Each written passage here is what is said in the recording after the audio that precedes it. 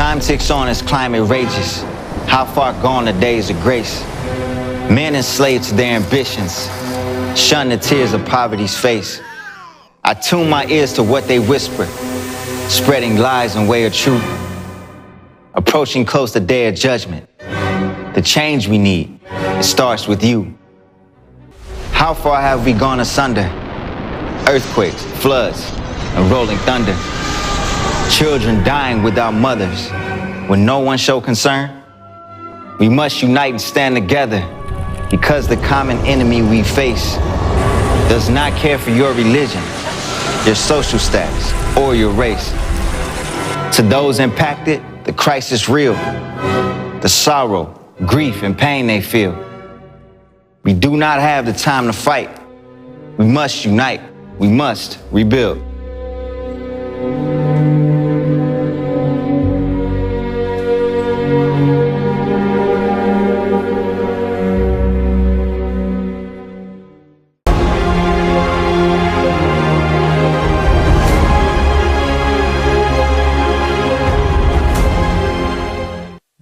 Greetings, ladies and gentlemen. We are pleased to welcome you to the International Online Forum, Global Crisis, Our Survival is in Unity, which is right now being simultaneously interpreted into 150 languages. Today, you will learn why our days, the days of all humankind, are truly numbered. You've seen the countdown we showed you. This is the maximum time left for humankind. But we have even less time to do something about it and change the situation. At this forum, you will learn about all of this in detail. Today, we as humanity are balancing on the edge of life and death. And this is the fact. Climate. This monstrous Cerberus is devouring entire regions, and it can't get enough. Our planet is engulfed in terrible disasters, and their number is growing. Our houses are being destroyed by hurricanes and earthquakes. Entire cities are going underwater or are being burned down by fires. Natural disasters are gaining momentum and destroying everything in their path. Dozens of millions of people are losing everything and running away from the disaster in order to save their lives. If we don't stop the Cerberus today, tomorrow it will devour us all. But what is humankind busy with in the meantime? We all live in the same building called the consumerist format. We are divided by floors, by separate rooms. We are divided by corridors and stairwells. We are forbidden to communicate with each other. We've been made to be afraid of our neighbors. We are taught not to respect each other. We live in a surreal world.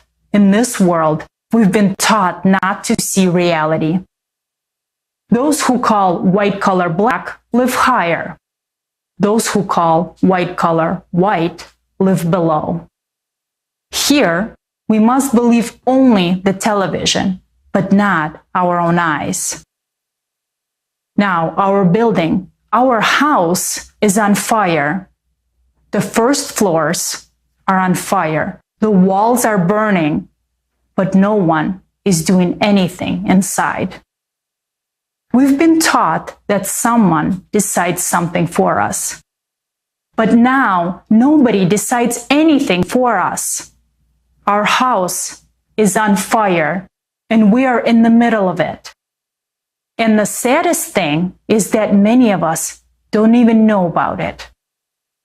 And those who do refuse to believe it because there is no fire in their rooms yet. The fire is outside. Although those on the lower floors are already screaming.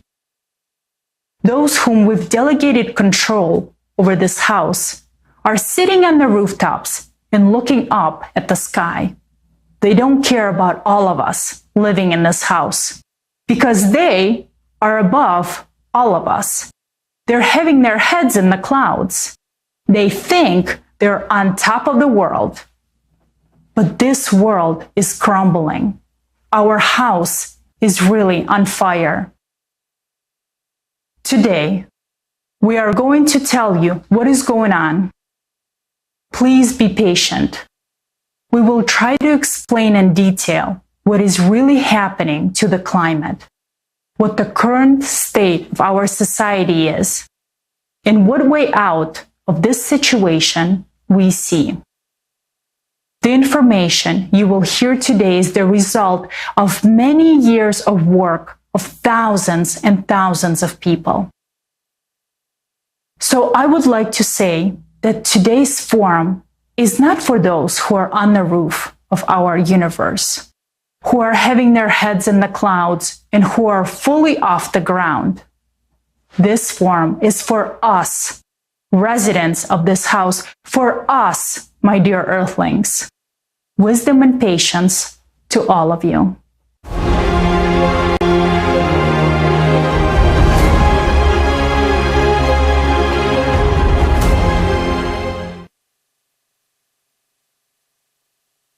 Hello, dear friends.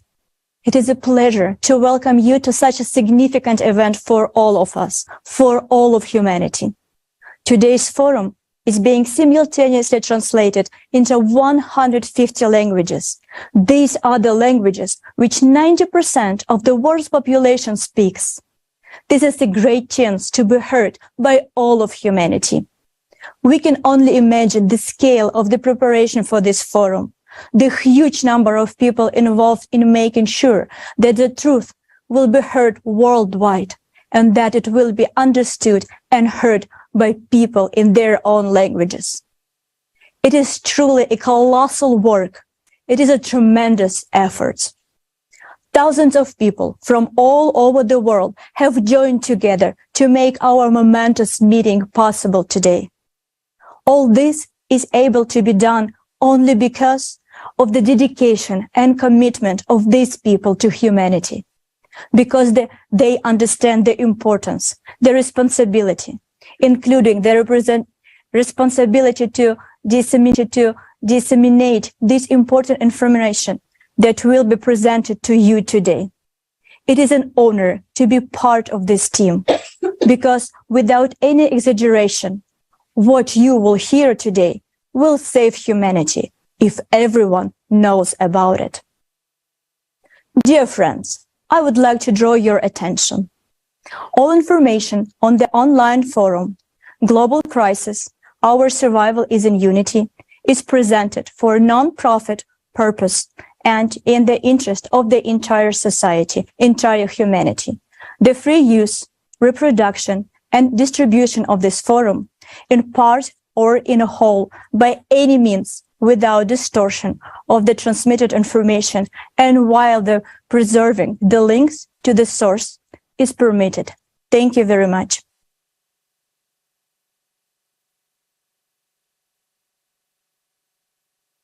I want to express my sincere gratitude to the media partners of this forum.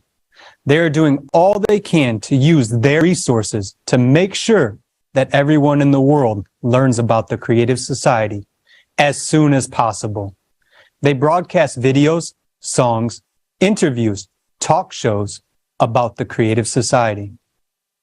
And some of them, right now, broadcasting this forum on their radio and TV stations and on their social media. We are grateful for what you are doing for all of humanity, and it is an honor to walk shoulder to shoulder with you in building the Creative Society.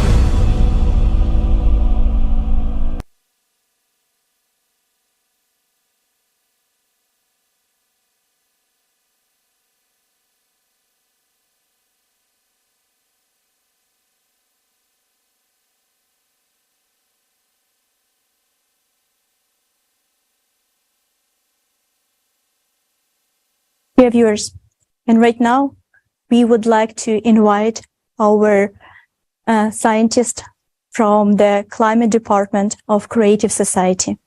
It is my honor to introduce you to Елизавета Kromova,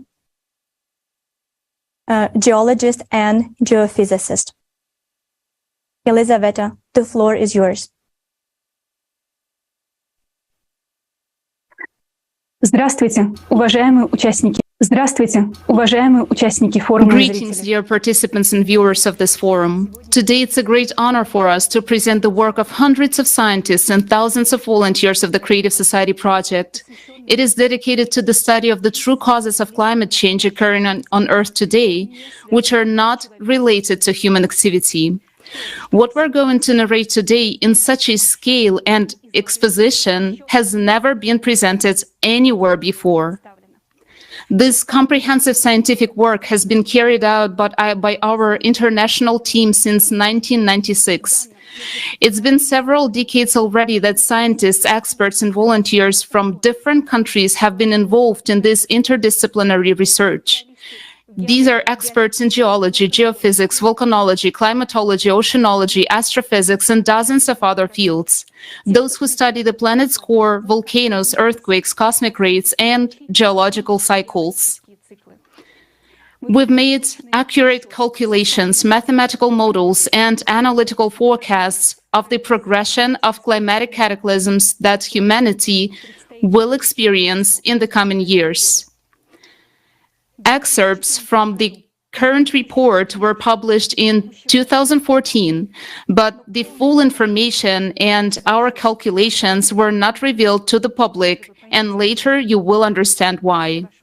Further, we are going to present to you the results of the 26 years of research. I want to draw your attention to the fact that we will present only the information and facts that you can double-check.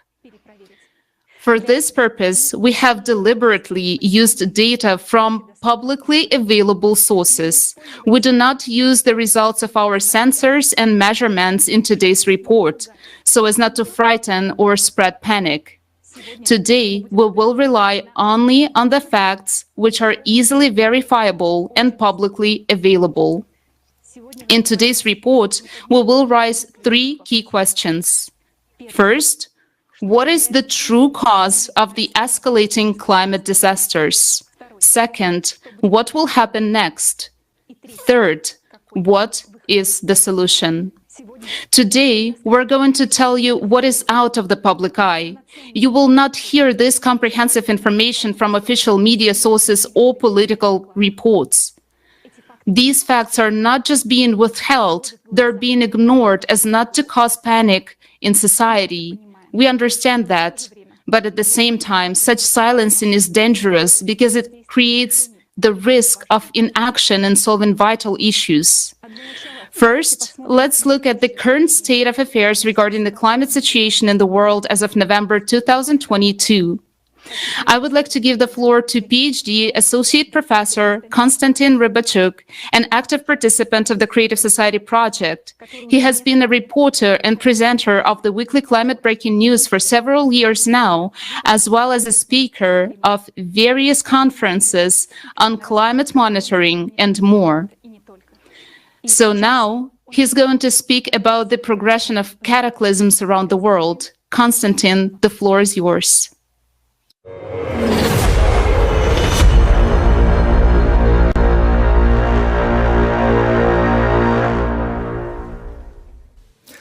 Hello, dear friends.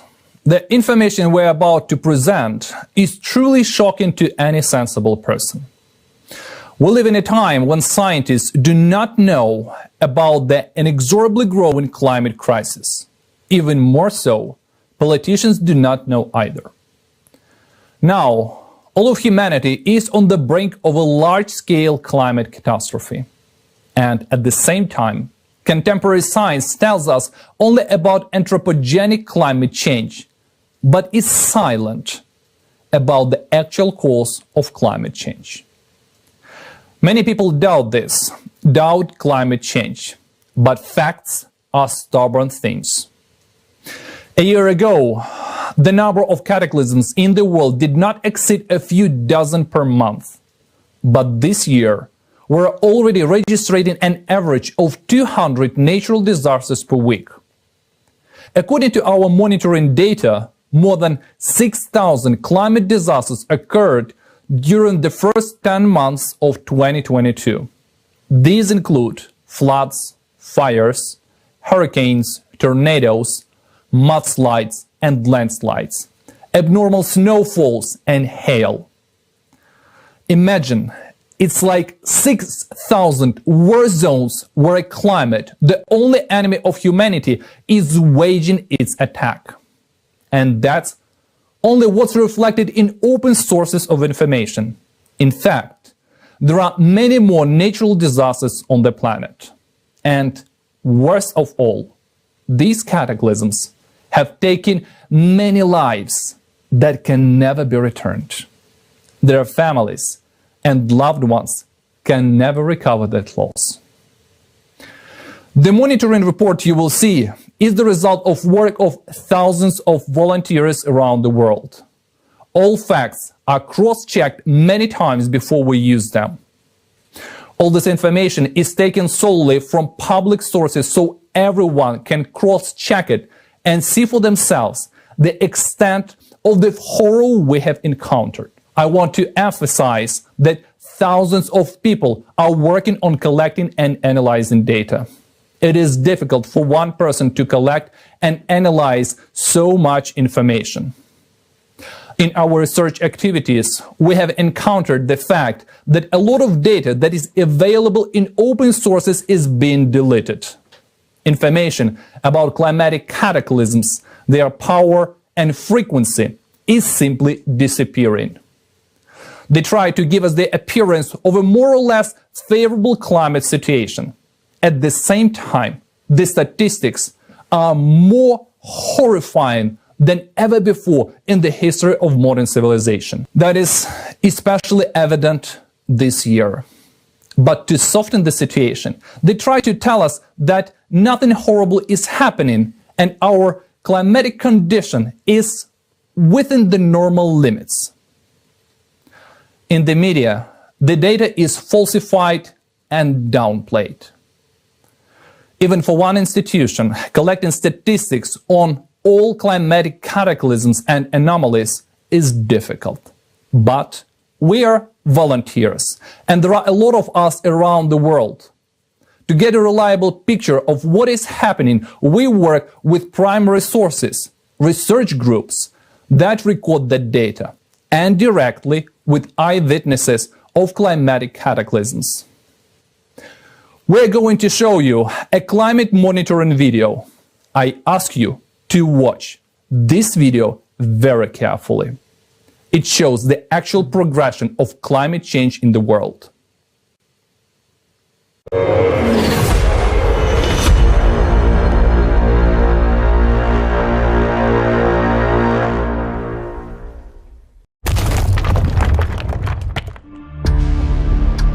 USA, Taiwan, Kazakhstan. It's a true nightmare that's happened for the first time in my whole life. Bulgaria. It was as if a bomb had fallen.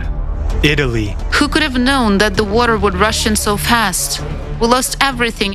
Pakistan, Spain, China, Germany. Storms and hurricanes. Category 4 Hurricane Ian was the deadliest hurricane to hit Florida residents in the United States. Some cities were 90% destroyed by the storm surge, furious winds, and flooding. More than 1.5 million people had to leave their homes. According to preliminary estimates, the damage will exceed 100 billion. Passing Puerto Rico, Hurricane Fiona left several million people without electricity and drinking water. And this was at a time when it was unbearably hot and humid on the island. Fiona is the first Category 4 hurricane in history to move this far north. It reached eastern Canada, maintaining the strength of a Category 2 hurricane, and left an unprecedented path of destruction in the country. In recent years, tropical storms have begun to move further north and south from the equator. The world's megacities such as New York, Boston, Beijing, and Tokyo could soon be under their attack.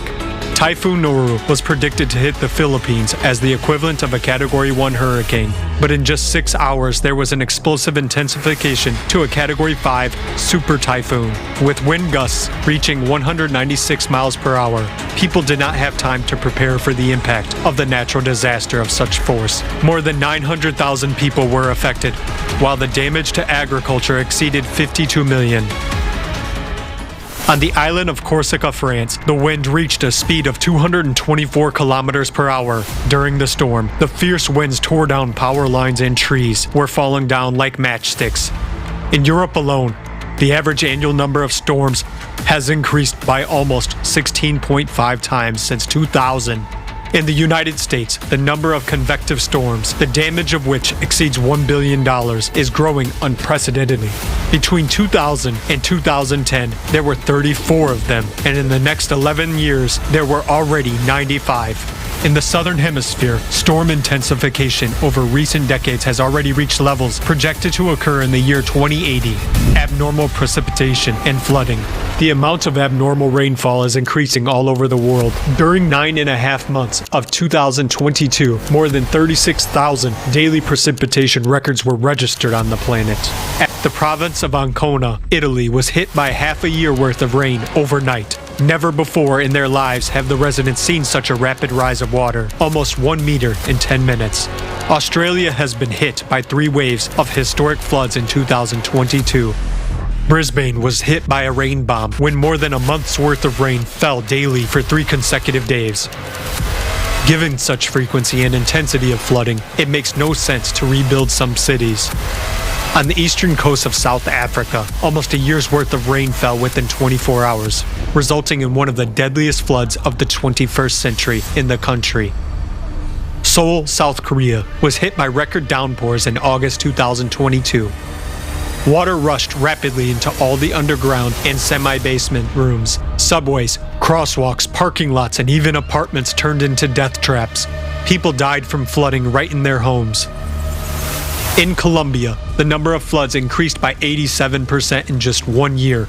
Back in 2020, there were 428 of them, and in the next year, already 802. Meanwhile, in several municipalities in the department of Sucre, the flooding has been lasting for more than a year.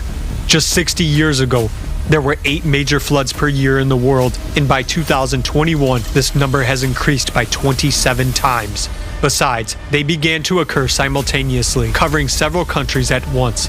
In the summer of 2022 alone, floods occurred in at least 120 countries on all continents.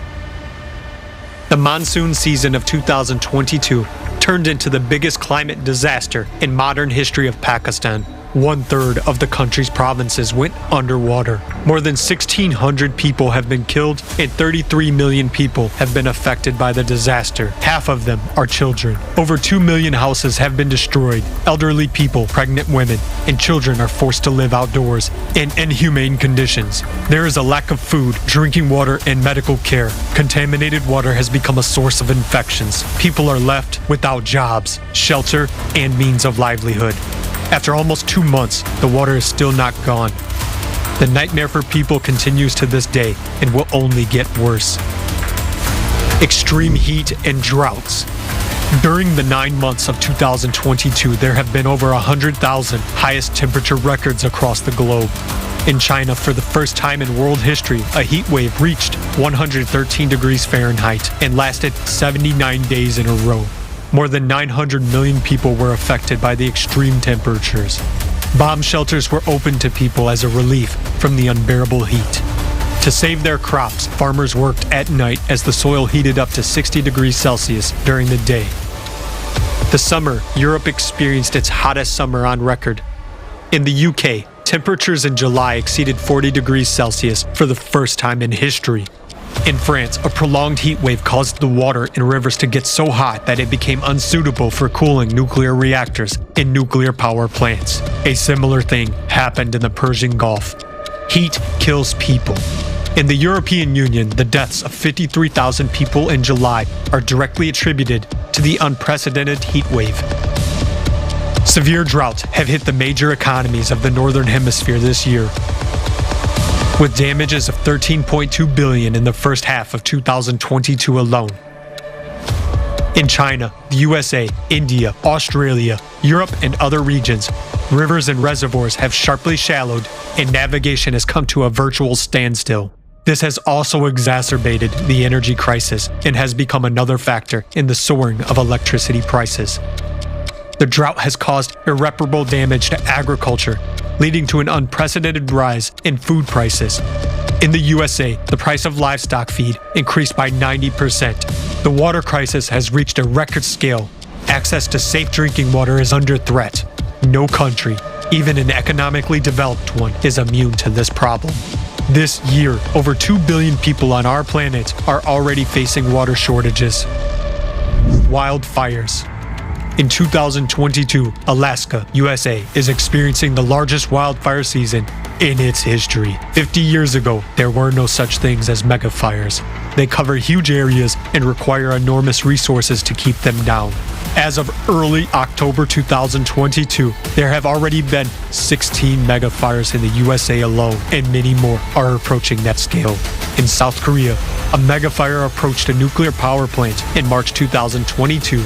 18,000 people and dozens of helicopters were mobilized to extinguish it. In Russia, there has been a sharp increase in the area of wildfires in the last 5 years. There has even been an increase in fires that burn under the snow in winter. In 2022, natural fires in Europe exceeded 770,000 hectares for the first time since satellite measurements became available. This is more than the size of the Canary Islands and 3 times more than the average burn-up in a year. And in some countries, the increase in wildfires has been really shocking. In the Czech Republic, an average of 9 hectares of land is burnt annually. However, by the end of September this year, the fire had already destroyed almost 1,500 hectares. This is 158 times more than usual. At the beginning of September this year in Brazil, there were a record number of fires in the country on 3 consecutive days, more than 3,000 per day. Wildfires are not seasonal anymore. Now they don't stop even in winter, and hurricane winds spread the fire at breakneck speed. In the Algerian province of El Taref, winds of over 55 miles per hour caused the flames to spread in a matter of minutes, leaving no chance for people to escape. Fires are occurring in places where they have almost never been before. Central Europe, the rainforests of South America, and even the Arctic are burning. Today, single cataclysms already occur very rarely. There goes an entire cascade of disasters, one involving the other. And this interconnection intensifies the devastation and takes more and more human lives. Even economically developed countries cannot restore their climatically ravaged territories for years. More and more regions are becoming uninhabitable. What was predicted for the year 2100 is already happening right before our eyes today. In 2022, there has been an unprecedented leap in the power and the amount of natural disasters, and judging by the progression, they will continue to increase at record speed. In order for humankind to survive, urgent, extraordinary action is needed. Meanwhile, we have very little time left.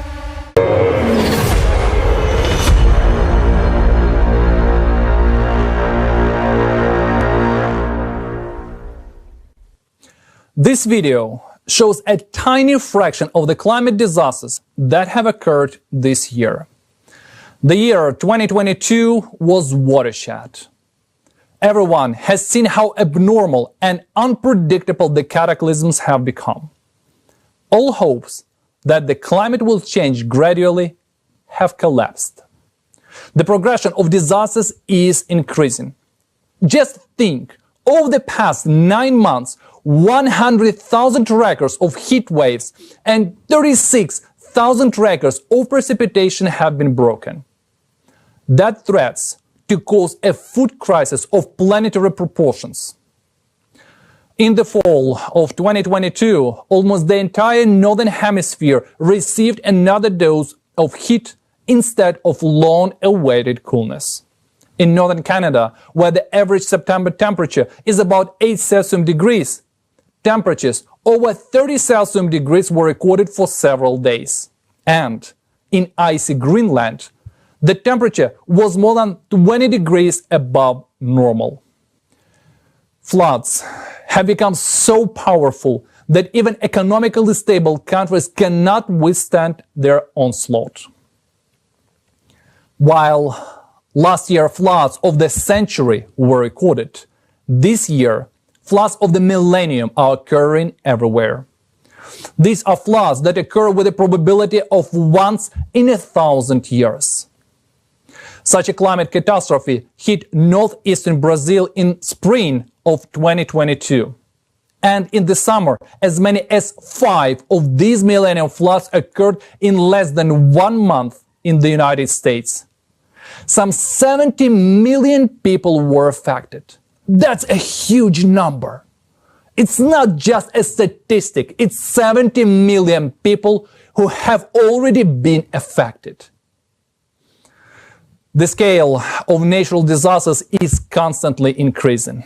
Emergency services in many countries already say there are not enough people and equipment to deal with the consequences of climate disasters.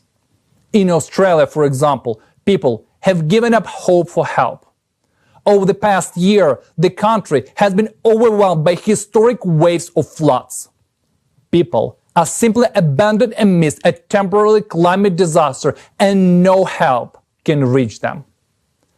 And it's only going to get worse.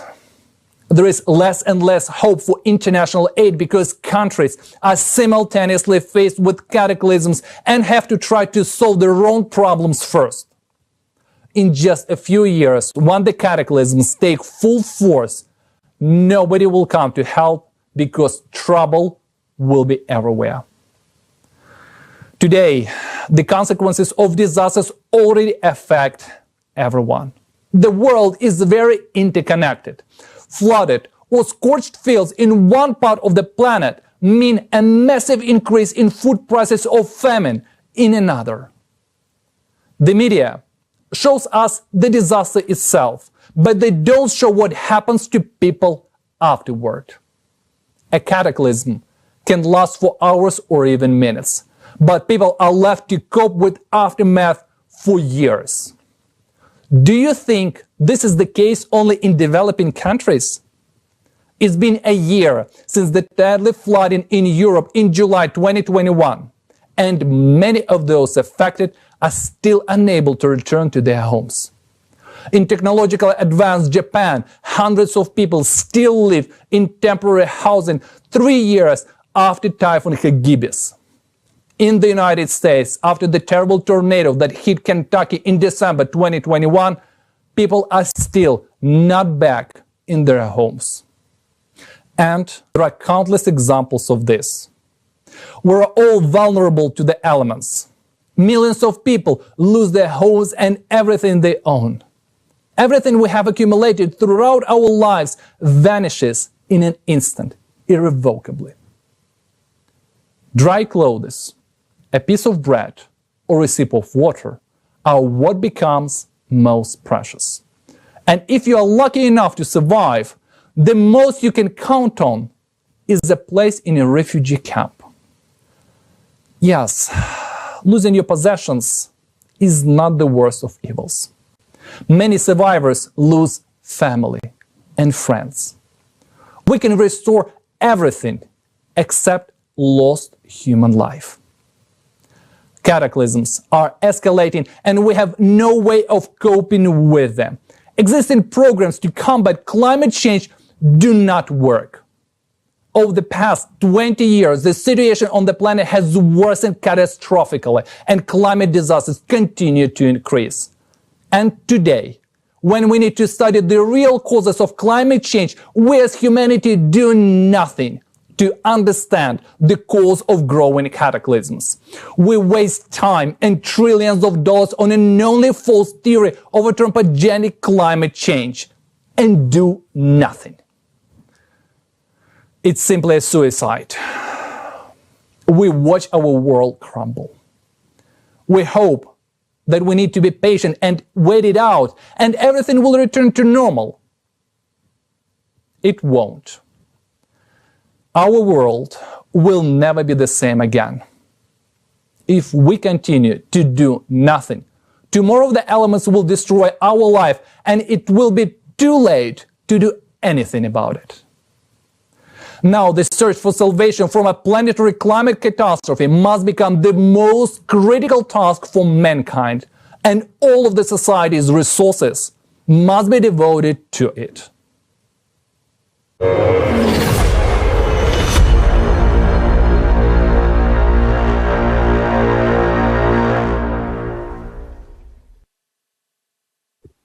Спасибо, Константин. Thank you, Konstantin.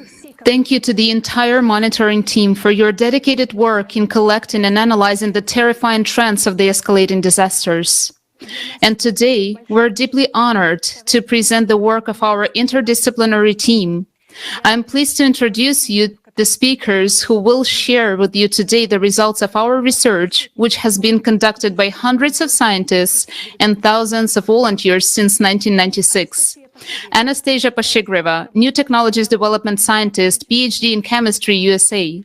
Anastasia coordinates the area of research on functional and chemical changes in the atmosphere. In the context of the Creative Society project, she interacts with the scientific community. She has conducted dozens of interviews with experts from different fields. Anastasia is also part of the research team that studies the growing seismic activity on the planet. David Kruger, Creative Society project participant, geographer, Germany.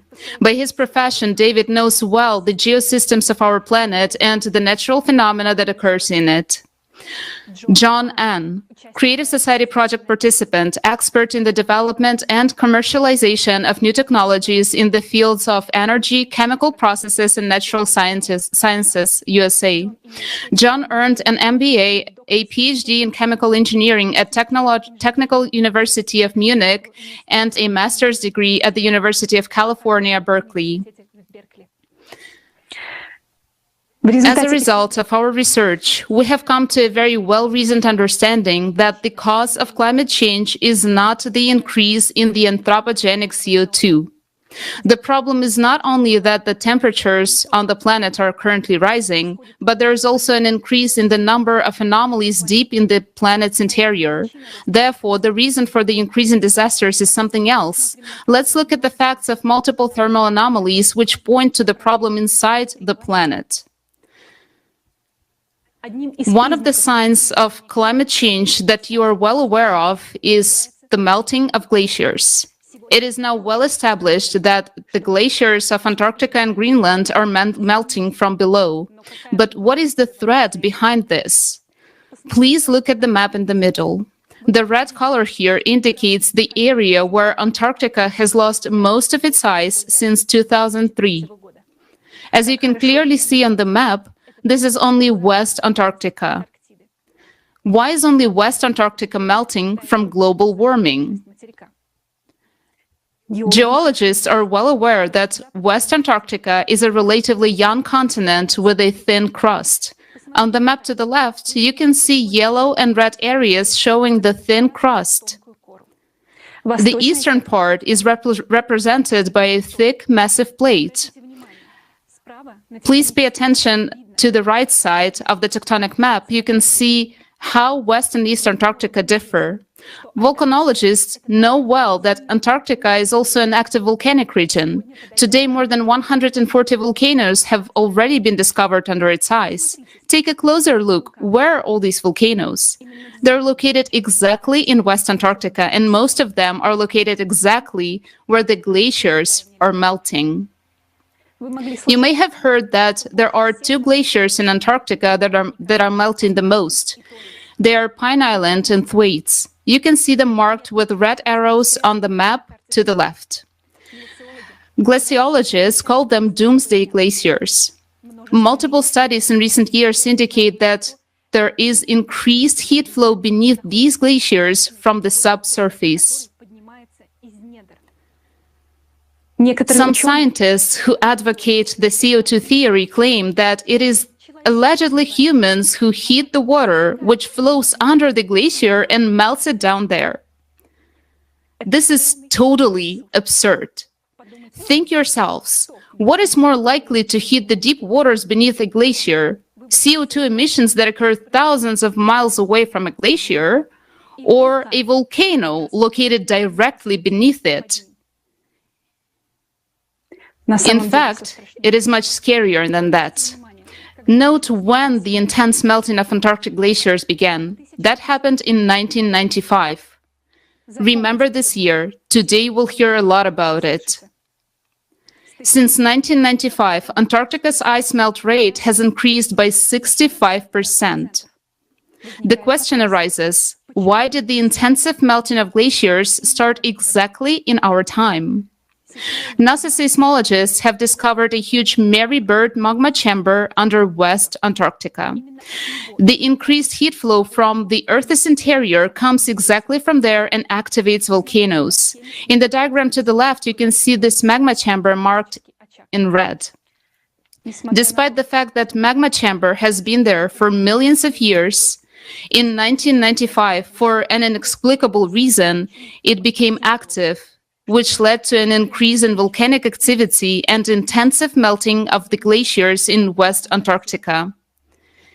It is an undeniable fact that Antarctica is melting from below due to the rise of magma within the magma chamber, and this has been happening since 1995.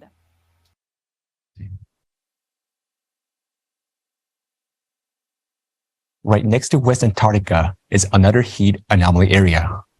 Oceanographers from Germany have found that in the Weddell Sea off the coast of West Antarctica, at a depth of more than 2,000 meters, the water has warmed up 5 times faster than at the surface, whereas the upper 700 meters of water column has hardly heated at all. This is another fact showing that the heating is coming from below, from the depth. In the graph on the bottom right, you can see how significantly the temperature has been increasing since 1995. Just imagine how much water it takes to warm up icy waters of the Antarctic Sea. The Weddell Sea is bounded on all sides by volcanic structure features that are currently showing anomalous activity. And the Bransfield Strait area is currently the most seismically active in the world. Look, it is marked on the map with a red arrow. Further in the report, you will hear more about the 85,000 earthquakes that occurred here within only 6 months in 2020. For comparison, before 1995, there were no more than 15,000 earthquakes per year around the entire Earth. This indicates that magma is reactively rising in the Bransfield Strait area, thus triggering earthquakes. It is only 5 kilometers away from breaking through. You see that the Weddell Sea, just like the entire West Antarctica, has also been heating up since 1995.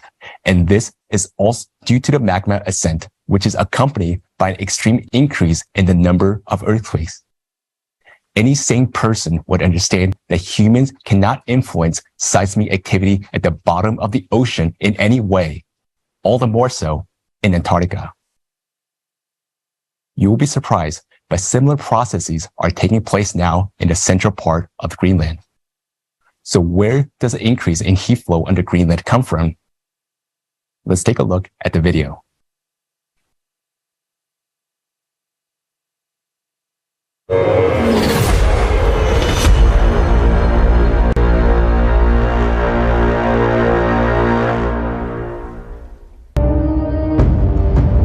Equally intense ice melting is also taking place on another part of the planet, in Greenland. Research conducted in October 2020 showed that Greenland's ice is now melting faster than ever before in the past 12,000 years. In 2019 alone, Greenland's ice sheet lost the most ice in recorded history, 600 billion tons. It is also surprising that giant lakes appear under the surface of the glacier, which is actually 1.5 kilometers thick. As of today, we already know about 6 dozen subglacial lakes of Greenland. The temperature of the ice surrounding them is around minus 28 degrees Celsius. But these lakes do not freeze. Why? Several research groups of scientists joined in the effort to find an answer to this very question. They discovered the fact that under Greenland, just as under Antarctica, there is a mantle plume. Geothermal flows coming from its bowels cause formation of subglacial lakes and melting of glaciers. Using gravitational research, a team of American scientists led by Professor Ralph von Friese estimated the thickness of Greenland's crust. Active melting of glaciers has been observed in the northern part of the island, where the crust is thinner and an increased geothermal flow due to the rising mantle plume has been detected. Using seismic tomography data, scientists from an interdisciplinary team at the Schmidt Institute of Physics of the Earth saw that the flow of magma rises from the center of the core to the Earth's surface, right beneath the central part of Greenland. This is where the largest number of subglacial lakes are located. The scientists have calculated the theoretical heat flux corresponding to this magma chamber and found that this heat is sufficient to warm the base of the glacier up to the melting point of the ice. These same results have been confirmed by similar studies using machine learning technology.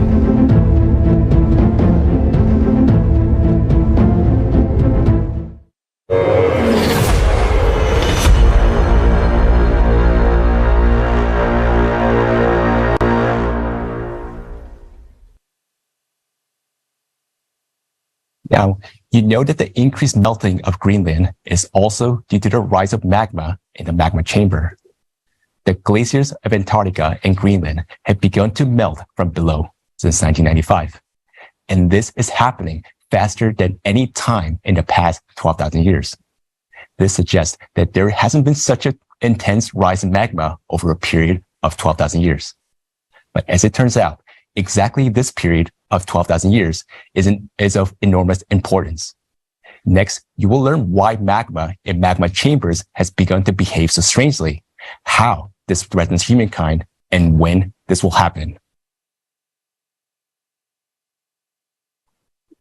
In addition to melting glaciers, significant thermal anomalies have also been observed in the ocean. Where does the ocean get heated the most? As you can see on the map, of the averaged model of ocean water heating, the ocean water gets heated the most in the area of the Greenland tectonic zone, that is, in the area of the ascending magma chamber. But what is another key process occurring in this part of the ocean?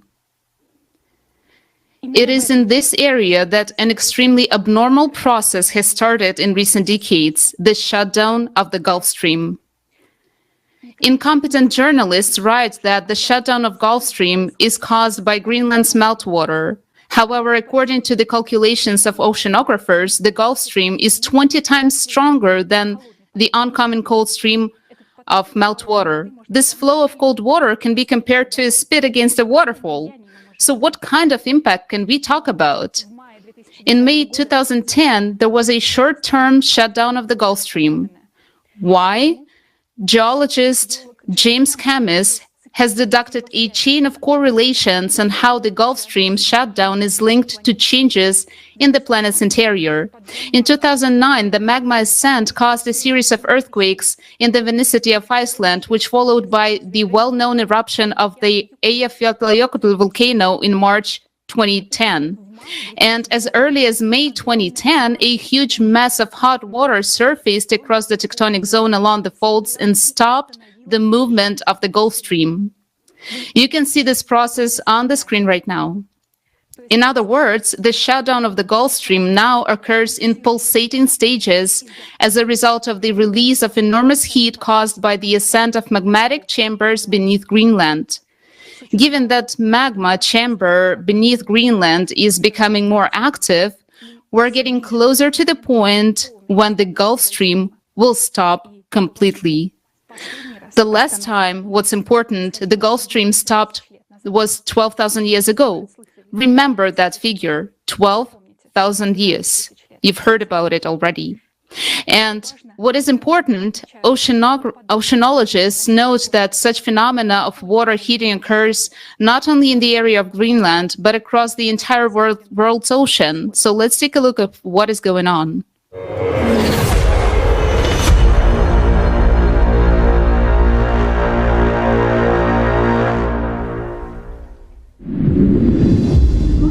The ocean is the source of life for the entire planet, and for us, humans. But it ceases to be the source of life. It is about to become the source of our death. Just think about it. Ocean warming has increased by 450% in just 30 years. According to scientific estimations, for the ocean to heat up at today's rate, it would take as much energy as would be released if 7 atomic bombs dropped on Hiroshima would explode every second for a year. The direst fact is that the ocean is heating not only on the surface, but also at depth. A team of US researchers has found that the average depths of the ocean warmed 15 times faster over the past 60 years than they had been warming over the previous 10,000 years.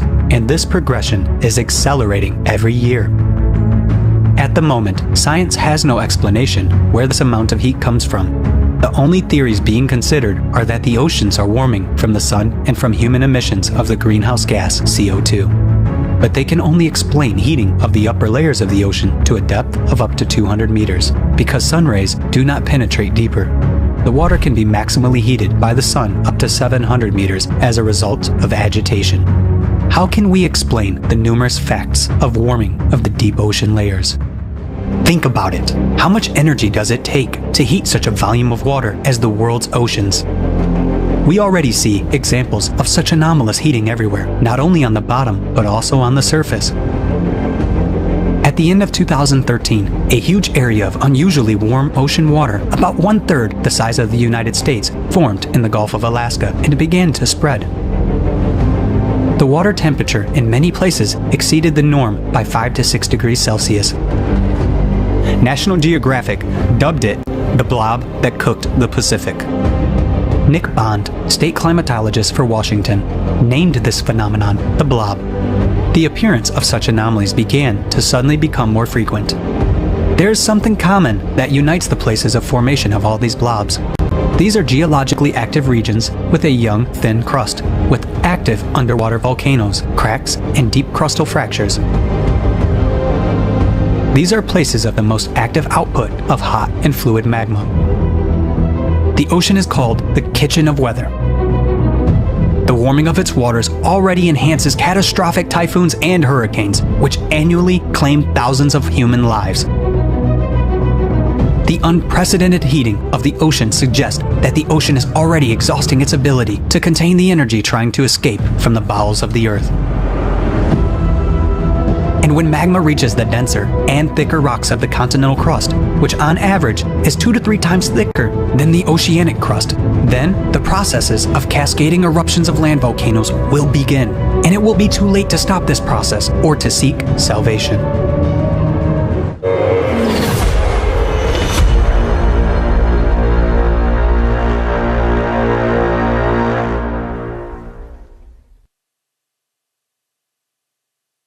As we can see, the ocean is warming at the seafloor, not only in the Weddell Sea, but also all over the world. Even the mid-depths are warming, while huge volumes of heated water, the so-called blobs, are rising to the surface. Note that such huge blobs of hot water have been appearing more and more frequently since 1995. Look at the bottom right graph. Obviously, no human emissions are capable of heating up the ocean as much as 5 to 7 degrees Celsius over such a short period of time, all the more so only in local areas. In light of this, the theory that anthropogenic emissions warm the oceans sounds ridiculous.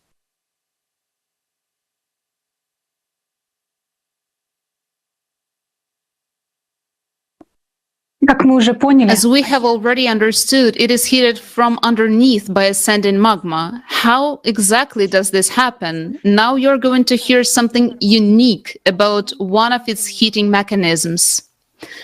Please turn your attention to the screen.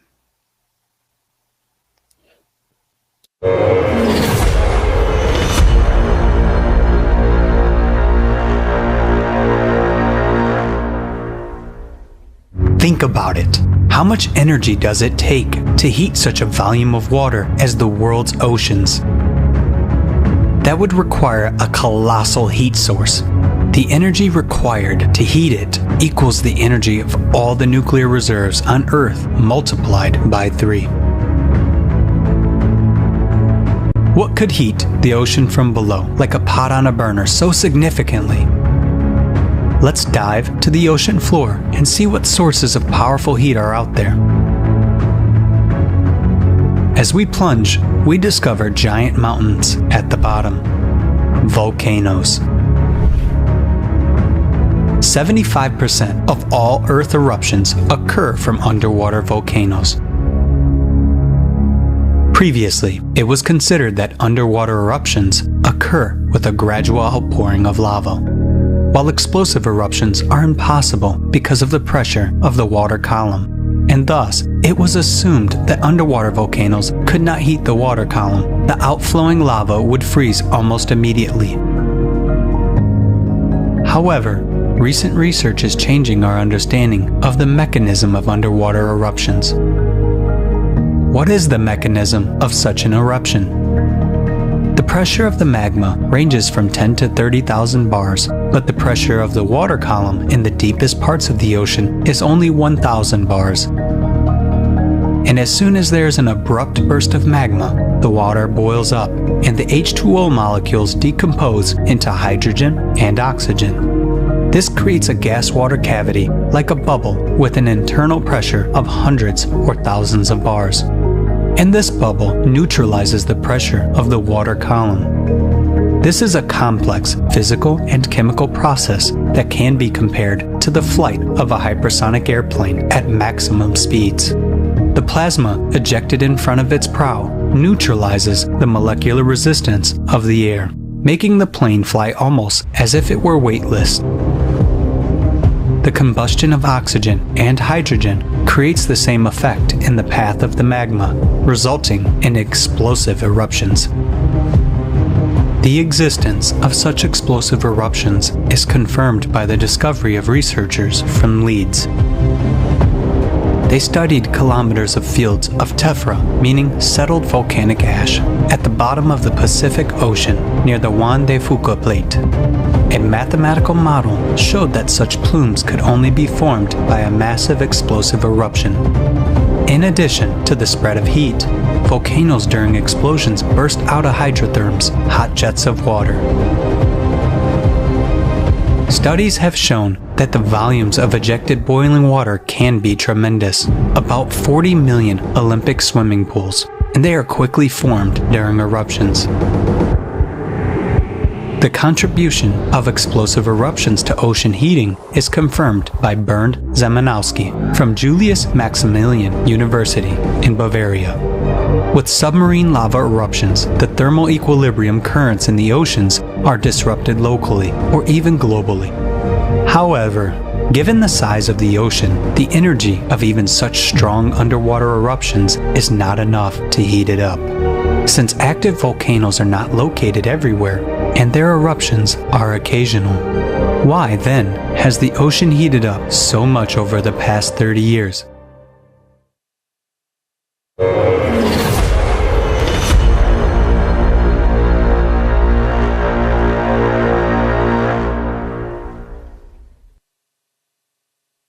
По-настоящему страшно. The really scary thing is that volcanoes are not located all over the seafloor. However, the heating is already occurring all over the ocean.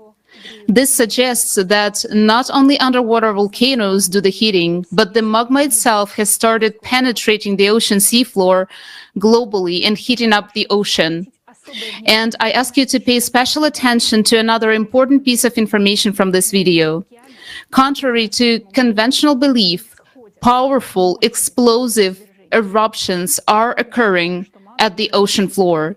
Take a note of the fact that magma can suddenly penetrate the seafloor and form a bubble that can negate the pressure of the water column, and thus conditions are created for a powerful explosion at the ocean floor. This is a very important point, and further you will realize why. The heating of the ocean has been going since 1995. Arthur Vittirito, who is a professor at Maryland Institute, also pointed out that as of this year, various ocean and atmospheric parameters have begun changing. He pointed out that as the atmospheric humidity begins to increase, which is due to the heating of the ocean from beneath. Take a look at the changes in 1995, marked on a graph as a red arrow.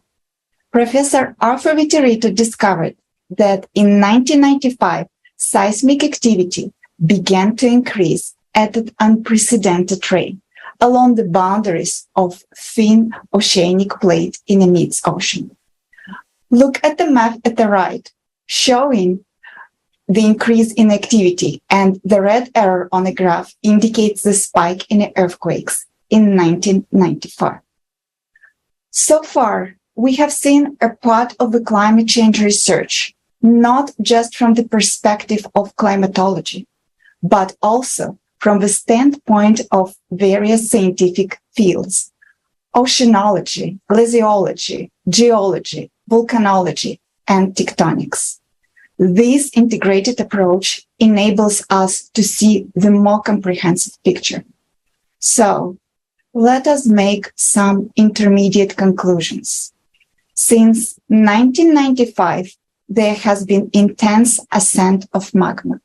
This results in, first, increased melting of the glaciers of West Antarctica and Greenland from the bottom up.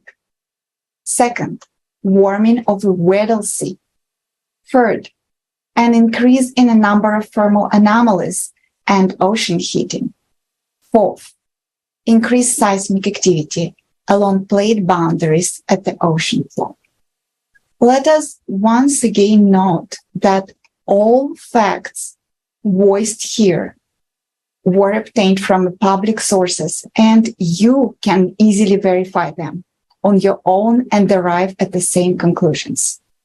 Next, you will hear about even more anomalous processes in the interior of our planet, which started in 1995. The ascent of magma has resulted in unprecedented increase in a number of earthquakes. Earthquakes usually occur at the depths of 5 to 80 kilometers, where the crust is more brittle and has crack.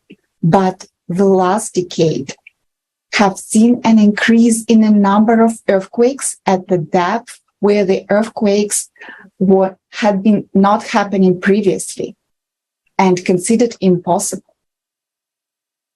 These are the depths of more than 700 kilometers, where the earthquakes are not supposed to occur because the rocks in the inner mantle are plastic, like a molding clay, and they are enabled to crack. Over recent 7 years, the number of deep focus earthquake has increased by a factor of 10. Remember this. So why do earthquakes occur at such depth where they have never been occurred before? You will learn about this from the report later today. The highest number of the deep focus earthquakes is observed in the area where Honga Tonga Honga Ha'apai volcano erupted in January 22. Look, it is marked with a red arrow on the map, and the worst part it is that it's just outside the Mariana Trench, which has the thinnest oceanic crust, a mere 5 kilometers. This is an important fact. Please take a note of that as well. Seismic activity is increasing both on the ocean floor and on the land. Earthquakes are emerging even in the regions where they have never seen before. The number of earthquakes, their magnitude, and energy are increasing. Note that in 1995, the first distinct rise of the earthquakes took place. Look at the map in front of you. It depicts the earthquakes before and after 1995. You can see the fact that earthquakes began to expand away from the edges of plate and occur in a new territory. It is important to emphasize that the recorded growth of the seismic activity over past 30 years has nothing to do with the number of seismic sensors on the planet. Look at the graph. The black dots continuously show the events started to be registered around the planet, which indicates that the observation network is very dense. by 1973, the number of installed seismic stations around the world had already been sufficient to record all earthquakes of magnitude 4 or greater, regardless where they occurred. Let's see what it means for us, people.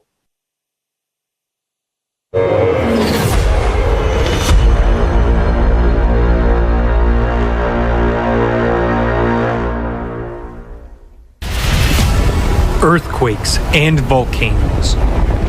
The power of the Earth's interior manifests itself unpredictably on the surface, causing colossal damage and destroying all life around. In the recent years, these emissions of planetary energy have been growing exponentially in gigantic leaps. Something inexplicable has started to happen.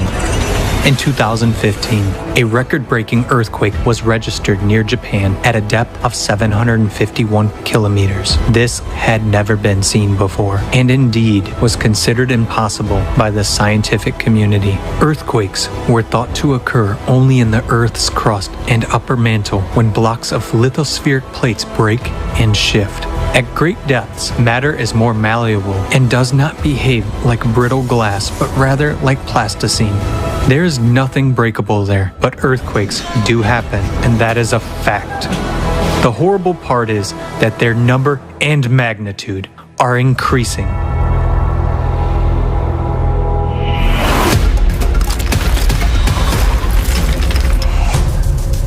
Earthquakes are not only becoming deeper, but they are also getting closer to the surface,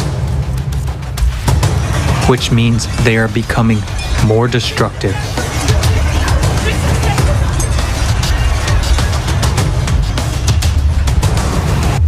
Today, more and more of them are concentrated at a depth of about 10 kilometers. For example, an entire series of 36 seismic events of significant magnitude from 4.5 to 7.0 occurred near New Caledonia in early April 2022. Just one earthquake of similar magnitude and depth in August 2021 in Haiti caused fatal damage and killed more than 2,200 people. The deadly threat is increasingly rising to the surface of the Earth. Right before our eyes, cracks are appearing and faults are being activated. The ground is literally crumbling beneath our feet, swallowing whole houses. Faults have been activated in the USA, Kenya, Iceland, Turkey, China, Lake Baikal, and other regions. Each of them can cause enormous damage. It is an abyss opening underfoot. The number of observed earthquake swarms, that is, of clusters of rhythmic shocks, is increasing on the planet. A swarm is characterized by almost similar magnitudes of seismic events that occur at short intervals in a local area. The number of seismic events in individual earthquake swarms has increased from a few or few dozens to hundreds and sometimes thousands. Their magnitude and duration have increased. This is due to the intrusion of magma and hot gases into the microcracks of rocks. Swarms are now being recorded not only in fault zones and near volcanoes, but also in more quiet regions. The Palghar region of India, located in a quiet continental region, began swarming with earthquakes in September 2018 and continues to this day. In just 2 years, about 5,000 earthquakes of a magnitude up to 3.8 occurred within a small area.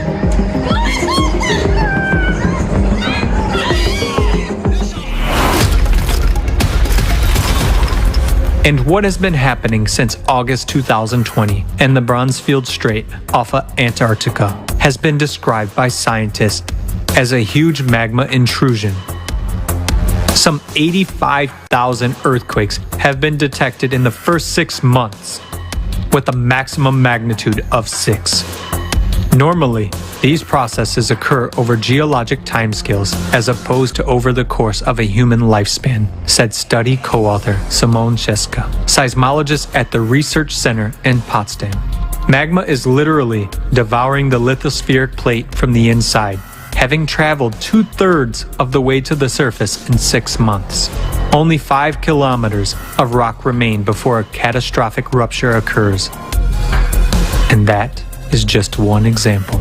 Similar things are happening everywhere.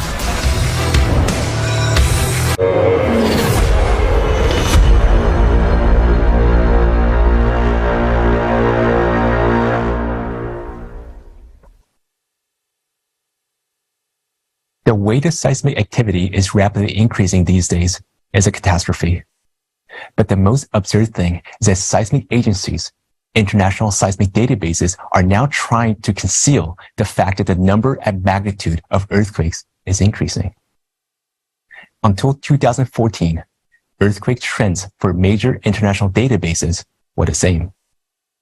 And now, watch closely. Look at the graph. How did the curves start to behave after 2014? We see a complete discrepancy in the data from different seismic databases. What happened? This graph shows the total number of all unique earthquakes from different databases.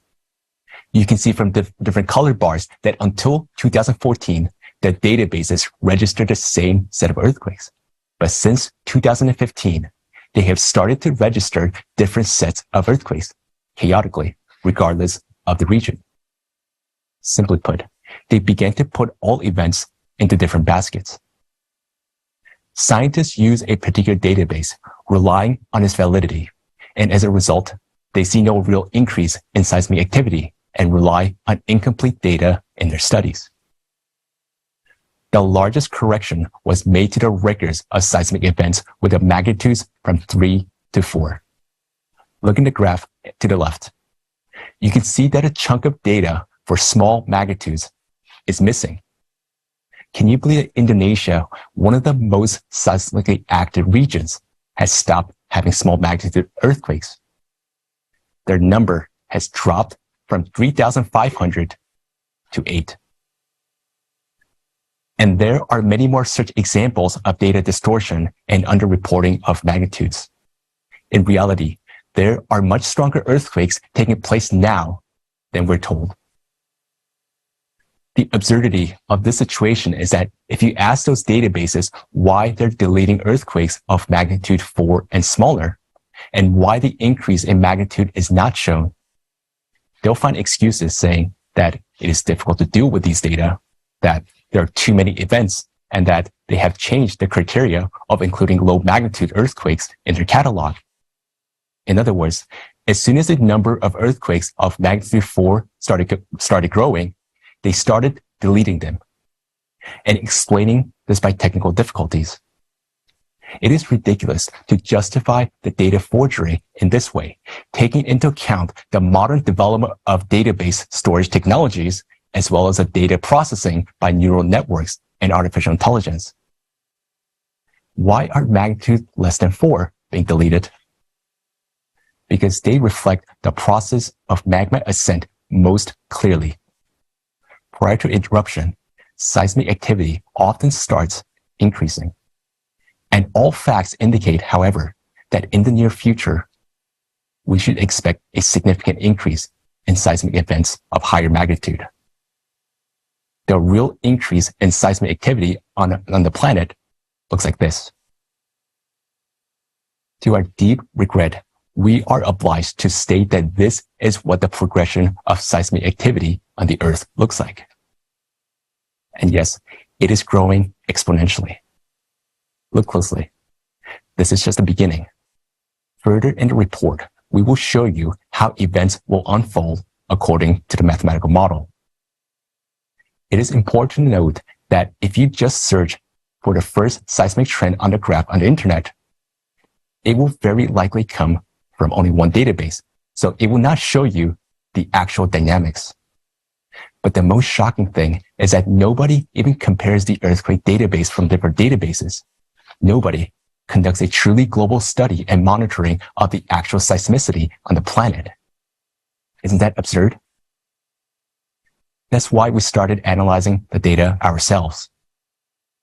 You can download the seismic databases yourselves and verify the information, and you too will see this scam taking place. We don't judge them. We understand that they resort to such methods because they see no way out and don't want to sow panic among people.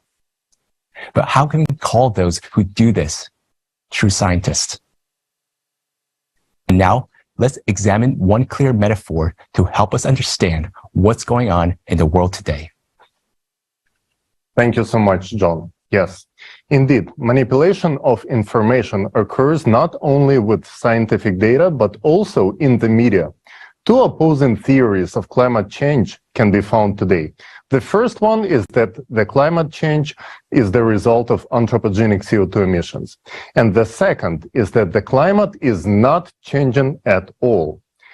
There are mass media outlets that support one theory or another by promoting it. But the truth is that both theories are sponsored by the same sources, whether the media in both cases are owned by the same masters of manipulation. We are supposedly given a choice, given two hypotheses, but they are equally irrelevant to reality. There is a mass mind manipulation going on at a time where we should have been ringing the alarm bell a long time ago. This can associatively be compared to a burning city. Imagine you and I are living in the city where a fire has started.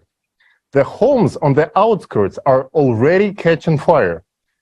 We worry and ask a question, what is going on?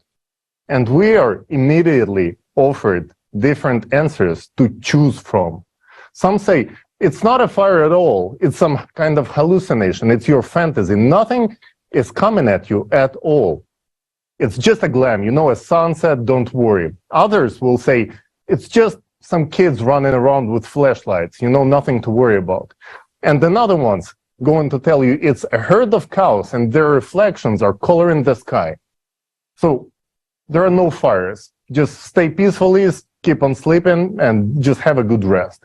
Meanwhile, some others gonna actively try to invite you to do some other activities. Look, there are some kind of men fighting for the money. Go check it out. Or take a look what kind of speech was delivered by our governor just yesterday. Hurry up, go listen. We, the residents of the city, see and hear this. And what are we supposed to do? We see that our neighbors' homes already caught fire. And by all laws and simple logic, we're gonna be next. So what should we do? Should we then go tell them, yeah, sleep well, your house is gonna burn tomorrow, not today. So there is nothing to panic about until tomorrow. You shouldn't be nervous. Or should we wake up and wake our neighbors as soon as possible? And yes, when they wake up, they're gonna be terrified. But these emotions and hormones will activate their muscles and the strength and will help them to get the buckets and quickly put out the fire in the neighborhood homes before they get to burn your homes down. Isn't that what we're supposed to be doing to save our homes right now before they burn down?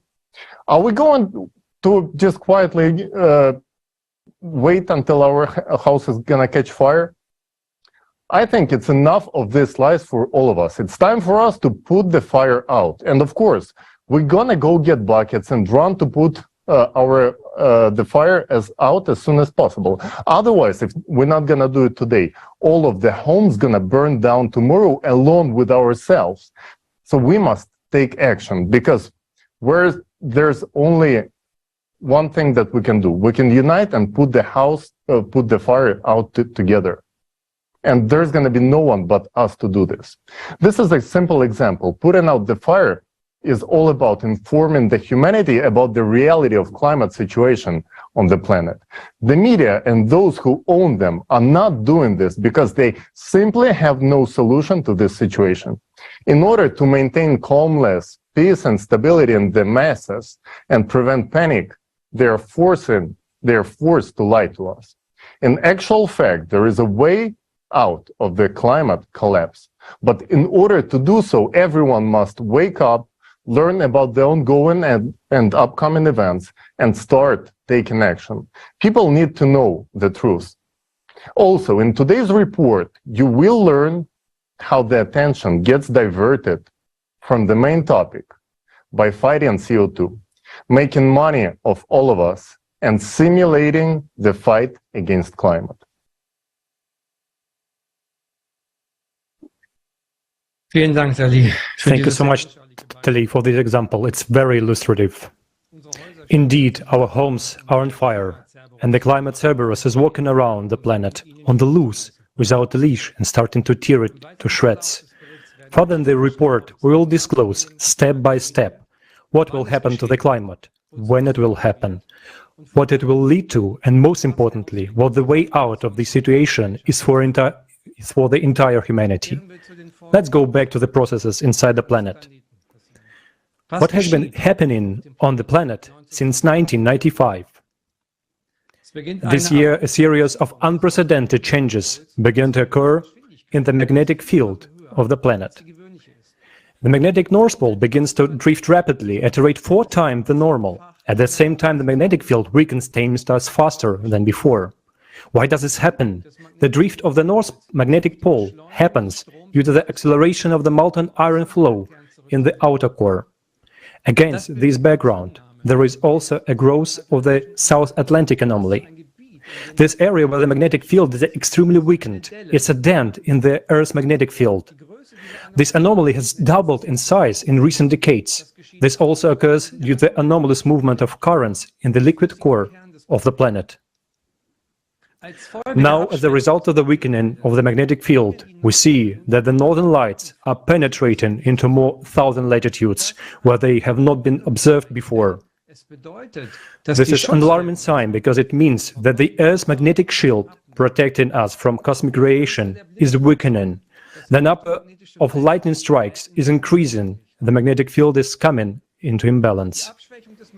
Weakening of the magnetic field is already affecting even the upper layers of the atmosphere, thus reducing their density and cooling them down. But that's not all of it. What are you going to hear next about the changes of the planet is shocking. In 1995, simultaneously with the shift of the magnetic pole, the rotation axis of the planet sharply changed direction and began to move 17 times faster than before. Rotation axis of the planet started to shift its trajectory. Look at the graph to the right. The blue circles here represent the rotation axis as it used to be before 1995. The orange circles indicate the new trajectory, which shows that the rotation axis of the Earth is shifting sideways. What does the shift of the rotation axis of the planet mean? Just imagine. It is if the axis around which the globe revolves moved abruptly to a different place. This indicates a complete imbalance of the entire system. В это же время, с 1995 года, наблюдается еще один из этапов. Meanwhile, since 1995, one of the stages of unprecedented acceleration of the planet's rotation has been observed. The acceleration occurs in leaps and bounds. The planet accelerates abruptly, then slows down a little. However, with each subsequent stage, it accelerates even more. Take a look at the yellow lines in the graph.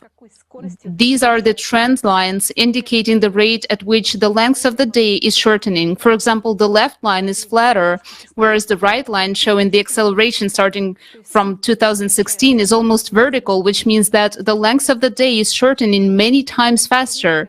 And what does it mean?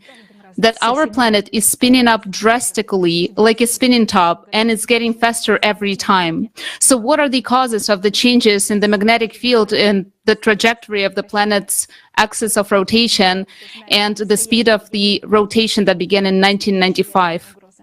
Few people know about the real nuclear threat. The real nuclear threat is nucleus. It is the core of our planet. The core of our planet is an entire system that synchronizes and stabilizes all processes on Earth. It plays a pivotal role in the climate change that is happening right now on the planet. The core of our planet consists of two parts. The inner core is a huge solid mass. Around it, there is the outer liquid core of molten iron, which is constantly rotating. The flow of molten iron is the outer core. In the outer core generates the Earth's magnetic field, which in turn generates a gravitational field of the planet. Yes, you've heard it right. The magnetic field, which is generated by the core, in turn generates the gravitational field of the planet.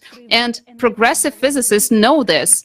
Gravity is a manifestation of the energy of the world environment of the electromagnetic field. The pressure gradient of this environment creates a gravitational force. So you can easily find this information if you wish so. So let's go back to the planet's core. For a long time, the rotation of the core remained unchanged, but a few decades ago, the situation changed radically.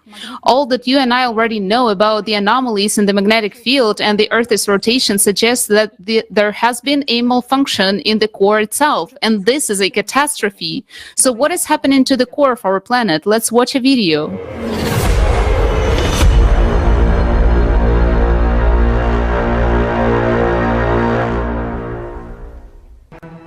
Another important evidence, confirming that abnormal processes are taking place in the core, is the drastic acceleration of the North magnetic poles drift by 3.5 times over the past 20 years. Together with the extreme acceleration of the North magnetic pole movement, a mysterious anomaly weakens the planetary magnetic field, which protects us from dangerous galactic and solar radiation. Scientists have been able to calculate that the Earth's magnetic field has weakened by 9% over the past 200 years. As a result, an area of weak magnetic field known as the South Atlantic Anomaly has been formed between Africa and South America. Moreover, in the last 5 years, another such area has developed southwest of Africa, and it is actively growing. The electromagnetic field is generated by the dynamo mechanism in the Earth's core, and therefore it is evident that changes in the magnetic field indicate changes in the core. Another proof of the anomalous behavior of the Earth's core is the appearance of a powerful neutrino emission from the bowels of the Earth, which was also registered in the year 2015. An even more anomalous event occurred in the year 1998. Scientists detected a sharp bouncing displacement of the core by observing the Earth's center of mass using satellites. As a result of the bounce, the core shifted sharply northward toward the Tamir Peninsula. At this time, scientists at the Medicina station in Italy detected a gravity burst. The velocity of the planet also increased as well as the centrifugal force. Concurrently, there was a dramatic change in the shape of the Earth. As measured by a laser rangefinder system from the US satellites, the planet began to expand abnormally along the equator, whereas before that, the trend had been the opposite. Because of the increased centrifugal force, magma plumes began to rise closer to the surface, which increased the geothermal heat flow and the number of earthquakes. As a result, new faults and cracks began to form, through which water from the surface began to escape deep into the Earth. In the same year, there was a sharp increase in the speed of the North magnetic pole's drift. The bounce of the Earth's center of mass became the key factor of the system's imbalance. This event led to a dissonance among all the Earth's shelves, which caused a dramatic increase in many natural disasters: earthquakes, volcanic eruptions, tsunamis, hurricanes, tornadoes, and so on. It is worth noting that during the same period, there was also synchronous bouncing changes in natural processes on the Sun, Moon, Mars, and other celestial bodies of the solar system. And this also occurred because of the displacement of their cores.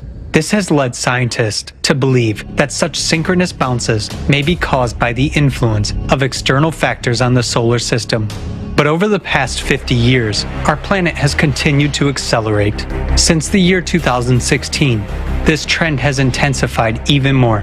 June 29th, 2022 was recorded as the shortest day of the history of observations. The previous record was just 2 years ago. Even seemingly insignificant acceleration of the huge mass of the Earth will cause catastrophic consequences in the near future.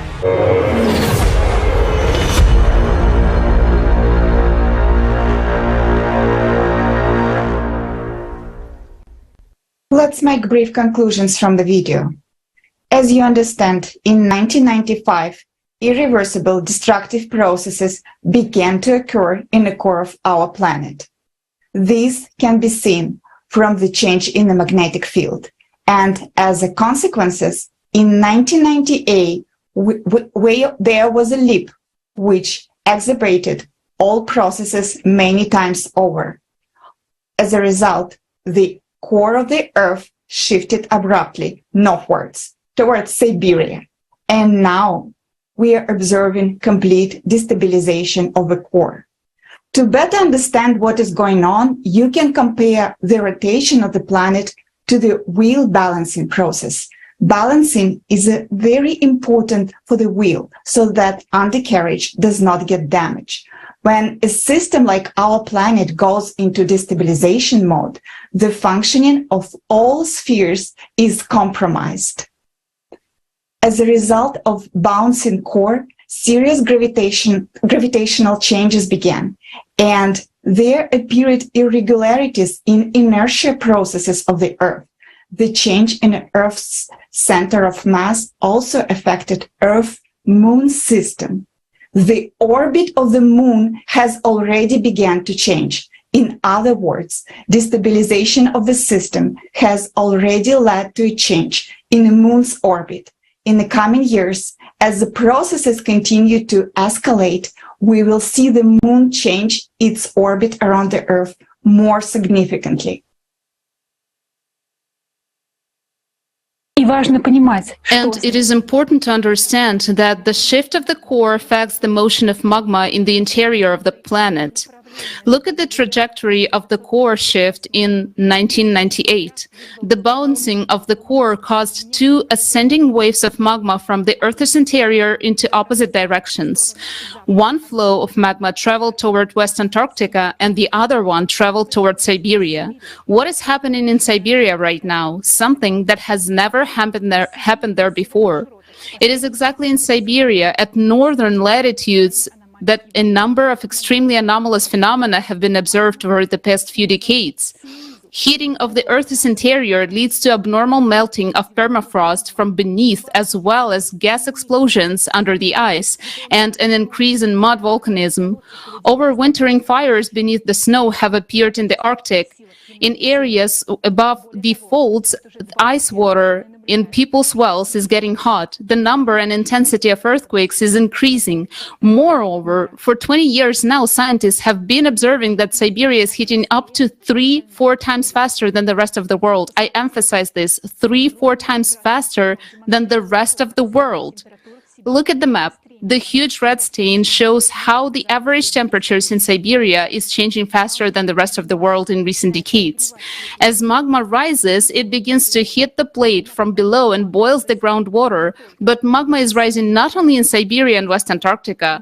Where else is magma rising, and what does it lead to? Let's take a look at this video.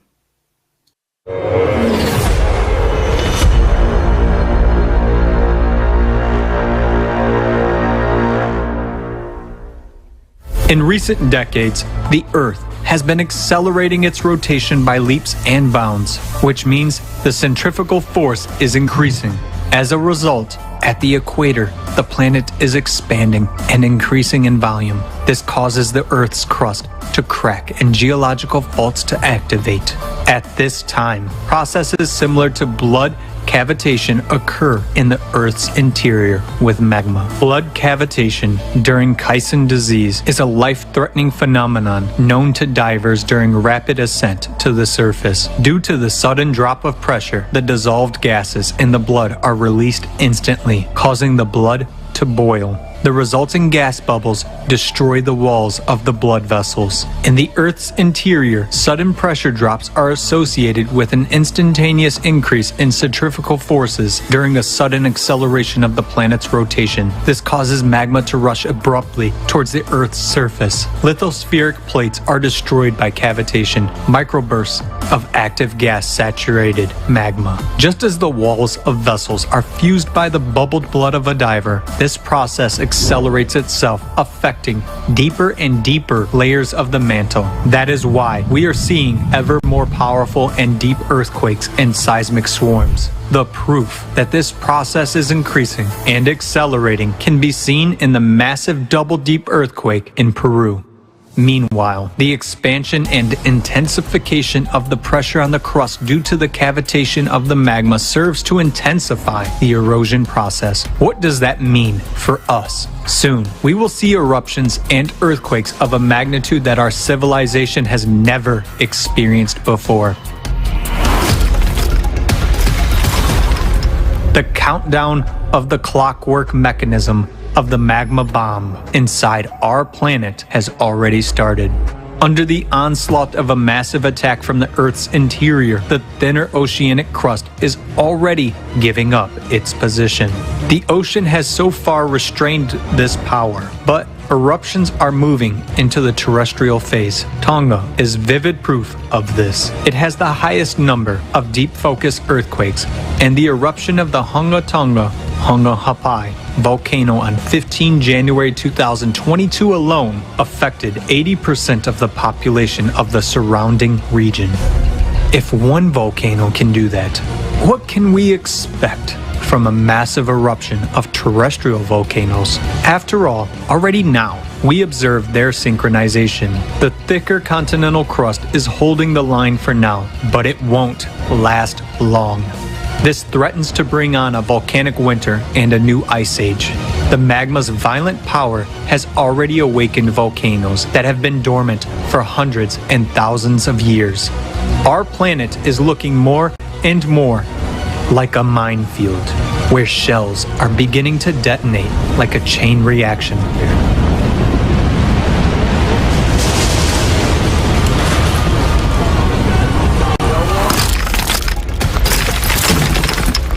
But an even greater threat is fraught with those volcanoes that have not yet woken up. Giants, such as Yellowstone, Campi Flegrei, Elbrus, Flach, Kikai, are called doomsday volcanoes because the eruption of any of them could lead to the extinction of all life on Earth. They have held back the power of the Earth's interior for a millennia, but now they are showing signs of activation. When the magma beneath these volcanoes reaches a critical point, the scale of the catastrophe is hard to imagine. Our planet is splitting apart, yet we are busy with something else. Endless problems of the consumerist format cover our eyes, not allowing us to see the main thing. We are deceived by data manipulation. Earthquake statistics are manipulated in the same way that temperature data is. Those who do this keep quiet, some for the money, and some, perhaps, not to scare people and spread panic, so that people live out their last days in peace. Because it was so suffocating inside. I couldn't breathe. People die inside the dead body inside the house. It's a nightmare. Well, I'm pretty well fucked. I fell through that hole. So that we go straight to the precipice with our eyes closed while someone knows but deliberately hides or is afraid to voice the truth.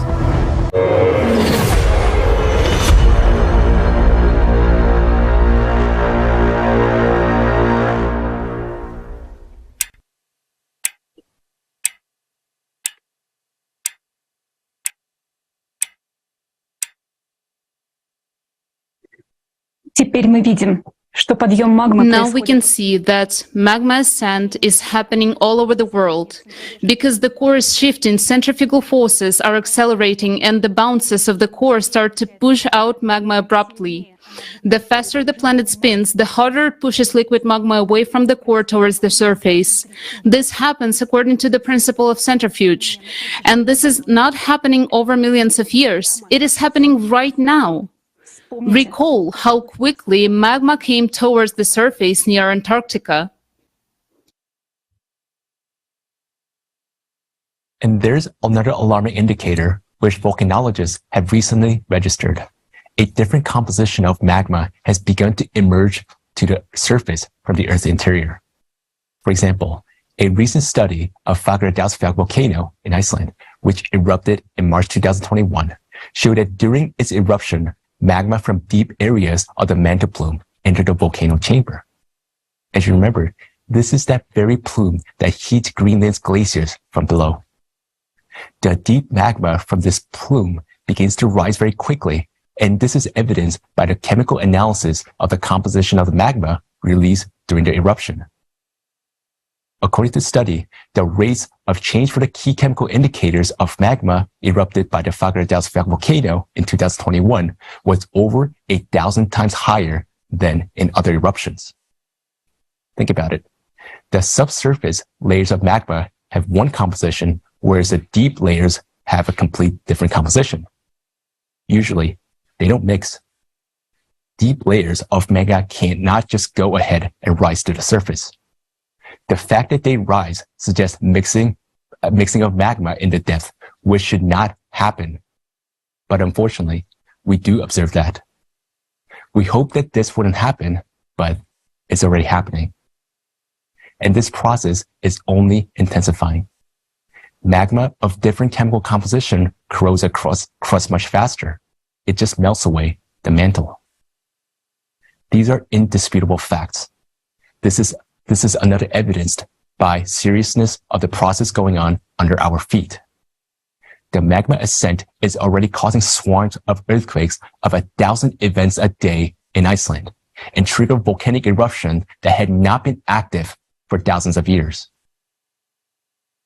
Another example of abnormal magma rise was the eruption of La Palma volcano in September 2021. Volcanologists estimated that the outpouring magma had an unusually low viscosity, the most fluid magma of any historical basalt eruptions. A similar altered composition of the fresh magma was recorded in the eruption of the Tonga volcano. Let's see why magma started mixing up in the Earth's interior. As it rises, the pressure in the magma drops, causing it to boil like blood during cavitation. Because of this, magma expands in volume and begins to press, erode, and heat the Earth's crust more. Remember, we have already talked about the unprecedented increase in the number of earthquakes at the depths of more than 700 kilometers. And here's the answer to what deep focus earthquakes in liquid magma are. This is exactly the boiling of magma and cavitation explosions. Think about it. Explosions equivalent to thousands of nuclear bombs in power have started to occur in the interior of our planet. This is what stirs the batches of magmatic melt, as if someone is stirring the magma in the interior with a big spoon. This process accelerates on its own. Magma starts pressing harder against the thin crust of the Earth's surface, the Earth's crust. This forces the expansion of the planet and causes cracking in the thinnest parts of the Earth's crust, among the mid-ocean ridges and faults. An increase in magma pressure melts away and deforms the Earth's crust. The number of new cracks and fractures increases, and the old ones begin to be activated. New fracture zones are opened up, allowing water from the surface to escape into the interior. Because of these, rivers and lakes all over the planet are drying up, even though precipitation and floods are increasing. At the same time, methane and hydrogen gases increase to the surface, rise to the surface through cracks and fractures. These gases are easily flammable, so there are more and more wildfires along the faults. The degassing of the Earth's interior is evidence of cavitation processes which are triggered by the instability of the core. And the magma is rising everywhere right now. Where the crust is thin, it's been felt the most. As we know, both West Siberia and West Antarctica have very thin crusts. But look at the map. Yellow and red colors show regions where the crust is also thin. This includes Europe, the west coast of the United States, Africa, Australia, China, and many other regions. The ascent of magma triggers volcanic eruption. One of the most famous supervolcanoes, Yellowstone, is showing alarming signs of seismic activity. The number of earthquake swarms is increasing there. The map shows the ground rises and sinks near the caldera. The magma there is critically close to the crust, and any slightest destabilization in a planet's interior will cause an eruption of Yellowstone. And this means a catastrophe, not only for the USA, but for all humankind. Supervolcanoes will undoubtedly react when the magma gets closer. The motion of the planet core increases the pressure of magma, and then the pressure reaches a critical point, the magma will burst out and form exploding volcanoes. But there is even more horrifying fact. Do you remember we have mentioned the Mariana Trench? There, the oceanic crust is the thinnest, only 5 kilometers, and where the most of deep focus earthquakes take place. In other words, the largest amount of cavitation blasts of magma occurs. And more terrifying than Yellowstone explosion is the focus of magnitude 10 earthquakes near the Mariana Trench. Such a powerful earthquake never happened within the memory of our civilization. This power means that magma will easily tear through the 5-kilometer crust. Later in the report, you will learn about the consequences of the magma breakout in Mariana Trench. What are the reasons for this instability in the Earth core and acceleration of our planet? What is pushing magma to the outside? In order to approach the understanding of this question, it is important to consider the information from both the astronomers and planetologists, because the changes similar to the ones happening on Earth are also occurring in the interior of other planets of the solar system. For example, just like on Earth, on Uranus, Jupiter, and Venus, wind speeds and the size of hurricanes are increasing. Ice caps are melting on Mars. So let's watch a video about it.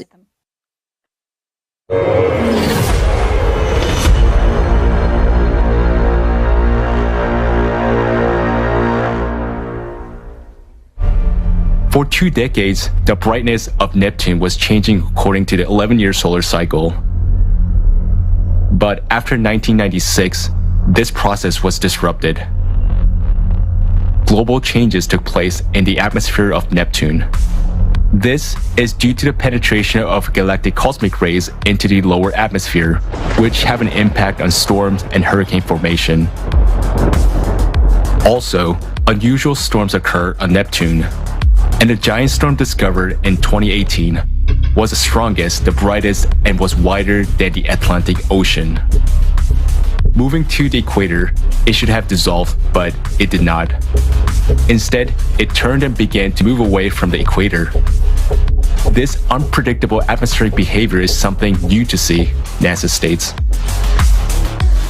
On our planet, galactic cosmic rays also penetrate into the middle layers of the atmosphere, which is now leading to a global restructuring of the atmosphere. Uranus was considered to be a calm planet, and until 2007, scientists attributed the active weather on Uranus to the influence of the solar heat at the equator. But no one can understand why powerful storms have been raging on the planet since 2014. Previously, the temperature on Uranus was dropping, but since 2014, scientists observed a rapid heating of the planet.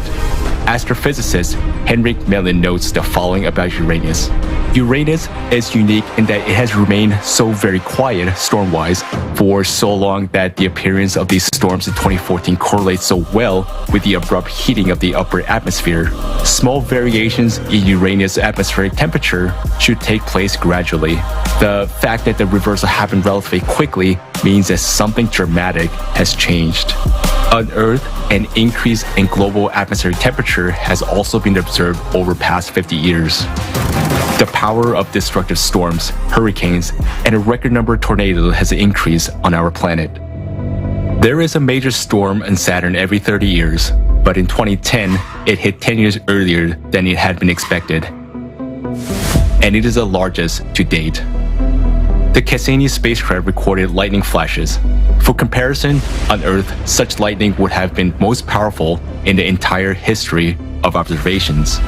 The storm caused thermal anomalies that alter the circulation, structure, and composition of Saturn's atmosphere from the deep to upper layers. The aftermath of the storm could influence Saturn's northern hemisphere for years to come. Also, for the first time during the entire recorded period, Cassini discovered a giant dust storm on Saturn's moon Titan. But the wind speed on the Earth have increased as well. The sand and dust storms have become more frequent. Increasingly, massive plumes of sand obscure the sky and bring choking air to many parts of Africa, Asia, America, and Europe. According to the professor of astronomy, Imke de Pater, Jupiter is in the midst of global changes too. Now the red spots of Jupiter protrude above the clouds. According to the researchers, this growth signals a temperature increase in that region. As planetary scientist Michael Wong said, "No one has ever seen this before." And in the famous Great Red Spot, the largest storm in the solar system from 2009 to 2020, wind speed have also increased up to 10% and continue to grow, which no one has ever seen before.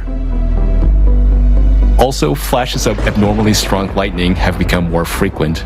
Moreover, the number of volcanic eruptions on Jupiter's moon, Io, has increased.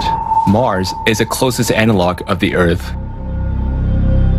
And all the processes that have been observed on Mars lately, giant dust storms, landslides, magnetic anomalies, increased seismic activity, ice melting, are now taking place on Earth too. Mars is heating up, and scientists are at a loss as to why this is happening.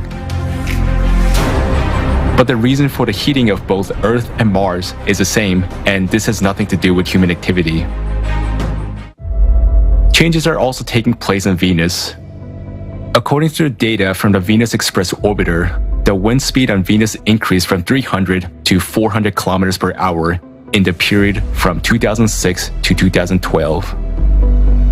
Until recently, planetary scientists argued about the geological activity of Venus. A new study has identified 37 recently active volcanic structures on the surface of Venus. Geology professor Laura Montesi says, "This is the first time we're able to say, look, this is not an ancient volcano, but one that is active today." Just like on Venus, more and more volcanoes are now waking up on Earth, and magnetic activities in the bowels of the planet is growing. In 1998, the Doris system recorded a sharp jump in the cores of the planets of the solar system and the cores of their satellites. In the scientific work of Yuri Barkin, it is said that the influence of the solar system comes from the outside, and global climate changes on the planets are occurring simultaneously.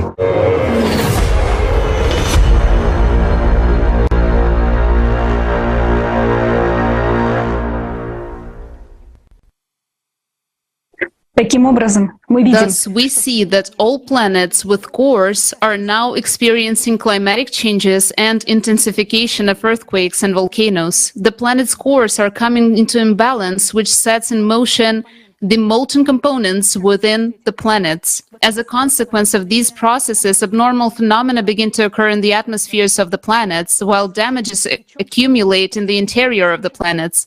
Moreover, this happens even in the gas giants, despite the fact that they do not have solid cores. Look at Mars, the closest planet to us. We want to draw your attention to a number of other studies on these issues.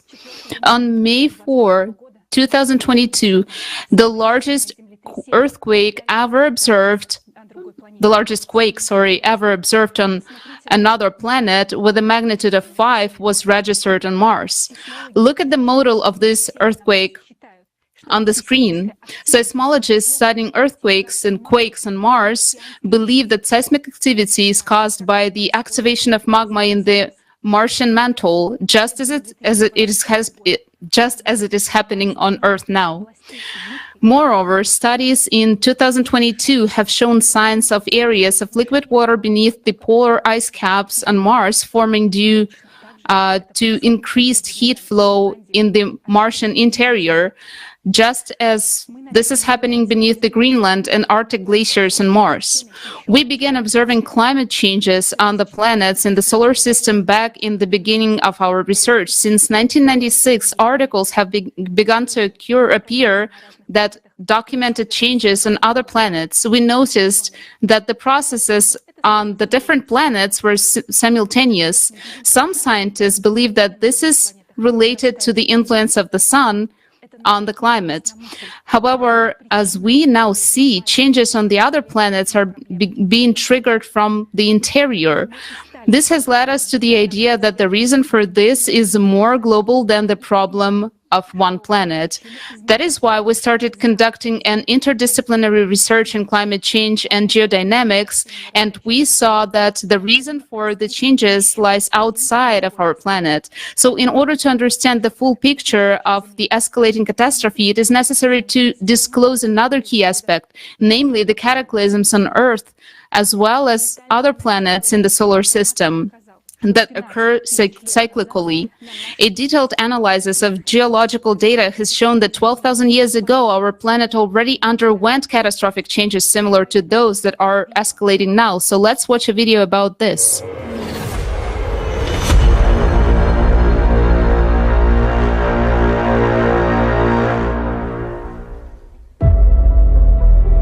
Changes similar to what we now see occurred before the peak of the crushing disaster just about 12,000 years ago. Those events are called the Ensnared oscillation and the Younger Dryas glaciation that followed. 12,800 years ago, global temperatures rose as much as 15 degrees Celsius within just a few years. Most of the ice sheet suddenly melted, and the Earth emerged from a full ice age. At that time, there were extreme floods and other natural disasters, along with an intense sea level rise. The Gulf Stream stopped at that time, just as it is happening nowadays. Scientists from the University of Kansas have proven that about 12,800 years ago, there was a giant fire on Earth that covered 1/10 of the entire planet's surface. Other researchers have also found that large fires raged in Siberia 12,000 years ago. Similarly, nowadays there are more and more large-scale fires that cannot be extinguished. Based on an analysis of satellite images, scientists have discovered that 10 to 13,000 years ago, the largest known dunes formed in the Sahara Desert and other regions, indicating the enormous strength of winds during the Younger Dryas. A short-term intensification of winds during that period has also been documented from Greenland ice cores data and research in Alaska. Nowadays, the same phenomena are happening on Earth as during the Younger Dryas. We see winds, hurricanes, typhoons, and tornadoes intensifying and destroying entire cities, razing them to the ground. Right at the cycle change 12,000 years ago, there was a very intensive seismic activity. This is indicated by radiocarbon data, as well as paleographic reconstructions of the Younger Dryas. During the same time period, more than 12,000 years ago, as well as now, there was a drastic weakening of the magnetic field and a pole shift, which was called the Gothenburg excursion. The reason for all these abrupt changes was an abnormal magmatic activity caused by changes in the core. This was expressed in large-scale volcanic eruptions that scientists recorded in the Younger Dryas by dust and traces of acid rains and glacial cores. Analysis of sediments found in Hall's Cave points to volcanic eruptions that caused a volcanic winter about 13,000 years ago and glaciation across the globe. After the sudden warming in the Younger Dryas, an equally abrupt cooling occurred. This event caused a mass extinction of megafauna. Thousands of frozen mammoths and other mammals were found in the ice on the northern slopes of Siberia. There happened a drastic decline in the human population, including extinction of the Cro-Magnon. All of those catastrophic events occurred within just a few decades.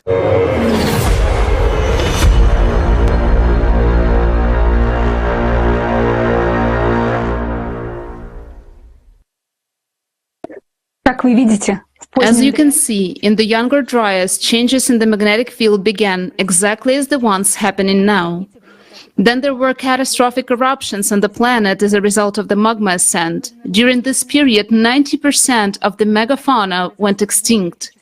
There was a demographic catastrophe and humanity shrinked to 140,000 people.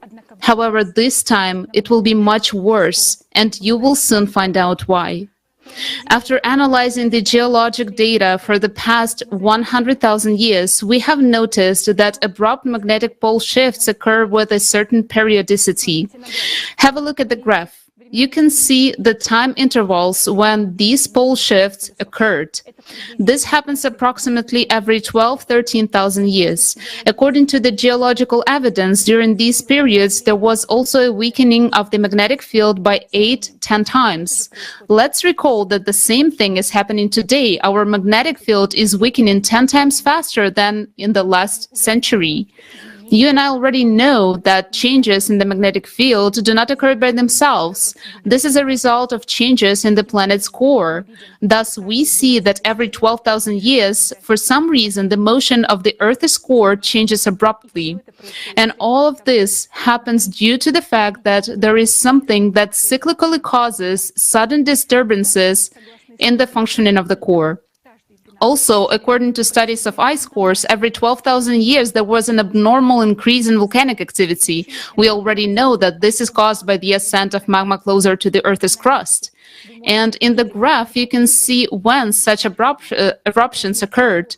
The size of circles reflects the size of the eruptions. And please pay your attention to the big red circles. They indicate that every 24,000 years, volcanic eruptions are more catastrophic. Such supervolcano eruptions wiped out almost all life on the planet. Archaeological evidence suggests that each time during these catastrophic eruptions, entire species of Homo sapiens almost died out.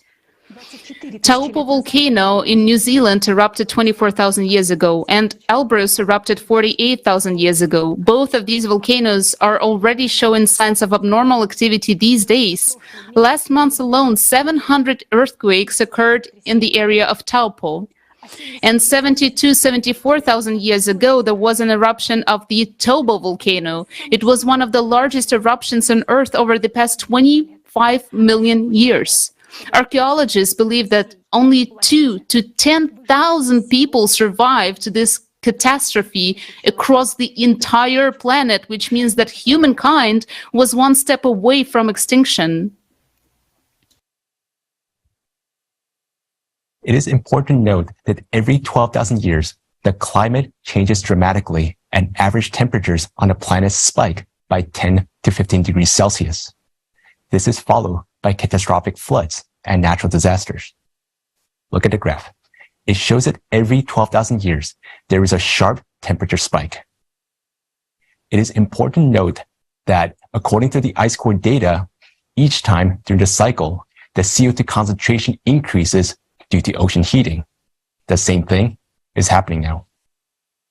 CO2 is rising indeed, but it has nothing to do with human activity nowadays, just as it had nothing to do with it in previous times. We're now seeing a critical increase in climate disasters on Earth. That said, we know that the last time such changes in the core occurred was 12,000 years ago. The red arrow marks our time. As you can see, we are 12,000 years ahead from the previous peak. The traces of the cycle of catastrophes in the geological past of the planet have blurred the boundaries in time due to inaccuracy of the method of dating. And the further back in time the greater this error becomes, and it can be thousands of years. However, cyclic cataclysms occur exactly every 12,000 years. Facts and dates are very stubborn things. So unfortunately, we are forced to state that we are just in for the next such cycle.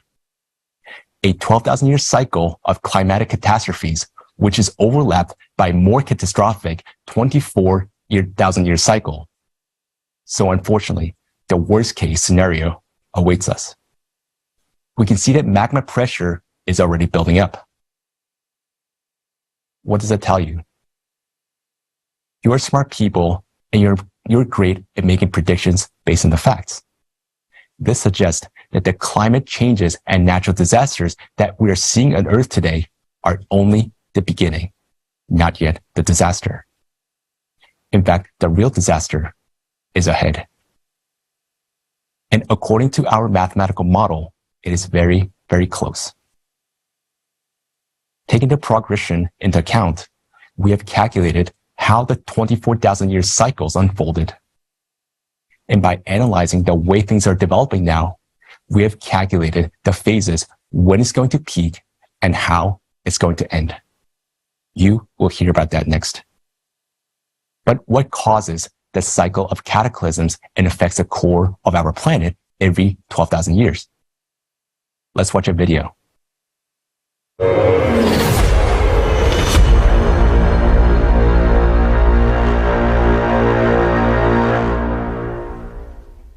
Researchers believe that this cyclicity is galactic in nature. That is, it is related to the rotation cycle of the galaxy. Every 12,000 years, radiation from the center of the universe affects the solar system and even influences the sun. In 1998, not only was the Earth's core recorded jumping, but also those of the moon, the sun, and other planets. In recent decades, scientists began to record drastic climate changes on all planets and satellites of the solar system. An increase in the number of giant storms and hurricanes, abnormal temperatures, an increase in volcanic and seismic activity. Now, an increased flux of cosmic radiation due to the low activity of the sun is detected on Earth. Scientists have found evidence that a similar bombardment by cosmic rays occurred 12,500 years ago. In addition, every 12,000 years, an unknown flow of violent cosmic energy from the center of the universe comes to our planet. This high-energy impact occurs at the micro level and has enormous potential to trigger a shift of the planet's core. Galactic radiation disrupts the life cycles of the biosphere. Trees begin to massively emit more carbon dioxide, whereas swamps emit compounds of deadly gases. This time, Earth may become another dead planet, just like Mars. The planet's immune system is now destroyed by the toxins that our technogenic civilization has excreted. The planet's diseased organism might not survive the enormous stresses which cyclicity creates every 12,000 years. Every 24,000 years, disasters are even more devastating, since the solar system gets closer to the radiation from the center of the universe. We are now getting into this point of the near interaction.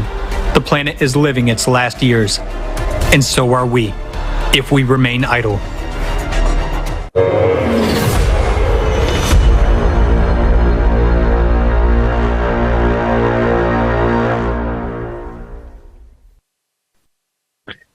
As you just heard in the video, the changes in the core are triggered by a cosmic impact that comes from the center of the universe.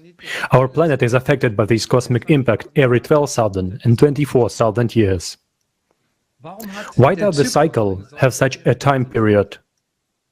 The galaxy makes a complete revolution around its axis in 220 million years. This means that the 12,000-year cycle is not a cycle of a galactic rotation. Is it possible that once every 12,000 years we are impacted by some kind of pulsar? But there are no radiation sources along the path of our solar system that would create such high energy bursts every 12,000 or 24,000 years that would affect the course of the planets. This suggests that we do not yet know very well how the galaxy works. The question is, to what creates this impact is understudied. Nevertheless, every 12,000 years there occurs an enormous impact, affecting the entire solar system, and every 24,000 years it is an order of magnitude more powerful. The entire solar system becomes exposed to a certain high-energy impact from the deep space.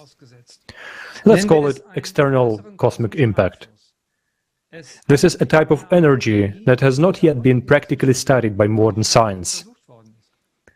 We only see the consequences of the impact of this energy, resulting in changes in the core and catastrophes of a planetary scale. This impact of an extremely high energy, which causes significant changes in the microcosm. For example, between year 2003 and 2013, there occurred a critical decrease in the proton charge radius of the hydrogen atom by 4%. This constant was previously considered to be stable. For some people, this information does not mean anything, but for many who understand what it means, it was terrible news and a major harbinger. In other words, this radiation is capable of affecting not only the course of the planet, but also the microcosm. We'll talk further today about what this impact is. There is one more very important thing that we need to understand now. If the planet has made it through the previous cycle, albeit with great losses, yet it made it through, these times the thing will be much worse. Having summed up all signs of the climatic changes on Earth, we have found that today's events are progressing much more rapidly than in the previous cycle. What is happening in our planet now, in previous cycle, it was at the second stage, while we are experiencing it at the first stage. And these indicate that subsequent climatic disaster will be many times more severe and devastating, and that the planet will not survive them. Why? Because we have destroyed the ecology of our planet. In fact, killed its immunity. This is the anthropogenic factor that we will not be able to change in such a short period of time. All dates indicate that destructive processes are only getting worse and accelerating. We have been told that such a change would take thousands of years, but it's nonsense. Everything is happening much faster, and you can already find statement by the scientists that climatic changes predicted to take place in 100 years are happening now.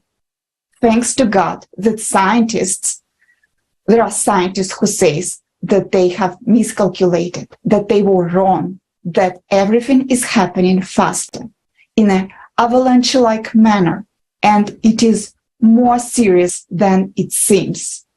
But we have been talking about this for a long time already. Let us draw intermediate conclusions. We're now entering a more dangerous cycle of cataclysms of 24,000 years. In the meantime, the planet's ecology was killed and the planet's immunity weakened. While we have not even entered the peak of the cycle at this point, disasters and cataclysms are already escalating at an alarming rate. In this case, underground bunkers will not help, as they will simply melt, because magma is ascending from below. And now, the key question of our report: how much time is left before the catastrophe of our cycle happens? Please take a look at the seismic activity graph again, please. You can clearly see the exponential growth and uncontrolled exponential increase in the number of earthquakes. This progression has a mathematical pattern, so having calculated it together with the best scientists, geologists, and analysts, we have modeled the progression in which earthquakes will accelerate in the future. And what we discovered was utterly terrifying. Why? Take a look for yourself. As you can see, the rate of increase in seismic activity is shocking. At each successive stage, the number of earthquakes increases 3 times as much. The more earthquakes will happen, the the magnitude of them will increase more. And by 2028, there will be 1,000 destructive earthquakes a day on Earth, whereas in 2036, there will be over 1 million earthquakes a year. Just think about it, more than 1 million earthquakes a year. What is this, if not our end? Already in 2028, life will be almost unbearable. That's literally in 6 years. Just think, your comfortable family life, your business, your plans will be over in 6 years. And in 2036, the end of all humanity will come.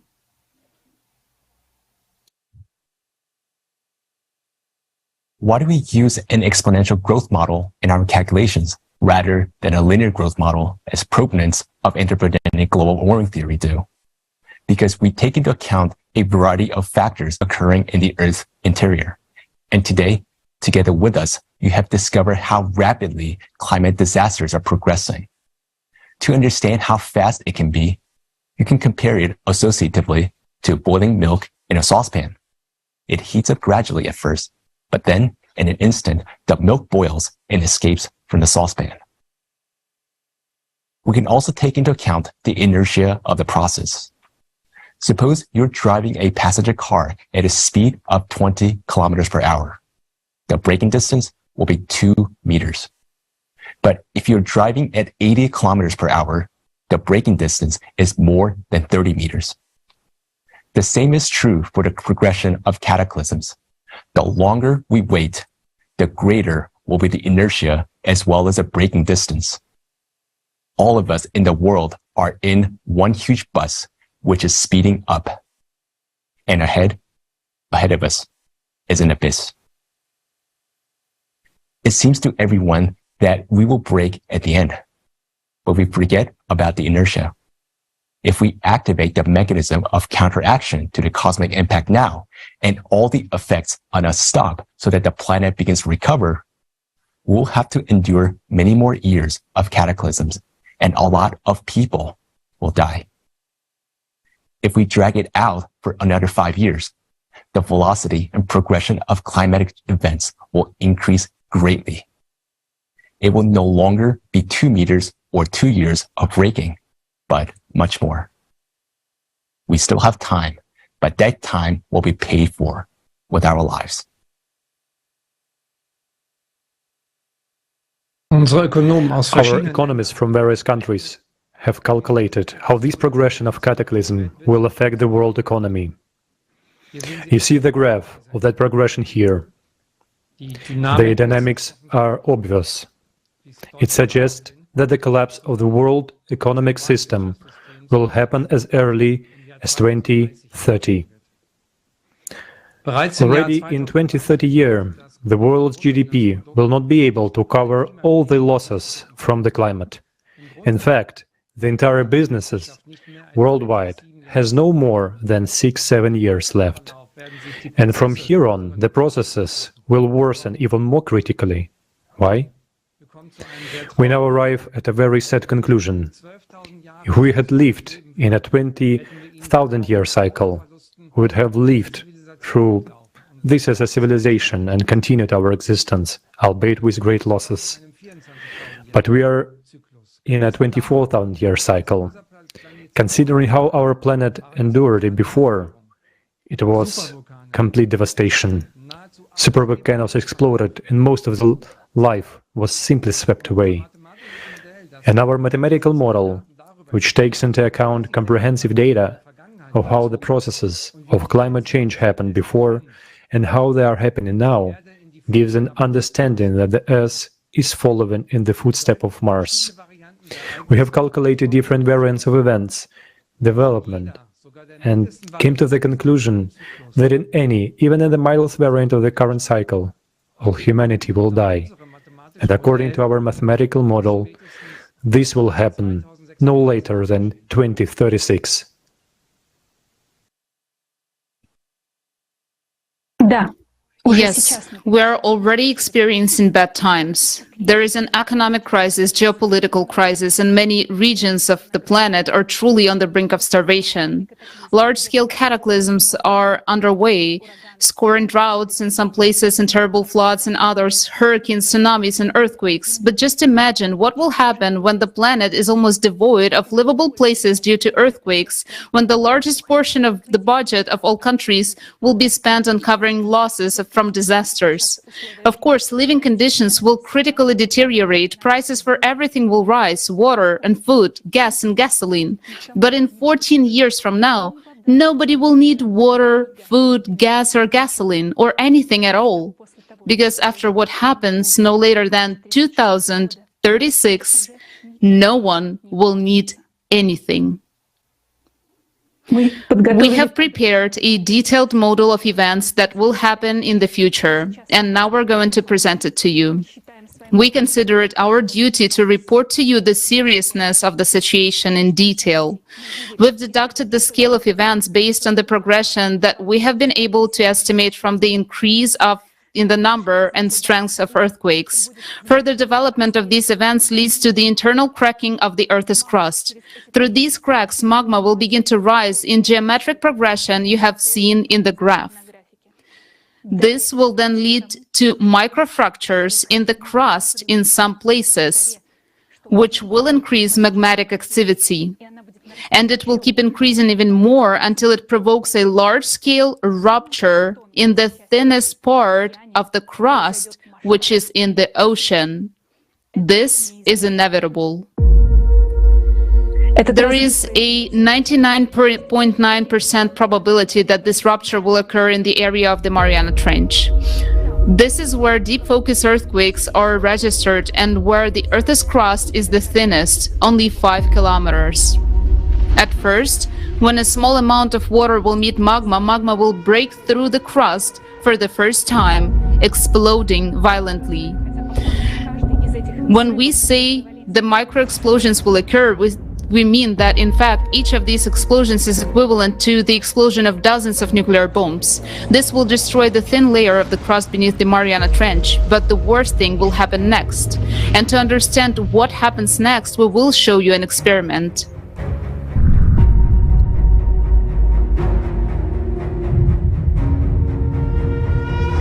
You see what happened when the water met red-hot metal? Now multiply it by 100 billion times. A gigantic volume of magma from the magma plume will rip the Mariana Trench in an instant.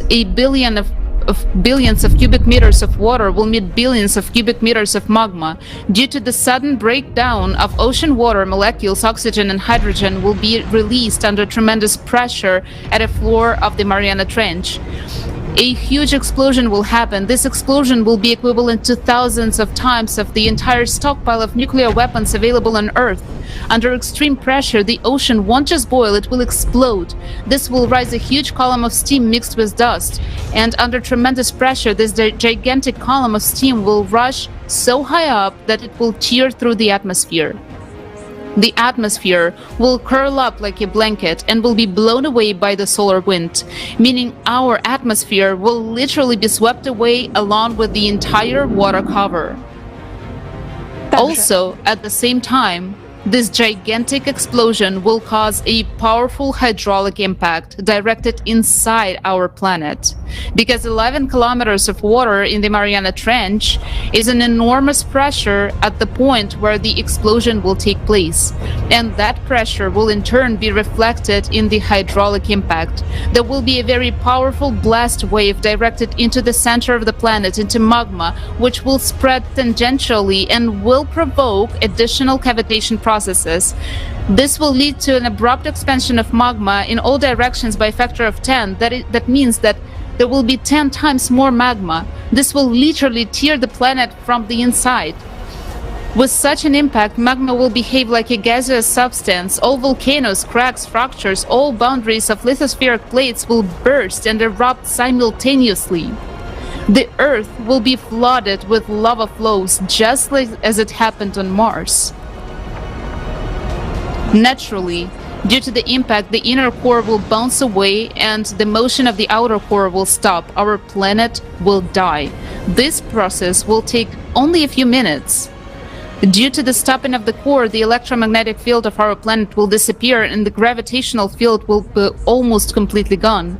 Therefore, all the satellites will fall from the near-Earth orbit, including the moon. If the moon Луна будет is находиться over the eastern hemisphere, it will be thrown away by explosion and it will be attracted by the sun. And if the moon is over the western hemisphere, it will fall to Earth the moment the gravitational field is lost. But we, humans, will no longer be threatened by this. Because as a consequence of these events, we as humanity will already cease to exist completely.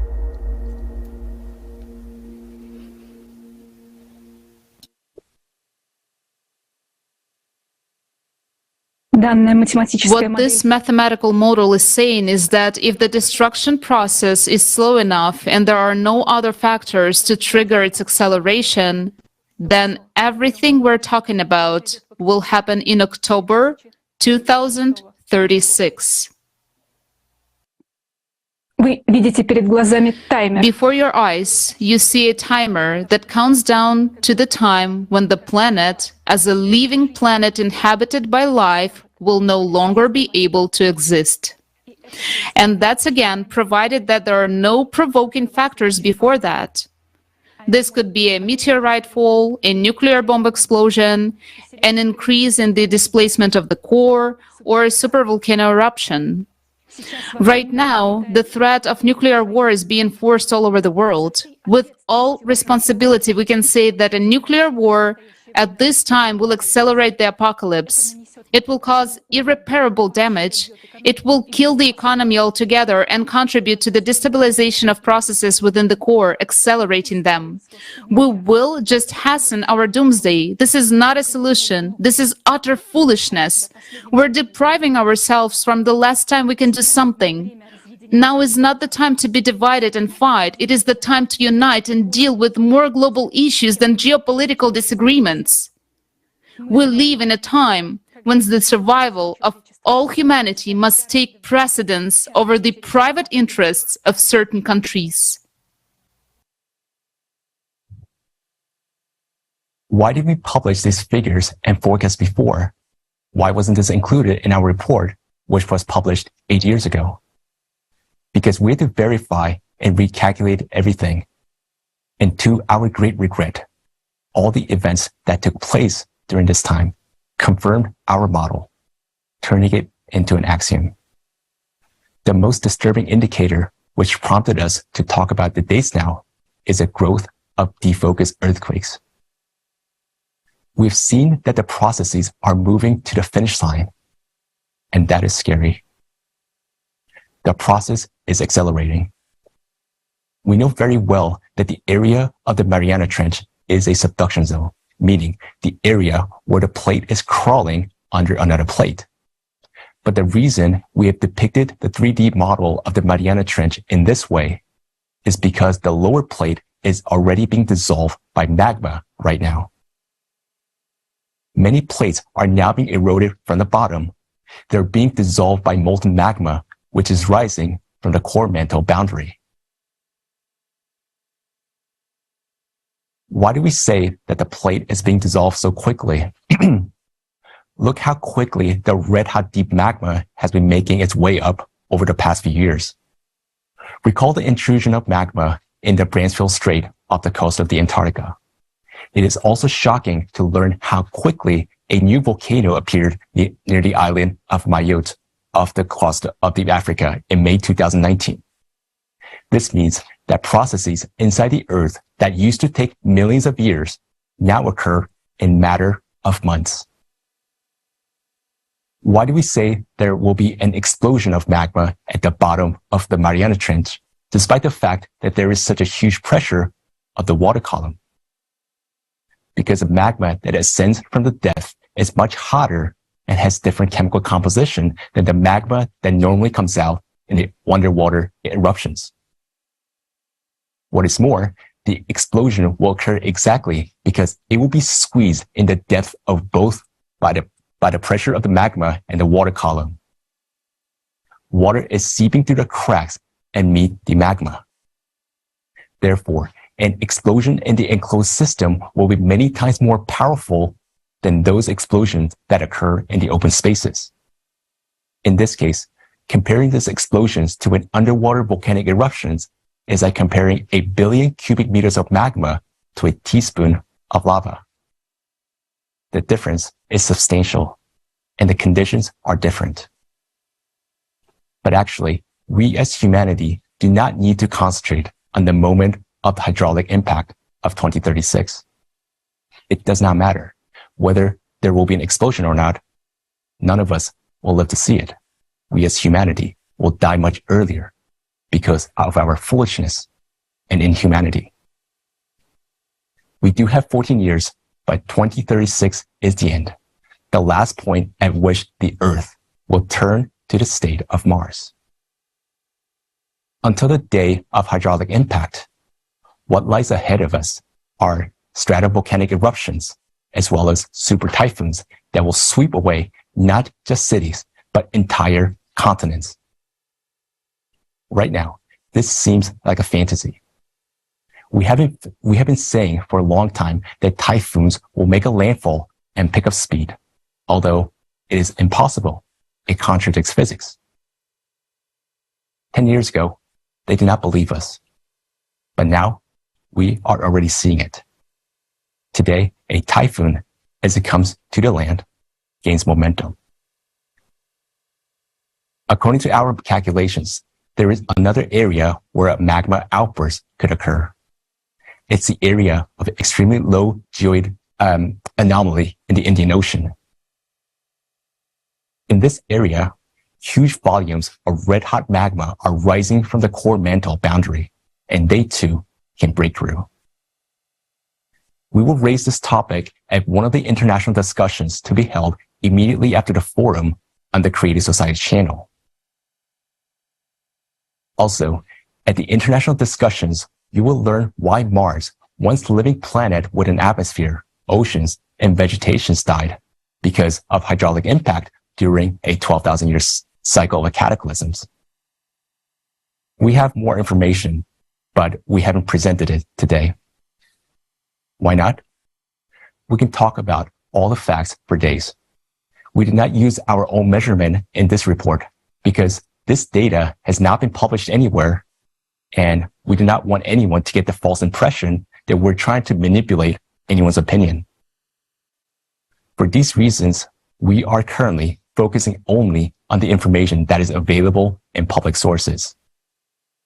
You can study these materials yourself.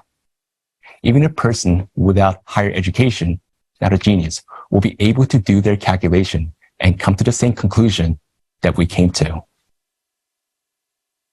There is no other research groups in the world that has looked at the climate problems so comprehensively from all angles, and we have been doing this for a long time now, thanks to thousands of volunteers, experts, and kind-hearted people. Why have other scientists failed to find what we have found? Everyone is looking from one side. If you ask a volcanologist whether he knows anything about the magnetic field, he will answer that he does not. Seismologists choose only one database as a source of information and completely ignore all other databases. It is not even their task to see what the overall picture looks like. They're searching only within their own country. In our research, we apply an international and interdisciplinary approach. Thanks to this, we can see the whole picture. And now, you can see it too. We would be the first to rejoice if we're wrong about our model, But unfortunately, the further we studied the question, the more we became convinced of the inevitability of the catastrophe, and the more we were thinking about how to stop it. We've been looking for a solution, and we found it. To date, we know that the energy that affects our planet and leads to the destabilization of its core is similar to the kind of energy which allows the entangled particles to communicate with each other, even when they are located at different ends of the galaxy. We do know that it is not a neutrino or electromagnetic effect, it is something different, but we do understand that the energy of this cosmic radiation is of a physical nature, which means that it is possible to affect it, the physical plane, for example, to weaken, to stop or redirect it, and so on. But to carry out any manipulation with it, we have to solve two key tasks. First task is to study the nature of this cosmic radiation, which is beyond the limits of known physics. And second task is to find a source of energy equivalent or superior to this energy impact coming from space, and to learn how to use this energy in the same way as we use electricity. Only if we solve these two problems, we will be able to counteract the cyclical cosmic radiation and stop its catastrophic effects on our planet. Yes, we have already been working on researching this even energy source for decades, and quite successfully. But as much as we want to, our capabilities are not enough to achieve the desired result. Within such a narrow time frame, this can be done only together with the true scientists from all over the world, with the scientific community. Some people ask how science can find a new energy source in such short period of 5 to 6 years and learn how to use it if it took us 6,000 years to discover electricity. As for this new kind of energy, according to our information, many closed laboratories are already conducting research in this direction. But I hasten to disappoint you that, as of today, they're not looking for this energy to stabilize the core of our planet. All of the classified developments in this field are being done solely for the purpose, for military purpose of achieving world domination by one state or another through the development of new sources of energy. Scientists who work in such closed engineering design bureaus are not known to anyone. The states deliberately conceal them because it is not profitable for them to publicize their geniuses on which they rely on their for their strategic purposes. But these scientists are the ones who have the real potential to save us, because they already have the necessary skills, experience, and understanding of the processes that the world-famous Nobel laureates, grant eaters, and careerists have never even heard of. If we now propose to the states to unite the scientific potential to find a way out, they will give us these grant eaters and opportunists who are totally clueless in this issue, which must be solved. Accordingly, they would not be able in any way to ensure the survival of humankind. As for those true scientists who will be able to do that, no one will give them. They're locked up like prisoners, and they will be there as long as our world society continues to live in a consumerist format, the format of the eternal race for domination, influence, resources, and most importantly, for power. Because every state in the race for domination will hide its real best minds to the very last. So the real essence of the problem today is that scientists cannot be united in existing format of society. So if we really want to survive, we should change the very format of the society, the very model of our social organization.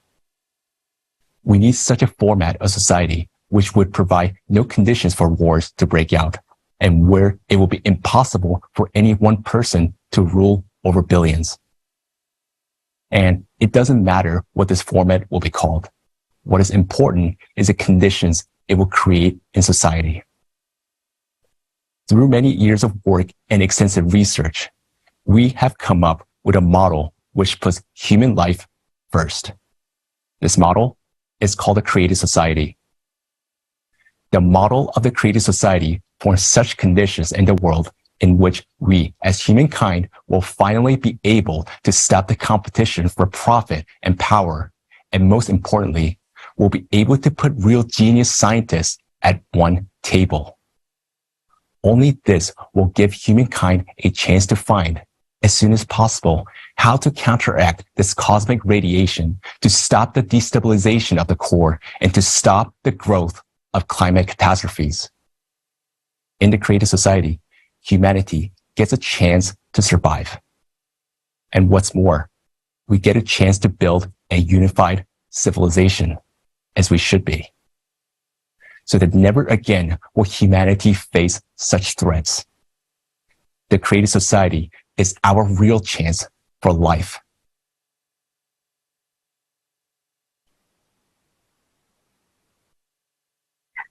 In the report presented today, you have heard the results of years of research conducted by a large interdisciplinary team of scientists from around the world. For more than 10 years together with a huge number of leading specialists, volunteers, and concerned experts, we have collected analytical data, cross-checked information, numbers, and facts. We conducted practical experiments and theoretical calculations, which later formed the basis of mathematical models and forecasts. It is a great honor for us today to speak the truth on behalf of such a huge international community of true scientists, which consists of the best representatives in their disciplines. We so much wish we could thank each of them personally and publicly, and simply say thank you for their tremendous, selfless work for the good of all humanity. But unfortunately, today we will not be able to publicly thank most of them. There are several reasons for this. Unfortunately, some of those wonderful people, honorable scientists, are no longer with us today. Among them, there are those who were killed, some in strange circumstances because they tried to speak the truth about the climate, speaking the truth against a multi-billion-dollar mafia, and it is because of such outrageous precedents that a majority of our scientific community is understandably forced to remain incognito for many years in order to preserve their lives, and not only. After all, many of them work for official science in laboratories and research centers around the world, and this allows them to have the opportunity to study the necessary materials, to have access to the equipment, to conduct the relevant developments, experiments, and research, which are crucial today for the salvation of humanity. Therefore, in order not to lose access to the necessary facilities, sensors, and laboratories, they are forced, due to the consumerist format, not to advertise their real views on the ongoing climate change, but to stick to the mainstream opinion. And sometimes they even have to publicly support the CO2 hypothesis and anthropogenic climate change, or even sign protocols that the climate is supposedly not changing. But all these people are not motivated by titles and salaries. They do not chase titles and recognition because they know very well that if nothing is done today, just a little bit of time will pass and humanity will soon have other things to worry about. Being decent, honest people, even though they may lose their jobs and income, they devote all their free time to verifying and developing the hypotheses presented in the report. Yes, the majority of our international scientific community who worked on this report cannot be present at today's forum. But today, we have the honor to speak the truth on behalf of these real heroes. It is thanks to them that we know this truth today. It is thanks to them that it can be heard today. We bow before these true scientists whose work for all of us, and in fact for the whole humanity, is a true survival, true salvation. Yes, today we have no right to voice their names. Only in the creative society will the world be able to know the true heroes who have been behind all this research throughout all these years. The names of the true authors of the hypotheses presented in today's report we will learn only in the creative society, and you will be amazed what famous names you will hear among them. Now, we would like to present an excerpt from the video Awakening with the participation of Igor Mikhailovich Danilov.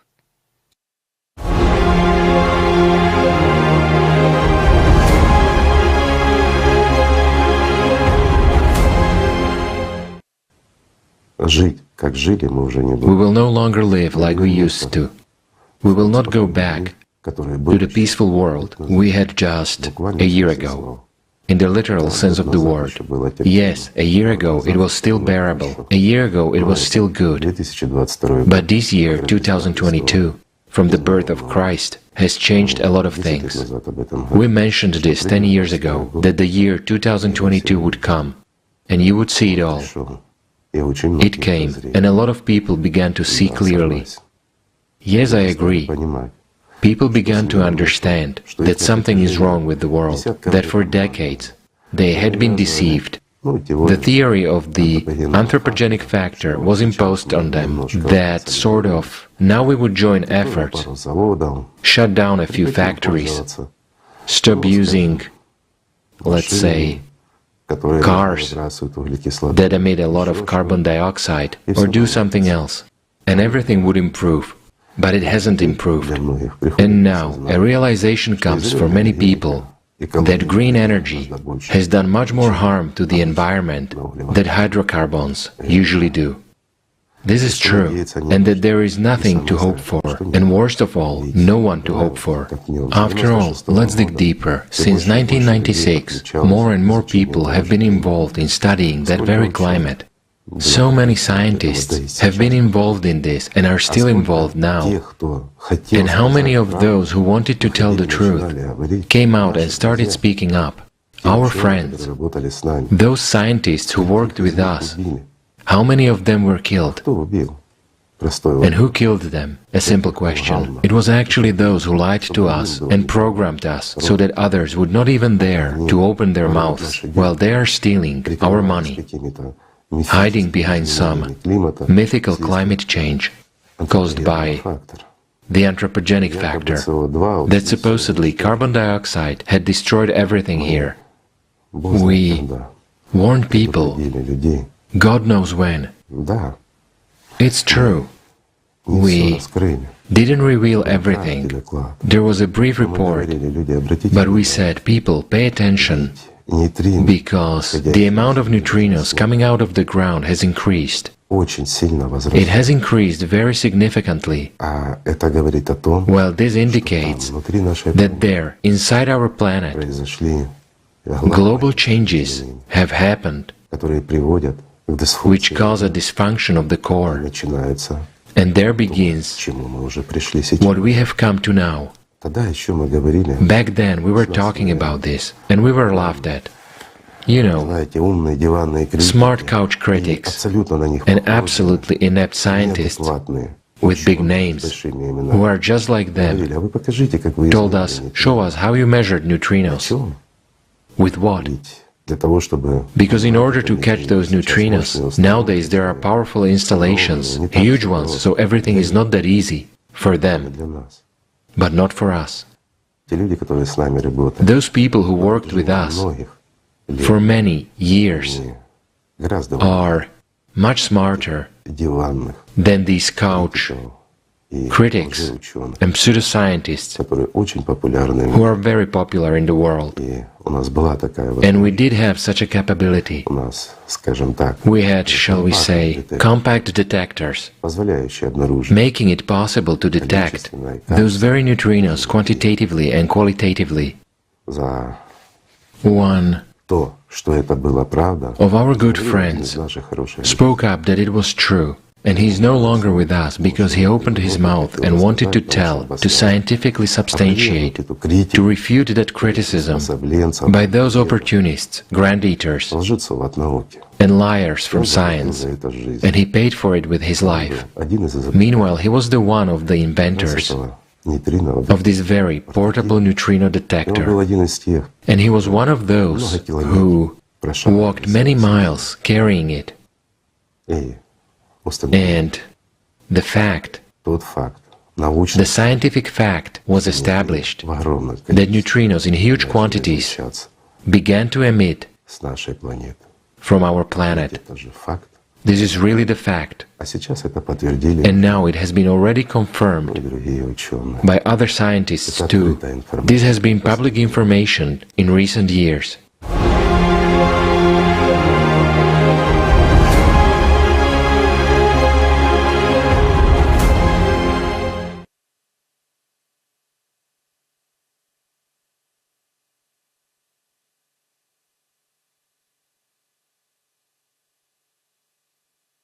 Has the world scientific community been doing all these years?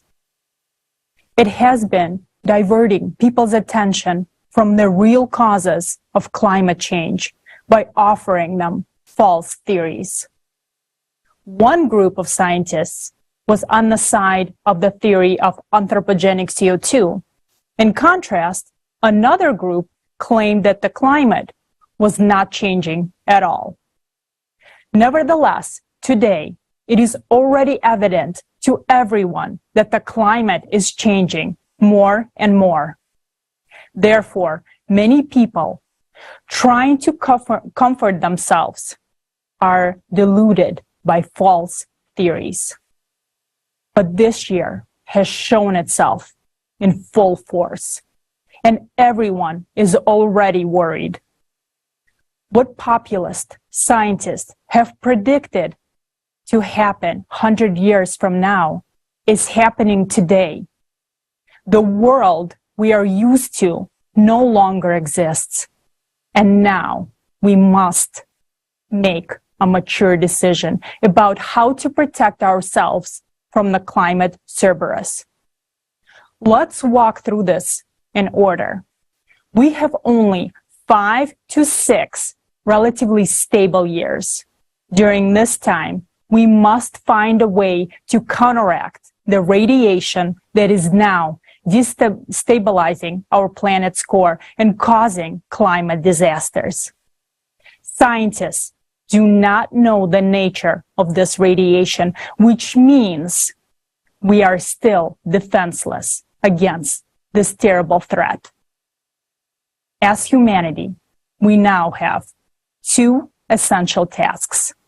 First is to study the nature of cosmic radiation.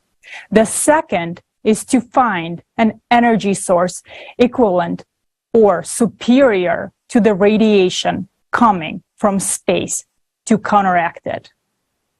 To solve these problems, we need competent scientists who are kept in closed laboratories around the world. These scientists study the energy we need, but they do it only to develop new kinds of weapons. No government will give them up because these scientists ensure the state's military powers. Since the time to solve the problems we face is catastrophically short, only 5 to 6 years, it is possible to cope with them only by combining the intellectual potential of competent scientists of the whole world. The scientists we all often hear about in the media, those for whom grants and titles are important, will not help us solve this problem.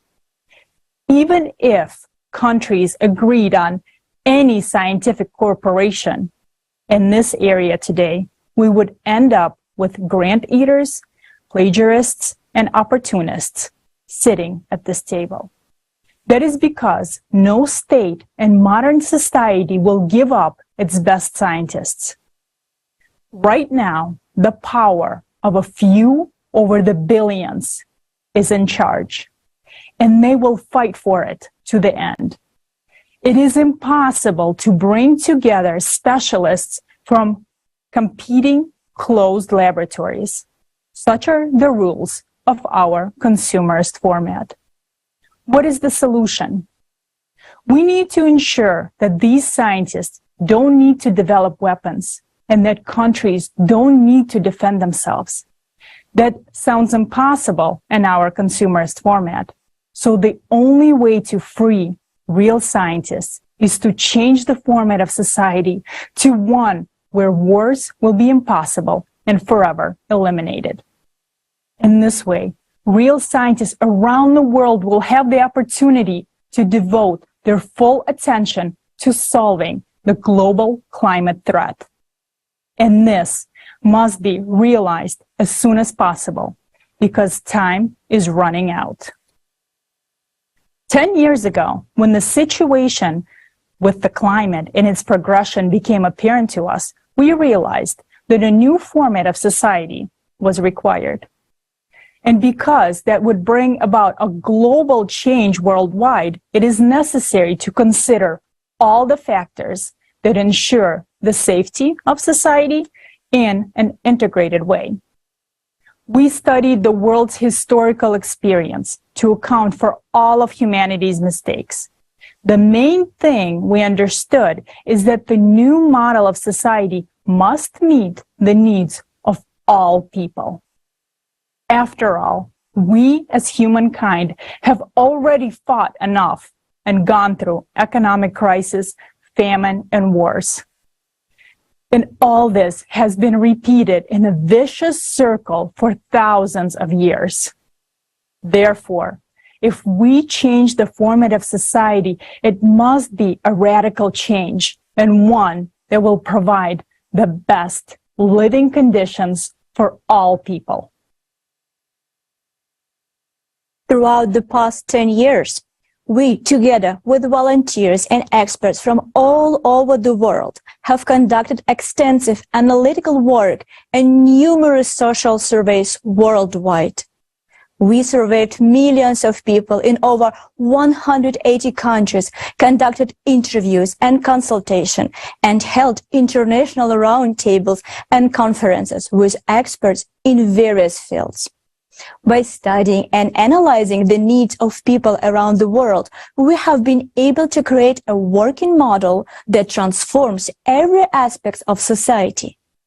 And most importantly, it ensures that scientists can come together to solve the climate problem as quickly as possible. Based on a comprehensive analysis of the will of people, the 8 pillars that make this model work were formed. They embody what all people want. We have called this model the creative society. Further on, we will be using this term, but it can be called differently. It is not the name, but the essence of this model, which will help us to cope with the global climate disasters. In today's forum, we will look more closely at what this model is. For now, let's look at its fundamental differences from the current format of society. First, in the creative society, the priority of everything is life, but not profit, as we have it right now. Second, power will belong to the people and will not be concentrated in one hands of a single person or a particular group of people. It is as we see it today. These fundamental principles forever preclude the possibilities of war. Indeed, today we are talking about the question of everyone's survival. It is no longer a question of conflicts or wars. The threat is over everyone, over everybody. Any war can be stopped, given the will to do so. But what is happening now with the climate, we can only stop if we build the creative society.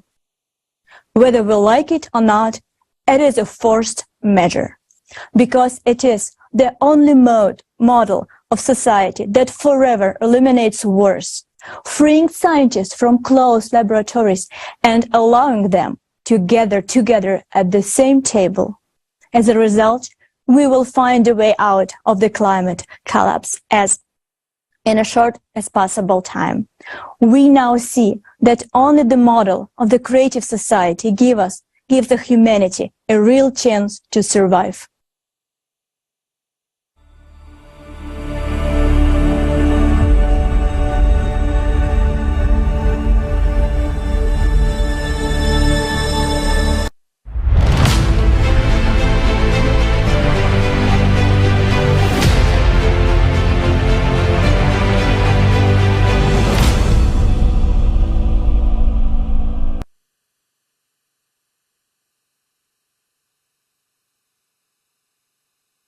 Dr. Seema Manuel Nagy, Director, Principal, Sanjeevani World School, Mumbai, Life and Happiness Coach.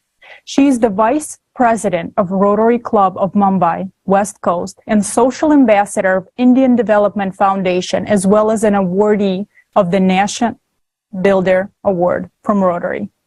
Dr. Nagy is associated with many educational and social organizations and contributes her time and efforts for the betterment of the educational system and society. She's an international speaker and is highly regarded in 7 countries. Dr. Nagy has been bestowed with many prestigious national and international awards. Her work has been recognized in the World Book of Records, UK, Asian World Records, and the Great Indian Book of Records in personal and professional categories. Welcome, Dr. Nagy. The floor is yours. Is increasing day by day. Millions of people across the globe have already experienced the terror, being left on their own with the raging natural disaster, and millions have become climate refugees. The progression is gaining momentum. While we continue to argue about the causes, ignore the facts, or simply ignore everything that is happening. Friends, this is suicide. Yes, I understand that the flow of information bombarding each one of us today, it's very difficult to discern the grain of truth. But it is there. Today, we have all heard about the true causes of climate change. We have all heard about how many years we have left to unite all of our scientific potential. It is impossible to overstate how important this information is today. If you have any doubt, take it and calculate it yourself. Compare all the data and all the numbers that have been presented today. This is actually already happening. See for yourself that this is fact. We should have started to act long time ago. We Rotarians got acquainted with the report earlier. And thank you for giving it to us. We have had time to reconsider a lot of things. And now it is important to take action so that we have time to save all of us, all of humanity. If everyone else has any doubt, check it for yourself. I do understand that it's scary, but we at Rotary have faced challenges more than once, and this experience will help us now as well. Right now, we need unity and courage of all Rotarians more than ever. And then we will succeed because our strength and survival is only in unity. Thank you.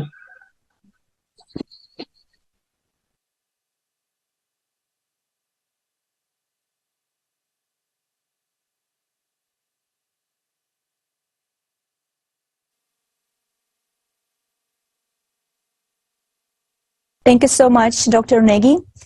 And we pass the floor to the next distinguished speaker, Mr. Marco Antonio Hernandez, President of the Rotary Club of Cordillera de Peñalolén from Chile.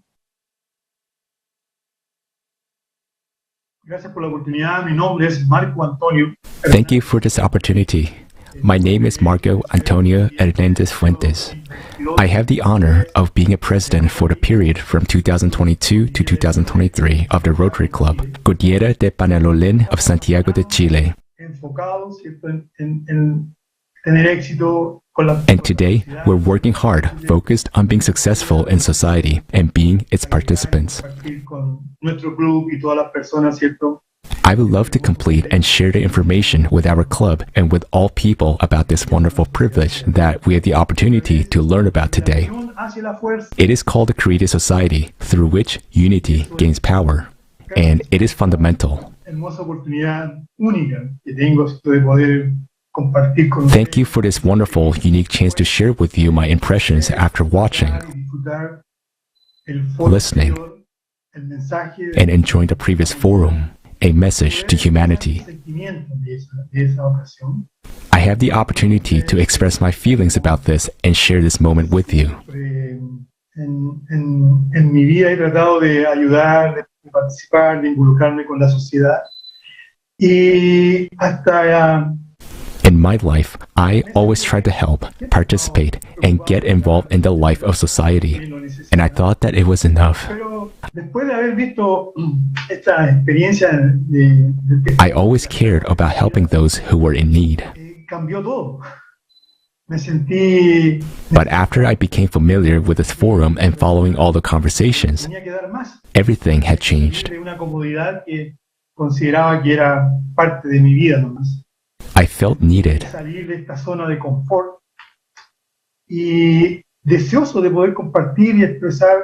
I felt like a person who had to do more.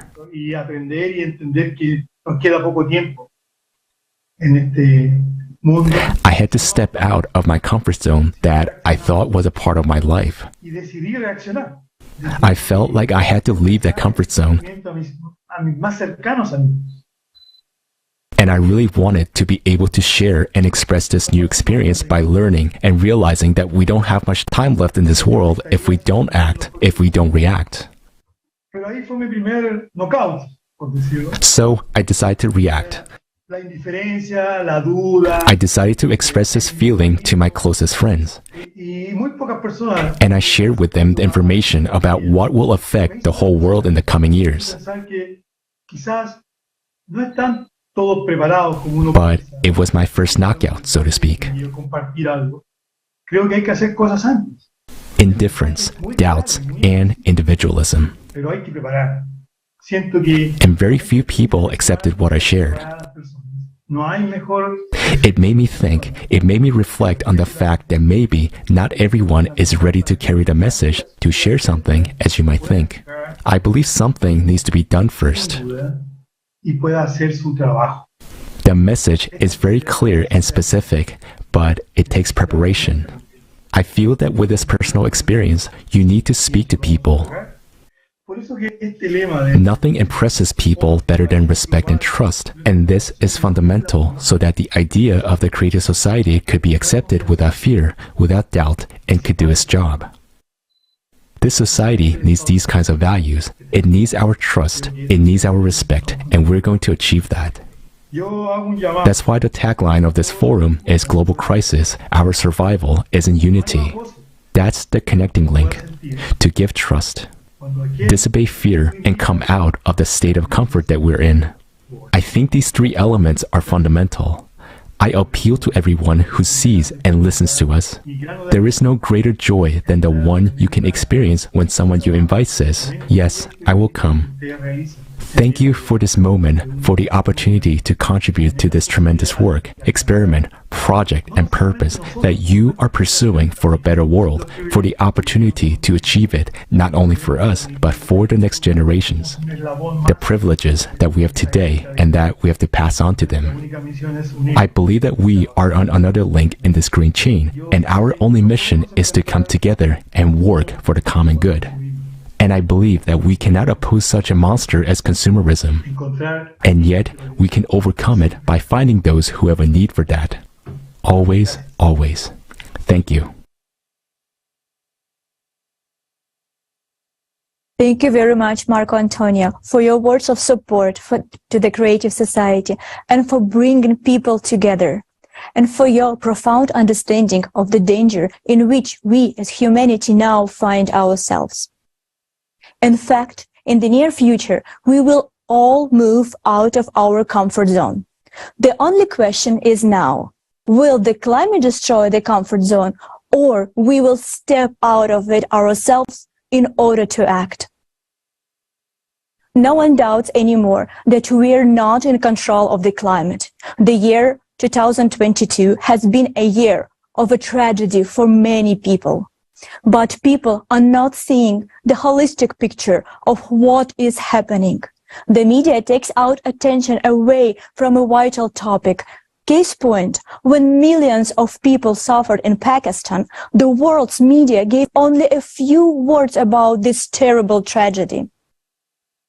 Let us hear the truth of what is happening from eyewitnesses of climate events around the globe. Notice how many tragic events you didn't know about. Why would you want to know that? Watch, and you will understand everything.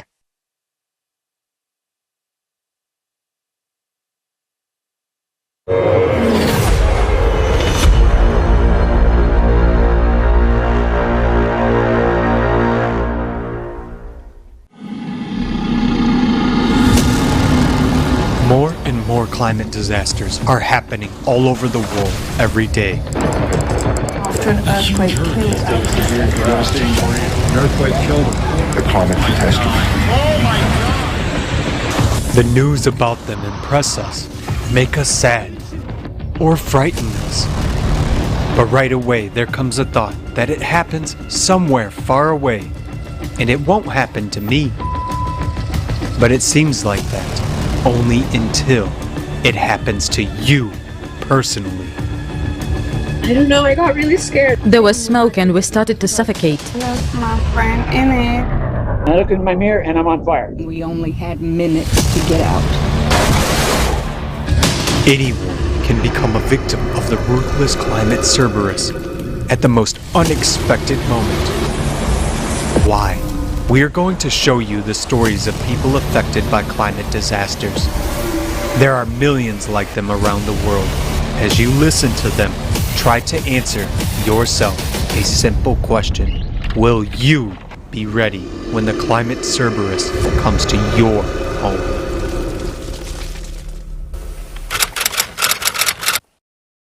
My name is Douglas Franklin Ryan, and I survived the McKinney Creek fire. We could see smoke over on the other side of the ridge, and at one point it looked like smoke had stopped and nothing but white clouds and steam were coming up, and then it just came over the mountain, was coming right down the hill toward us. I wasn't concerned about it. It was on the other side of the river, and it wasn't very aggressive coming down the hill. Then we noticed the hot spot at the very tail of it, and it jumped the river and then jumped the road. And so we had fire coming up on both sides of it. And so we thought we had half hour, 45 minutes to get out of there. We only had about 7 or 8 minutes in reality. And I ran in the house. There's a man named John Cogan in there. He was the uncle of one of my roommates. And I think he's 74. And I went in there, I said, John, we gotta go. He goes, I'm not going anywhere. I said, yeah. He goes, I've seen this a dozen times. I've lived here 30 years. I'm not going anywhere. He goes, if I leave here and I lose everything, it'll kill me. If I stay here and die, I'll have to take that chance. But he passed away in the fire. That and 5 dogs on the property. Why have the fires in California been getting worse in recent years, burning more forests and towns and making it harder to put them out? In '95, there was a malfunction in our planet's core. Because of it, magma rises from the Earth's interior, boils, and extends in volume. Its pressure upon the Earth's crust grows. Along the faults in the crust, there occurs degassing, release of gases from the planet's interior, and this causes fires. California is located precisely in such a fault zone. The increase in fires there is an alarming sign. It means that magma is rising in that area.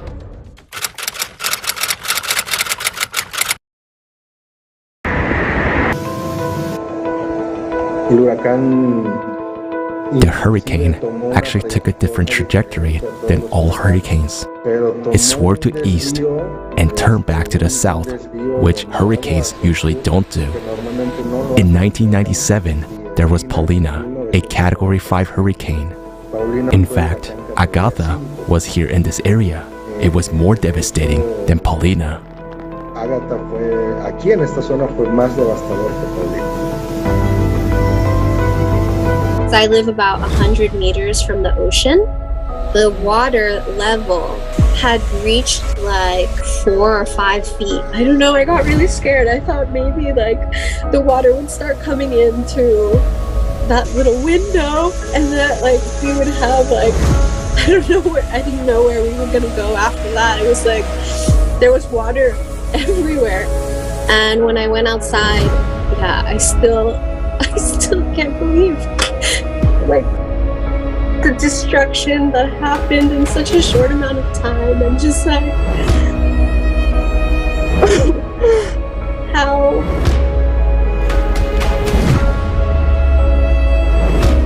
we all want to believe that we're always going to be safe, but that's not the reality.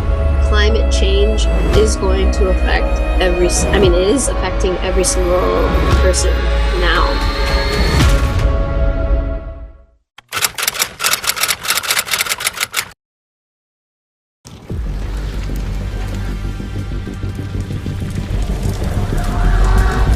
There was a fire on September 3rd. It started in the afternoon. You could see the smoke very far away. Then closer to the evening, everything just burned up in a blink of an eye.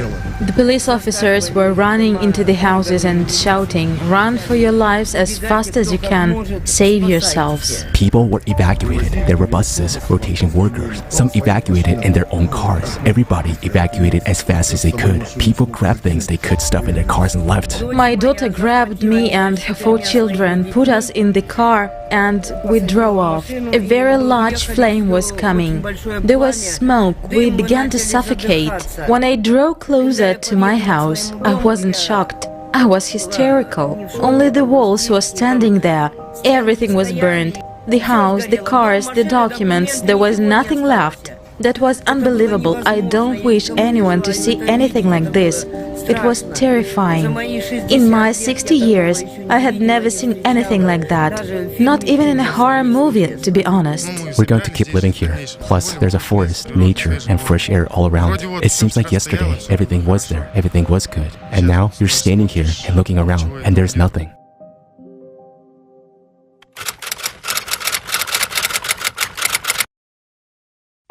It was something that we were not even expecting. Like, it just came within the blink of an eye. Like 24 hours ago, everything was perfect.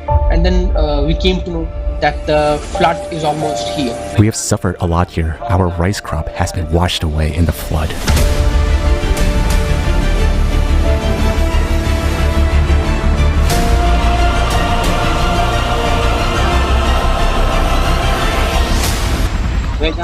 There was water all around us.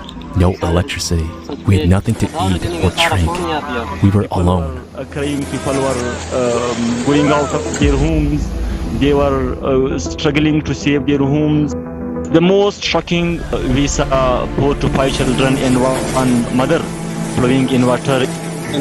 There was nothing to eat, only water, which we survived by drinking. Cattle were also dying of hunger. This is the whole scene before you. Our houses have fallen. We are just living under such an open sky. Across Pakistan, more than 1,000 people have been killed for the last 24 hours. There have been floods before, but it was not expected that there would be so much flood this time. This devastating flood in Pakistan, it's a wake-up call not only to Pakistan but to the world as well on the threats of climate change. And this record-breaking rain would devastate any country.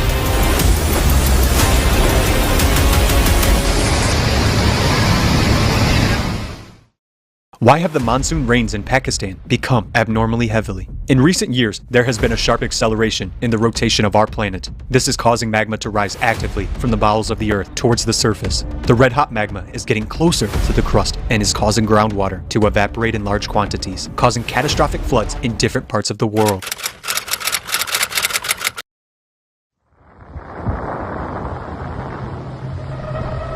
We didn't expect it. The weather was just clean. I've been here in the Netherlands for almost 36 years, and I've never seen a tornado like that before. This is insane. It can damage a lot, and what is next? Maybe it's gonna be in F2 or F3. What's it gonna do then?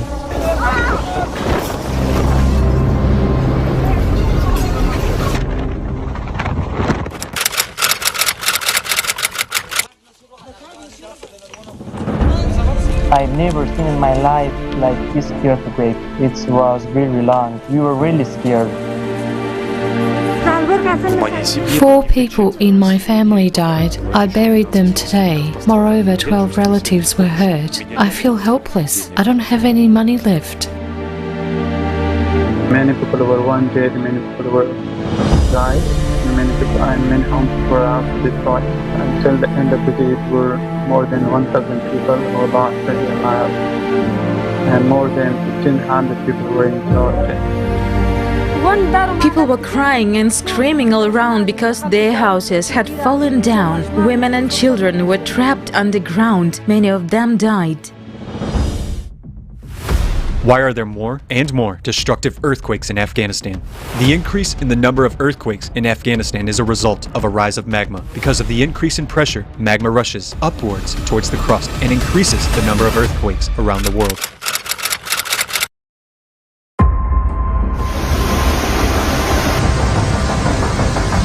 There was no prevention because it was not expected. Within 1 hour we were flooded. Usually that flooding might be caused by 2 days of rain. It is for the first time that I saw people desperately leaving their own homes to other places. That was the most shocking part for me. Imagine forcefully being asked to leave your own homes because of a natural phenomenon that you don't have any other thing to do, and becoming a refugee in your own city or displaced in your own city.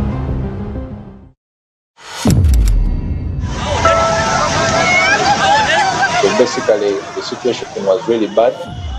Young kids got swept who are in these houses. We recovered many bodies. It just came with nobody aware. The area that they are working sank, houses sank, cars were taken off by water. I lost my friend in it, watched the car sink when I can't tell.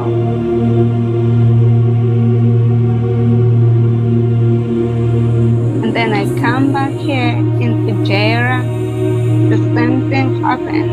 And I think this is continuing. It's gonna go from country to country.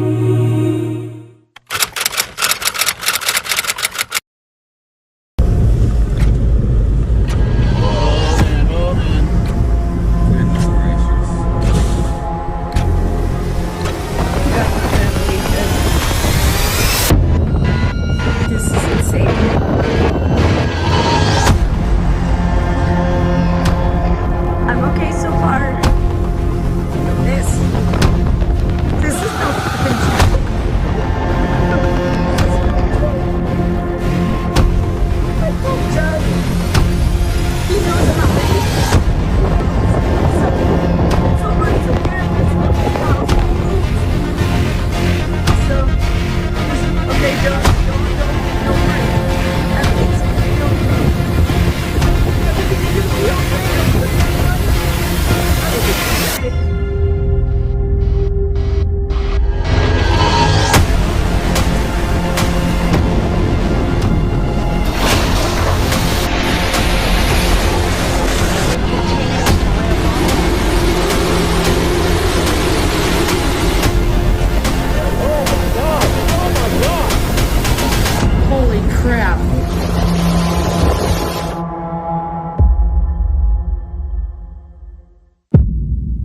Oh my gosh. I can tell you that I've been here 29 years. I've never experienced or seen anything like this. Our families have lost everything. It was intense fear, watching the water come up our street, knowing we only had minutes to get out.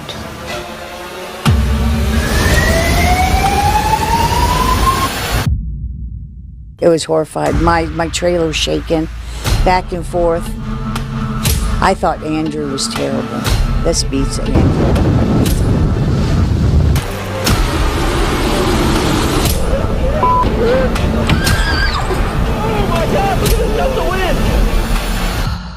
There are many people who do not have the resources to leave. I told my brother we have no choice but to survive or die. You know, if we don't get up and get our family to safety, you know, the worst could happen. So we did it. Outside, where Grandma, Minnie, baby. You left her out a message. Yeah, I just said, I love you. I don't know if we're going to make it or not. It's all underwater. It's very sad. I know that there was people screaming for help and people still on roofs. We don't have a place to go.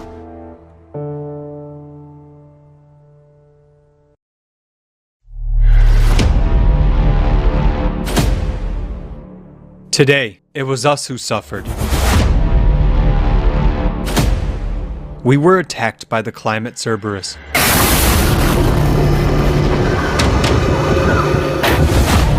It destroyed our homes, took our lives. But now, it's coming for you. Are you ready for its arrival?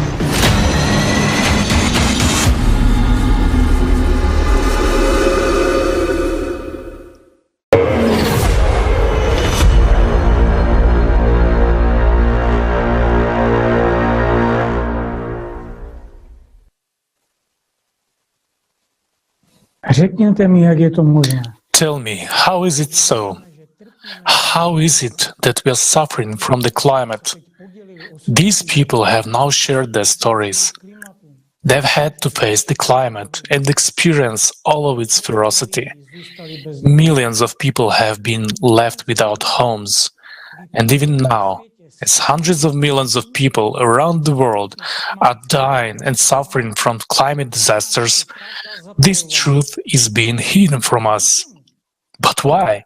Why are we not told the whole truth about what is happening to the planet? How long will we play the silent game? After all, even in the report on the future of humanity, it began to be removed just a week after it was released, after it was published. Who benefits from keeping us people in the dark? The answer is obvious. Those in power and their lackey scientists. After all, they are the ones who have been screwing us over the $4 trillion and continue ripping us off. You don't believe me? Look at your utility bills. Why the hell do I have to pay triple price for the same light and heat? Let the genius who came up with the green energy issue answer this question for me. Where are the benefits for the simple invention and for the common people, which give power to these swindlers?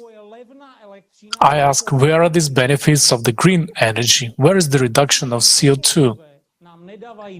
The environmentalists themselves are saying, we don't even have 10 years left, and in the mathematical model we've heard today, there are 14 years at least. So much for the future. I really wonder if the authorities of any country have started to budge. Have they done anything to save people during this time? I don't think so. Now, instead of consolidating everyone and everything gets crumbled and separated. You, Judas, have sold out.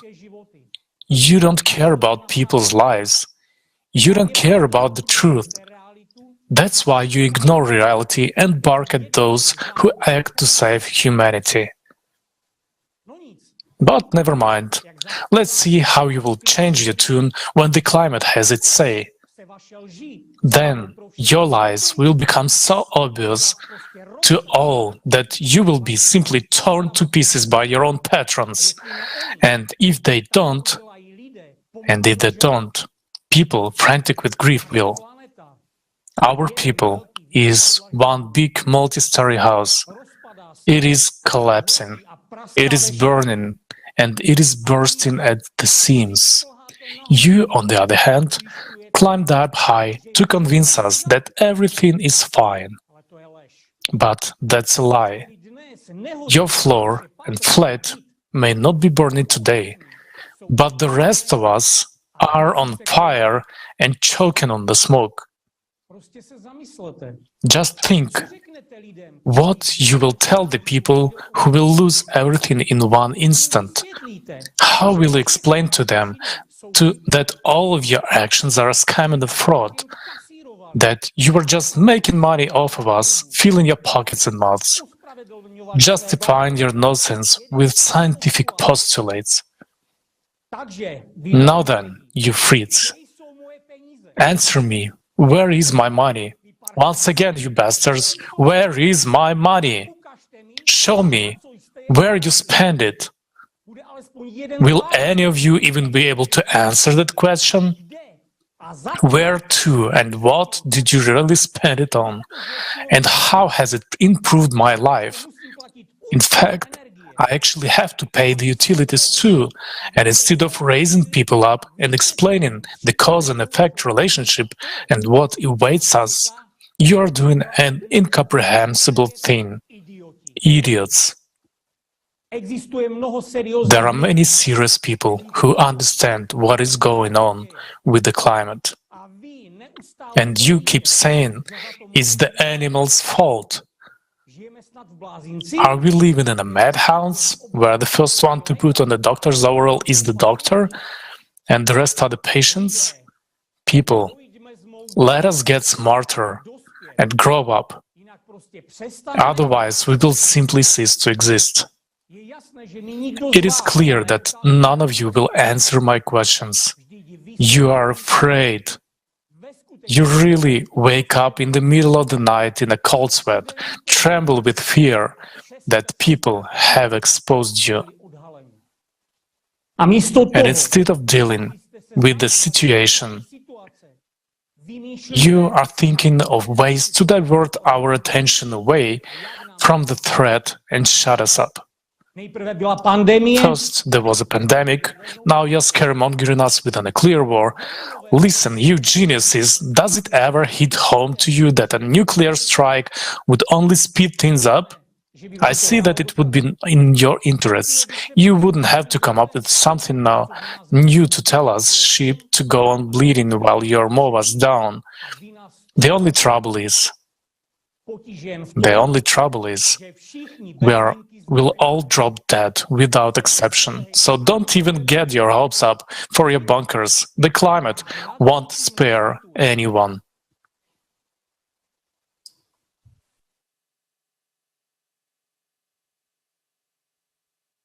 As you can see, we all live relatively comfortable lives on the edge of survival and an unknown future.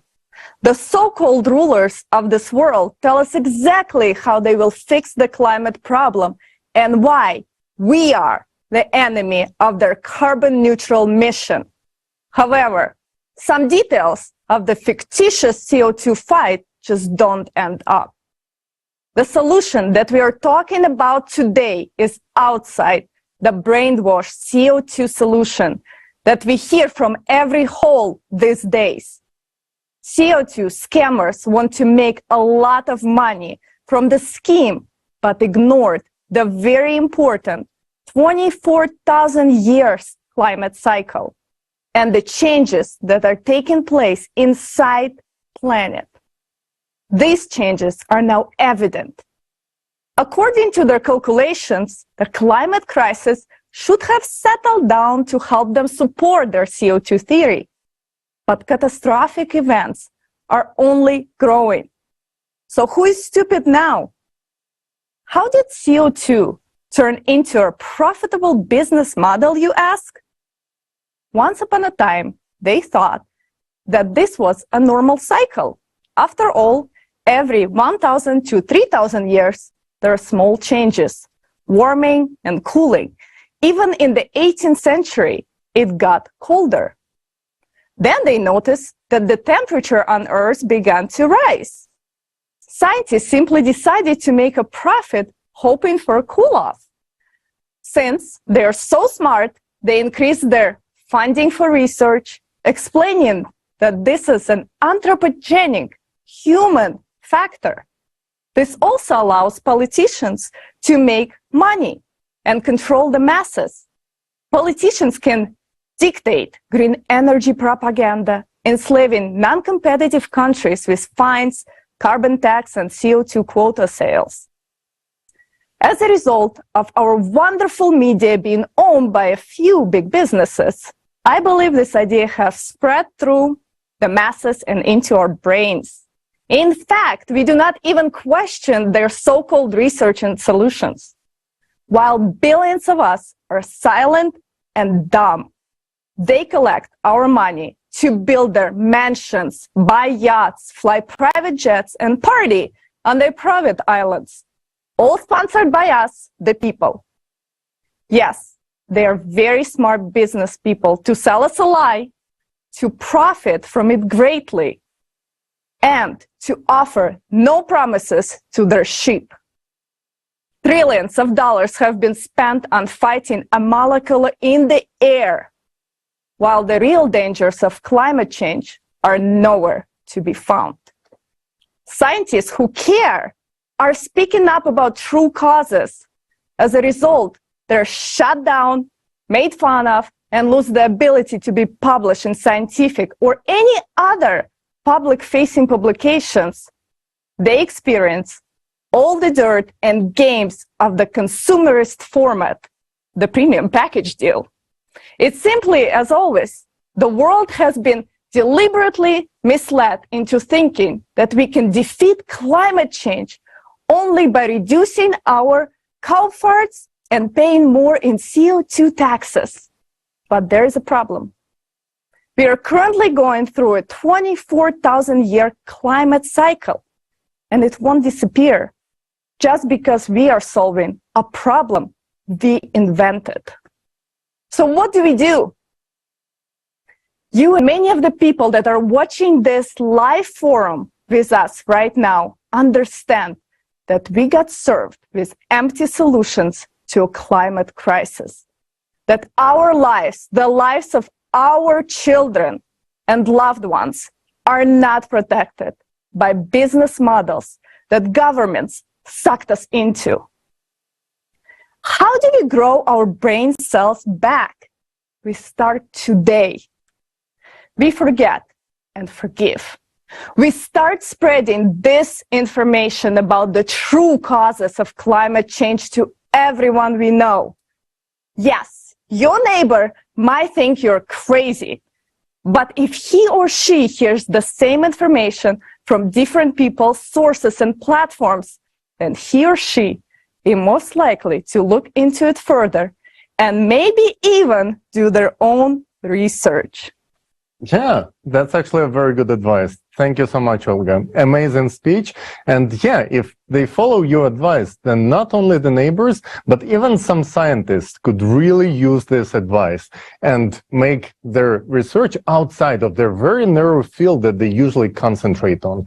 And here's what they might discover for themselves. Since 1996, there was a very first prediction model made, and it was noticed that synchronous changes were happening not only on Earth, but on other planets as well.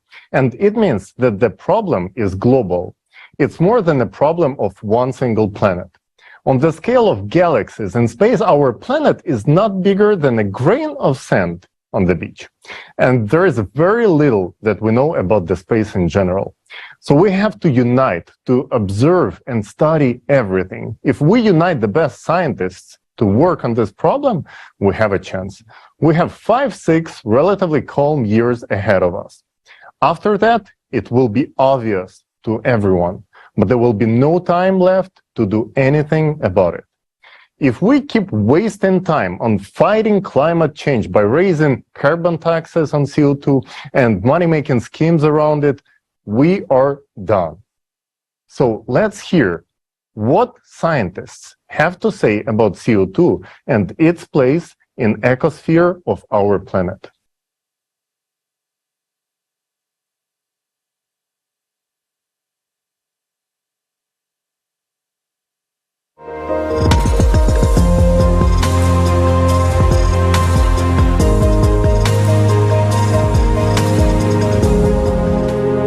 Anthropogenic global warming is a grandiose scientific scam of the 20th century. The hockey stick graph, I took one look at this graph and smelled a rat. Literally the greatest imaginable fraud one could find in modern science. This really is the most destructive conspiracy theory that has been invented along with anthropogenic climate change.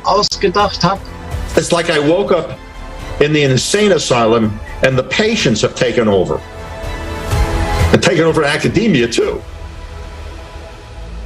Today, from every direction, we are being told all the time that man-made CO2 emissions are to blame for climate change. When you repeat the same thing day after day, it becomes sort of normal, accepted, as if taken for granted. In reality, it's not. But since someone is doing it, then someone benefits from it. So this model of the anthropogenic origin of the current global warming and its threat to humanity is a myth. A separate question is, who needs this myth and for what purpose? To fight CO2, they tell us to shut down plants and factories, stop heating our homes and filling our cars with gasoline.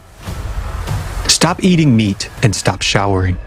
We are also told that we should breathe less, stop having children, and generally reduce the human population on the planet.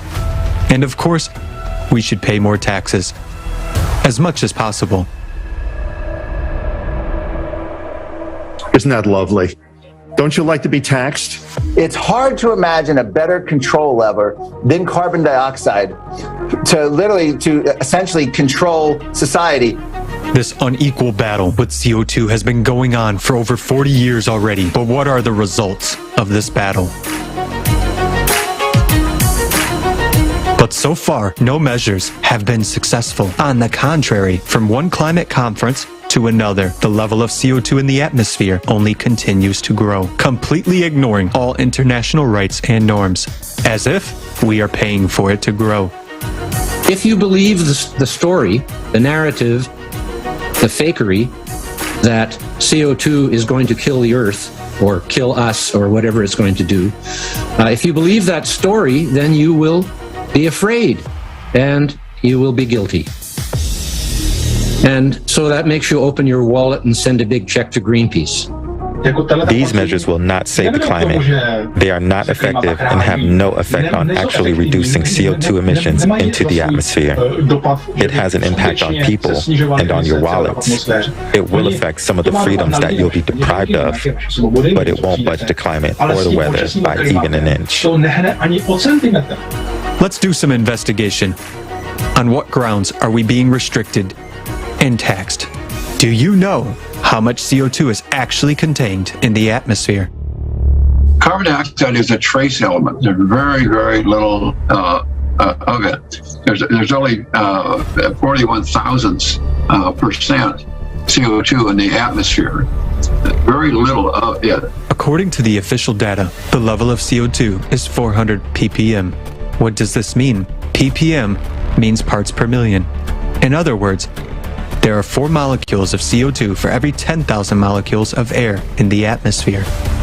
But we are told that these molecules trap heat coming from the Earth and warm the atmosphere. But how can 4 molecules trap heat for 10,000 other molecules in the atmosphere? How can such tiny concentrations have any effect on the climate at all? Even a school student would understand that they can't. That smaller rise could not possibly cause any kind of climate change. It's close to nothing. You double nothing, you still have nothing. Hold on a second, though. It's not just humans that add CO2 to the atmosphere. There are also natural sources such as oceans, volcanoes, trees, and marshes. How much CO2 does humanity produce then?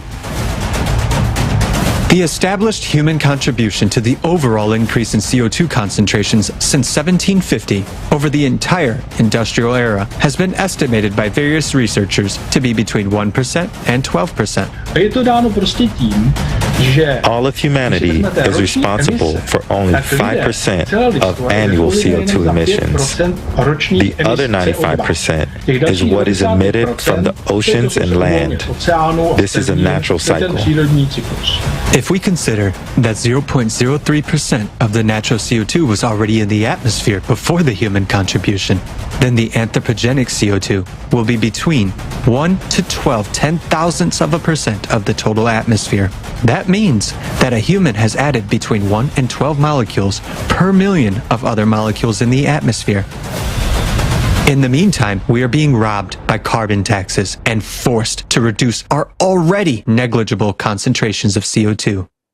Even if we stopped all the factories and plants in the world, and even if we stopped breathing, it would result in a CO2 reduction of less than 1 ppm out of 400 ppm by 2050. Meanwhile, disasters are already destroying lives and entire countries for completely different reasons. CO2, let alone humans, has no effect on warming whatsoever. There is no correlation at all between carbon dioxide and global warming. And we had a period of global cooling from about 1945 to 1980, during a time when CO2 was rising rapidly. And so there's no correlation here at all. If you look at the data over the past 160 years, you will see that despite all the efforts of humankind to emit more CO2, this gas could not decide whether to heat the atmosphere or cool it. Similarly, before the industrial age, the planet heated and cooled on its own, without any help from humankind. What effect is CO2 having on global temperatures right now? In 2019, during the pandemic, humankind significantly reduced its CO2 emissions. The entire world was under quarantine. Plants and factories were shut down, and the air in cities was cleared of exhaust fumes. However, the concentration of CO2 in the atmosphere continued to grow regardless of the quarantine. If there was a human effect, if the humans were causing this rise in the rate of rise, then when humans stop using hydrocarbon fuels for some significant period, as we have two examples now, 2010 and now recently, then you should see likewise a change in that curve, a slowdown in the rate of rise in that curve. But this is not observed whatsoever. The main orchestrator of atmospheric CO2 is the ocean.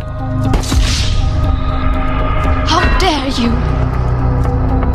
Since about 95% of the Earth's carbon dioxide is dissolved in its waters. When the ocean heats up, it releases CO2 into the atmosphere. First comes the change in the sea temperature. A little bit later, the land temperature red. And then about 1 year, 11 months or 10, 11 months, the carbon dioxide changes. And when temperature at the sea goes down, the carbon dioxide goes down 10, 11 months later. In other words, the increase in carbon dioxide is a consequence of the heating, not its cause. And humanity has nothing to do with this process, nor does it have anything to do with climate change. But if CO2 increases naturally, it must intensify the greenhouse effect anyway, right? That is absolutely not the case. The most important greenhouse gas is water vapor, whose content in the atmosphere is 50 to 100 times more than all the CO2. And it is water vapor that creates up to 95% of the greenhouse effect.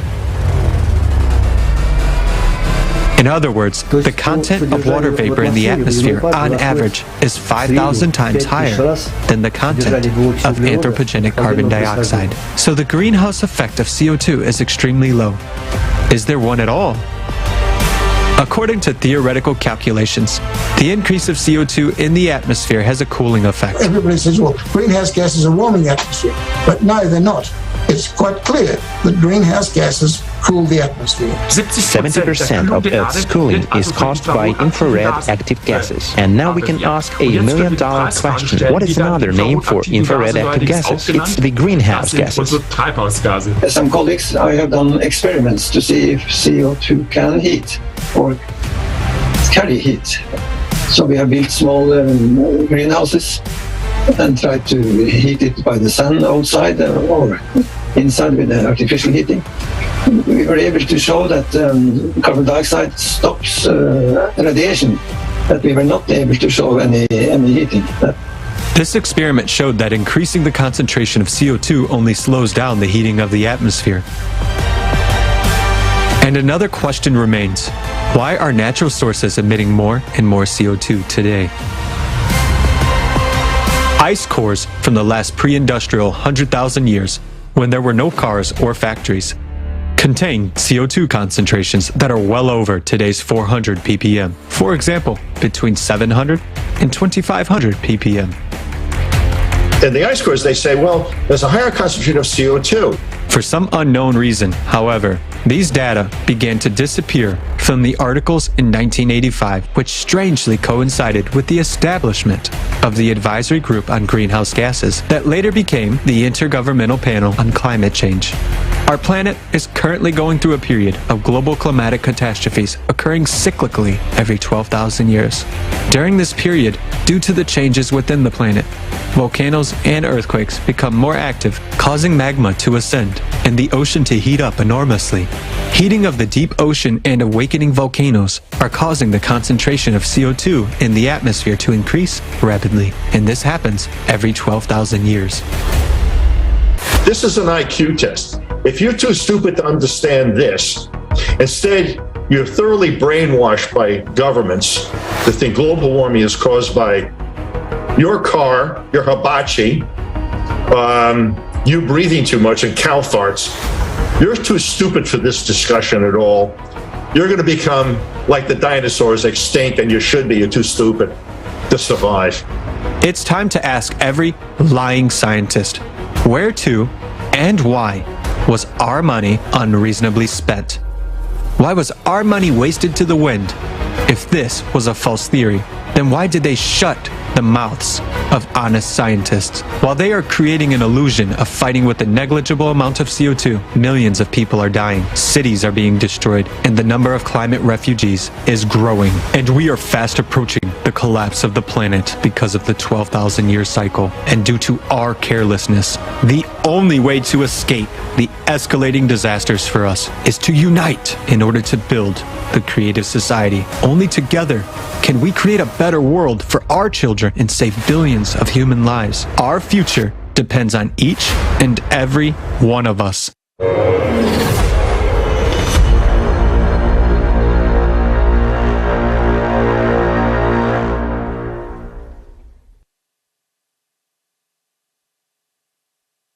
What an amazing video. As you have just seen, the theory of human-made climate change is a proven fake. Just like the weapon of mass destruction in Iraq, we have been brainwashed with the image of the enemy, and we must sacrifice our well-being and trillions of dollars to fight that enemy.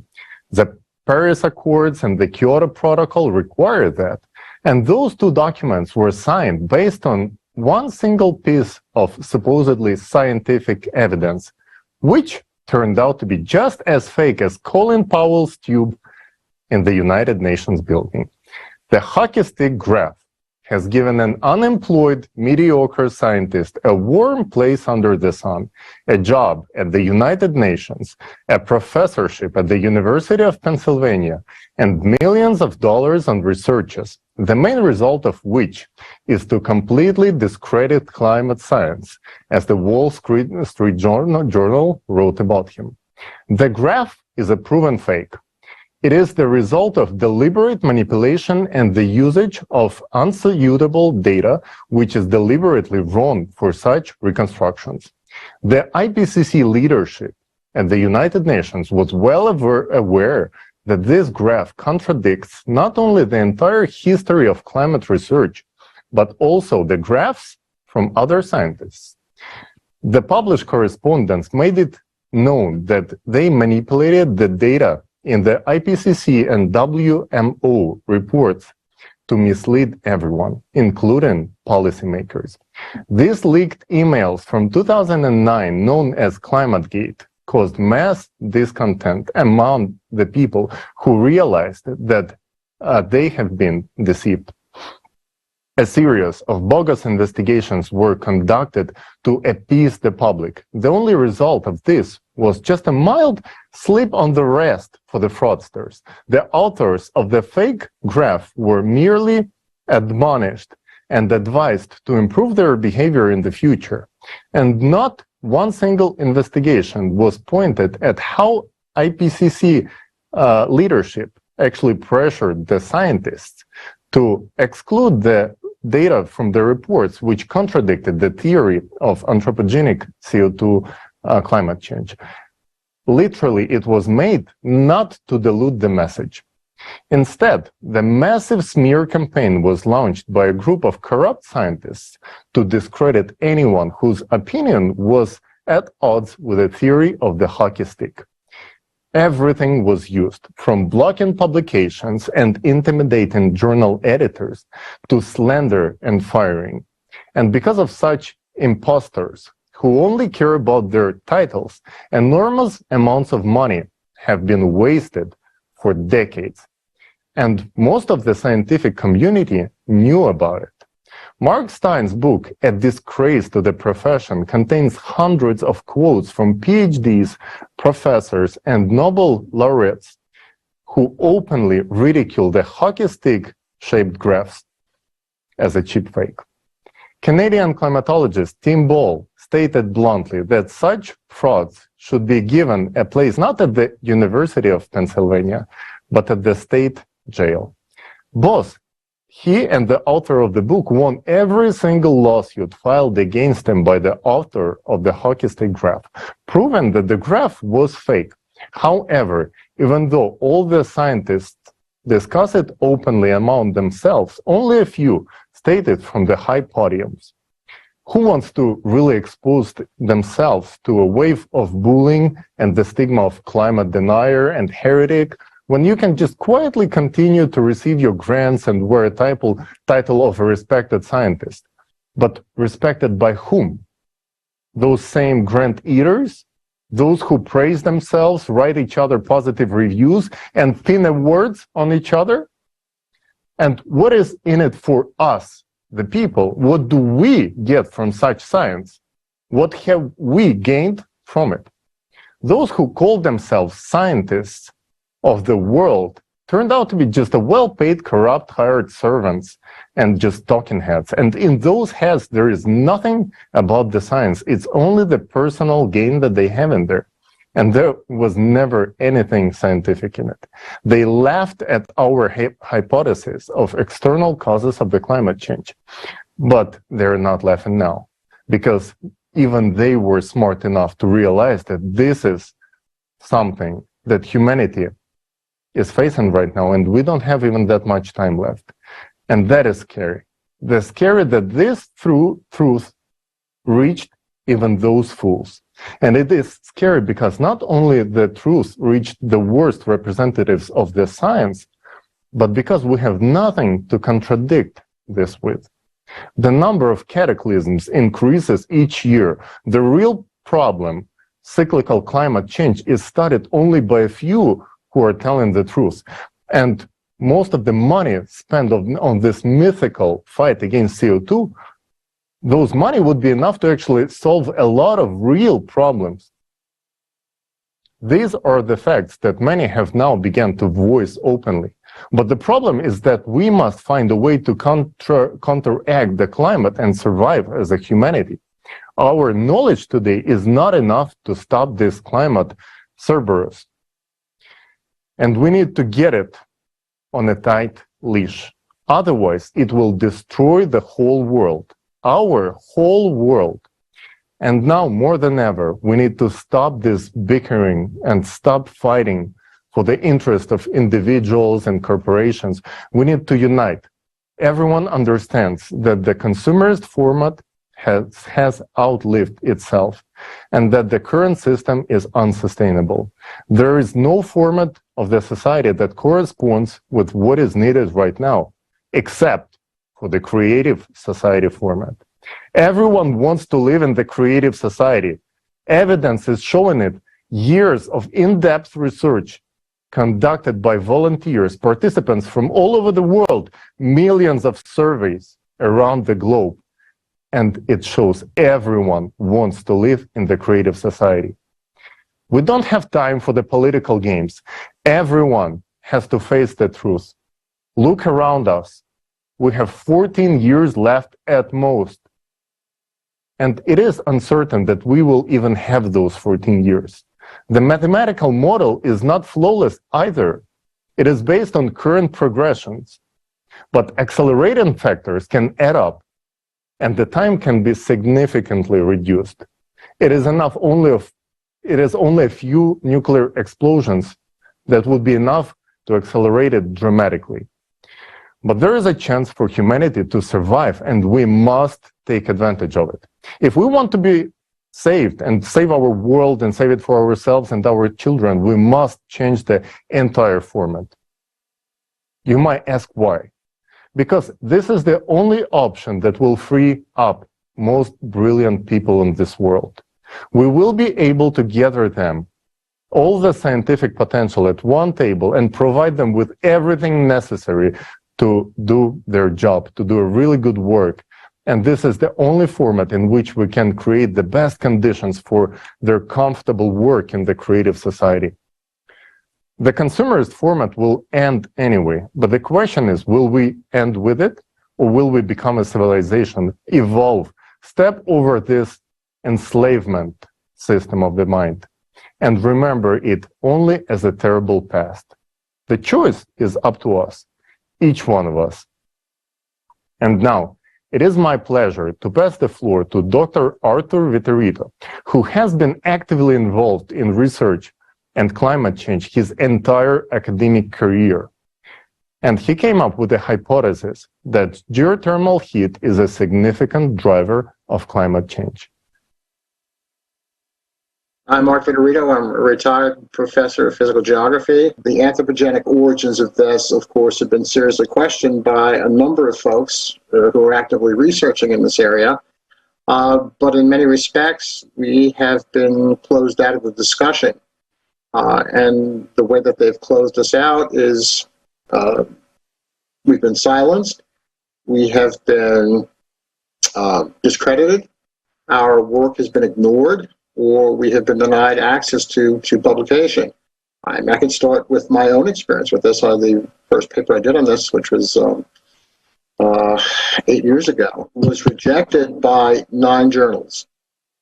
I sent my research to 9 quote-unquote top-tier journals. 5 of the 9 journals wouldn't even review it.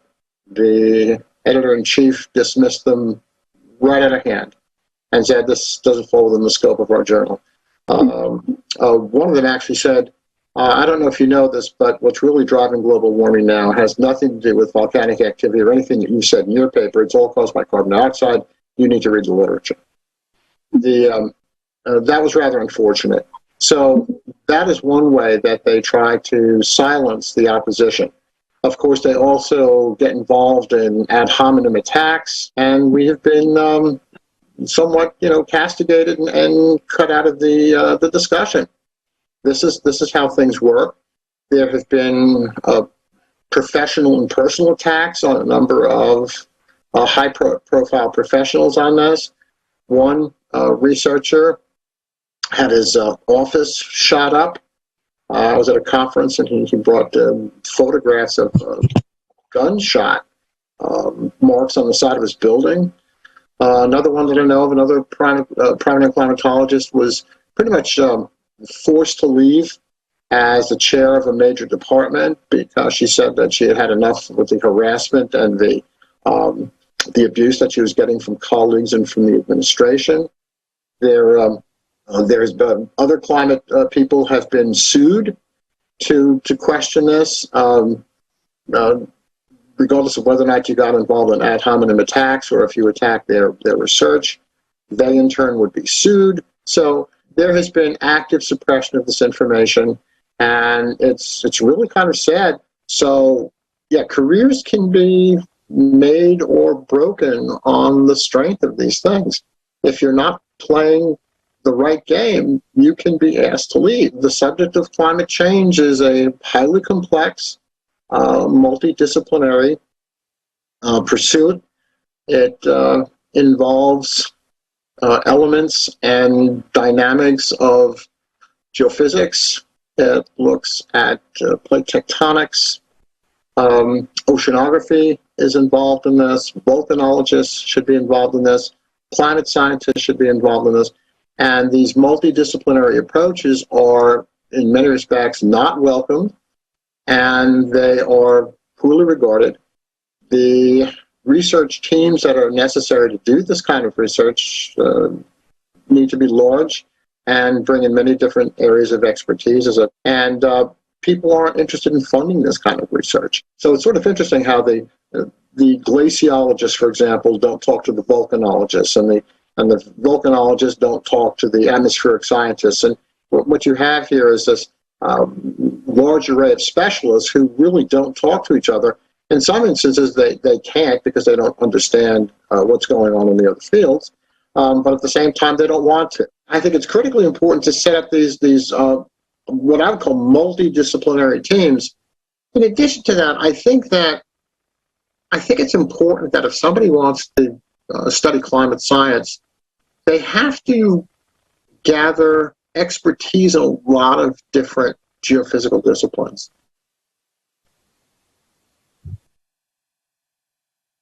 Thank you, Professor Federico. Blaming CO2 for climate change is a scam of the century. As you have heard, if anyone speaks against this narrative, the individual faces consequences in today's present society. If the truth is suppressed. Here's an experience that I have gone through after presenting the report for Rotary last month. Rotary is a great organization. They have real heroes whose deeds are exemplary. You have heard from some of them. But among them are also those hiding in the shadows and exploiting Rotary's name in their own interest. And today, I want to talk about the dark, in fact, truly disgraceful individuals in their organization. About a week after the Rotary report was published, an individual, let's call this person Karen, from the Environmental Sustainability Rotary Action Group, sent an email to my employer's leadership titled, Damage Control After Rotary Caught by Climate Disinformation Scam. Your staff involved. In short, she disagreed with the views in the report and wrote this unethical, disturbing message behind my back, hoping that my employer would take a punitive actions. To make a case, Karen from Rotary accused a creative society, use a Rotary's name, tricked a past president to boost attendance and credibility of the event where climate change disinformation was presented. And that creative society tends to trick people, referencing a BBC smear article. In addition, Karen asked whether my employer is aware of my participation in this event and asked how they will address this disinformation campaign because she stated that it would reflect not well on my organization.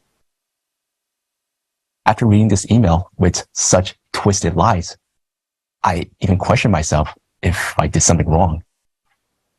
I didn't even know what the consequences would be. What should I expect from my employer? Will I lose my job? Will I be able to feed my family? A couple hours later, I had a call with the vice president of my employer. I confirmed that I presented the report about the recent progressions of natural disasters and the true causes of climate change, not the anthropogenic CO2 theory. I stated that these are my views and I wasn't taking back my words. But what was really disturbing was that Karen's insinuations that my voice appeared to be dubbed as my mouth movements or body were not aligned with the sound and that my image could have been hijacked. She questioned whether I was a willing participant. In fact, in addition, offered a plan to back out. I just had to say my image was hijacked or it wasn't me. The ugly side of the story. To keep up, offer him a way out. It reminds me of the story with the 30 pieces of silver. And we all know how that ended. I think Karen very likely used this type of dirty tricks in the past, offering a back out option to individuals who spoke against her interest. By doing so, she attempted to discredit the whole report. And this scheme was probably effective. If you say something against her opinion, even if the truth is spoken, you will be punished so that the next time you will not open your mouth and others would stay silent. To be clear, I am a participant of the Creative Society. I myself, on behalf of the Creative Society, invited by Rotaract Atlanta, presented the report. Now, the main purpose of her attack. Karen disagreed with the report on the true causes of climate change. Therefore, she called us climate deniers and wrote the Creative Society is spreading disinformation and causing confusion by denying contribution of fossil fuels to anthropogenic climate change. They insist that volcanic activity, not anthropogenic release of CO2, is responsible for climate change, so any money spent to reduce CO2 emissions is wasted. In fact, after the report, Rotary members also started to question why they're not involved in studying the true causes of the climate change and if the existing climate programs should be reevaluated. Clearly, her interest and programs of her sustainability group in Rotary were hurt, since the report did not support blaming CO2 for climate change. And because her agenda was threatened, Karen threw a fuss in Rotary, then wrote lies in nasty emails to pull strings in secret, just to push through her own interests. Sadly, many people probably look up to her as she has served as a public speaker, a Rotary's ambassador. Yet what kind of character does she display? It isn't ethical to quietly pull strings through my employer, is it? Should an individual's freedom of speech be threatened just because the other side disagrees? And there's another question. Were Karen's actions coordinated with the Rotary's club? There are undoubtedly Rotary members, such as the one who spoke today, who would make the name Rotary sound proud. But unfortunately, Karen has shown that in Rotary, there are also self-serving, low characters, those who drown others on their way for the benefit of few, regardless of anything about facts or even about the future of humanity. The actions of Karen from Rotary have shown the ugly face of the famous club, and millions of people are hearing about this in 150 languages now. But thank God, my employer has good people and provided an opportunity to respond to these shameful lies. I stood firm, explained my position, and they respected my views. I'm proud to work for my organization and appreciate the wonderful leadership who treats employees as humans and do not follow the lead of such bullies. It is worth noting the broader implication of this incident. I'm an ordinary citizen who spoke in public. Someone didn't like the message, it hurt someone's personal interest, and look what has happened to me. Intimidation and threats to my rights. And this has happened in a country where freedom of speech is supposed to be guaranteed. Note that I presented not an opinion, but finding from research, facts, and data analysis from top scientists on a very serious topic. In this environment, with so much meanness and such violent characters as Karen, why would any true scientist speak the truth in public? Many have indeed been threatened, ostracized, and forced to be silent for a very long time on the disinformation of blaming CO2 for climate change. With us are scientists, thousands of the smartest people on the planet, enduring, faithful to all humankind, defending the future of every person to the last.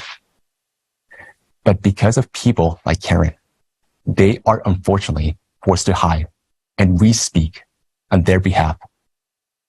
Otherwise, as it was to me, dirt and threats will be thrown, and they will not be able to conduct the research. You will be surprised how big some of the names are.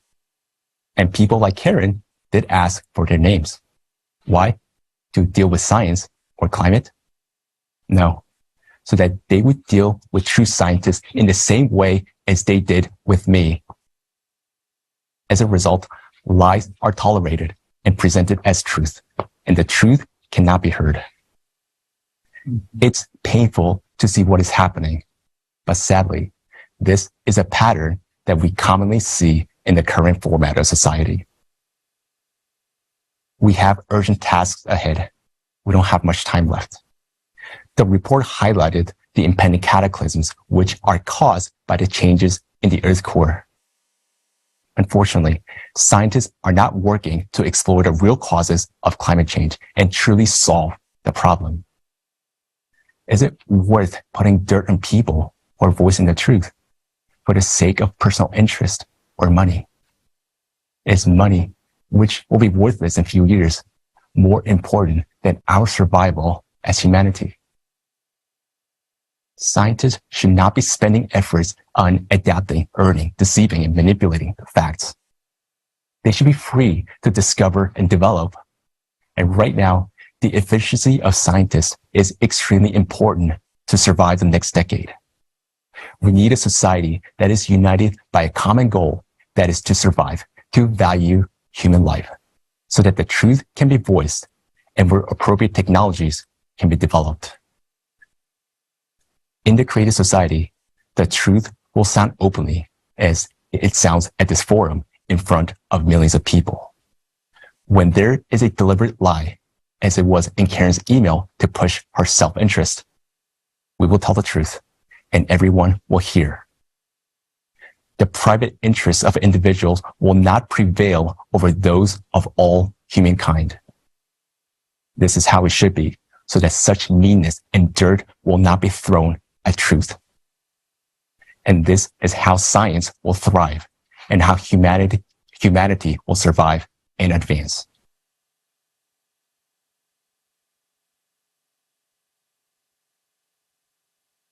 Thank you so much, John.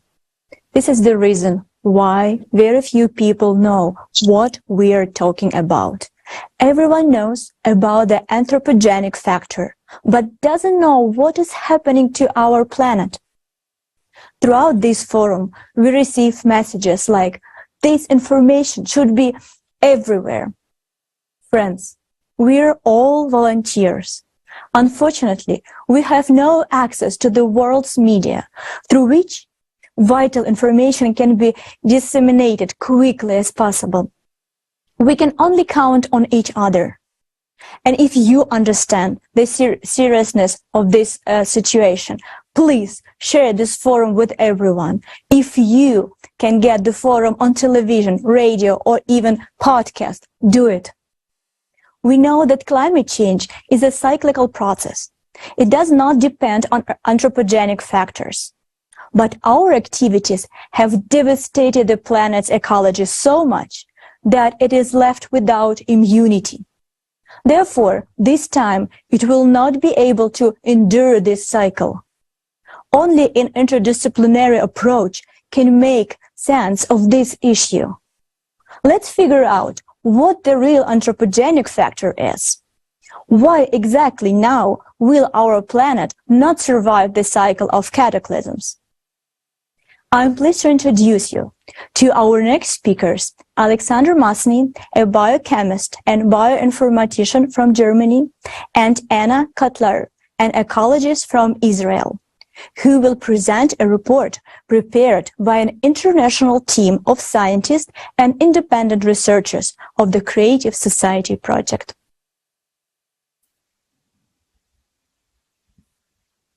Hello, dear friends. I'm honored to be present today at such a large-scale international forum. Hello, friends. Yes, the crucial information for the whole of humanity is being revealed. What we have heard today at the forum is really shocking. The presented mathematical model of the escalating climate disasters leaves no doubt that urgent action is really needed. In the previous cycles, the planet also faced severe climatic shocks when no more than 10,000 people survived. But humanity continued to exist. So why are we now saying that the planet will not pass this cycle? And that not only will humanity disappear, but the entire planet will perish and become like Mars? What has changed? What exactly helped our planet to survive the previous cycles? The thing is that our planet's ecosystem is its immunity, and it has been forming throughout the Earth's history. Exactly in the ecosystem, there are embedded compensatory mechanisms capable of dampening or mitigating cosmic impacts. One of such mitigating mechanisms is the ocean ecosystem. For example, the Great Barrier Reef that has been forming for 25 million years. How many cycles of cataclysms has it survived? But right now, researchers are saying that it's on the brink of destruction and there is no chance to save it anymore. Meanwhile, the Great Barrier Reef protects the eastern coast of Australia from storms and typhoons and mitigates the force of tsunamis. It is also the home for filter feeders that can filter the entire volume of the Pacific Ocean within 5 years. Disappearance of reefs disrupts the integrity of the entire oceanic ecosystem because everything on our planet is interconnected, and a destruction of even one part causes an imbalance in the entire system. This is only one example of a compensatory mechanism, although there are numerous. However, by our actions, we ourselves have destroyed the protective functions of the planet and deprived it of the ability to withstand the climate threat. This is the real anthropogenic factor. I suggest watching a video produced by the international team of volunteers of the Creative Society Project. It contains facts that vividly demonstrate how quickly our irresponsible actions can disturb the balance on the planet.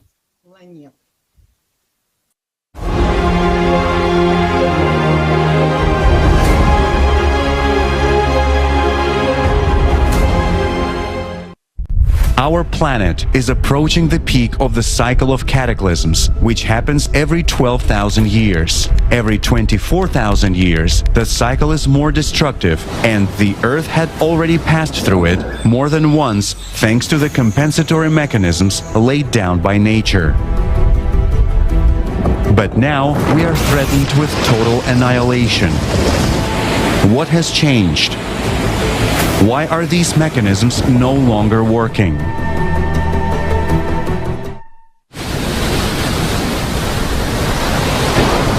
Ocean. The ocean covers 70% of the Earth's surface and is the regulator of the Earth's weather processes. But why is it unable to cope with its functions today? Cosmic radiation affecting the Earth at the peak of the cycle causes changes in the planet's core and results in the ascent of magma. This, in turn, rapidly heats the ocean from the bottom up, leading to catastrophic consequences. Even today, the frequency and severity of typhoons, tornadoes, and floods have increased. The heating of the ocean kills both phytoplankton, which produces up to 80% of the planet's oxygen, and coral reefs, which protect coastal areas from severe storms. The death of corals contributes to the mass extinction of ocean flora and fauna. It's the result of global climate change. And humans are further accelerating the death of the ocean by polluting it with oil and petroleum products, sewage, chemicals, mercury and other heavy metals, radioactive waste and plastics. Every year, as a result of spills from tank vessels alone, over 10,000 tons of oil get into the world oceans. That's besides 730 million tons of wastewater and about 14 million tons of plastic waste. Today, as much as 88% of the surface of the world oceans is already polluted, and this process keeps escalating steadily, turning the oceans into a toxic solution. In order to neutralize chemical pollution, oxygen is needed. As a result, in areas with high concentrations of pollutants, the oceans not only stop releasing oxygen into the atmosphere, but they also start absorbing it. Forests. Because of climate change, abnormally high temperatures, prolonged dry periods, increased number of lightning strikes, and degassing from the Earth's interior, the number of devastating wildfires is increasing, causing massive forest loss.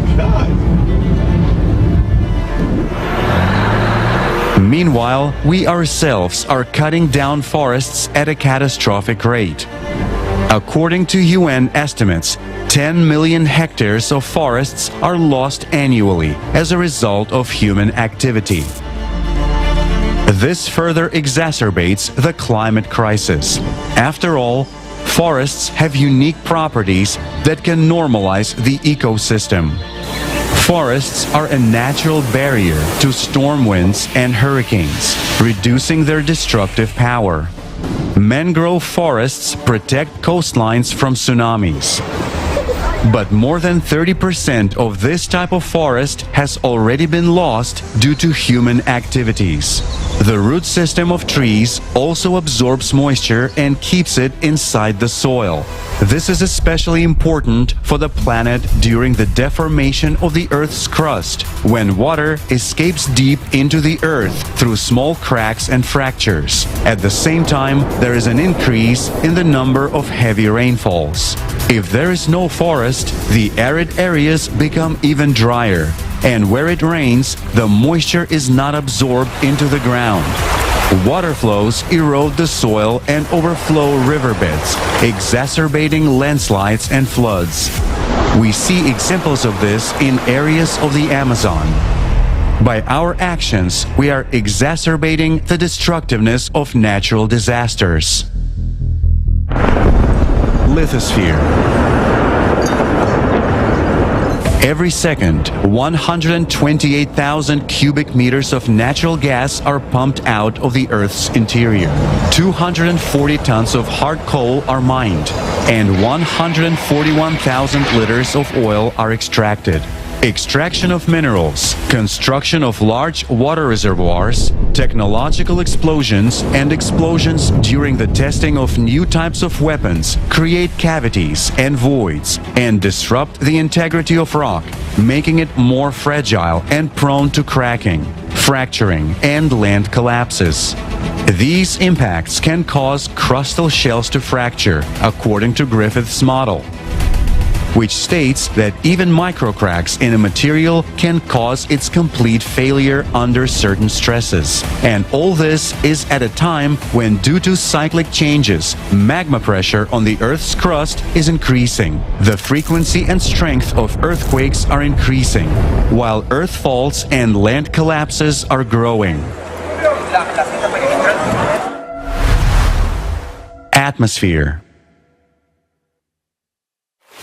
The atmosphere protects all life on the planet from cosmic radiation.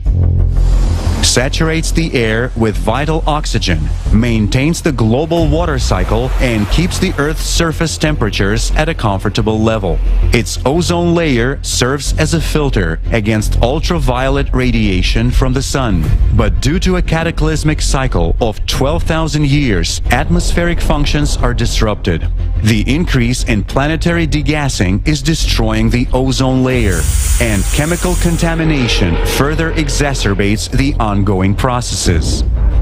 According to a study published in the PNAS journal, iodine, which is present in anthropogenic emissions, has a destructive effect on the Earth's ozone layer and slows its regeneration. Short-lived compounds such as dichloromethane also deplete ozone. Fuel combustion in space missions and space debris reduce the protective functions of the atmosphere. Ecology is the immunity of the planet, and defense mechanisms only work when immunity is strong. But we humans have violated the integrity of the ecosystem, and therefore compensatory mechanisms no longer work. In this state, our planet is unable to survive the peak of cataclysms. We need time to restore the ecology, and that's something we don't have. We no longer have time for disagreement, for enmity with each other, or for the consumerist format of society. Because climatic cataclysms are escalating, and we are only a few years away from their peak.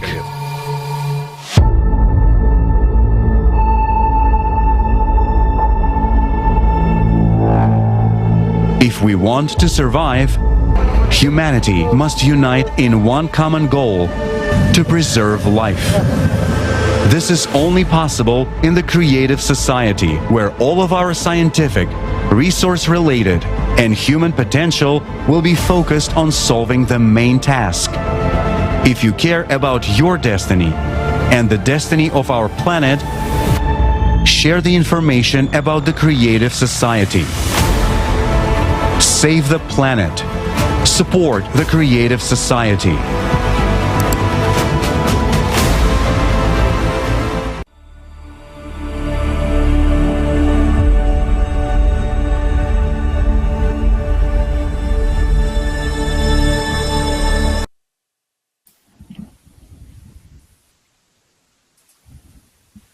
We have exhausted the planet with our actions to such an extent that its protective functions have ceased to activate. That is why we are entering a cycle of climate catastrophes so intensely and harshly. The planet has turned into a garbage dump. Every year we dump more than 2 billion tons of waste. Moreover, the mass of plastic waste alone, which is thrown away within 1 year, exceeds the mass of all human beings on Earth and amounts to about 300 million tons. 90% of plastic waste is not recycled but accumulates and poisons the planet. There are 36 megacities on the planet today, and their number is constantly growing. Just imagine, almost a half of the world population lives on 1% of the planet's surface area. All of this creates a tremendous point load on the lithospheric plates and increases the risk of fractures in the Earth's crust. Just think, what would happen if you put pressure on a single point of the body? For a very long period of time, it would cause a disruption of blood circulation and consequently tissue damage and death, meaning necrosis. The same thing is now happening to our planet. At the same time, we have lost 1/3 of our woodlands, and this is only according to official data. We cut down forests at a speed of 1 football field per second. The destruction of woodlands triggers destruction in all the ecosystems. Forests influence the distribution of moisture and production of oxygen, as well as mitigate climate change. They are a home for animals. Every year, 137 various species of plants, animals, and birds disappear due to the global loss of forests.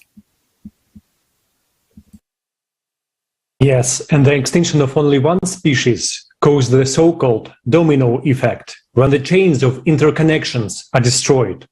We have no idea how everything is interconnected in the nature. I will give you a simple example. Ordinary worms in the ground. Do you know that if these worms disappear, we will live for 2 years at the most? Another example, mosquitoes. Many of us thought that it would be great if all of them disappeared. But if it happens, 4 years maximum, and then we disappear after them. Every species contributes to the ecosystem throughout its life.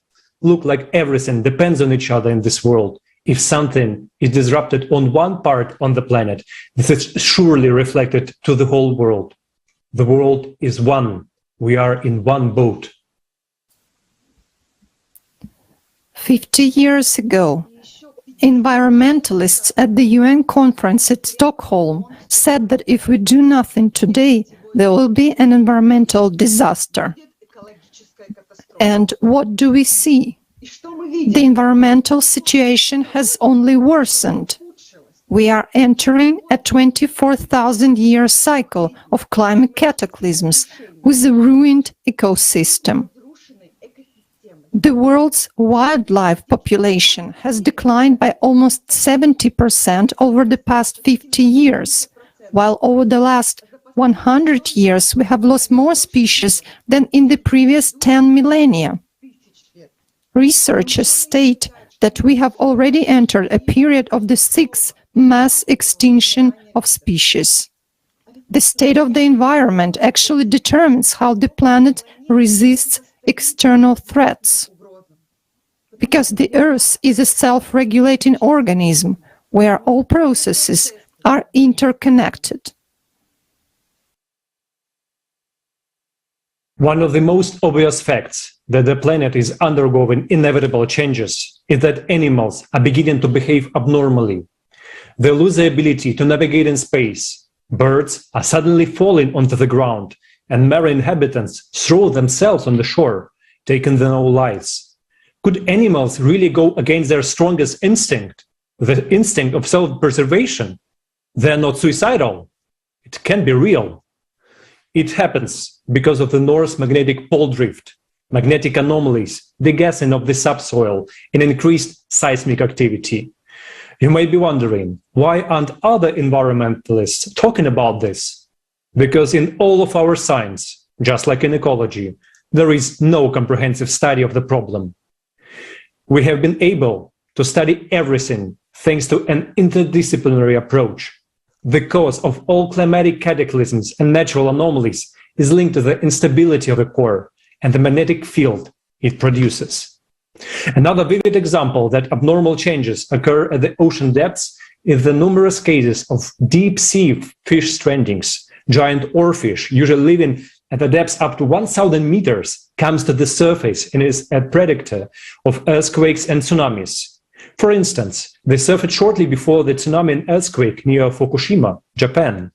The frequency of their stranding since 1995 has increased dramatically. Because of changes in the core, the geophysical parameters of the planet change as well. Magma comes up to the subsoil and the Earth's crust, and ocean warms up. So does the atmosphere. And where our planet responses is triggered. As a result of warming, methane and CO2 are emitted. So as temperature rises, the ocean starts emitting CO2. Swamps also start emitting CO2, another dangerous combination of gases, instead of working as natural filter. And the most interesting thing is that even this small amount of forests that we still haven't been able to cut down are now also functioning in a different way. They have started to emit more CO2 than they absorb. Scientists have found and recorded this everywhere, which means it is a natural mechanism in plants as a reaction to changes occurring on Earth. Thus, CO2 increases regardless of human activity. It's our planet's response to external impacts. Contrary to popular beliefs, CO2 does not heat the atmosphere, it cools it. It's just physics. And there is another important point. Where does the CO2 flow to? Into the atmosphere. The lower layers of the atmosphere heat up, the upper layers cool down, As a result of the temperature difference, the atmosphere condenses. In other words, kind of a barrier, a bumper is formed. This is one of the planet's protective functions. All these are separate puzzles of the whole picture of cyclical climate change. I would like to emphasize that it's very important to view the processes on Earth in an interdisciplinary way, meaning holistically. It's necessary for scientists to hear each other, to work together with their knowledge and experience to solve the current challenge. And now we don't have science as unified as it used to be. Everyone researches their own specific field, and they don't notice anything outside of it. So there is no comprehensive view. The problem is that science now does not work for the benefit of society. Modern science is 90% of grant seekers and plagiarists. They report only what is beneficial to certain individuals. And the best minds, unknown to the general public, work for the military industry. In order for science to serve society, we need to give scientists back their freedom of action and let them out of secret design bureaus. This is only possible in a creative society. The ecosystem is the immunity of our planet, while the climate cycle is like an epidemic.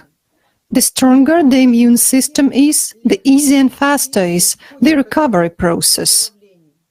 It's like a virus. It's not a virus that kills, but the complications that develop. Ecology is not the cause of climate change. It's a cause of deadly complications. In the previous cycles, the environmental situation was much better than it is now, and geological studies confirm that. Yes, the planet was shaking, there was nothing to breathe, and the ocean was almost everywhere, but people survived. Whereas now we have the worst situation ever. Those people who sincerely try to save the planet deserve true respect. They come out to mass demonstrations, hold various actions, sort garbage, and restrain their comfort for the sake of the common good. And it makes me tearfully sad that all these actions are totally pointless. In the consumer society, corporations skillfully manipulate and exploit the genuine aspirations of people, turning eco-activists into eco-terrorists. They urge people to commit acts of terrorism and vandalism in order to attract public attention and raise more funds. People are prompted to commit crimes in the name of activism, whether by sticking their hands on works of art, delaying traffic, or interfering in the lives of ordinary people. Unfortunately, the goal of eco-activists is often not to protect the environment, but to receive concrete material benefits. There have been documented cases when companies fight for markets by sponsoring the actions of activists against their competitors. Basically, eco-activism has turned from a real movement to save the planet into a trivial extremist organization. People's attention is diverted from the true cause of the changes that take place, and we are deprived of the opportunity to confront the real threat. We are not saying that environmental problems should not be solved, but it's important to set the right priorities. Would it help a fatally ill person to recover if we apply lipstick and false eyelashes on him and do some cosmetic treatment? Our planet is actually such a severely ill person.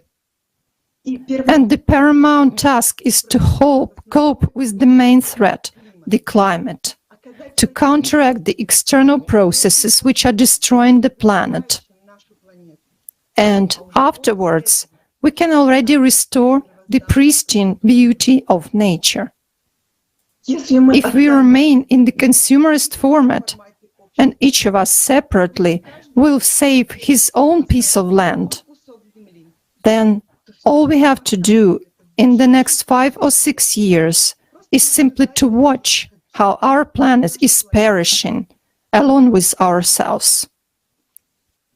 We should act together, and we should act already now. I will repeat, because of the climate impact, we don't have even 10 years. According to the mathematical calculations presented at the forum today, the planet will die due to the hydraulic impact in 2036. But we should not count on this time period because the growth trend is very fast. While the planet's defense mechanisms are so destroyed that we will die much sooner than the hydraulic impact takes place. We have neither time nor technology to resolve all the environmental problems in a short period of time. And we have no time to dissipate our attention. A lot of organizations now busy with saving individual species of ecosystems or animals. Some are saving pandas, others the Amazon forests, still others are saving dolphins and whales, while some are not saving anyone, they only fight technological progress. If we keep pulling the wagon in different directions, it will not move. People who are not indifferent should unite and start acting for a single common goal: salvation of humanity. And we can do this only on the Creative Society platform. It's not our own idea, it's a project of all of humanity.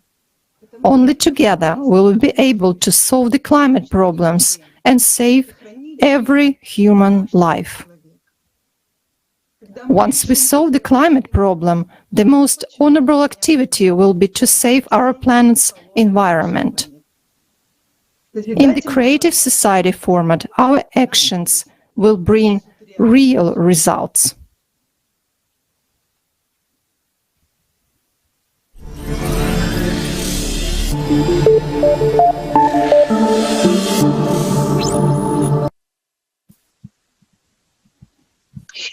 And now it is my pleasure to introduce Elena Sevrikova, Doctor of Engineering, Professor at the Institute of Advanced Materials and Technologies of the National Research University, Moscow Institute of Electronic Technology. Elena, the floor is yours. Thank you for the opportunity to be with you today. I have been working on topics of technogenic safety, environmental risks, including the climatology of the Earth for more than 15 years in Russia. This is confirmed by my numerous published works, based on ground and satellite monitoring data. In my field, I see that new geological conditions on the planet require new technical approaches, technologies, safety standards, without which technogenic accidents are inevitable. The number of natural and technogenic disasters is growing. Changes are taking place in the environment where we live, and therefore affect everyone directly, making it impossible for us to be outside observers. Officials and news channels in various countries are trying to hush up the truly terrible news, which can no longer be called traditional disasters. They talk about temporary anomalies which, in fact, have already become a norm. People do not have truthful information. They do not have a global-scale picture in their minds. Over time, they perceive another catastrophe as an ordinary situation. Many scientists admit that publications that use the terms climate change and global warming are edited by the print media staff in a certain way before they are published. If we make observations on changes in weather conditions over the past 8 years, we can see that every year there are various climatic anomalies all over the planet, which we have not observed for tens or even hundreds of years. The clearest examples in Russia are heavy snowfalls in St. Petersburg in May, and the heaviest snowfalls in central Russia at the end of April. In Europe, instead of occurring once in 15 to 20 years as they used to, severe floods are now annual. Snowfalls in the US have become much more severe and last longer. Powerful hurricanes have become more frequent. However, besides climatic catastrophes, humans themselves have significantly damaged the planet's ecosystem, which critically weakens the Earth's immunity, especially in the period of global cyclical cataclysms. Let's recall the slow-onset environmental disaster that occurred in the Gulf of Mexico in 2010. On the Deepwater Horizon oil rig in the Macondo Prospect, a technogenic disaster destroyed a pacemaker of the planet's climate. As a result of the explosion on the oil rig, about 5 million barrels of oil spilled into the Gulf of Mexico over a period of 152 days through the damaged well pipes at a depth of 1,500 meters. The oil spill reached an area of 75,000 square kilometers, which is about 5% of the Gulf of Mexico. And despite the prompt action of the US emergency services, about 40% of the oil remained in the marine ecosystem and on the coastal strip. The problems that our world is facing are quite numerous. Destruction of the ozone layer, global warming, global ocean pollution, air pollution, lack of drinking water, destruction of tropical forests, desertification of territories, reduction of biodiversity, depletion of natural resources. However, there is only one cause of these technogenic disasters. It is the consumerist attitude of humans towards the planet, its resources, other living beings that inhabit it, and moreover, towards each other. None of the above-mentioned problems can be solved separately. They can only be solved comprehensively with a change in the vector of our society towards the creative format and by treating the Earth as our common home, as a single living organism in which we are the cells. Today, the Creative Society project is bringing together the full potential of the world's scientists to find solutions to the planet's increasing cataclysms. I was astonished at the accuracy of the facts presented in the reports made for the Rotary International on the future of humanity. All of them are strictly based on scientific hypotheses and are supported by facts and calculations of leading scientists in various fields and countries. These can easily be traced back through the provided links to the resources publicly available on the Internet. Today, all the problems of the macroecological system management are tied into one global knot, and the answer to them must be global. Even the major nations cannot cope with them alone. Moreover, humankind has little time left to change the situation. According to the optimistic scenarios, it is only within one generation. And according to the pessimistic scenarios, we have already passed the point of no return.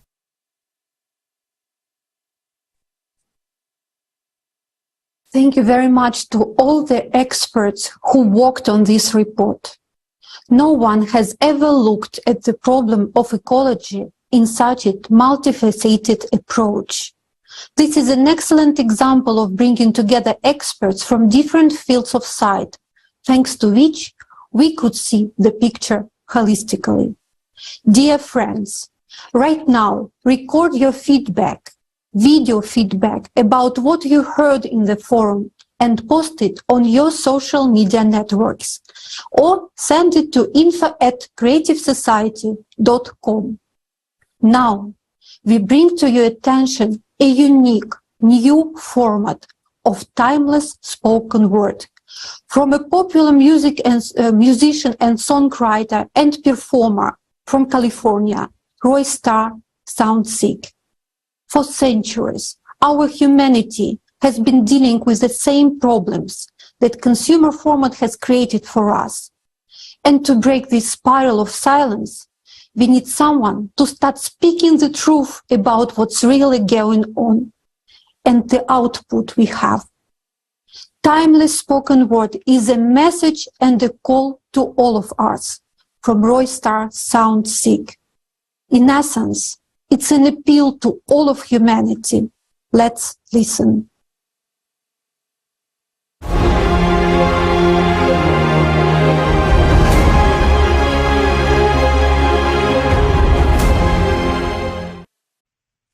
For thousands of years, we've changed borders, slogans, and officials, but we've never managed to wipe the slate clean. The same rallying cries, posters, and news lines explain to us what it is we should die for today. For faith, for a name, for someone's idea, for glory, for freedom, for power, for a patch of land. It'll all be forgotten. For time will erase all names and fame, all triumphs and goals, leaving nothing but graves. For thousands of years, we, the entire mankind, with our blood and our mind, with our strength, our breath, and the time of our lives, we pay the maniacs stung by power for the fruits of their ambitious desires, for their rabid, ravenous greed. We pay with our hearts, with our mothers, with our daughters. Absently, we lead our sons for the slaughter, all for the sake of some tyrant to say, "It is I who have conquered this land." In the media, we read excuses for the murders. Hang in there, feebly they say to us. But let me ask you, my friend, honestly, voice the truth. How much is your life worth to you? Tell me, is a handful of land worth a child's life? Worth our blood and strife? Worth the grief and pain in the human heart? You see, this blind strife happens not in the wilds, but in the field of yourself, in the field of your views and ideas, your judgments. Haven't you noticed that? They move us from here to there like pawns, while we keep standing without a squeak, humbly waiting for someone to speak, someone who can no longer bear it. So he'll start speaking and shouting about what we all can't be silent about. What's inside us like a storm willing to burst out. There's no right and left in this world. There's no me and you. It's just people on this earth. We all want to live and we don't want to die. We are called to live, not to kill. So why do we need such a world where life is not valued? A world where we'll be finished by the climate or by our own sense of pride misalignment. After all, better is the world where life is valued, where life is favorable for all, and where the goal is the same. The clear format of creative society is to the benefit of all, undeniably. For this motto is a sunrise of humanity. But that's when the human in us will flourish. We will discover ourselves, and our talents to create will be encouraged. The key to change our life are in the 8 foundations, which are to be embedded into the constitutions of nations, so that there's welfare, vastness of creation. The whole world must be turned into a beautiful garden for us to live in an abundant oasis. It's easy to change the format of our world. We just need to start spreading the word. And that's why we have to proclaim with high speed that the creative society is what we all need. That's why I tell you, do speak, because the word that arises from within will have the oppression of silent skin. Today, our survival is only in unity. It's the only way and solution for humanity. So I ask you now, tell everyone you meet, for humanity's evolution, the creative society is what we need.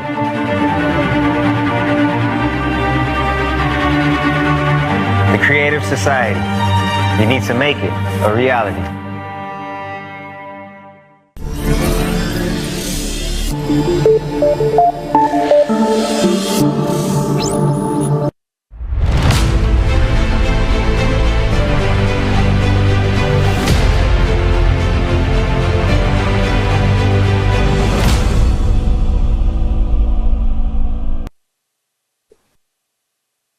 For those who just joined the live stream, we would like to remind that right now you are watching an international forum, Global Crisis, Our Survival is in Unity, which has been translated into 150 languages by volunteers from around the world. These 150 languages are spoken by 90% of the world's population. To learn more about the Creative Society project, please visit creativesociety.com. The world is now sinking into the abyss of a global economic crisis, exacerbated by a worsening geopolitical situation and increasing climatic disasters. Traditional tools to stabilize the world economy are no longer working. This time, we should not expect or hope that a recovery will follow the economic downturn. We will not be able to revive the current economic system. Now, we will show you why.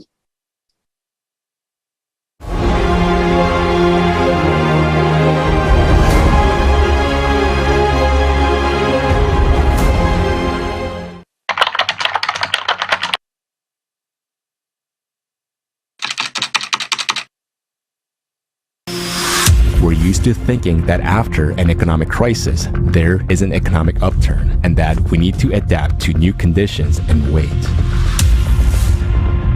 Each of us hopes the crisis will not affect us, or that we will be able to prepare for it. But this time, it will be different.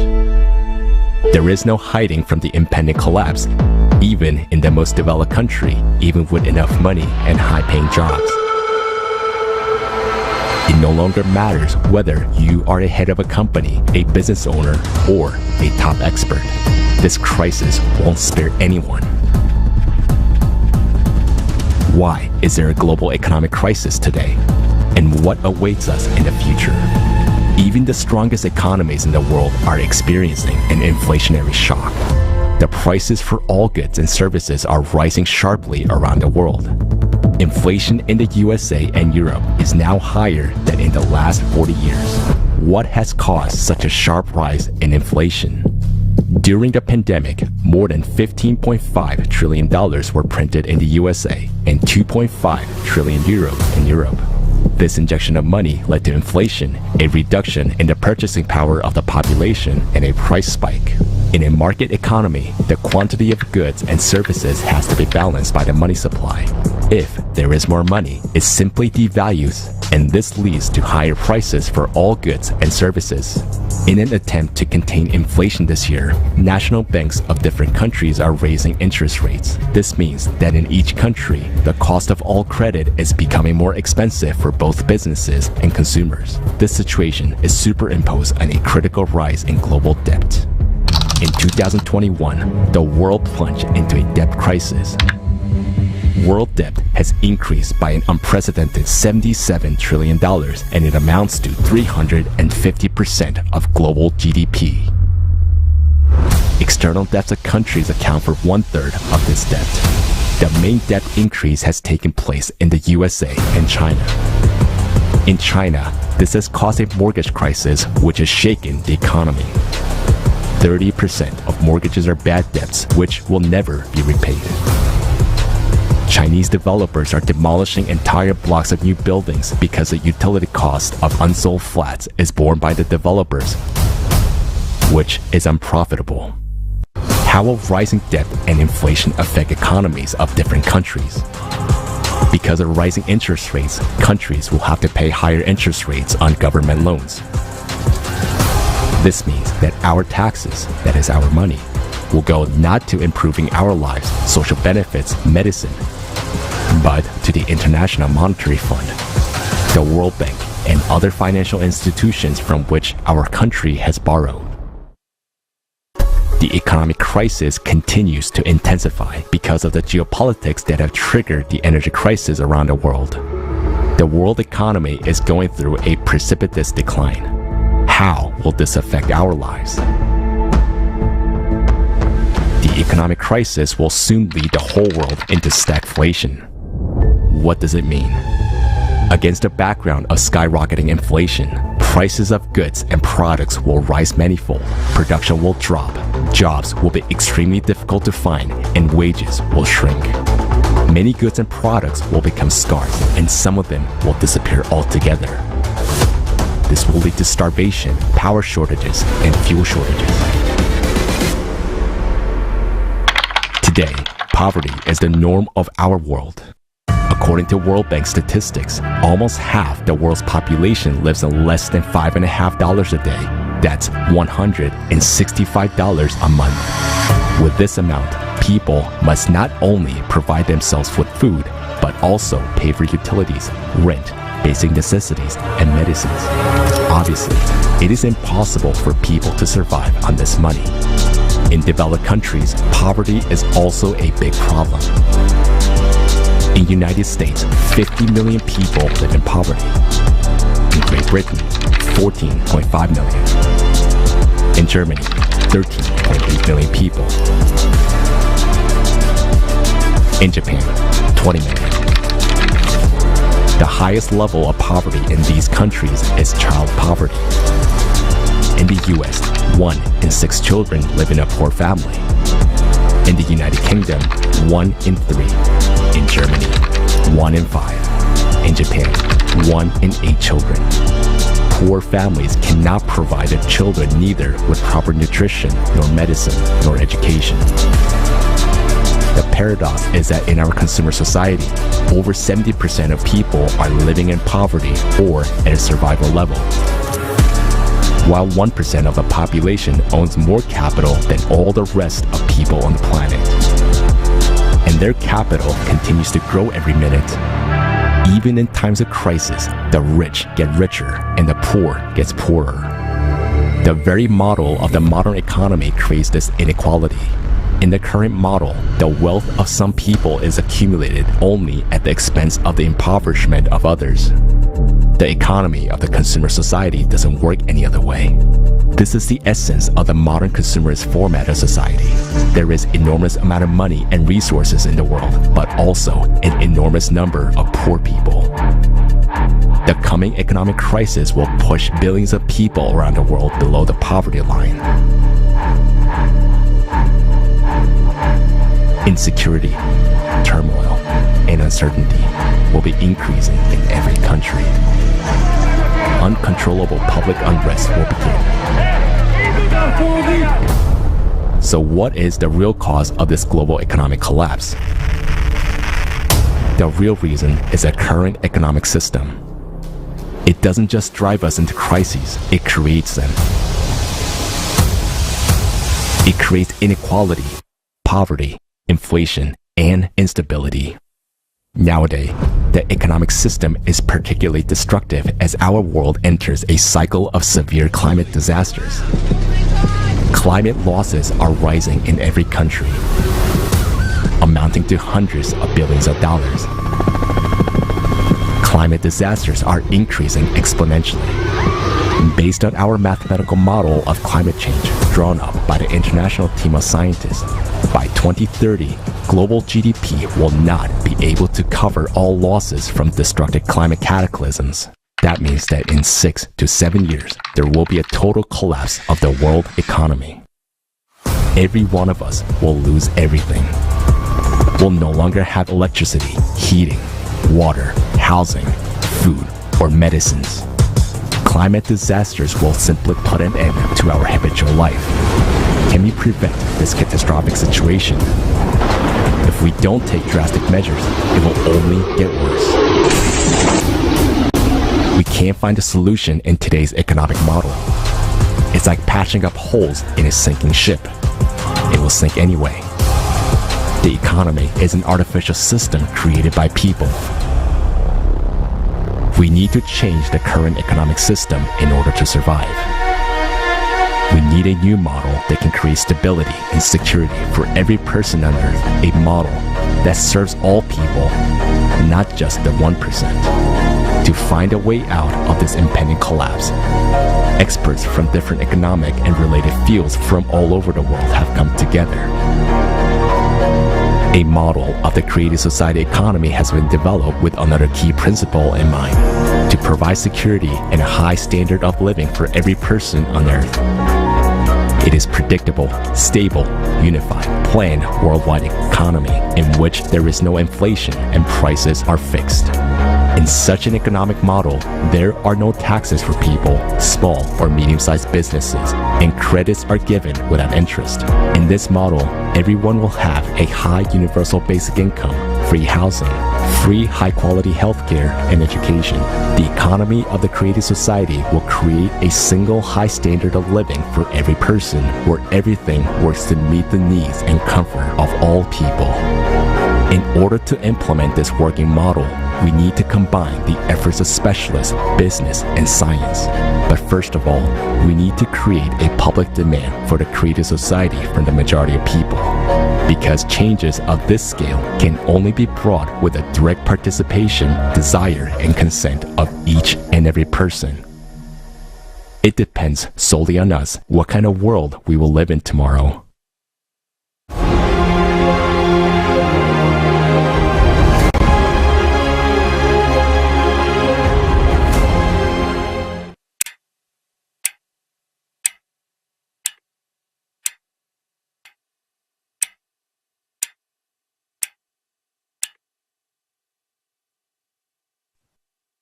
Greetings, dear viewers. What you've just seen is not a Hollywood movie, but a reality of today's life. Most of these crises are already visible. One of them, which we still tend to underestimate and don't want to admit to ourselves, is food crisis. And what is even scarier is that hunger is being created artificially. And unfortunately, if we do not change the consumer format of society, it's what awaits us all. The modern economic system of the consumer format is designed so as to create crisis, inflation, and wars. All wealth and resources in this system belong to a small percentage of people. It is even called the economy of the 1%. Meanwhile, the rest of the people become poorer and can afford to buy fewer and fewer goods. The economy loses consumer demand and the recession begins. And this causes people to become even poorer and money to flow even more to the top of the pyramid, to the so-called 1%. This is the economic system itself creates poverty, and poverty creates hunger. This is the standard mechanism of the consumer format. However, there are factors that are now further exacerbating this system, and these factors lie at the level of geopolitics. The first factor is the climate agenda, which aims to reduce CO2 emissions. Under this cover, a situation is created to reduce the amount of food on Earth.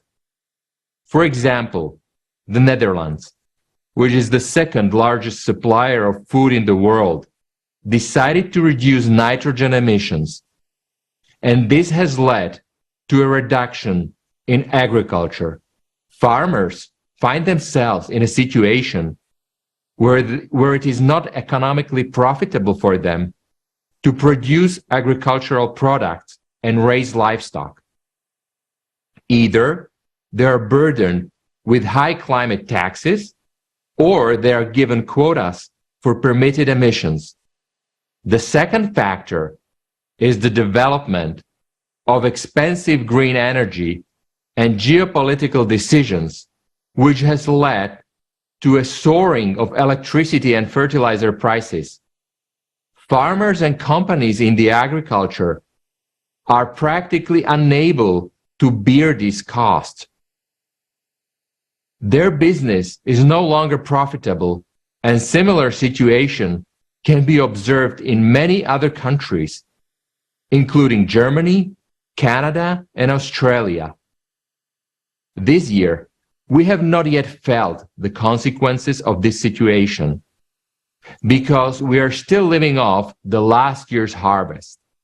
But next year, there will be no such volume of harvest. And already this winter, we will be experiencing a shortage of common products in stores because of the electricity prices. It is already unprofitable to grow food in greenhouses and store it in refrigerators. We will have a delayed problem, which we will gradually begin to feel already. Some basic food products will disappear. These are likely to be vegetables, fruits, and meat, because it will be absolutely unprofitable to produce them. Let's simulate a situation. Taking all factors into account, what will this lead to? Our economy is collapsing, and we are entering a severe economic crisis. People are getting poorer and poorer. Consumer demand is dropping rapidly. In parallel, there is a geopolitical crisis, and we find ourselves in a situation where producers can't produce and buyers can't buy. Even if there is demand, there is no money. What will be the result?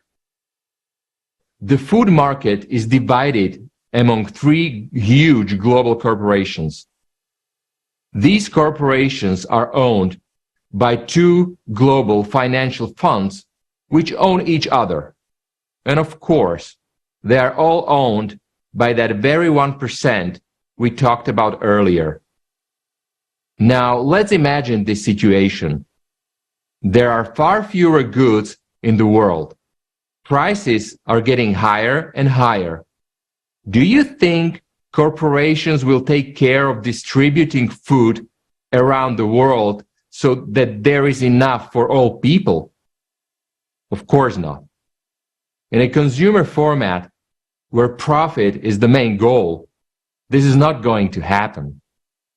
Governments in our consumer format will also not take care of hungry people in their country. Through these corporations, governments will only sell products to those who give them more money. Eventually, some countries will be left without the ability to get normal food at all. And some of the countries that will still have more or less solvent demand will buy food at very high prices. As a result, people will not be able to get these products anywhere else. Now, add to these factors the climatic situation, which has already been felt by all countries this year. The climate will exacerbate the geopolitical, economic, energy, and financial situation. And things will only get worse. This means that we will have no production, no money, no agriculture, and no fertilizers, without which we cannot grow anything. And in a very short time, we come to the point where simply we will have no food. So how do we solve this problem? There is no solution in the consumer format at all, because there is no equal redistribution of food, and there is no goal for providing food for people either. So either the situation will escalate to the level of a food war between countries, God forbid that, or we will have what we are foretold, a mass starvation and famine. This situation would indeed be hopeless. But we have an answer and a solution: the economy of the creative society. A change in the economic model will completely eliminate the artificial factors that are now leading us to starvation. There will be no crisis, no inflation, no wars, no poverty. Everyone will have a high unconditional basic income and be able to buy as much as food as they need. Businesses would be free from taxes, interest on loans, and would have access to the most advanced technologies. Political pressure on farmers and agriculture companies would disappear. All this will allow agriculture to expand and develop at a new technological level. And the new technologies will enable us to provide food for people even when the climate gets worse. Later in the forum, we will tell you how this will be implemented already in the transition period to the creative society. Thank you. Dear viewers, right now you are watching live the International Forum, Global Crisis, Our Survival is in Unity, with simultaneous interpretation in 150 languages. Today at the forum we learned about the true causes of catastrophic climate change, the critical state of our ecology, why the world economy will no longer recover, and why hunger threatens everyone. Stay tuned. Next, you'll see the premiere of the film The Diary of the Last Man. You'll find out which prophecies have already come true. We realize we have covered many heavy topics today, but you have the right to know the truth. Stay with us. We'll be talking a lot more about the solution and the perspectives that will open up for everyone in the near future. People can no longer remain silent about the problems we see in today's society and about the need to unite to solve these problems. This is what the famous Cuban band Buena Fe song is about, which they wrote and performed especially for our forum today. The song is called Cuánta Más, which means how much more suffering and catastrophe does humanity need to endure to realize that it's time to change the world. And even though it seems that each of us is just a tiny flame, together we are a huge tsunami of love, and we will save the world and make it truly beautiful.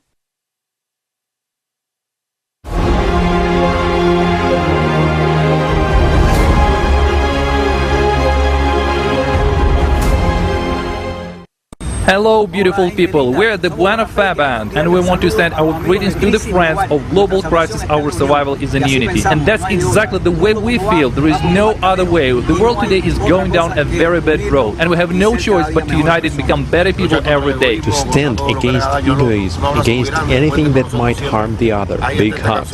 You can always count on us. We present to you the song Cuánta Más. This is our gift to you from Havana, Cuba. Let us move forward through solidarity and collaboration. Big hug.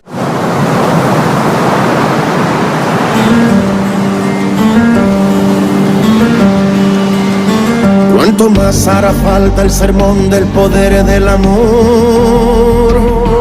Cuántas veces se invoca a la paz y a la conciliación. Cuánto tiempo invertido en forjar una idea del respeto. Que una vida siempre importe más que suntuosos objetos.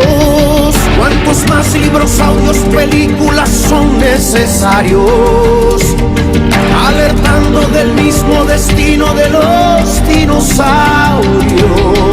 Y otras guerras que nuevas catástrofes, cuánto más crueles. Como masa de nuevos Caínes, sintiéndose Abeles. Cuánto más, cuánto más. Abismos, dilemas sustanciales de un sistema que acepta el rey Midas de una humanidad suicida. Ego parece tan pequeño, pero a veces por efecto dominó se esparce, expande y crece, y alumbra, blanquea toda justa y nueva idea, donde ingenio y rendimiento favorezcan nacimiento. Comienza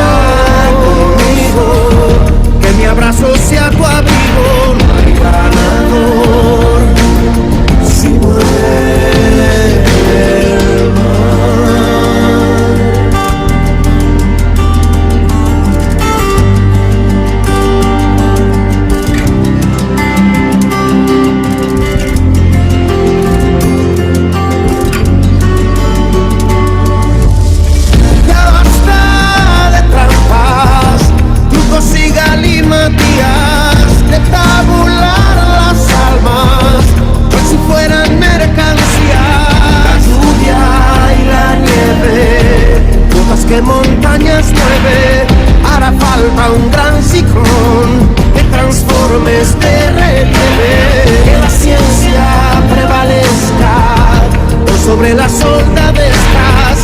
Y si toca ser soldado, sé en defensa de olvidado. Comienza conmigo, que mi abrazo sea tu abrigo. No hay ganador si muere el mar.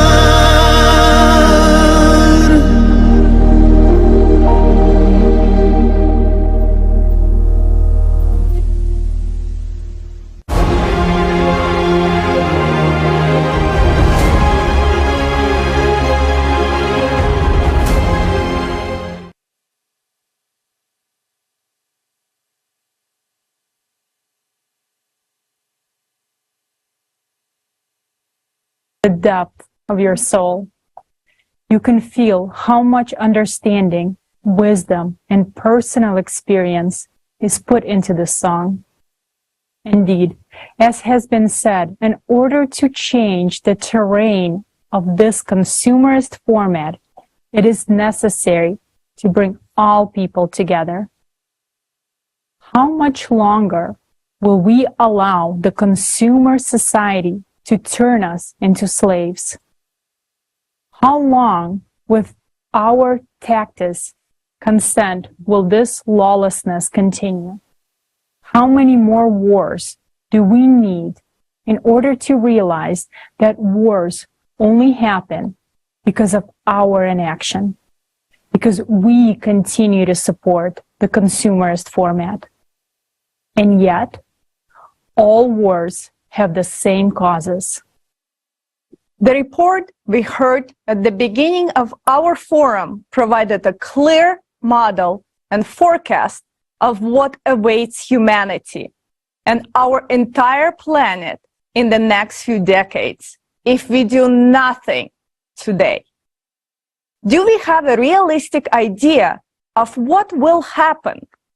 Some may say that we don't want to imagine such a development or that it's scary.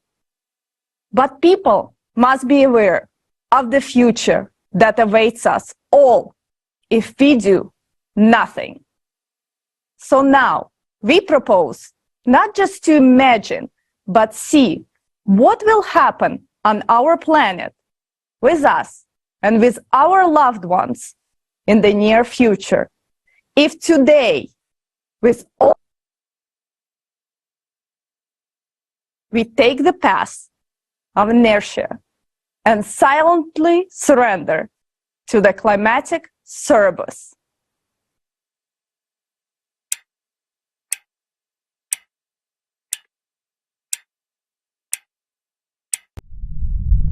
Now, I understand. We all had a chance. We're sheer idiots for not using it. I regret just one thing, that I did nothing earlier.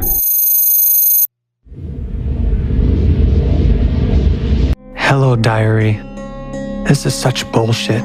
Maybe the psychologist is the crazy one. Does he really think I can talk to a diary as if to a living person? I can't believe I fell for it.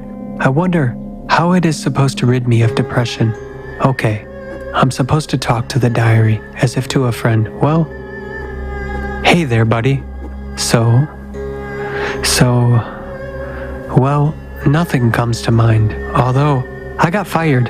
I have no money. How am I supposed to pay the mortgage, insurance, and my children's college? No idea.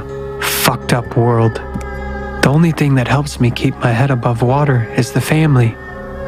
I'll do anything for them. My psychologist said I should write down what's bothering me. So what's really bothering me? A constant sense of anxiety, fear.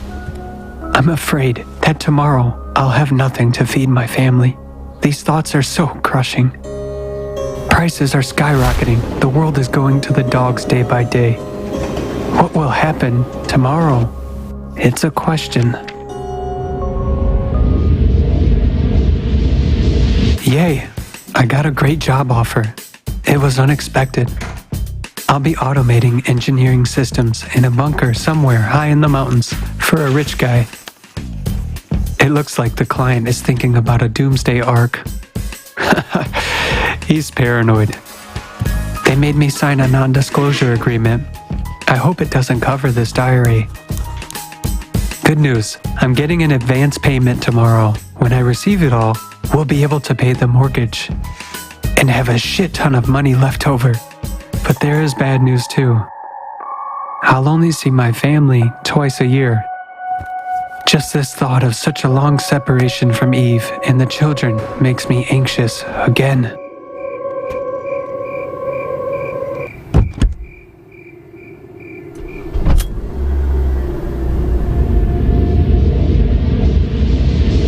I wonder why this paranoiac needs a bunker in the mountains on another continent.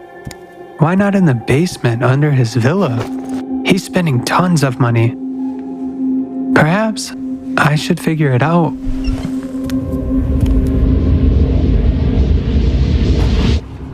I tried to figure out what's going on with the climate and got even more confused. Here's what we have. Record-breaking cataclysms took place in some regions. Some scientists sound the alarm and say that by the end of the century, temperature will rise by 2 degrees across the planet and it's humanity's fault. Others say the climate was always changing, so nothing terrible is happening. Meanwhile, they show on TV that budgets should be increased to fight CO2. They propose to raise taxes. They just want another excuse to rip people off. But the climate really is changing. There are also crazies who are scaring people, saying that no life will remain on the planet in 14 years. Something is supposedly wrong with the core, some kind of radiation from outer space. They suggest a way out. They say we should unite and build, what is it called? The Creative Society. Sounds good for sure, but looks unrealistic.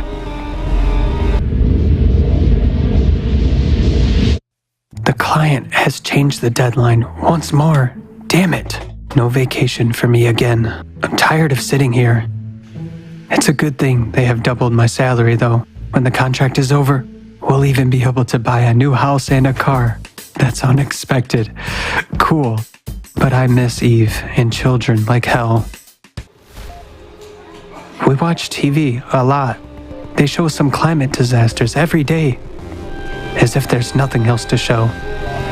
Several severe hurricanes occurred, but probably nothing unusual. What's all the fuss about? Everyone has gadgets these days. People film all the time. So it looks like there are many disasters. I don't think there's anything to worry about, although I have to admit that there is ever-increasing destruction. I've come across this post about the Yellowstone volcano today. They say something is wrong with it. There are too many earthquakes. Although we do come across many comments that people are just being hysterical. Nothing new there. The strange thing is, there is too much destruction from earthquakes now. Doesn't really match their scale. I mean, some conspiracy theories say that governments underreport data to avoid panic. People come up with such nonsense. Last week, a minor earthquake destroyed a whole city. I tried to find posts of those crazies who had predicted the apocalypse, but found nothing. All links were removed for some reason. I managed to learn that governments in various countries forbid spreading any theories, except the official anthropogenic one. You can even go to jail for that. Why so harsh?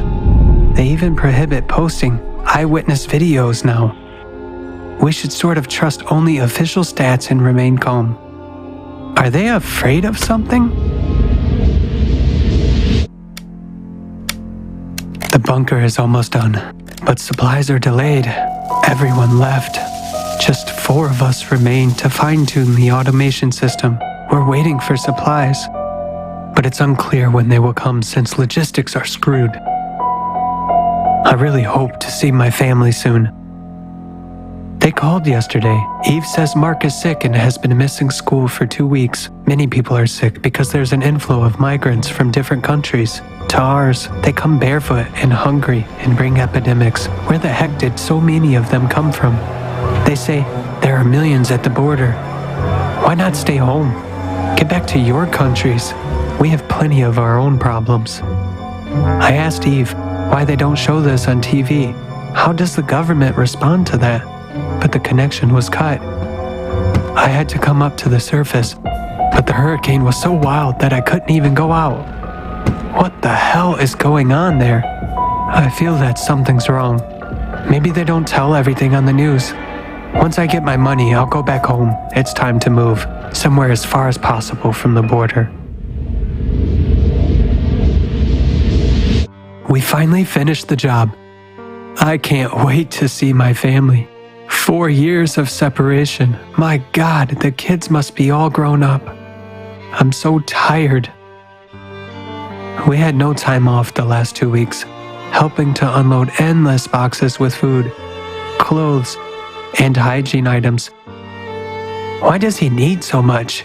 It's enough for children and grandchildren here.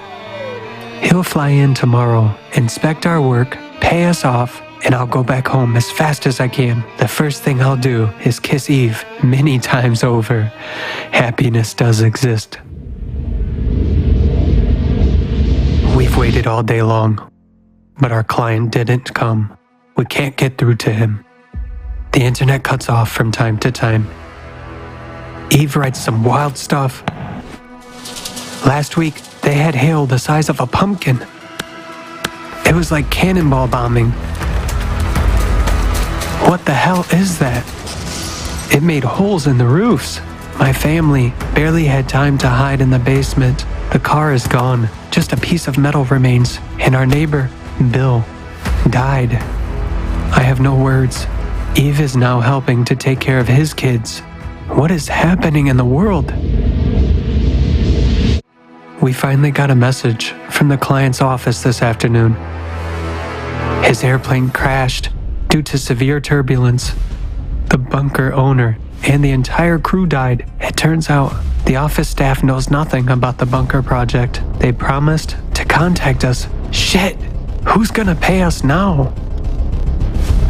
And who's gonna pick us up? We're screwed. It's totally fucked up. It seems we've been here a whole eternity. No one picks up the phone at the office. We contacted the emergency service, but some crazy shit is happening there. We're the least of their problems. They say all of their equipment is being used to extinguish fires and patrol the streets. They told us to wait. They'll evacuate us as soon as they can. I read on the news that all of this year's crops died. Our city started rationing food sales. I'm losing my temper more and more often. It's like I'm going mad, having outbursts of anger and fury. Jack complains that no one is going to get us out of here. The government doesn't care about people at all, that they'll be saving their own asses. It's not a bed of roses here, and this jerk is making it even worse.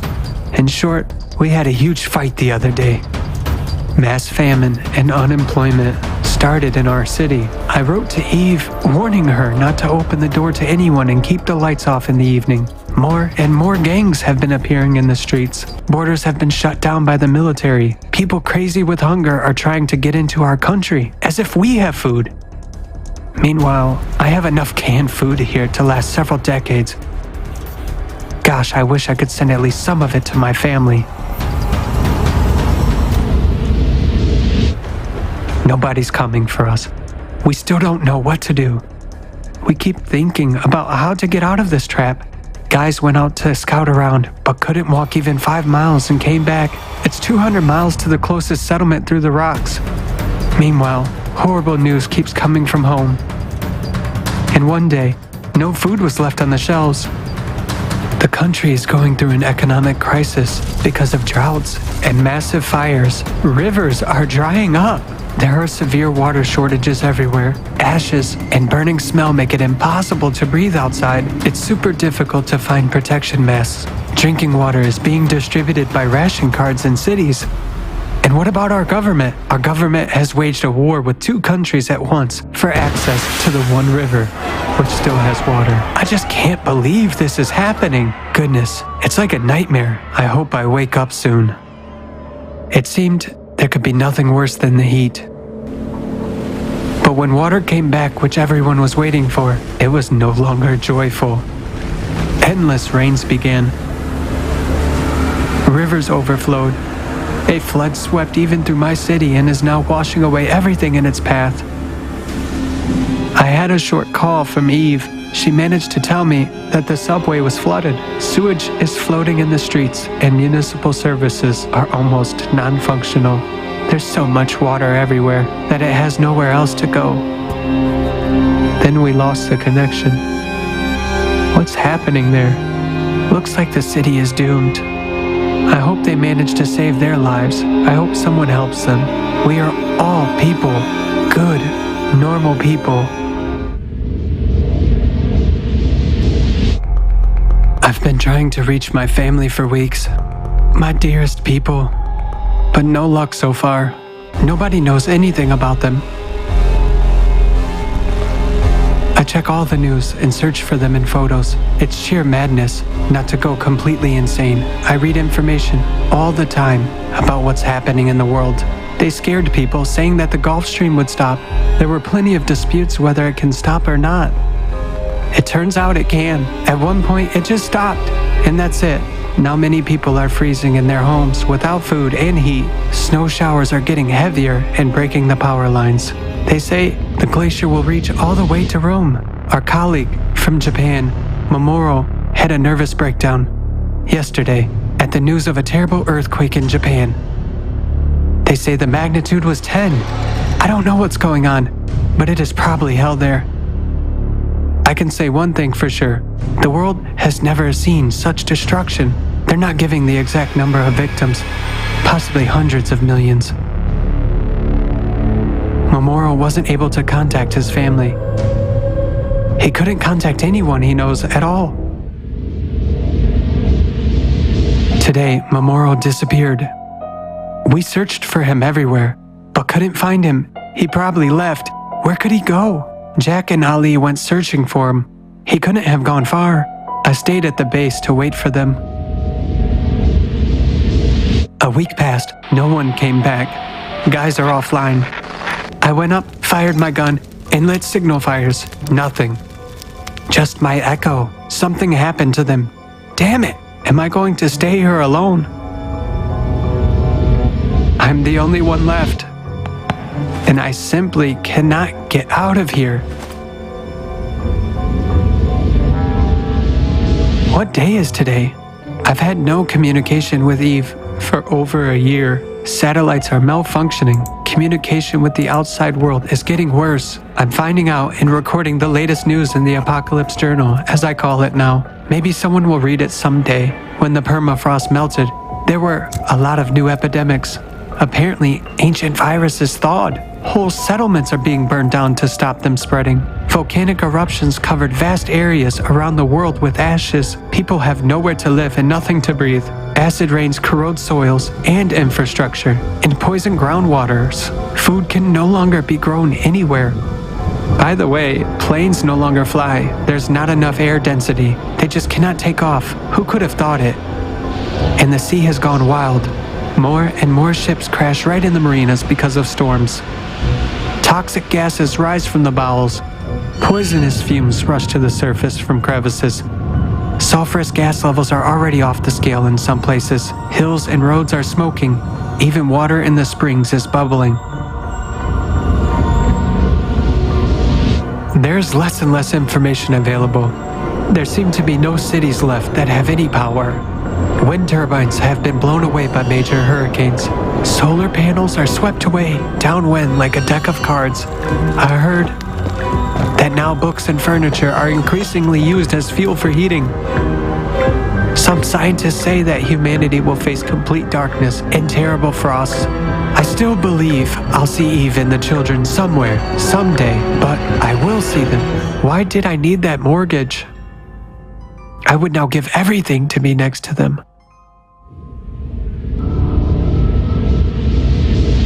Satellite communication stopped working. Jack's ancient radio that we all used to make fun of came in handy. I sit there tuning it. Sometimes some voices in incomprehensible languages break through the noise. It's so nice to hear the voices of living people. The faces of Eve and children arise in my memory more and more often, and the question, why wasn't I able to save them? I could. I actually could. I managed to contact several groups of survivors. Now everyone understands that we were warned about the coming cataclysms a long time ago. Back in 2022, it seemed unrealistic at that time, but now it's certainly impossible to deny the facts. I used to think that earthquakes occurred in certain places, but now they are almost everywhere. One night, there was such a rumble, as if shells were exploding underneath me. In the morning, I was afraid to even go out. It was only in the evening that I dared to make a foray.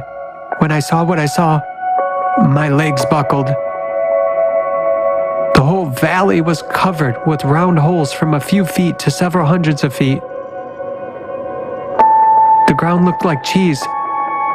I don't know if it was Mazdam or a mental. I couldn't imagine, even in my dreams, that such a thing is possible. Someone reported on the radio that Africa had split apart. Now I know it's possible. Coastal cities are flooded. Tsunamis rage almost every day. Asia seems to be all underwater, as the radio says. My consciousness refuses to believe it. I found a radio frequency where the people who were talking about a way out of the apocalypse are broadcasting. Now I understand everything. Why didn't I get it before? I actually saw it all the madness that was going on and gaining momentum, those bunkers, all the talks about the apocalypse. It was all obvious before. Something could have been done, and there were people who offered a way out. I should have heard them. Why was I so blind? If only I could bring it all back.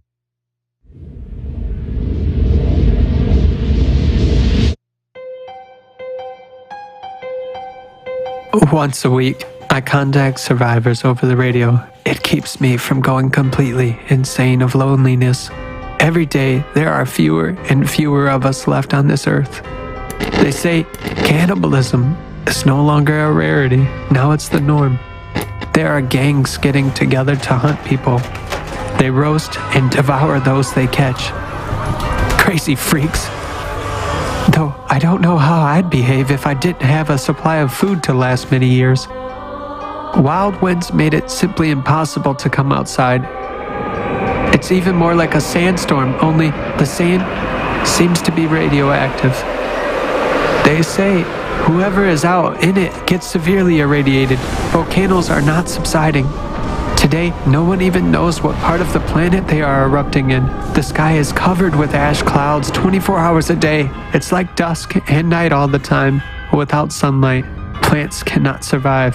The earth becomes desolate, gray, and bare everywhere. They also say that phytoplankton no longer survives. Ocean waters are saturated with caustic gases.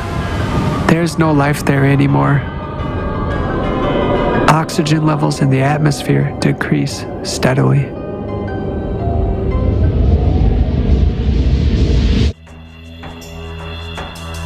People on the radio have become my friends long ago. They advised me not to go outside because my skin could be burned. Apparently, some kind of cosmic radiation is being directed at the Earth. Neanderthals smeared themselves with ochre against such radiation. We also started smearing ourselves with it. Although people say it doesn't help much, but it is still better than nothing. Strong winds carrying sand and dust literally wipe out brick structures on the surface. Survivors have to hole up in basements and catacombs. Yet another strange threat has emerged. Lightning often kills those who dare to go on long forays. Lightning now occurs without thunderstorms. It just strikes constantly like laser weapons from the sky. Now it's clear why they said back then how destructive the weakening magnetic field was. It seems to me it was such a long time ago. It's getting harder and harder to write in the diary.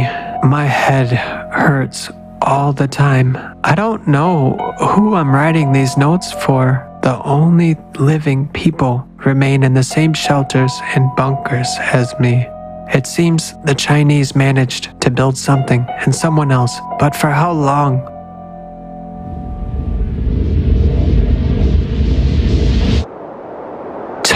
total silence on the radio. I don't even know if there's anyone left alive on this planet. It became hot in the bunker. The walls are hot and keeping heat all the time. Air conditioning systems are failing. Constant heat forced me to crawl upstairs and settle right in front of the entrance hatch. Lord, get me out of all this. How much I envy those who are already dead. This is total madness. I'm just sitting and waiting for the end. Why didn't I do anything before? If only I could go back to the point where it was still possible to change something. How crazy I was back then. I left the bunker. There is no point in sitting there anymore. The sky had turned orange. There are huge flashes on the horizon. It feels like the sun is rising somewhere from the west. My head is bursting with terrible pain. The earth seems to be shaking and exploding from within. Lava is everywhere. Scorching steam comes in waves. I'm running out of oxygen in my tank. This is the end. This is the end. I put the diary into the container. Heave sighs. Forgive me, Lord. Forgive me, darling.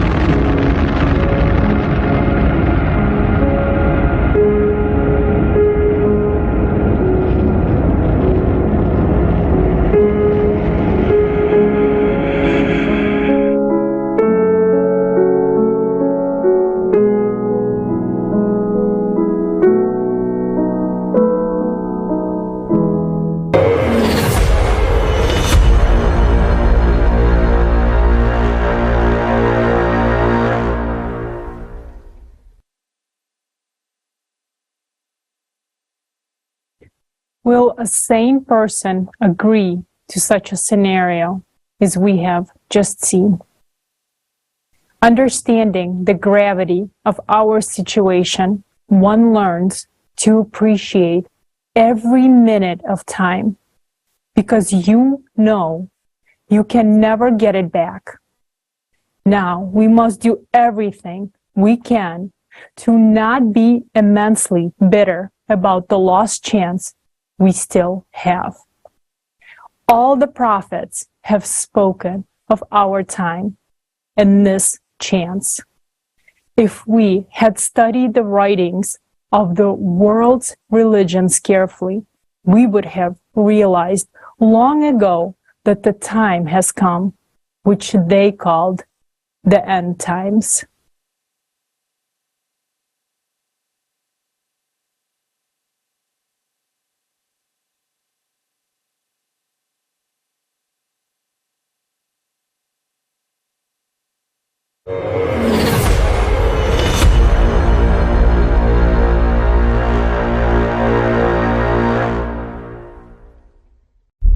The interdisciplinary scientific study of the causes of climate change also includes the study of eschatology, that is, the description of the end times and their harbingers in the scriptures.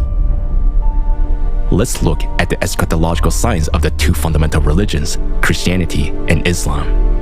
There are two scenarios mentioned in the scriptures: the golden millennium, Eden on earth, or the apocalypse, the end of time. As long as we are in a consumerist format, we are on the way to self-destruction.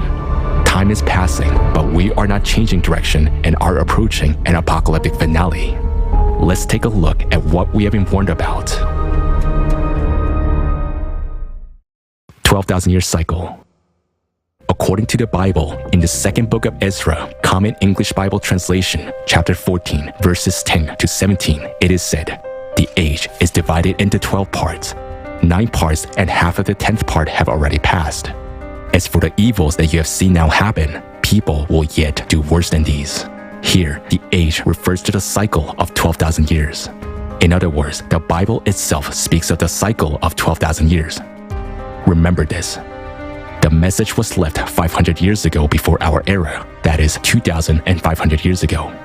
At the time when 9,500 years from the beginning of the age had already passed. Thus, the Bible gives an indication that the cycle is 12,000 years, and it ends in our times.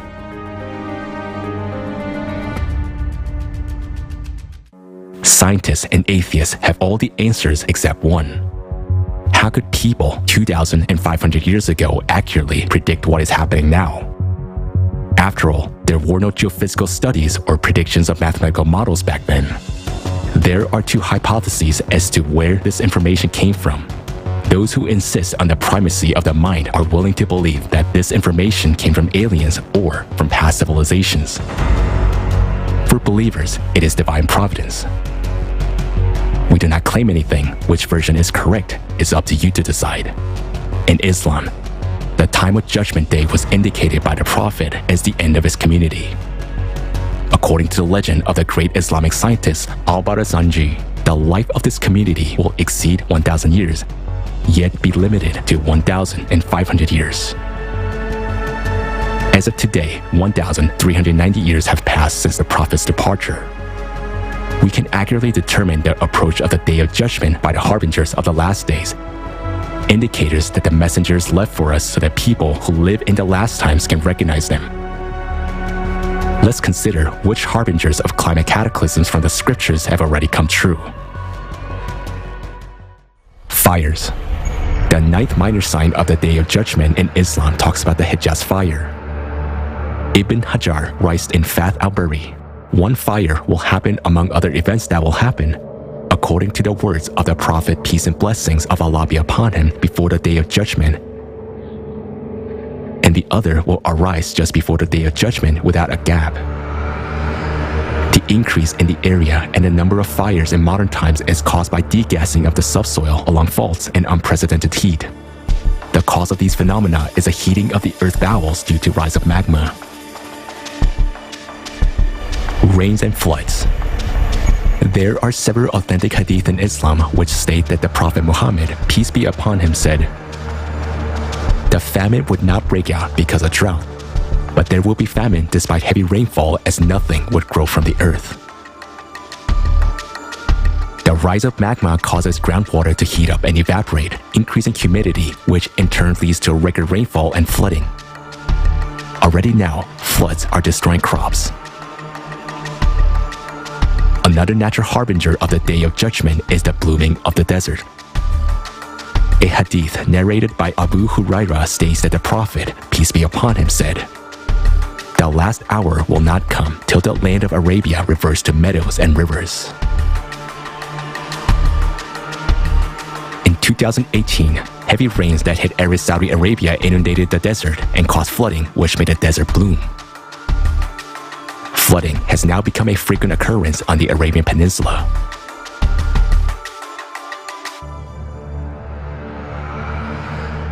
Land collapses.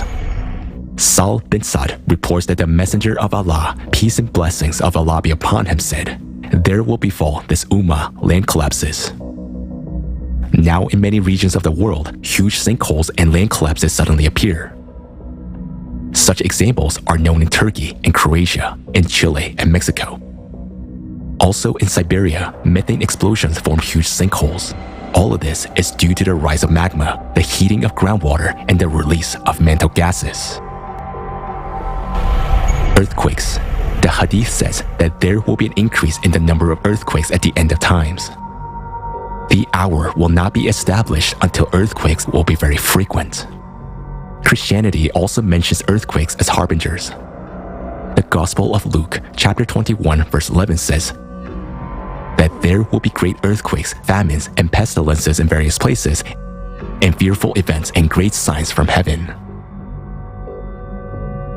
Now, due to the rise of magma and the expansion of the planet, the number of earthquakes is growing exponentially.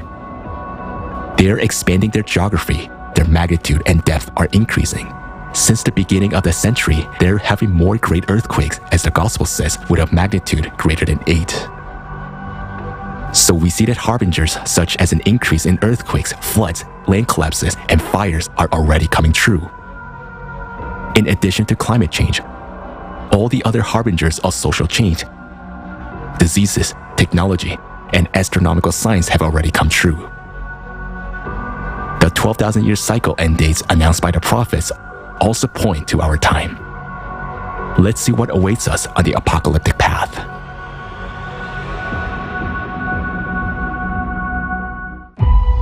Judgment Day, Apocalypse. The prophets also describe the apocalypse scenario in great detail. In the Gospel of Matthew, Jesus Christ says, "There shall not be left here one stone upon another that shall not be thrown down." These words point to the unprecedented power of cataclysms. The Gospel of Luke says that there will be the roaring and tossing of the sea. People will faint from terror, apprehensive of what is coming on the world. The roaring sea indicates a tsunami from the strongest earthquakes. In the Quran, Surah 56, the Prophet, peace be upon him, speaks of the earthquake of unprecedented magnitude, when the earth will be violently shaken and the mountains will be crushed to pieces, becoming scattered particles of dust. In Surah 27, 52, and 70, it is said that the mountains, which we regard as motionless, will be set into motion like clouds. And they will become like wool, that is, they will be shaken and split up into blocks along the fault. So strong the tectonic shifts and the speed of the movement of the lithospheric plates will be. There is a description of the unprecedented speed of events in Hadith narrated by Abu Huraira. It is said there that the end of the world will come so suddenly and quickly that people will not have time to complete the action they started. A person has raised a morsel of food to his mouth, but will not be able to eat it. In the Gospel of Mark, Jesus Christ tells people to run to the mountains, not to take anything with them, and not to turn around, which also indicates the suddenness of cataclysms taking place. And based on the words, "For in those days there will be tribulation, such as has not been seen since the beginning of the creation which God created until this time, nor ever shall be," one can understand that a disaster of such a magnitude hasn't yet occurred on earth, such as has not been since the beginning of the creation, nor ever shall be. Similarly, in the Old Testament, the prophet Daniel said that such events had not yet been experienced by the earth. There will be a time of distress such as has not happened from the beginning of nations until then. The Quran speaks of violent volcanic eruptions and catastrophic fires during the Judgment Day. Watch for the day when the sky will bring a visible smoke covering the people. This is a painful torment. At the peak of the cataclysms, due to disastrous eruptions of numerous volcanoes, there will be a discharge of volcanic ash into the atmosphere, which will cut off the sun rays to the Earth's surface for many years. This is a description Jesus Christ gave in the Gospel of Mark. But in those days, after that tribulation, the sun will be darkened and the moon will not give its light, and the stars will be falling from heaven. The planet will be illuminated only by the light of the fires and the glow of the fiery lava. This is stated in the Quran in Surah 55, Ayat 37. And when the heaven is split open and becomes rose-colored like oil. Hydraulic impact. In the sacred text, we find description of the destruction of our planet, which the Prophet and Jesus Christ conveyed to people using the terms they could understand, and now, having a scientific basis, we can understand what they spoke about. For example, in the Quran, Surah 82, the cleaving, it is said, when the sky splits open, and when the stars fall away, and when the seas burst forth. The surah mentions that the atmosphere at the time of the violent explosion in the Mariana Trench will be ruptured by the flow of steam. Also, Surah 21 says, the supreme horror of that day will not disturb them. On that day, we will roll up heavens like a scroll of writings. What is described in this surah really reminds of the fact that in the event of steam explosion rupturing the atmosphere, the integrity of the atmosphere would be broken, it would be blown away by solar wind and dispersed in space. Also, Surah 81, the overthrowing says, when the sun is put out, and when the stars fall down, and when the mountains are blown away, and when the seas are set on fire, and when the sky is stripped away. It is also clear from the surah that the folding of the atmosphere will take place when the red-hot magma erupts into the ocean and sets it on fire. At that time, when the mountains are blown away, the strongest earthquakes will occur all over the planet. What is the falling of the stars that is mentioned in both Islam and Christianity? During the hydraulic impact, the rotation of the planet will instantly accelerate and the atmosphere will disappear. It is this phenomenon that will create the sensation that the stars are falling. If we summarize the Prophet's words about Judgment Day, we see the description of the phenomena that the mathematical model predicts for October 2036 during the hydraulic impact. Indeed, they see it as distance, but we see it as near. Then, do they await except that the hour should come upon them unexpectedly? But already, there have come its indications. That is the day of carrying out the threat. On the day heaven will sway with circular motion, and the mountains will pass on, departing.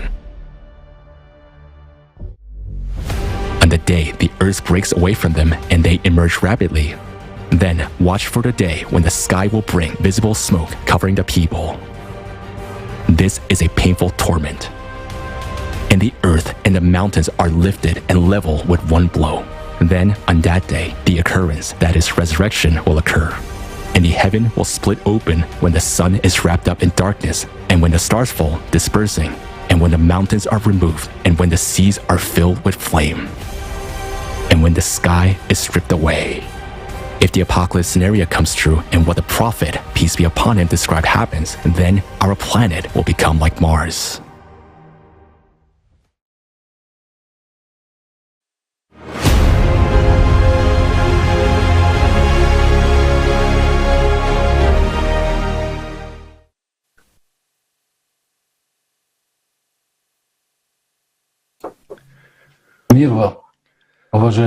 Peace be with you, dear brothers and sisters. The film we have just watched is truly shocking. A question arises immediately. How could ordinary people thousands of years ago know what would happen to us and describe it so precisely? How did the prophets know that in thousands of years we would destroy the ecology and enter a cycle of cataclysms? This is the most important sign for all believers. It is the sign that Allah has warned us all the times we live in now, the end times. Allah was aware of what we're about to face. All of us living have much to ponder. Everything we have seen now in this film, what the prophets warned us about, is an accurate description of the mathematical model you have heard today. Frighteningly accurate at that. The big question remains, why do we see it and talk about it openly and the rest do not? Allah is mercy. He has given us freedom of choice, and we have two paths. Either we die in the apocalypse or we choose the life, and then He will give us the golden millennium. With all of the above, one thing that is not clear: why the entire Muslim Ummah is not here? Why all the representatives of Christianity are not here now? I appeal to all believers of the entire world. You have heard the predictions, you know them. Don't you feel how time has shortened and that the world is on the brink now? Why are you silent? Why are you not with us now? Yes, there are many believers among our active participants, but there must be the believers of all religions, of all denominations. If you are true to the prophets, if you believe in one God, you must be here and speak with us. For you and me, the scriptures have described two paths that mankind has.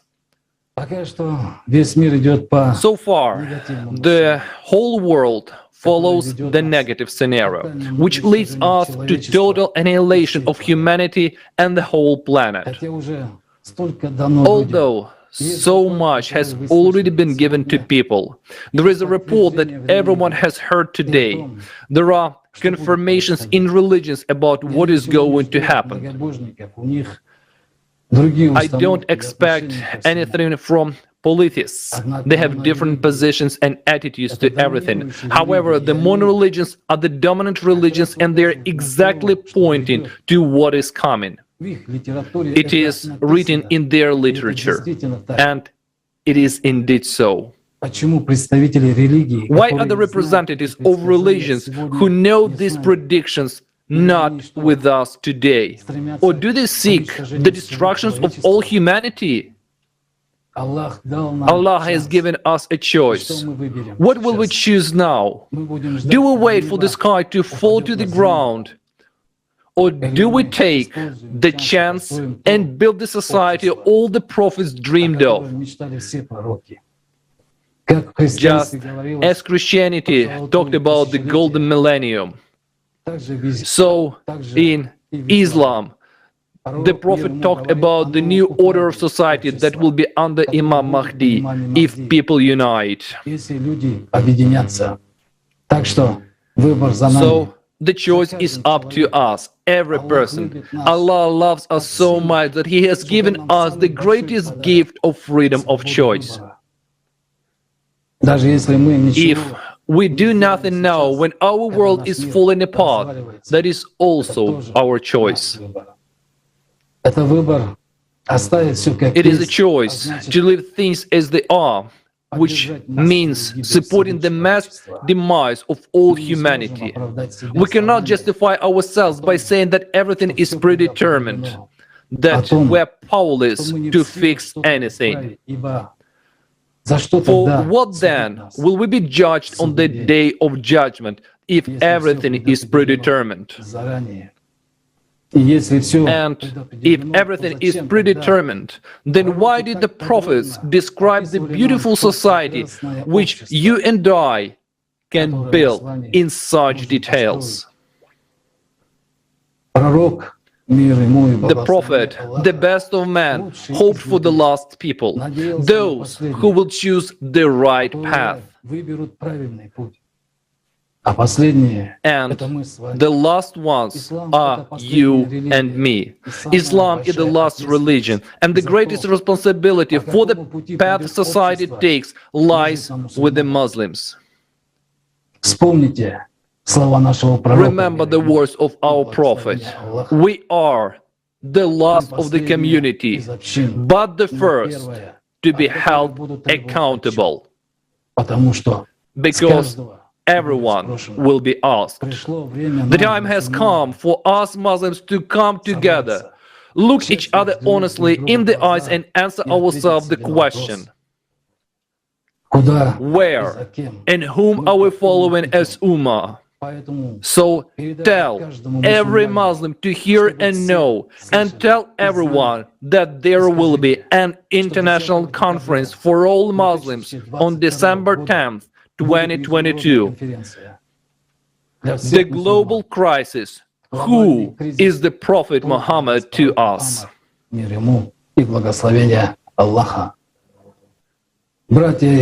Brothers and sisters, it is our choice to descend with the shaitan into hell, or to build a beautiful world and be with our beloved Prophet in the house of Allah.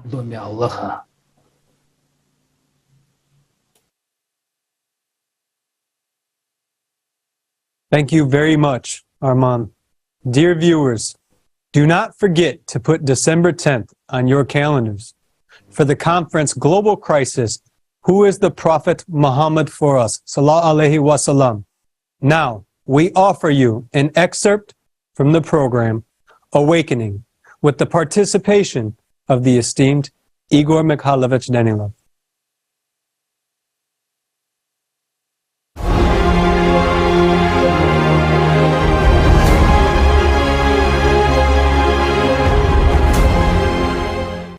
The time has come for us to become humans, to look at the problem reasonably, to make a mature decision, and to start saving the whole world, the way a human being should act, to take care of each and everyone, and most importantly, to take care of our planet, to take care of our home, but we are unable to do that.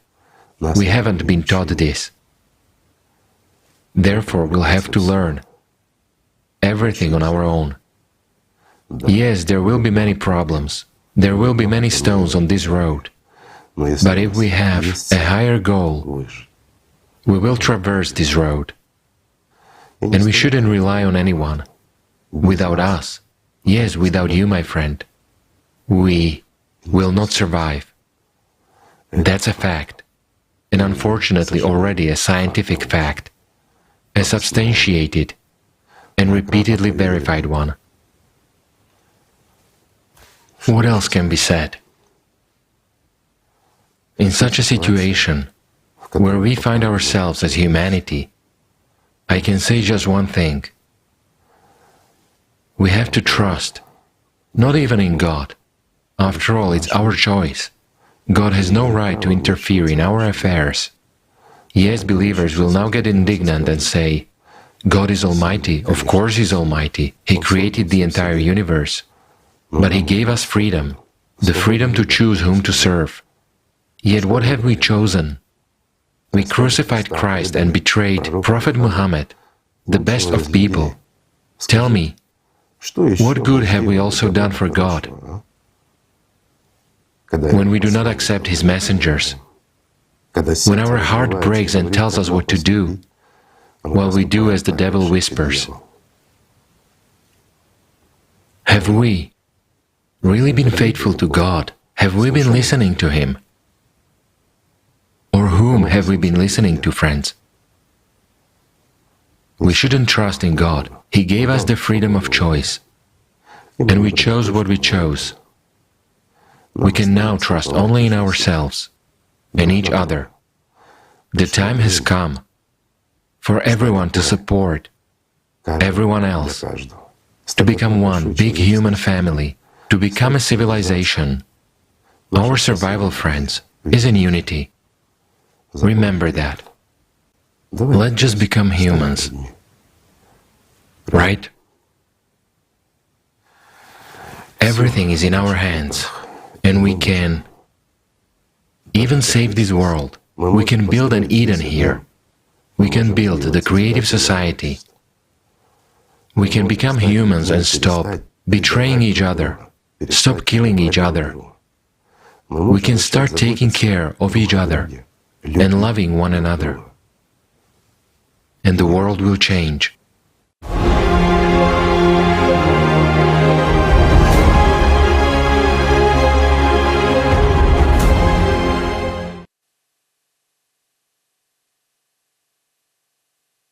Thank you, Igor Mikhailovich, for your support, your honesty, and for your constant motivation to us so that we can keep going. After the shocking information we heard today, any normal person understands that we are flying into the abyss. Everyone understands that something needs to change. Many boldly declare that our society has reached a dead end, but they don't see a solution and don't know the way out. But today, we already touched on the solution to all the problems and crises in our society. It is the creative society format. Stay with us, as we will now explain what the creative society format is and why humanity will only survive if we build the creative society worldwide. We will show how the creative society will benefit everyone without exception, and why you should begin informing all people about it right away. We are only as strong as we are united. We need to stand together and prove that we are human beings with a capital H. Creative society is the way out. It is the goal that can unite us all. After all, we can only find a solution and survive together. And John, I'd like to pass the floor to you. The problem that we have today, we have to solve has never before been faced by humankind. The year 2036 is the year of the destruction of our planet if nothing is changed. We have only 5 to 6 relatively stable years to do everything possible and impossible to counteract the radiation that is now coming on our Earth and causing this catastrophic destruction. It is a matter of everyone's survival. Climate cataclysms are gaining momentum, and as of today, the scientific world has not put forward a single working model to solve this vitally important issue. The scientists we know about from the media will not help us find a solution. These are people for whom grants and titles are important, not the truth. Today, all that official science does is fight for more prestigious cabins on a sinking ship. We're not satisfied with this, and we want to save the whole ship because we are all on this ship and it is already sinking. We need real scientists who know how to save this ship. We need scientists with practical scientific experience and real knowledge to solve this problem. So where are these scientists? It's no secret that humanity's best minds are now engaged in the military sector. They have applied knowledge and practical experience. They are those who develop new technologies in closed laboratories, technologies that are now unfortunately being used against humanity. Today, it is not profitable for any state to reveal those who are genuine scientists. Why not?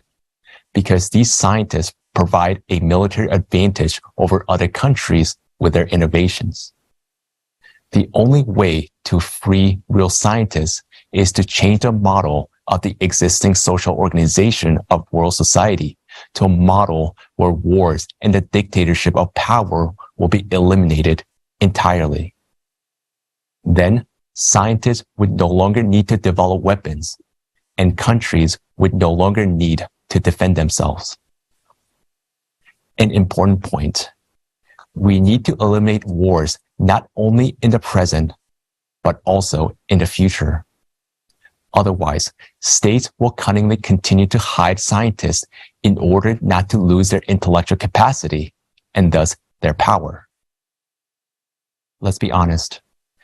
Politicians protect only themselves and their successors, and the latter only to avoid punishment in the future for what they have done. For the sake of their own safety, politicians will do anything, even destroy the world along with all of us. So changing the format of society is our only chance for survival. Changing conditions will spare us all from having to fight each other. Only this will guarantee the possibility of uniting the intellectual potential of real scientists and directing their attention to solving the global climate threat.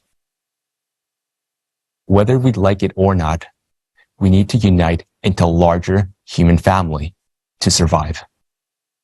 If we fundamentally change the format of society, it must be acceptable to everyone. If we take this step, we must do what's best for people. Realizing that we need to change something, it became apparent that we don't need to invent anything. We can simply ask people. No one knows what's best for us but ourselves. For many years, we have been asking people how they see the world, what kind of world they want to live in, and how they think the world should be. Tens of thousands of volunteers have participated in these surveys. These surveys were broad in scope. We asked all the people, acquaintances, friends, and strangers on the street. Millions of people were surveyed in all countries of the world. By analyzing all the answers, the 8 pillars of the creative society were formed. The concept of the creative society itself was developed as a result of a request from all of humanity. All that people wanted became the basis of the new creative format. That's how the creative society was born. Understandably, we are at the beginning of the journey, but the foundation has already been laid. Yes, we still have a lot to solve, but that is a task of specialists. Lawyers will solve legal issues, and economists, economic issues. They, as well as scientists, must sit around the same table and combine their knowledge and experience for the benefit of all humanity. Their task is to provide people with clear and understandable options for solving various issues. And people will vote for the most appropriate option. Thus, we will choose together the rules by which we will live in the world as one big family. If anyone has an alternative to the creative society, we would love to hear it. Among us are historians, political scientists, sociologists, and a vast number of specialists and enthusiasts who have studied human history in detail. Always, in all attempts to change something, everyone has tried to preserve power, the power of the few over many. Wherever there is power over people, it always turns into tyranny, consumerism, wars, and slaughter of people. It doesn't matter whether it is power of a single person or a group. Everything inevitably turns into a permanent or temporary slave system. We are well aware that there has never been such a format as a creative society, but it is precisely what people want. Any other system where there remains even a temporary, slight power of one man over another will inevitably lead to catastrophe. We will live again as we do now, as enslaved people. We must first realize that we are all slaves to a small group of people. We are like an obedient herd that is simply incapable of making decisions. That is what we have been indoctrinated with for 6,000 years. In fact, it's not true. Even according to the Constitution, we are free people. We are the holders of power in all countries. It's written in all constitution. We're the ones who actually built this world. We need to realize and understand that clearly, and stop listening that someone will come and do something good for us. We're being persuaded that people are not capable of solving anything. Yes, they can. Specialists are capable of thinking things through, and people are capable of making decisions. We won't need politicians anymore, because a politician in today's world is a representative of certain groups of people who think they are masters of the world. Those very politicians make slave out of us. History clearly shows us this, and we need to understand it. On paper, a politician is someone who prevents conflict and wars, cares about people, and is a representative of the people. But in reality, it is the opposite. A politician sits on people's necks, considering the people a herd, and drives in wherever he wants, or where those who are behind the politicians tell him to go. Therefore, such notion as a politician cannot exist in a creative society. In the face of a global climate catastrophe, we can speak frankly and openly. We have been divided into states and told that we must fight and kill each other in the interest of these states. The question arises, what and who is a state? The answer is simple. The state is made up of people. It is not just a territory. But today, the state is power, a superstructure over people. Everything is done in the interest of some ruling party or simply in the interest of power, but not in the people's interests. Let's be honest and call things by their proper names. We have a few free breaths left. Then we will have hard time breathing and communicating with each other. Before the climate destroys us, let's talk honestly to each other. Better yet, let's build a creative society for each and every one of us, for our descendants.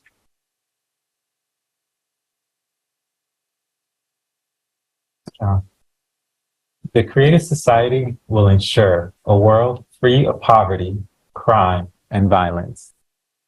It'll give us a safe, comfortable life anywhere in the world, stability and confidence in our future and that of our children, the ability to develop our businesses in a sustainable and predictable economy,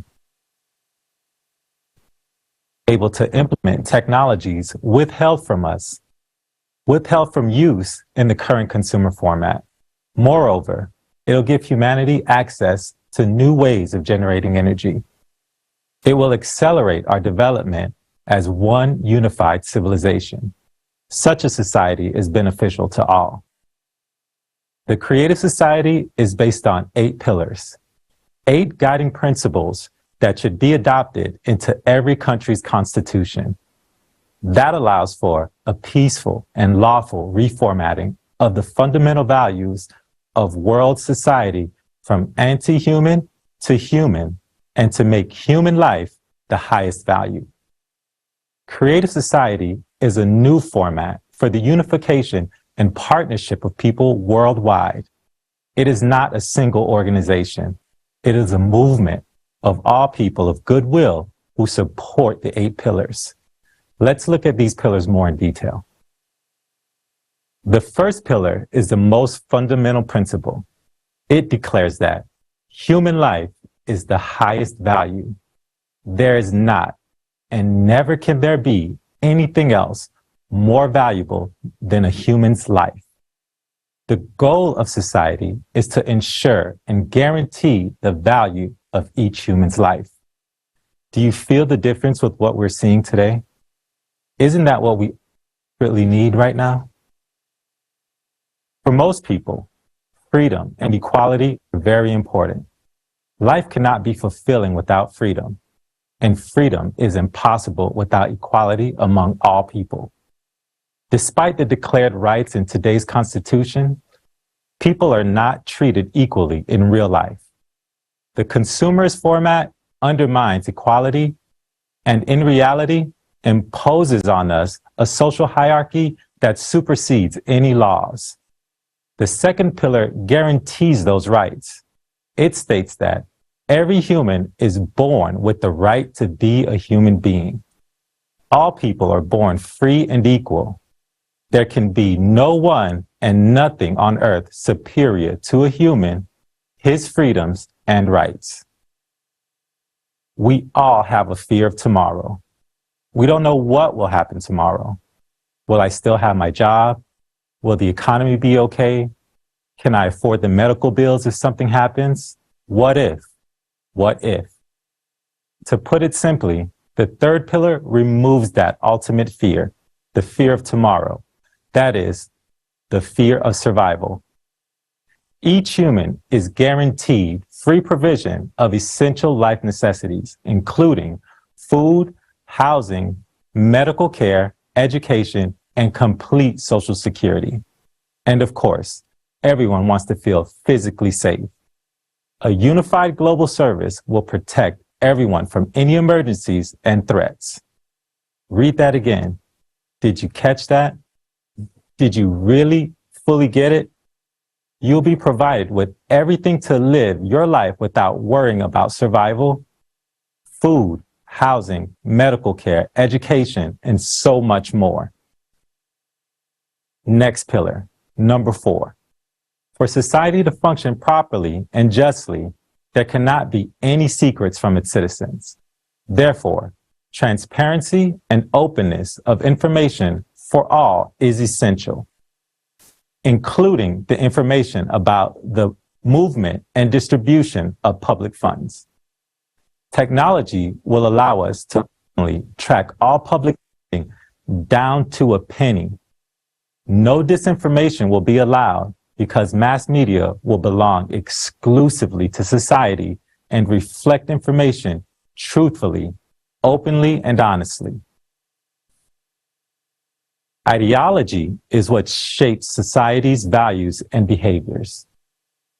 The prevailing ideology should bring out the best human qualities in people. Today on TV, we see violence, destructive, hateful news, and endless problems without solutions. Mass media is aimed at the division and manipulation of the masses. After watching the news, people feel hopeless and depressed. In creative society, propaganda of violence, division, aggression, and anti-humane manifestations will be prohibited. Therefore, establishing conditions for the development and education of a human with a capital H, cultivating moral values in each individual and society. The 6th pillar guarantees everyone high quality, free education and harmonious development of their personality. That will eliminate the colossal student loan that today leaves graduates enslaved by debt for many years to follow. Also today, many young people choose their fields of study based on the profession's earning potential instead of following their heart's desires. In creative society, every person, regardless of location, can attend university or college of choice and receive a degree in any field they choose, completely free of charge. That will give freedom, enjoyment of learning, and fulfillment of true potential. The 7th pillar assures equitable distribution of our planet's natural resources among everyone, regardless of nationality, age, and social status. Today, we have never-ending wars and battles because of the lack of resources in certain countries and the unstable desire by certain groups, the insatiable desires by certain groups to hoard and accumulate resources in their own hands. When all resources genuinely belong to people and are distributed evenly, conflicts and wars won't be needed. The concept of power in the creative society is absent. People directly participate in making decisions on key issues. You and I will decide how our communities and the world at large operate. You and I will determine what happens on our planet. Politicians will no longer supersede the vast potential of the people, and therefore the people themselves will use their rights and talents for the benefit of the whole. And that's it. Just these 8 short, simple paragraphs describe everything that all people want. And you know what? If someone agrees with at least one of these principles, he is already a member of the creative society because it's what he wants. But if a person denies all 8 pillars, then he is so harmful and dangerous to society that something needs to be done about it. And you need to understand that creative society is a new format for bringing people together. It is not an organization, but an association of people based on the desire to live and live well, to live in safety and dignity, and to develop and prosper. A question is often asked, guys, who are you? Ask a counter question. Who are you? Whose interests do you represent? your own. Isn't that so? And that's the meaning. That is the creative society which serves everyone's interest. So, if we all decide we can start living like this within 5 years, let's tell everyone, let's create public support for this idea. Let's create electoral demand. Let's create a new reality.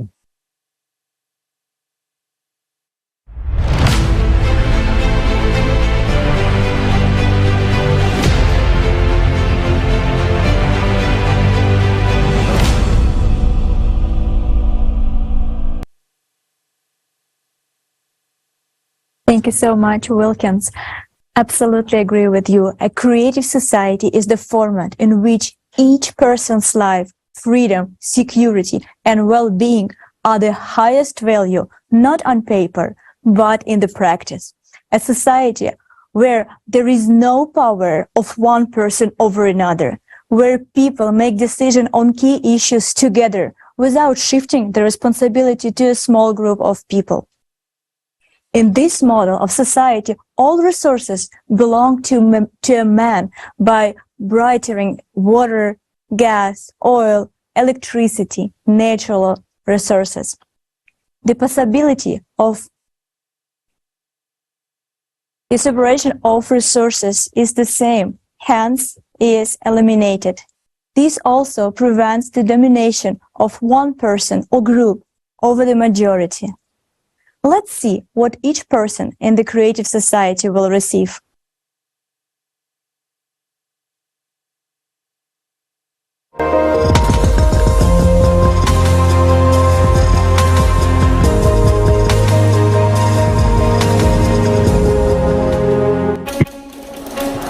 For several years, we have been informing about the creative society. The most frequent question we hear is, what will my life be like in the creative society?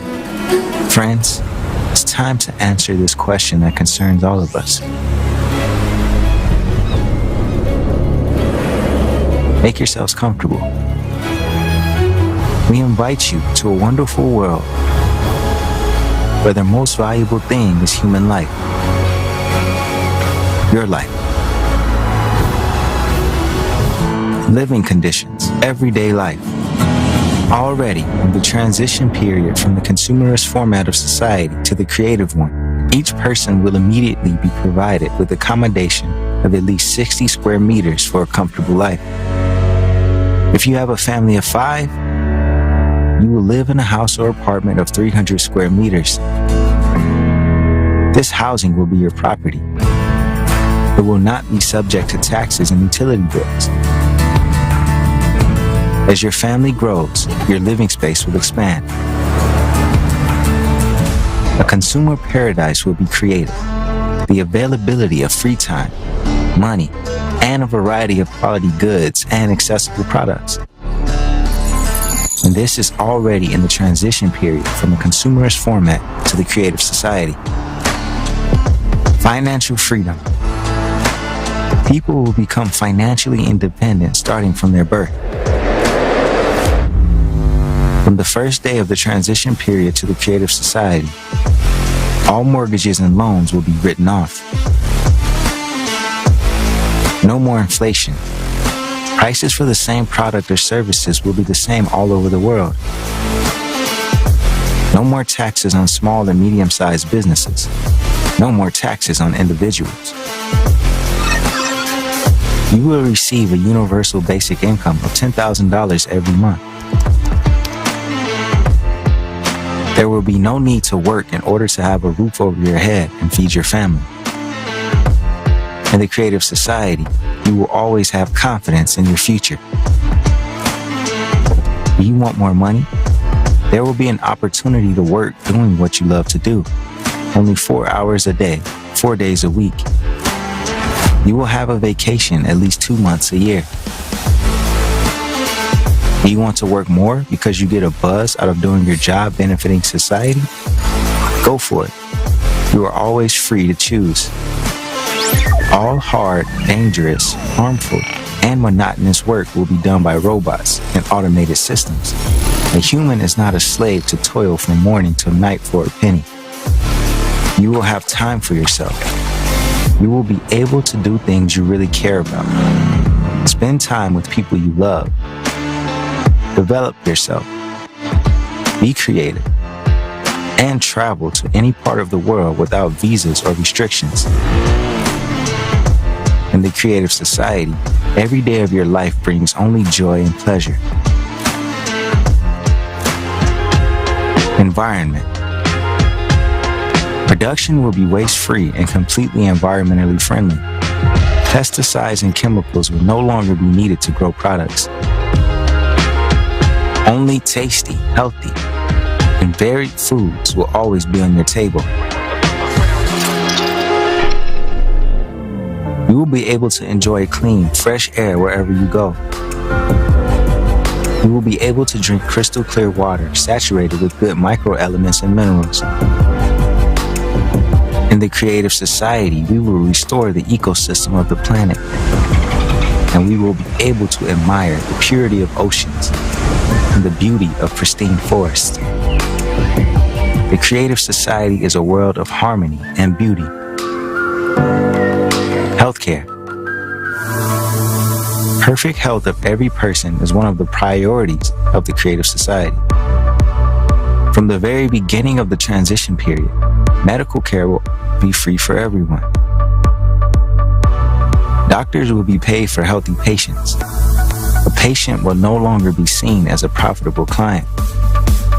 Each medical center will be equipped with artificial intelligence that will incorporate the experience of all the best doctors in the world throughout history. The very approach in healthcare will change.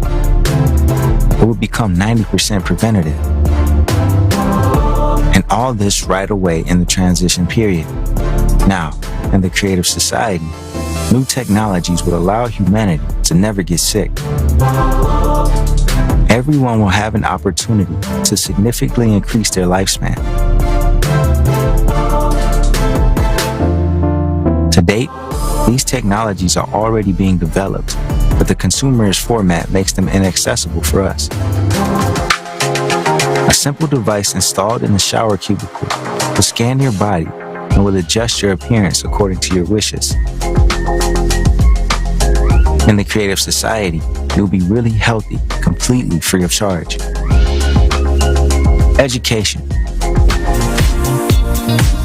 You deserve a decent, high quality, and free education. Do you like to study? In the creative society, you can get as many degrees as you want. And you won't have to worry about earning a living because you'll have a universal basic income.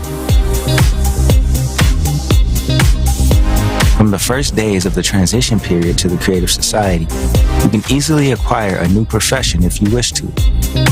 Artificial intelligence will create an adaptive educational program for you according to your peculiarities.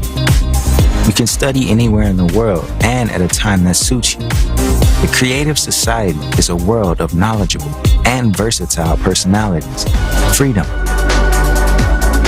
People will decide for themselves what rules and laws to live by and implement their decisions through voting on a unified platform. The highest value is human life. Everything will be built around the fundamental basis. The world's media will no longer be in private hands, but will belong to society as a whole.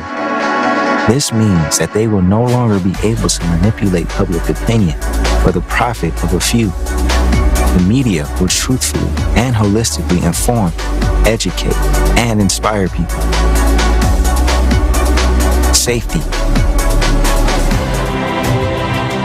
Already, in the transition period from the consumerist format to the creative society, the fate of people will no longer depend on the decisions made by a few individuals and on what those in power will agree among themselves. Society will create conditions in which wars, murder, death, slavery, human trafficking, and drug trade will be impossible. Crime will completely disappear. The latest technologies will be implemented everywhere, which will help the Unified Emergency Service to and work proactively to prevent accidents and crimes. You can easily let your child go to school or outside being completely sure about his safety. You'll be safe and secure at all times of day and night by returning home in the evening, going for a walk in the park, or going to a concert. The main danger, the threat of a global climate catastrophe, will be solved. Humanity will never again be threatened by climate disasters and wars. In the creative society, you and your family will be safe anywhere in the world. You will get all this starting from the first days of the transition period. And already, in the creative society, thanks to a replicator technology, you will be able to get everything you need. All kinds of food, clothes, household items, and much more.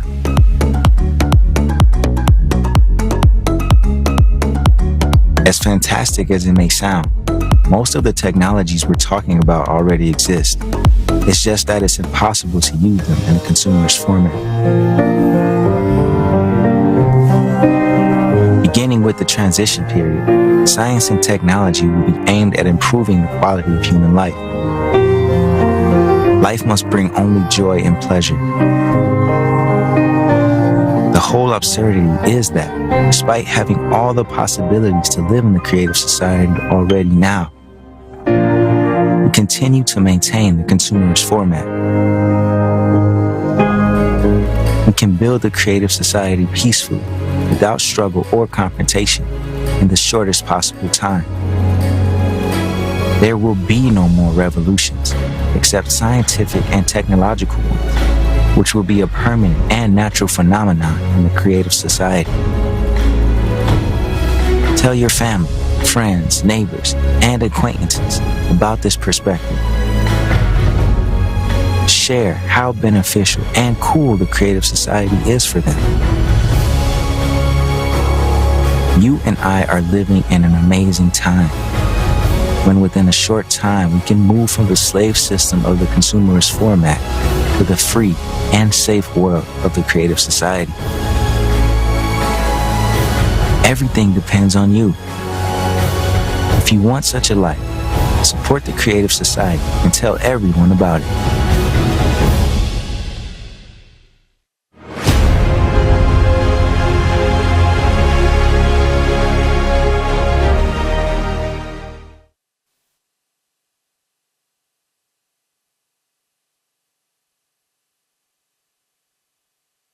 Our life? A creative society is a format of social organization. At its core and the center of everything is the individual, its life and its benefits. That will require a reformatting of all spheres of our life. And there is a step-by-step plan for implementation of the creative society. And there are very specific stages. So let's learn about the stages of building a creative society, what actions have to be taken, and what is the goal of each stage is.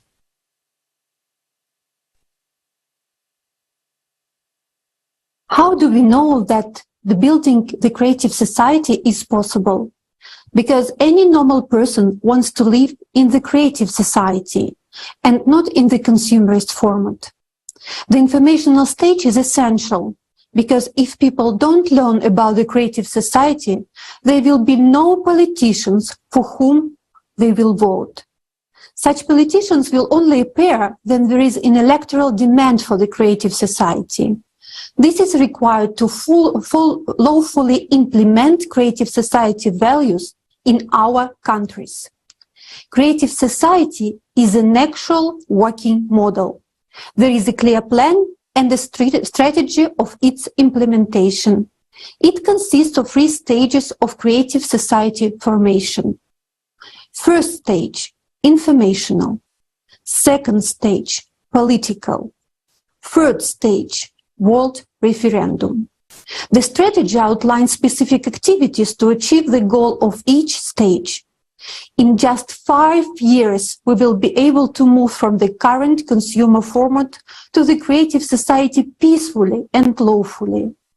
To make this happen, All people need to unite around the idea of the creative society as quickly as possible. Now we are at the first stage. The first stage of building the creative society is the informational stage.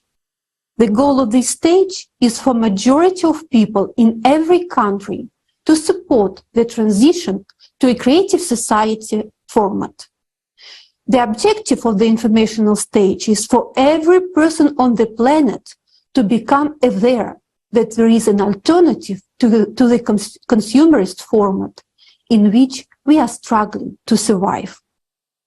The alternative to the creative society. The alternative is the creative society.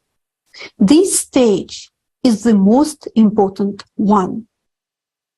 What does it mean to inform about creative society?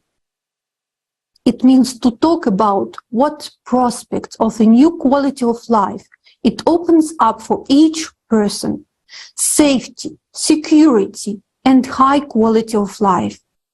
It is essential to convey to each person that forming the creative society is a practical and feasible task, and we can build it in the shortest time frame, within 5 years. Today we will learn many interesting things about how life will be in the creative society. During the forum, we will discuss how to join the Creative Society project and what you can do right now. It is crucial to showcase your choice wherever possible. That's exactly how people will create a global electoral demand in their countries. This is exactly how we will demonstrate to politicians that we want to live in the creative format of society. The result of first stage of informing will be the creation of an electoral demand for the creative society. We are at this stage right now. We have calculated that if each person tells only 5 other people about creative society, we will accomplish the first of the 3 stages in only 2 weeks. When we achieve this result, we will be ready to move on to the next stage.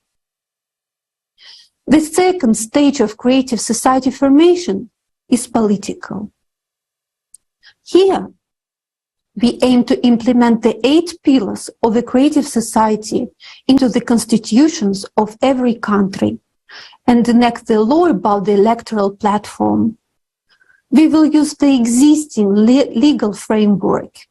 This new format of social organization should be secured on the legislative level.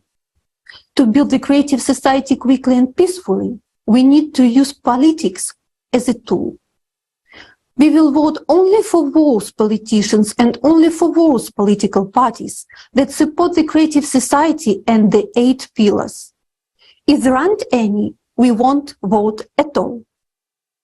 Today, there are more and more decent people among politicians who understand everything. They support the creative society and the 8 pillars. If you and I vote only for those politicians and those parties that they build the creative society, other politicians have no electorate. Politicians always follow the electorate. If there is an electoral demand for a creative society, they will build it. Once our chosen politicians and political parties are in power, we will need to enact laws that will guarantee the realization of interests of every person. In the second stage of building a creative society, with politicians' help, we will achieve the following goals. Adoption of 8 pillars of the creative society into the constitutions. Enactment of the electoral platform law. Enactment of the politicians' instant recall law.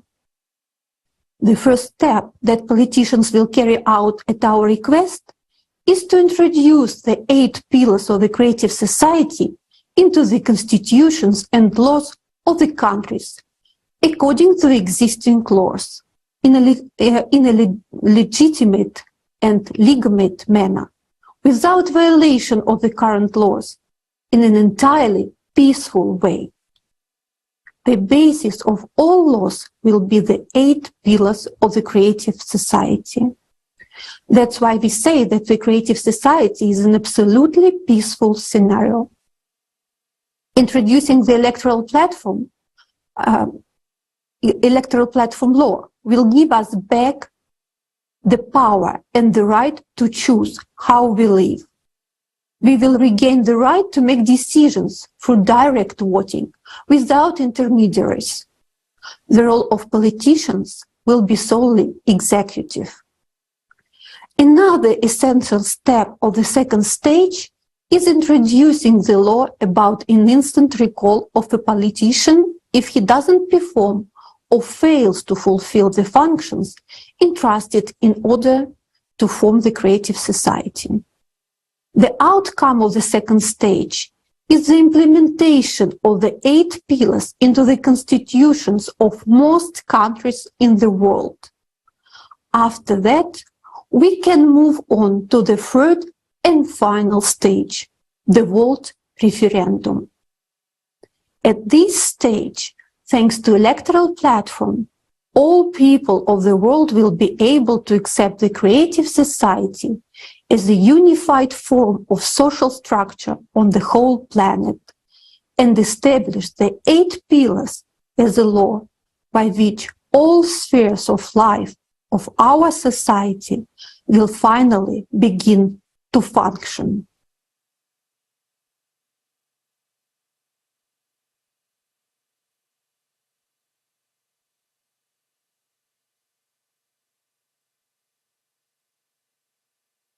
Ignorantia juris non excusat. Ignorance of the law is no excuse from responsibility. Today, ignorance of the laws not only deprives us of a beautiful future, but can also deprive us of life. After all, we simply do not use our legal right to create an electoral request, and as a consequence, we put our fate in the dishonest hands of others. A creative society is an absolutely natural and necessary way to guarantee the realization of human rights, which today are declared in the legislation of any country, but are not actually realized. In order to guarantee these rights of every person, it is necessary to introduce a working legal mechanism into the legislation of all countries, not by breaking the current order, but by improving it. There is no need for any revolutions. It is evolution. A legitimate question arises: how to do it? Into the constitutions of all countries, it is necessary to introduce 8 foundations of the creative society and to pass the law on the electoral platform. The electoral platform is a society-owned electronic system, which is the only tool of initiation and adoption of laws and decisions by all people. It is also a unified legislative base. This is possible when a majority of the members of parliament support the creative society. And for this to happen, the majority of votes in the country needs to vote for those candidates who will pledge in their election programs to implement the 8 foundations into the Constitution and pass a law on the electoral platform. And now we come to the most important thing: the formation of a public request coming from the majority of citizens who have the right to elect public representatives and authorities. How to achieve such a majority among active voters? This is the main task of the first stage of building the creative society. The stage of informing. all people on the planet who have already heard about the creative society and want to live in it simply need to actively inform all people about the creative society. When the majority of the world's population actively supports the creative society, the remaining stages of its creation will proceed very quickly and easily, in accordance with the national legislation of each country. This is why the information stage is most important. That is, the formula is simple. First, we inform all people about the possibility of building a creative society.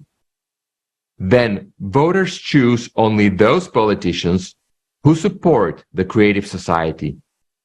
And these politicians already implement 8 foundations of the creative society at the legislative level and pass the law on the electoral platform. With a form of government like a monarchy, things are even simpler. The monarch, by his decision, amends the constitution or simply adopts the 8 pillars of the creative society as the basic law of the state. It is important to remember that any monarch and any politician always depends on public demand.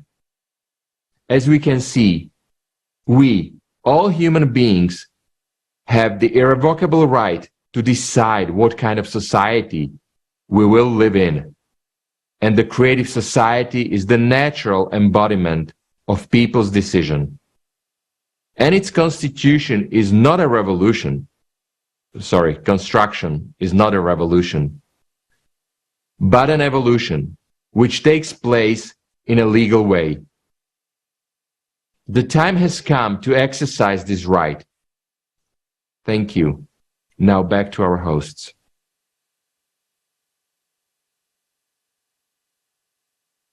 Thank you, Robert. You're absolutely right. We, people, have the legal right to create an electoral request and to build the creative society. Still, people do not know about this right and therefore do not use it. In preparation for today's forum, we interviewed Ms. Christian Anderson, a member of the European Parliament from Germany. We invite you to watch a fragment of this conversation.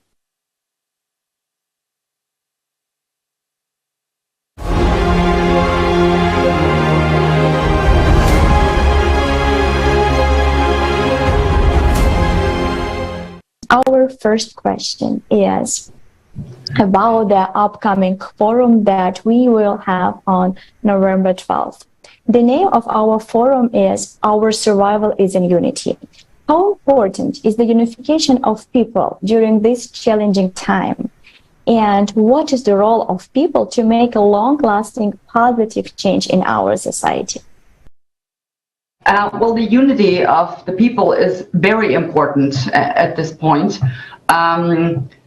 because what we have seen, especially in the last 2 years, how the rights of the people, civil rights, and inalienable rights, constitutional rights have been infringed upon. They have been taken away. They have been redefined into being privileges that a government can grant whenever they want to or withhold whenever they see fit. And this is not only happening in 1 or 2 or 3 countries. This has been happening all over the world. So it is of utmost important that people once again realize it is their democracy. They need to get involved. If they want things to change, they can make it happen, but they need to go and cast their votes and not stay at home. They need to take responsibility. Democracy is not a place where you simply go to sleep, because there was once said, when you sleep in a democracy, you will have a very rude awakening in a tyranny. You will always have a conflict of interest. Whoever has power, his aim is always to expand his power at the cost of the one he is overpowering. We do need to have institutions that, you know, have some kind of a governing power. Obviously, we do need this. But the key is there needs to be checks and balances. That is also a cornerstone of every democracy. The people need to realize they have the responsibility for their life and they need to make their own decisions. Then they elect representatives who are supposed to implement the wish of the people. But what we're seeing now is the people are being dictated to by these elected representatives what their wishes have to be. And that is wrong on so many levels. So people need to realize we elect representatives and they are our employees and they have to do what we tell them. But nowadays, a lot of people think, well, they're the bosses and they tell us what to do. No, it's the other way around. And we need to get a clearer understanding once again of how democracy works. And it seems to be a pretty big problem right now.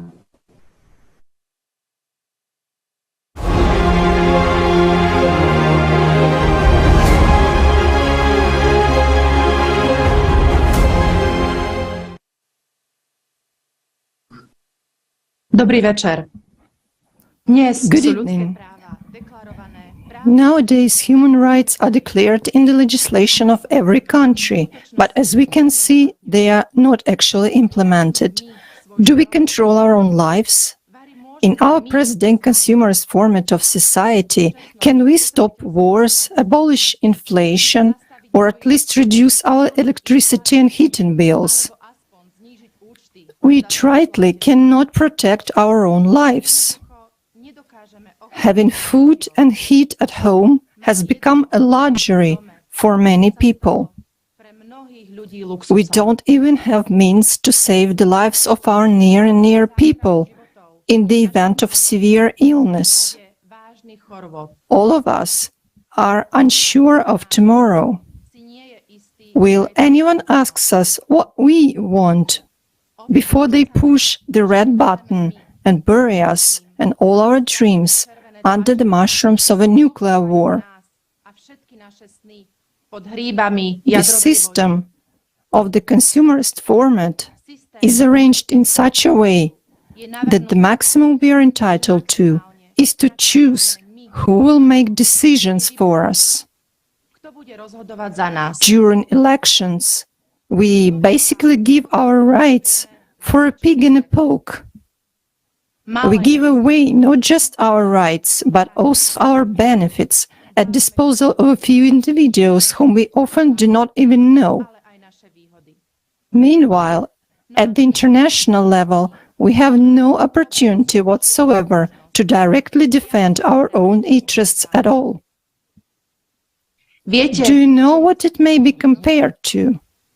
Imagine that you issue a general power of attorney for someone to use and dispose of your house, and the right to move people in and to sell, demolish, or rebuild the house without your consent. At the same time, you continue to live in this house. Everything that remains for us to do under the current system is to trust in the authorities and hope that they will solve our problems, or to express our discontent at mass meetings and demonstrations in the hope that we will be heard. Despite the existence of a huge number of laws, international treaties and agreements, society's problems will never be solved in the consumerist format. Because we, people, do not participate in making socially important decisions. Whether a war is needed or not, what taxes we will pay, and how natural resources should be used. Meanwhile, all of these issues directly affect our lives. This consumerist format of society, where power and money are at the core, has reached a dead end. But the situation can easily be changed, so that there is a decent life for everyone, not just a few individuals. In a legal and evolutionary way, we can implement the concept of the creative society, where a human is at the center. Self-government in society is one of the fundamental pillars of the creative society format. We can hear such a statement: the society is impossible without power. But how can we then explain, for example, people's self-organization and mutual help in emergency situations, when there are various disasters and catastrophes? People themselves will effectively solve all the pressing issues and tasks without waiting for any action from the clumsy system of government authorities. Moreover, without the involvement of civil society volunteers, the state is totally unable to solve the issues of providing people with everything they need. So, a fair question arises. Is it us who cannot do without the government, or is it the government that cannot do without us? Generally speaking, let's take a reasonable look. Why do politicians strive for the peak of power? In order to help us? Do they love us so much? Let's just not be naive. Everyone understands perfectly well that everyone strives for a better life. People whom we endow with power always pursue their own interests only, and the power of a few individuals inevitably leads us to inequality and exploitation. So what is self-government? Self-government in society is when we, as the entire community, decide by majority vote whether something should take place or not. You have to agree that it is actually natural and normal for every person to manage their own private life. Then why, when it comes to managing matters of public importance, on which our private lives depend even more, do we begin to think that someone knows better how we should live our lives? We people must have a voice in direct resolution of all publicly important, socially significant, economic issues that affect the quality of human life. This very principle is embedded in the eighth pillar of the creative society, the self-governing society. This pillar defines self-government as the absence of power and the right of every person to participate in managing society's affairs. Self-government means participation of people themselves in decision-making on the electoral platform. The electoral platform is an electronic system owned by society, which is the only tool for all people to initiate and adopt laws and decisions. And it is also a single legislative framework. Self-government doesn't mean that incompetent people will run the state. Yes, people make all decisions that affect their lives. Naturally, there should also be an executive apparatus to implement the decisions which people make. But those are merely executives, whom society hires and controls. Society can dismiss any executive who doesn't fulfill his obligations and replace him with another person at any moment. Self-government removes manipulation of legislation in favor of anyone's private interests. In the creative society, no one will be able to amend laws in the interests of individuals. Lobbying will cease to exist. Creative society removes conditions suitable for corruption because decisions will be made by people themselves. And it's impossible to bribe 8 billion at once. And it makes no sense to influence executives either with threats or with blackmail or with money, because they do not make crucial decisions. It's not within their competence. The electoral platform makes it possible to exercise public control to the fullest extent, and public funds will not end up in the pockets of a few individuals, as it happens nowadays. Everything is open and transparent, which is guaranteed by the fourth pillar of the creative society. On the electoral platform, each of us can vote for a decision that is important for him or her. And together, we will adopt the simplest and most convenient procedure for implementation of our rights and interests. People will really be able to quickly resolve their issues on the electoral platform without lengthy procedures, red tape, and bureaucracy.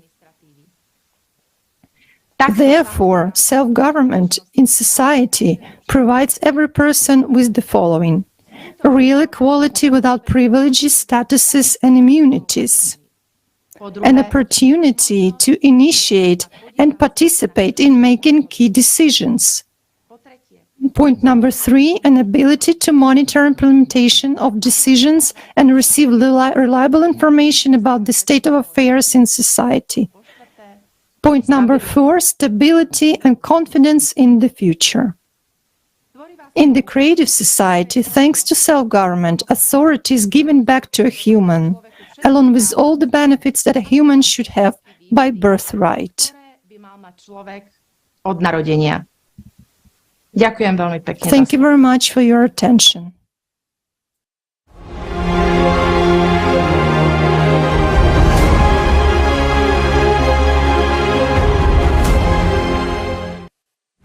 Today, everyone claims that your future depends entirely on you. But is this really the case? Is your opinion always really considered? Not to mention that simply expressing your opinion today can be risky or life-threatening. If you want to change something in society, how realistic is it to do so? Yes, we can elect those who supposedly stand for the slogans that coincide with our desires. But when our elected politicians come to power, they embody something completely different. In fact, who are we in a consumer society? Rightless pack animals. Let's see how our lives will change in the creative society. The first and crucial difference is that in the creative society, your present and future will actually depend on your choices, and everyone's choice will improve everyone's life. Today, we have a representative democracy. That's when we elect representatives and hand over power to them, and they decide how we should live and manage our wealth, money, natural resources, and our lives. In the creative society, power will be in the hands of people themselves, and they will be able to directly exercise it by making decisions on the electoral platform. Because people will become the legislative body. Every day, people will live more comfortably, more prosperously, and more securely, with full confidence in the future. For example, Anna, a woman of 38, a wife, mother of 2, and employee of a design company. She will have a direct impact on improving society without being a politician. How can this be implemented? With the help of up-to-date technology. A platform is created for considering initiatives, passing laws, and voting. Anna will install an app on her phone or tablet.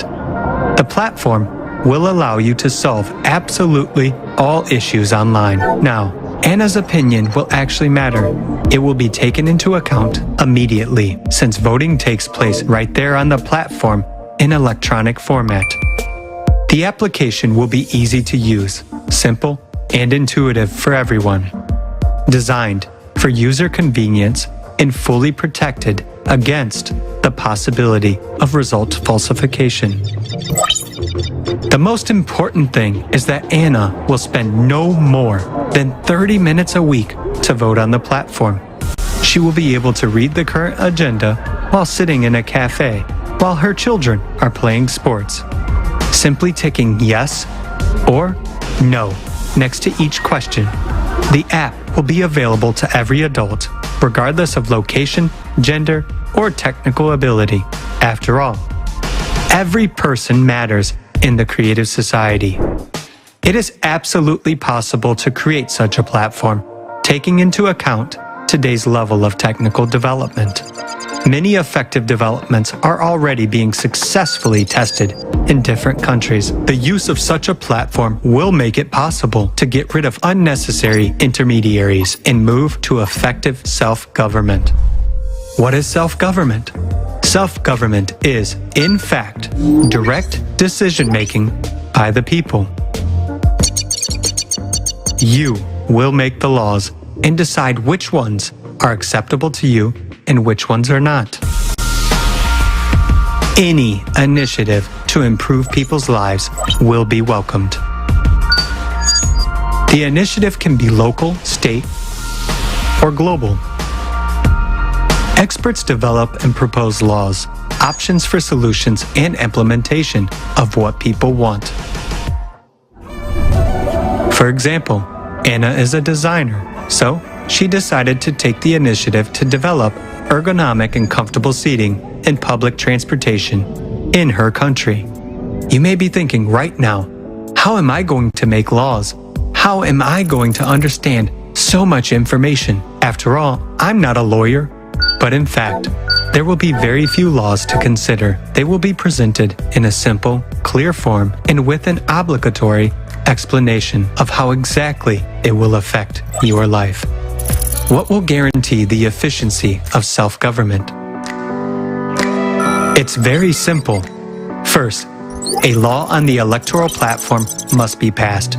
It will secure the right of the individual to make proposals and pass laws. It also legislates the electoral platform as a mechanism for implementing such a right. Thus, the individual participates directly without intermediaries in making decisions and laws.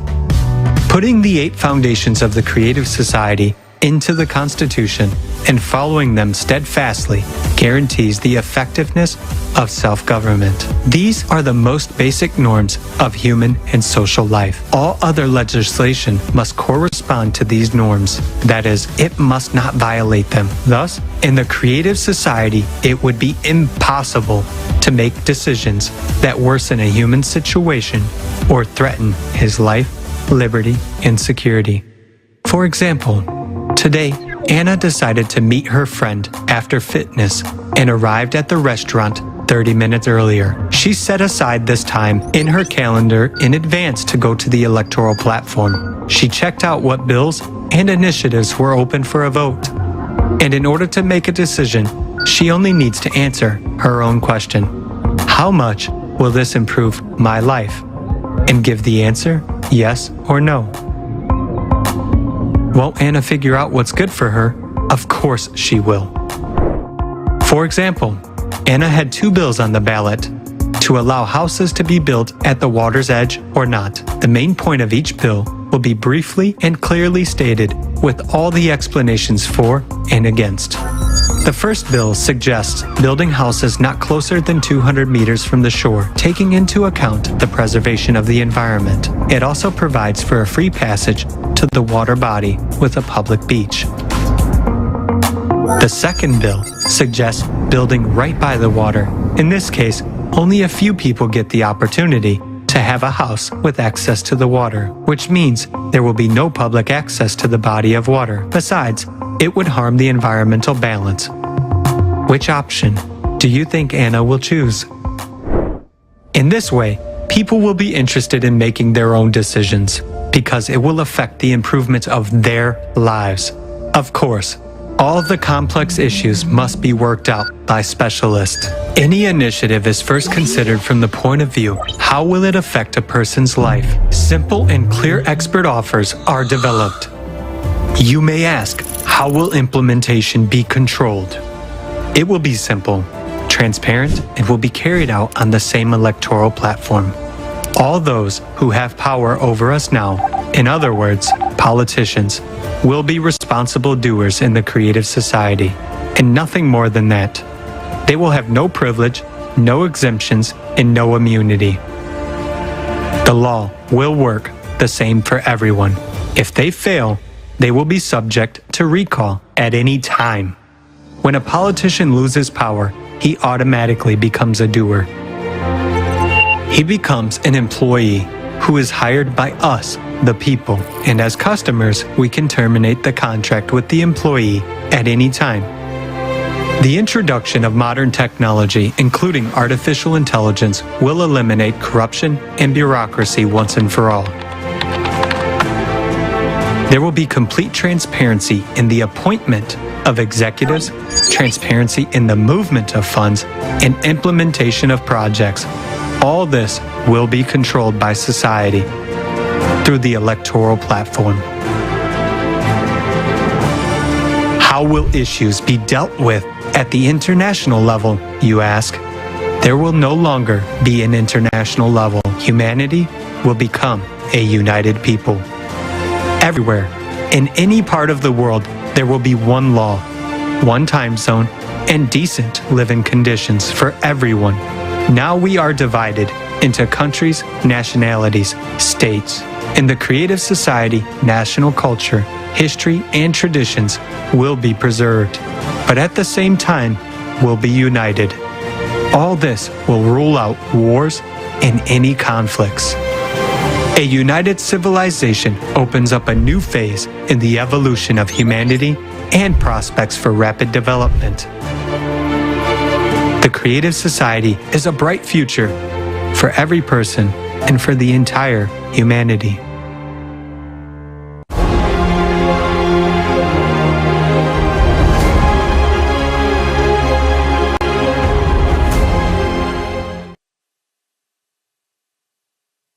You know, per week, and vote for that will improve my life. I like that it will be accessible and understandable for everyone, even older people. It is truly an evolutionary concept that we can all understand and use. The most exciting part is that my voice finally matters, that I can decide for myself instead of choosing between two evils like we do right now. I really like the changes that we make and the benefits that everyone will receive. This is a true unity. Finally, we can build a wonderful world for everyone. And I do not need to blame or complain about some politician with his empty promises. I am in charge now. I am now building a bright future for my kids and not just dreaming about it. I also like that politicians can be easily recalled if they do not deliver on their promises. The power will belong to the people, and a regular person like me can become responsible for a social project, propose ideas, and see them come to life. Who knows better than us how to improve our own lives, right? Finally, we will know where our money is going. The transparency will allow us to monitor all projects, salaries, as well as public investments. And it will be impossible to conceal money anywhere because the fourth pillar of the creative society guarantees transparency and openness of information for all people. It is our right to make our own decisions, plan our lives, and be in control of our own destiny.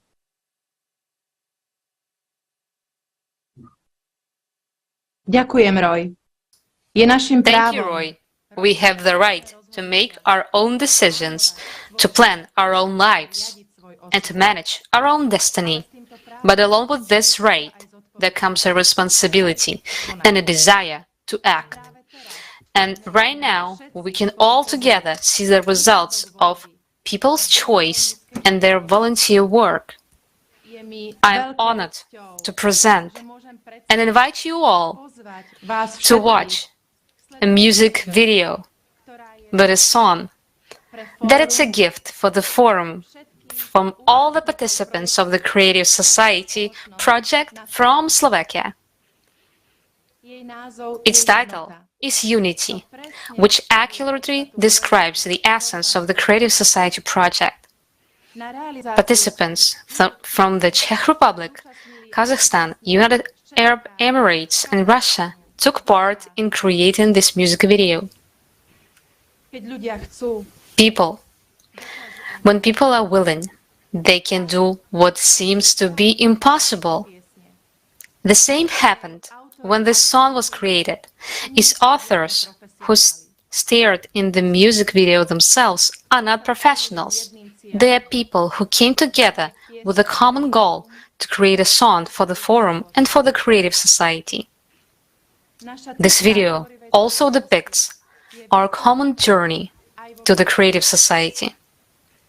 The beginning is dark and hopeless, just like our society today. But in the distance, we can see the light and those people who were the first to understand the idea of the Creative Society without hesitation. They go forward, and some of them even run to implement this idea because in the Creative Society, darkness will dissipate and we will be able to start living and developing our potential. Okay? That's enough words. Let's get inspired.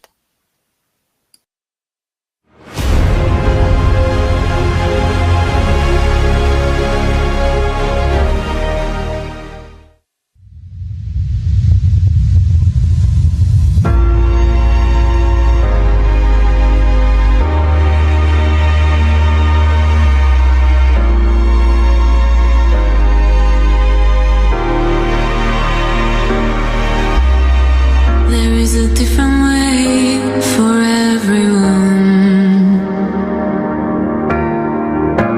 leading us to the same goal. There is a voice without sound that can hear every single living soul.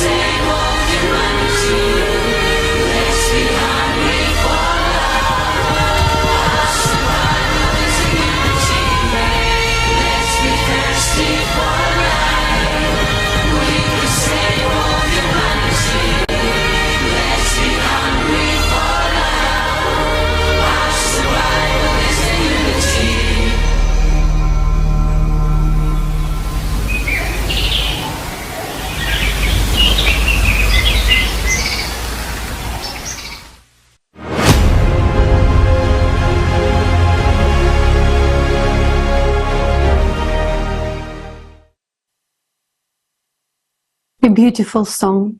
Big thanks to the participants of the Creative Society from Slovakia for such a gift. Dear friends, this is another example of what can be done at the informational stage and what outstanding projects volunteers can accomplish when they come together. I want to remind you that we are now at the most crucial step of building of the Creative Society, the informational step. It's the simple, small steps that are the most valuable today. Right now, during the live broadcast, you can write to a friend or send them a link to the broadcast or the recording, which will be available in 150 languages today after the broadcast on the Creative Society platform.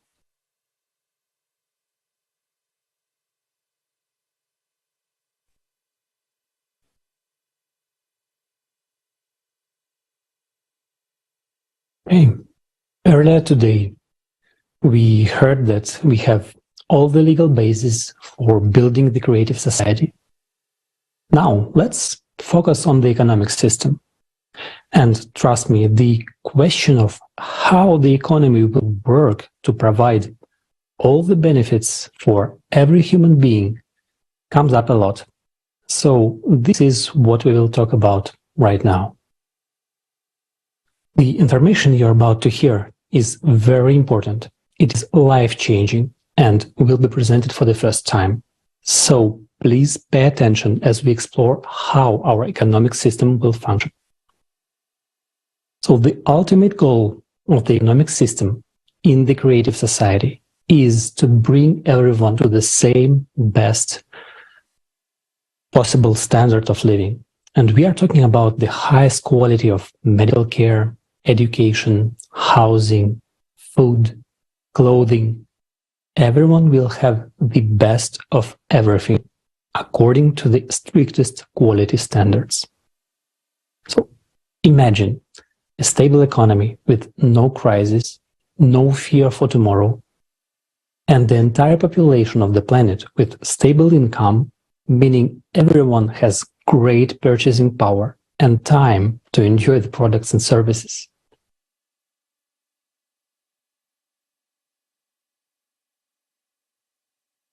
To achieve this goal, the economic system needs a complete overhaul, which will happen in two stages. First, we need to transition from our current economic model to the economy of the Creative Society. This transition period will last for about 5 years. A very important change will be the introduction of a unified monetary unit created by a single World Bank that belongs to and is operated by society. The key element of the new economic model will be that every human being will receive a monthly unconditional basic income equivalent to $10,000. This will create a high purchasing power for each member of society and ensure a steady demand for goods and services, which, in turn, will create conditions for the growth and development of enterprises. An important condition that will be fulfilled immediately when we transition to the new system is the cancellation of all debts of countries and individuals. From that point on, it will be forbidden to lend money at interest. If you need money, you take it and pay back exactly the same amount. And with the help of AI, the economy will be planned by and for the benefit of society as a whole. Global demand will be formed by people themselves and analyzed by artificial intelligence, which will be able to predict the required volume of production of food, goods, and services to provide each person anywhere in the world with everything necessary. This will ensure the most optimal allocation of resources and production volumes at the planetary level. The demand for all goods and services will always be available online and accessible to everyone. For example, you want to start a business and inquire about opportunities in a field of your choice. The AI gives you a prediction about the current and projected requirements for this industry, and you choose what you can do will have a guaranteed demand. All new technologies will belong to society and will be fully accessible to any business. This will make it possible not only to automate the processes of production and economic activity of companies, but also to create conditions for improving the quality of products and services. Another important change: prices will be fixed from the beginning of the transitional period. Specialists, with the help of AI, will calculate optimal prices for all goods and services, taking into account logistics and production costs. It will not be possible to increase the prices, only to decrease them, all while maintaining or improving the quality. And prices for the same goods and services will be the same anywhere in the world. Automation and new technologies will make it possible to work 4 hours a day, 4 days a week, all while having a high level of earnings. No matter how much a person works, they will continue to be paid the basic income every month. There will be an incentive for everyone to work, to live an even better life. Well, to give you an example, everyone is provided with great quality housing of 60 square meters per person. So a family of 4 lives in an apartment of 240 meters. If I want to have a house of 500 square meters, I can work to earn more and buy a bigger house. Then you come to visit and see that we live in a 500 square meters house, while you and your family live in a 240 meters apartment. Well, you already want to work and to live in a house like ours. And no matter where in the world you choose to live and work, professionals with the same qualifications will be paid the same high wage for the same job all over the world. This would eliminate labor migration and the difficulties associated with it. So let's do a quick recap. A single World Bank owned and controlled by the society, single unified monetary unit, fixed prices, and no interest on loans completely removed the possibility of inflation and crisis in the economy. We no longer need to seek for balance between supply and demand, between the amount of money in circulation and the goods and services on the market. If today competition is built on money, on price reduction, in the transition period, companies will compete on quality. Fixed prices, no interest on loans, a unified monetary unit, no inflation, and full access to new technologies give businesses enough room to improve quality and make good profits. All these factors will create conditions for healthy competition and will stimulate the production of higher quality products. This, in turn, will ensure a high standard of living for everyone. In the creative society, conditions will be created in which corruption and the influence of individuals on politics and economy will be impossible. For this purpose, a limit on personal wealth will be introduced, meaning that there will be a limit on the maximum wealth per family. We will determine this limit together as a society. Let's say $10 million. Such a fortune is more than enough for a comfortable, rich life, but not big enough to start a war.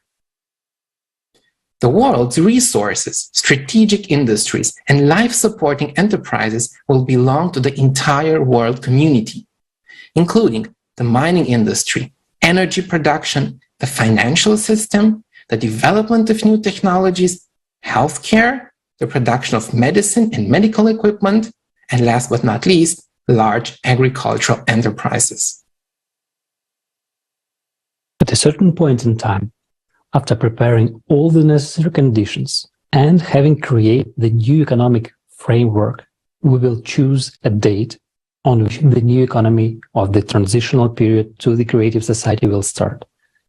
At this point, the currencies existing in different countries will be exchanged for the new unified monetary units. The exchange will be made taking into account the wealth limit. If the savings exceed the maximum threshold set by society, the rest of the money is not exchanged. At the same time, all debt will be nullified, prices will be fixed, and unconditional basic income will begin to be paid to each person. Many of you are probably wondering right now, where are we going to get the money in the new model of the economy to pay everyone an unconditional basic income of $10,000? Before we answer this question, let's understand what money actually is. We use money as a medium of exchange to facilitate the purchase of goods and services. It doesn't matter whether it's made of metal, paper, or it's just numbers on a screen.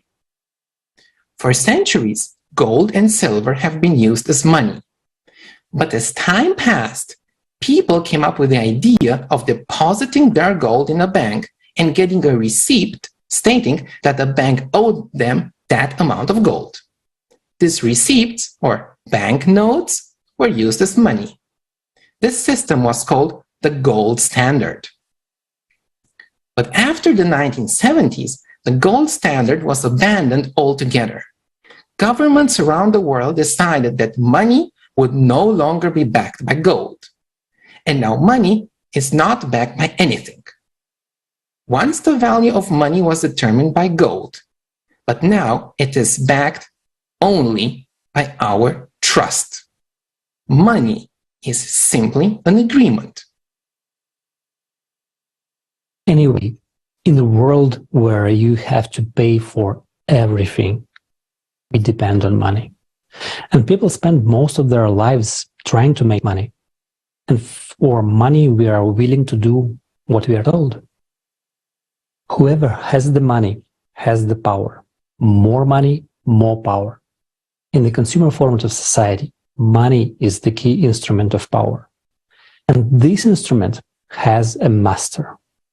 So, who is the master of money today? In today's financial system, money is created by the central banks of countries, although these banks do not always belong to countries. In the United States, for example, the central bank is the Federal Reserve. But did you know that the Fed is owned by private bankers? But more interesting, over 90% of the money is created digitally by the private banking sector. So most of the money in the world is private. It is owned by someone. It does not belong to the government. It is private property. And there are trillions of dollars in private hands at the moment. And that's the root of the problem. Money belongs to a small group of people, not society. And no matter how we try to earn it, money always goes back to its owners. But here's the good news. Economics is not an exact science. There is not a single law in economics like the law of gravity in physics. In economics, there are no axioms or postulates. Economics is simply an arrangement between people, and that means that we can change it. We're used to thinking that money belongs to someone else. It is public, international, or private. But in the creative society, the money will belong to society itself. As we said earlier, there will be a single world bank that will be owned and controlled by society. The function of this bank will be to create and redistribute money for the needs of society. A new single unified monetary unit will also be created. With its introduction, other currencies will cease to exist and all savings and income will be exchanged for them. Private banks will no longer be able to create money, as there will be no more private banks. We will decide by ourselves, as a society, how much money we need to create to provide each person with an unconditional basic income, quality housing, development of medicine and education, and improvement of our lives. We can create as many trillions as we need, and they will be all ours. And they can get kept on our common account if we don't need them. The key point is that it's very important to understand that this money will not be subject to inflation. Because in the economy of the creative society, prices are fixed all over the world and cannot be raised. Prices will no longer depend on the amount of money in circulation, and the value of money will be maintained. And we must understand that keeping money in circulation is a temporary necessity during the transition to the creative society. It's also crucial to understand that a creative economy is a harmonious global economic system. The economic principles we've just discussed can work only together, everywhere around the world. Only one or some of the creative economic principles will not work independently of each other. And during this transitional period, we will be able to rebuild our economy, develop and make available to everyone new technologies in energy, science, healthcare, ecology, food, and other products. This will enable us to move on to the next stage, the creative economy. This is a completely different world, a world of new, unlimited, accessible to everyone, and free energy. It is a world of new technologies for the production of good and food through the control of elementary particles. This world will be no longer need money. In the creative society, each of us will be rich, confident in the future, and free to live the life each of us wants.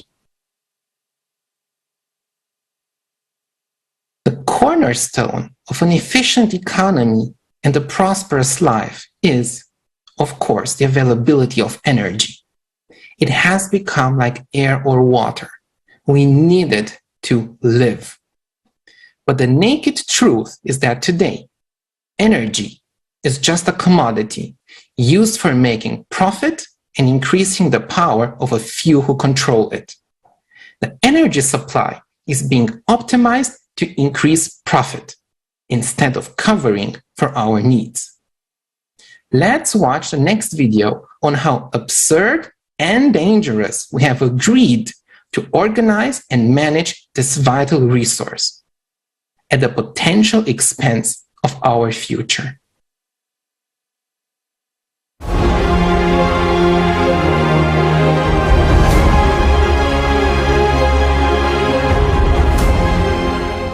Energy is the basis of our life. Energy is food, water, sanitation, communication, heat, and mobility. Energy is the basis for all our production. The development of energy leads society towards technological progress. Without energy, our society cannot exist. But what is going on today? We are already experiencing an energy crisis. It is really scary because as soon as I go out, now after 2 hours I'll come in and it's already £2 and you're thinking, I'm not cooking, I'm not doing anything. And how does that make you feel? It makes you really anxious. So you've really got down to thinking in detail about every electrical appliance you've got. Yeah. Whether you can switch which one works more, which one doesn't. Normally, if we have like every year like 10% extra cost, it's not a problem. But it's now like 10 times more than 2 years ago. It's crazy. In this way, if nobody can survive. No company, no people with a household, nobody.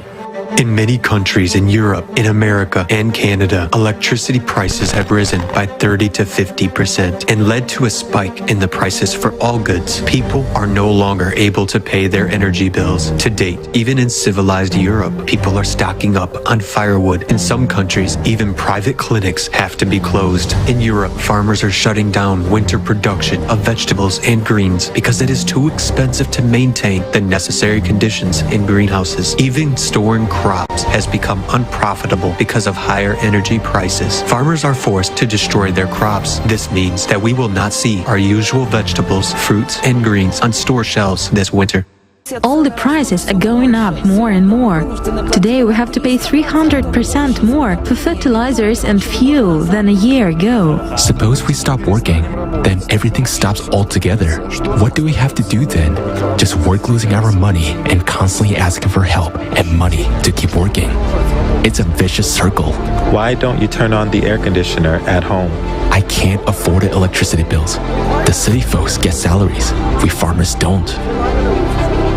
The production of meat and dairy products is totally dependent on electricity. Rising prices for this resource create a spike in the prices for meat and dairy products and can create a shortage of these products in stores. It is not only producers of agricultural products who suffer. Even hospitals are at risk of being left without power. For example, the hospital in Naples received an 11 million euro electricity bill. Factories have to reduce production or shut down completely. To date, many countries are already preparing for reduced electricity consumption. Shutdowns and partial shutdowns of production facilities and businesses are being planned. This, in turn, will lead to higher prices and shortages of products and other goods all over the world. Imagine coming to the store tomorrow and seeing half-empty shelves. Moreover, you just won't be able to afford what's left on the shelves. Perhaps this is one of the reasons for the famine that we are promised from the high tribunes. So, why are electricity prices rising all the time? Governments are making huge investments in energy development. In 2022, this amounted to $710 billion. This year, energy funding amounted to $2.5 trillion. Of that, almost $1.5 trillion went to green energy development. The net income of the world's oil and gas producers has doubled in 2022 to more than $4 trillion. Money from our taxes goes to the development of the energy industry. But every day, energy is becoming more expensive and unaffordable for us. The reason is that energy today is a business like any other, and people just make money on it. Electricity is a commodity. It is sold and bought on the energy market. Any company, private or state-owned, has the goal of making as much profit as possible. One and the same megawatt an hour can be resold several times, and each time the price will increase. The more times that the megawatt an hour of energy is sold on the market, the more expensive the electricity will ultimately be for us. This is what creates such an increase in electricity prices for people and factories. We pay for the profits of the energy industry enterprises in every bill, and on top of that, taxes on the development of green energy are added to our energy bills. Green energy also has a significant impact on price growth. Its tariff is the most expensive, but the rules of the energy market oblige us to buy green energy in full. We are being persuaded that the transition to green energy will reduce CO2 emissions and save the world. Instead, we are no better off than before. We have spent trillions of dollars on free solar and wind power, while electricity prices have skyrocketed. We are shutting down nuclear power plants, thermal power plants, and are trying to switch to green energy. But even if we cover the entire surface of the planet with solar panels and wind turbines, the energy they will produce won't be enough. Has it only now dawned upon us that the sun doesn't shine at night and the wind doesn't blow all the time? In such conditions, power outages are unavoidable. That's why we can't give up conventional power plants. But for some reason, we have imposed an additional tax on all hydrocarbon energy, and we are paying 3 times the price for it. In fact, we haven't switched to green energy. We have just added an unnecessary and unreliable source and only increased the costs in our bills. So it turns out that we ourselves pay for the creation of inefficient and expensive energy. The absurdity is that in our world, energy is a commodity. It belongs to a few and is a tool of power, political influence, and manipulation of people. In a normal human society, resources must belong to all people, and energy must be free and available anywhere in the world. When we come home in the evening, each of us wants to turn on the light, air conditioning, take a hot shower, watch TV, charge the phone, and make dinner. We are used to taking it for granted. But even now, many of us can't afford it. And these are not temporary difficulties. We are destroying the existing stable system of energy supply.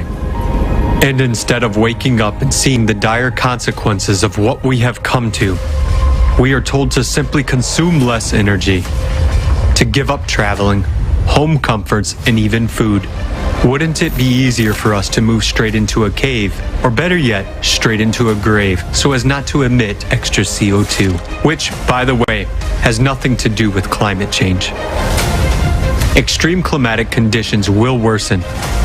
Our civilization simply will not survive without reliable energy sources during this period.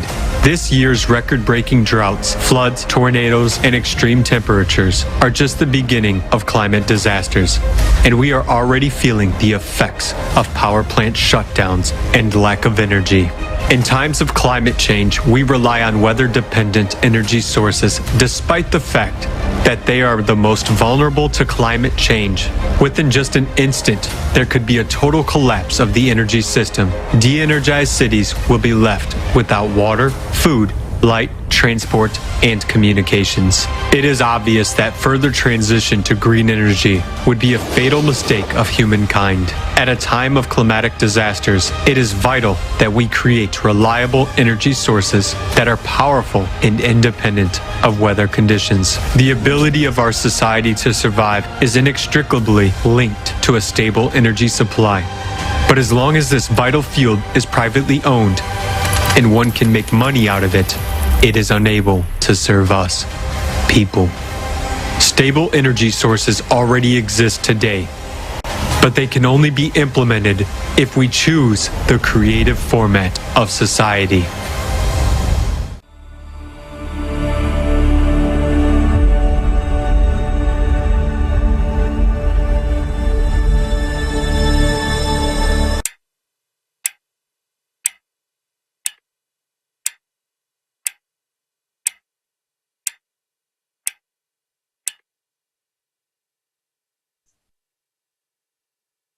Dear viewers, each one of us understands today more than ever that our life is impossible without energy. And at the same time, we're experiencing an energy crisis in many countries, as energy prices are skyrocketing, up to 60% for household consumers and up to 200% for non-household consumers. For many years, this was due to the transition to the so-called green energy, which should have been developed to eliminate the use of hydrocarbons, at least in theory, while we were paying for the solutions directly out of our family budgets. Now we're confronted with geopolitical problems, while we keep paying more and more for energy.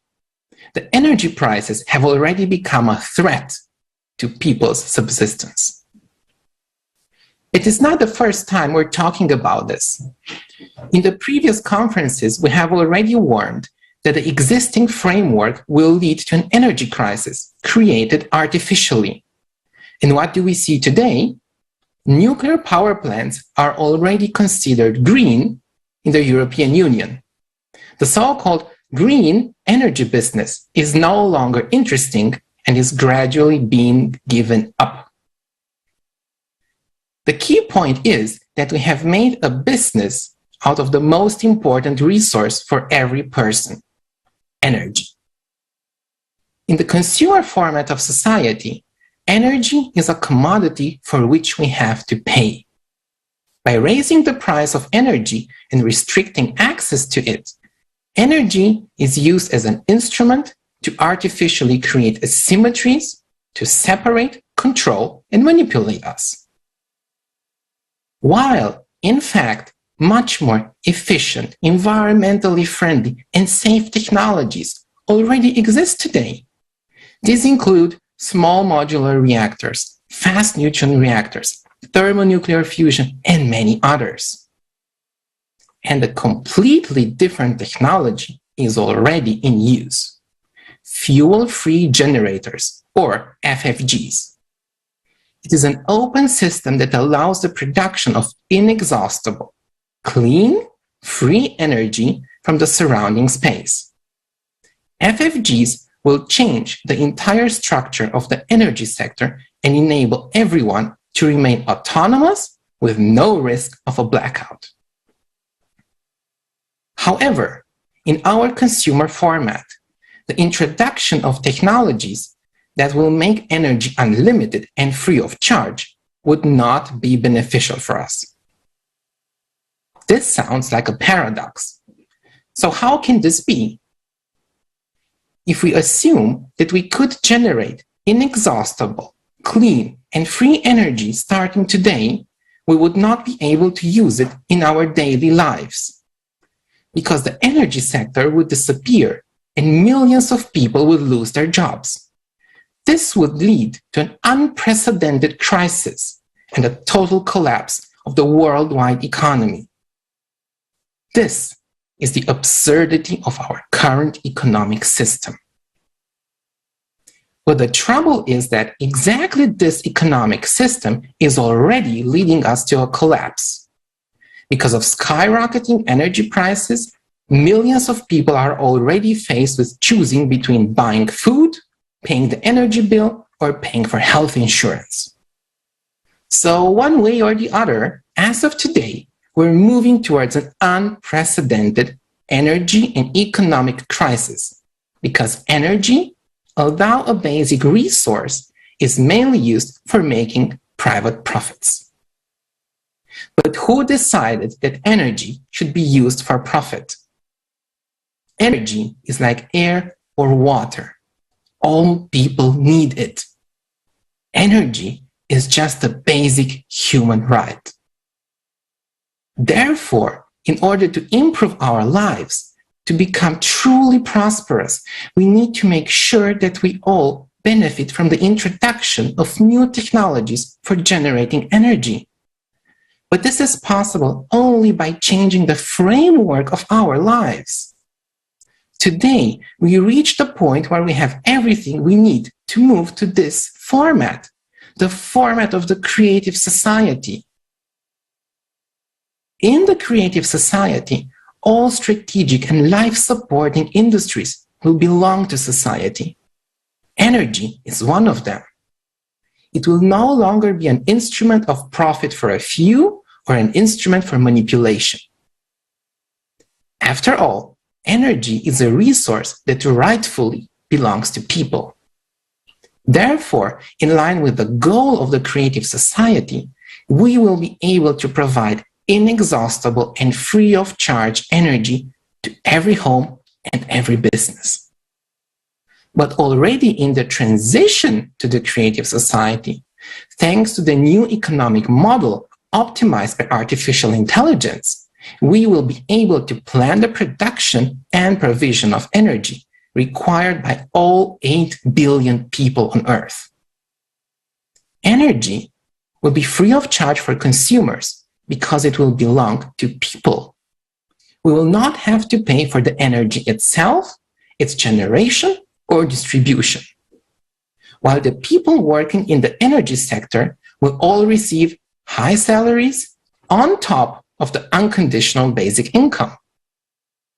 All of this is possible due to the unlimited financing provided by society to strategic industries. How much money do we spend today for energy? Imagine how much of our personal budget will be freed up when energy becomes free. And we will be able to spend this available budget on goods and services we cannot afford today. In the transition period to the creative society, we will still use all types of power plants we have today: hydro, wind, solar, thermal, nuclear, including small modular reactors, fast neutron reactors, and so on.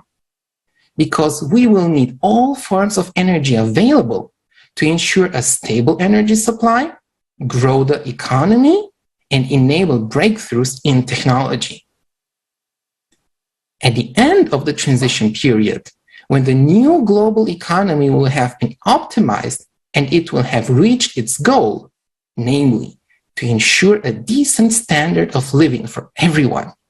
It will be possible for literally everyone to use FFGs. This will mark the beginning of the creative society. In the creative society, the universal availability of such a technology will allow us to step into a new era of energy. Everyone will enjoy unlimited energy at home, at work, when traveling, anywhere, anytime. And when energy is free, people become free.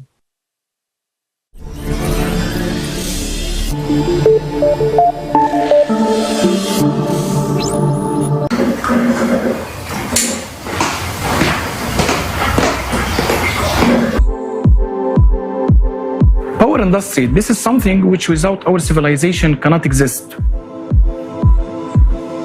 But how much efforts do we invest and what factors do we depend on to produce and generate power for our well-being? Hydrocarbon energy.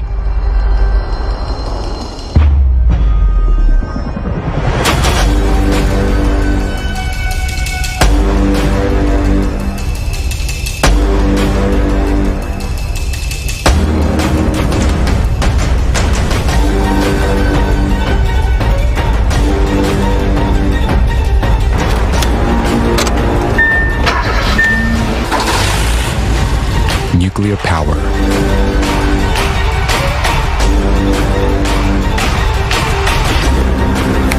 Hydroelectric power.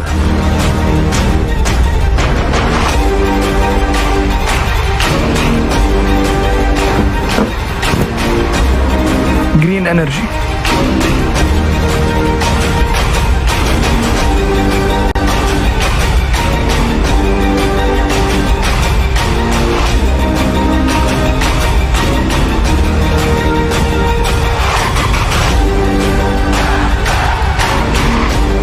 What's happening, guys? The forest shut down again? Right now, we are totally dependent on our planet's non-renewable resources or weather conditions for our power industry. In the pursuit of producing more power, we are destroying nature. Also, we are jeopardizing our own lives. Is this the limit of our dreams and technological capabilities? We need a new technological leap, and we are able to do it now, but only on one condition. First, let's understand how realistic such a leap is and what benefits each person would gain from it. Fuel-free generators, what are they?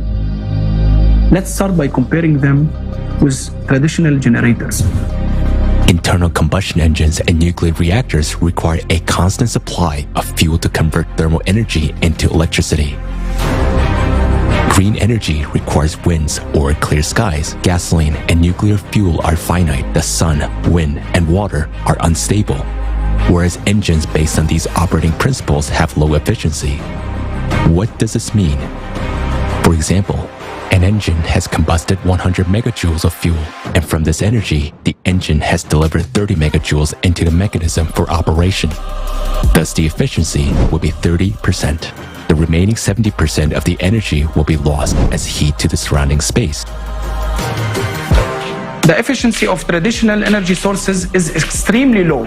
Efficiency of thermal power plants, up to 43%. Efficiency of internal combustion engines, up to 40%. Efficiency of nuclear power, up to 35%. Efficiency of solar panels, up to 22%. Even if we go to the most efficient hydroelectric power plant, we can see that its efficiency is no more than 85%. And at the same time, we lose most of this energy while we are transporting it to the end consumer. Because it's impossible for us to implement and put hydroelectric power plant in every home. But it's very possible for us to equip every home with an FFG. The fuel-free generators requires energy only for its startup, and then it operates autonomously. which means the efficiency of fuel-free energy is greater than 100%. Thus, FFG is not a perpetual motion machine, since it requires an input of energy, but a smaller amount than what energy it can produce. An obvious question arises: how energy then would be generated if no fuel required for that? We know from the school physics class that according to the law of energy conservation, we can't get more network output than we had spent on it. But this law only works in a closed systems. Whereas FFG is an open system and it receives energy from the surrounding space. Scientists of the Russian Academy of Sciences experimentally confirmed that, for example, during the operation of magnetic FFGs, the space around the generator does not heat up but cools down. Instead, there are many myths and fakes around this technology that discredit the very existence of FFGs. Someone tries to make money from selling fake devices. Real inventors are being intimidated and even physically eliminated. Many developments were stolen or destroyed. Why is this happening? Energy is not only a tool of manipulation, but also a tool of political influence. It brings billions of dollars in profits for energy corporations, which will be gone instantly with the implementation of FFGs. Consequently, their power over us, those who buy energy and depend on this resource, will disappear too. However, despite all the obstacles, we have working devices from officially recognized inventors. Let's take a look at some of these developments. Magnetic generator. Its original inventor is considered to be John Searle, who used custom-made magnets in his machines. Since 2019, based on a similar technology by the inventor, Dennis Danzig, a US company has been supplying power to its customers using plants with a capacity of up to 25 kilowatts. Since 2019, it's no longer science fiction. Only those who are far from science and do not monitor new technologies laugh on FFGs as a fiction. Therefore, those who make fun at FFGs themselves gave a fun on others. Let's continue. A whole range of fuel-free generators was developed in Ukraine. The principle of operations of these generators was based on a looped electromagnetic gun, a pulse power system. For example, one of the systems produced 25 kilowatt of free energy on a conventional generator with an input of 3 kilowatt. The efficiency is 833%. Gravity generators. In one type of such machines, the pneumohydraulic principle is used. The generator runs on the buoyant force of water according to Archimedes' law. The output of such units depend on their size. The most famous generator of this type is called kinetic power plant. It is also known as Roche generator. Such generators are produced by a German company which has branches in Mexico, Serbia, Switzerland, and Colombia.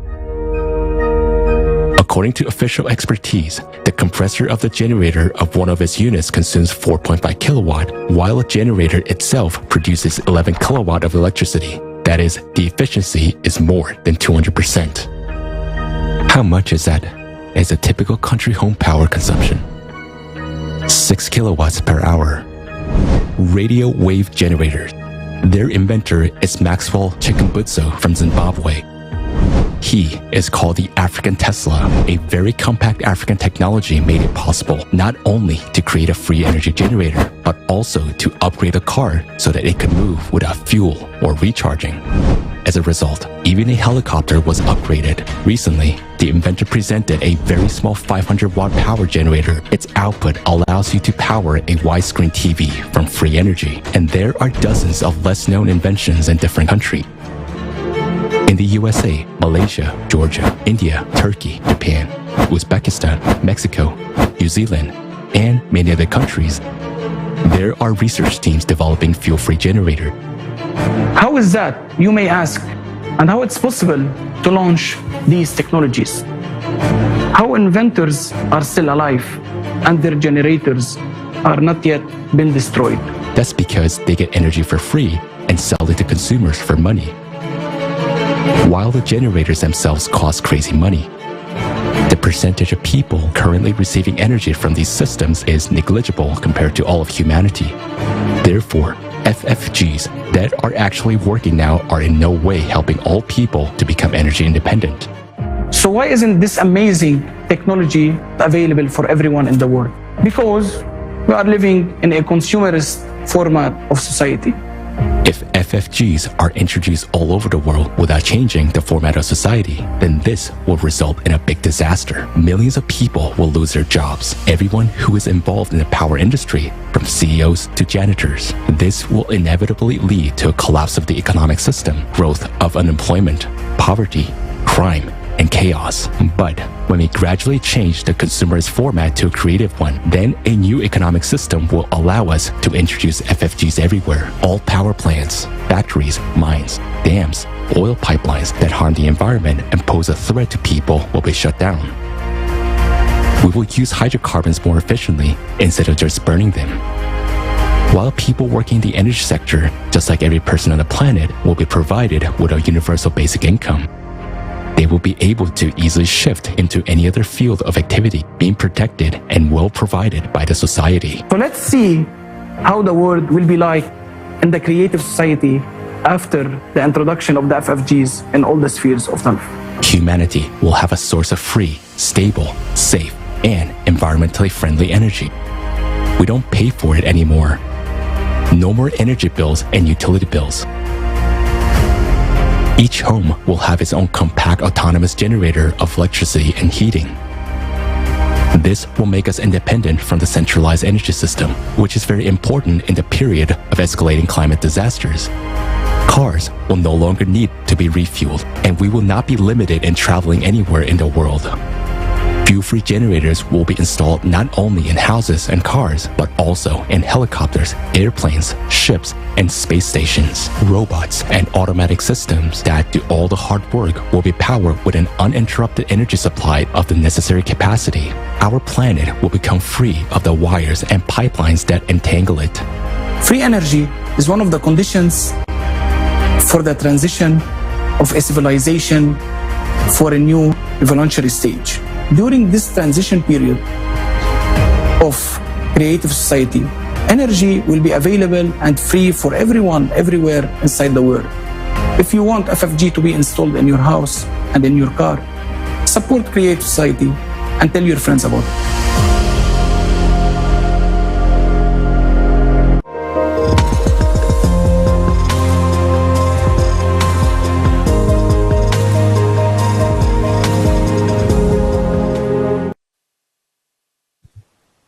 I think the above video was very clear and it truly emphasizes the importance of free energy. We have seen there are a variety of energy sources, and what impresses me the most is the number of alternative potential energy resources that are currently available to all of us. Free energy is not only possible, it's already here. Many scientists and inventors like Nikola Tesla and John Searle have already scientifically proven the existence of free energy and brought their proof to the mainstream. Free energy is a freedom for humanity, a birthright given to all of the living beings. By using this technology, we'll be free from the ties of the consumerism in the form of gas and energy bills. Free energy gives us the opportunity to produce it in unlimited quantities, with the only limit being our imagination. Can you envision the beauty of this dream world? It's not only a dream, it's our reality. It's up to us to choose. And from the bottom of my heart, I wanted to say thank you to everyone who has made a choice to be part of the Creative Society family.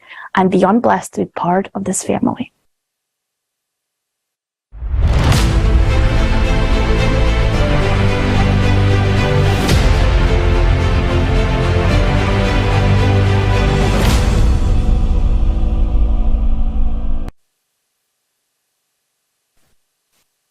Free energy is the solution to many problems in society.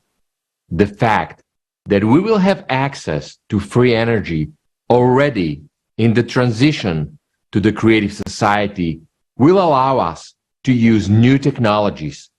It will help to solve such a global problem as the food crisis. This problem is affected by two factors.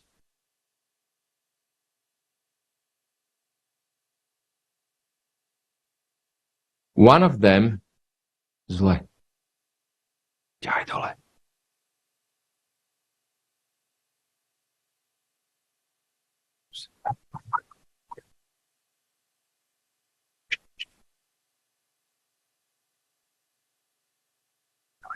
What did I?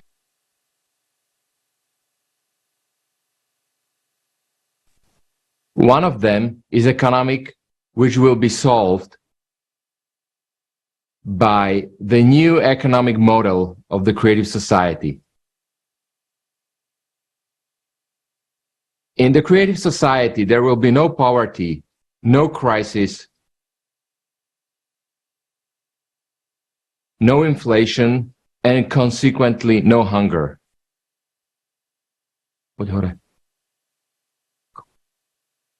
Nije, dole. Stop. With the new technologies and access to free energy, we can solve the problem of hunger completely.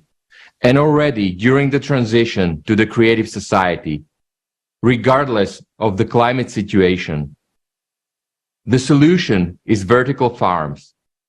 I would like to introduce our distinguished guest, Dr. Dixon Despommier, Emeritus Professor of Microbiology and Public Health at Columbia University. Dr. Despommier has also lectured on the concept of vertical farming at many leading universities in the United States. In 2010, he published his widely acclaimed book, Vertical Farm, Feeding the World in the 21st Century. Dr. Despommier, the floor is yours.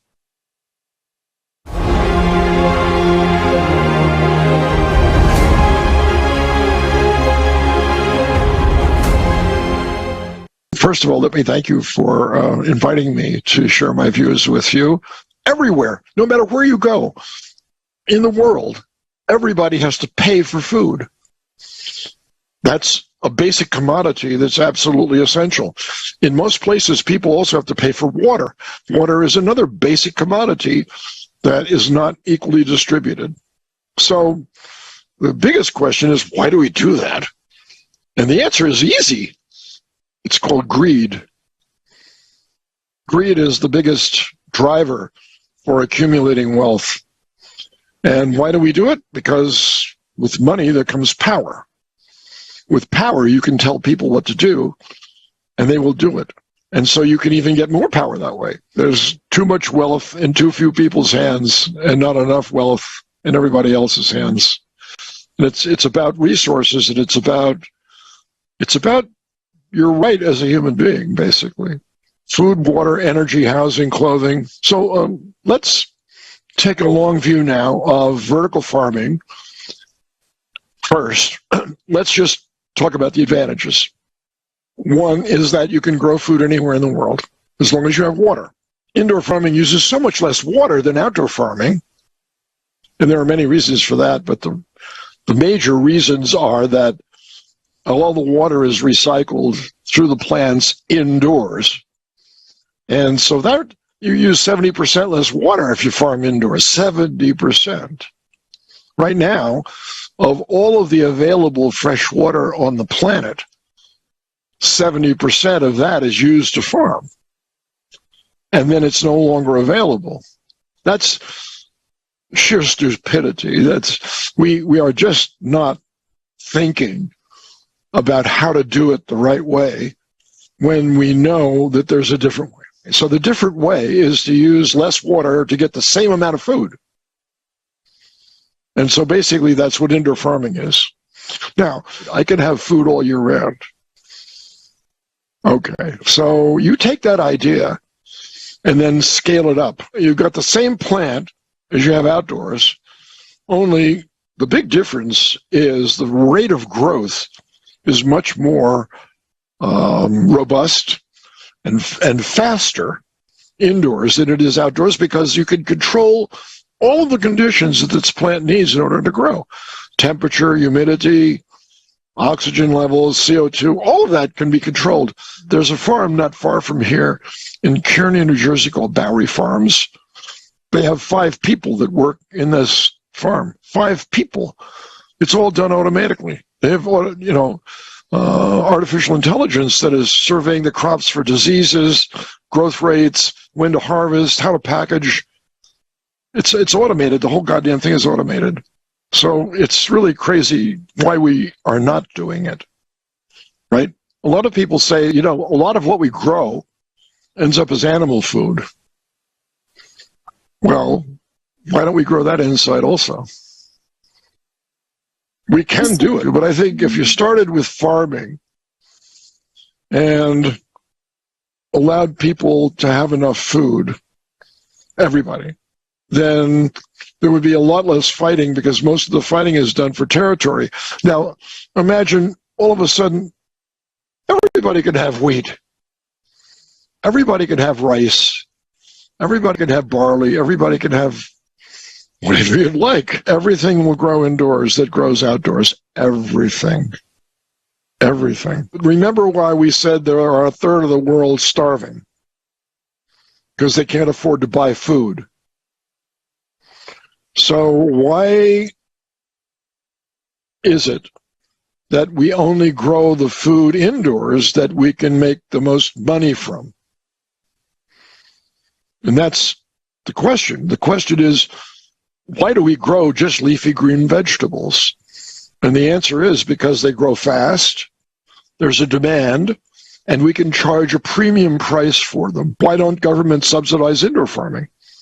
So that they will be encouraged to grow potatoes and celery and all the other crops that we would like to be eating that we don't have access to, because they won't grow them because they don't get enough money for them. And if that ever happened, if the world ever got together and said, there should never be a least developed country, at least in terms of food.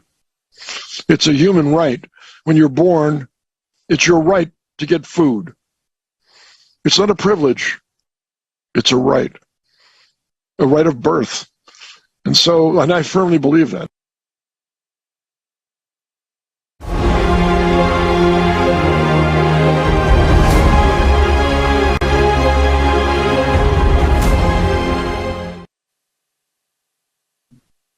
Thank you, Professor, for this information. Dear viewers, as Professor said, we have the capabilities and technology to feed the entire population on the planet. Let's look at these technologies that will allow us to produce enough products and food for all people anywhere in the world and even in the space. And let me just remind you that this will already be possible in the transition period to the creative society.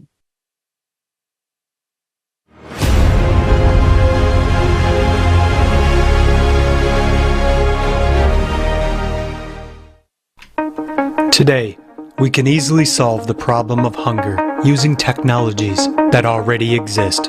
One remarkable example is vertical farms. The main differences between vertical farms and traditional greenhouse facilities are that they allow for growing on multiple levels and in a fully controlled indoor environment. Several technologies are used in vertical farms. 1. Hydroponics, growing plants in an artificial environment without soil. 2. Aeroponics, growing in an airy environment without soil. 3. Aquaponics, a technology that combines hydroponics and aquaculture, fish farming. So, we see that the soil is not used. There are no insects. There is no need to use pesticides. The products are ecologically clean. It is a closed ecosystem. It is not harmful to the environment. Its efficiency speaks for itself. The Mirai Core vertical farm in Japan is one of the largest city farms on the planet. It requires 98% less water than a conventional farm, and it is 50 to 100 times more productive. An American farm called Aero Farms yields up to 26 harvests a year and produces 390 times more food per square meter than field farming. Aero Farms now grows more than 550 different varieties of fruits and vegetables. To date, the NASA Center is conducting practical developmental work on growing wheat to provide for humans in space. Researchers at Stanford University have calculated that wheat grown in an indoor 10-layer vertical farm can produce up to 660 times higher yields than modern farming methods provide. Yes, we actually published a paper in 2020 on wheat production in vertical farm. So you could really produce a lot of food and 365 days a year, not just during the season. And it's totally independent of climate, but it has a cost. That means that every year you need to spend about $15 million in electricity, which is quite a significant amount of money. Now, if you remove the energy challenge, it's great because people can have food. And we will solve the electricity problem in the first year of the transition period to the creative society, thanks to the gradual introduction of fuel-free energy generators, the technology which already exists nowadays. Another amazing opportunity that vertical farms offer is growing vegetables anywhere on the planet. One of such examples is Antarctica. I'm standing here in our Antarctic greenhouse from the Eden ISS project, and today I will give you a quick look around. As you can see here, I'm surrounded by plants. To my left side we have tomato plants, behind that are cucumber plants. To my right side we have here 4 different types of lettuce. Thus, we see that vertical farms are greatly expanding our possibilities in food production, but this is far from the limit. Nowadays, projects are being developed for complete ecosystems capable of growing not only fruits and vegetables, but even raising fish and poultry. French architect Pierre Sartou has proposed a vertical farm of mixed functions, Tour Vivant, living tower in which housing, farms, leisure facilities, restaurants, and shops can be located. The concept of the Tour Vivant Eco Tower is to combine hydroponics production and housing in an urban environment. The 30-story pyramid farm, designed by Dixon Despommier, is a closed-loop agricultural ecosystem in which almost every element of the agricultural process, including water and nutrients, is recirculated. It will utilize only 5% of the space of a traditional farm. One such farm will produce a wide variety of fruits and vegetables, fish and poultry, and feed about 50,000 people annually. These few technologies alone show that once a transition from the consumerist format to the creative one starts, the problem of hunger will be solved instantly. By bringing together scientific potential, the best developments and resources, cross-functional, multi-purpose farms will be built within the first year of the transition period to the creative society. In such facilities, in addition to plant cultivation, there will also be fish, livestock, and poultry farms in one building. The first floor is a fish farm. The second and third floors are allocated to livestock farming. The upper floors are for agricultural products, plants, berries, fruits, and vegetables. We can create such farms even in areas where nothing grows and the land is not suitable for human habitation. We will turn the Sahara Desert into the most fertile area on Earth. Fresh products without chemical treatment or pesticides will be on your table at any time of the year, anywhere in the world.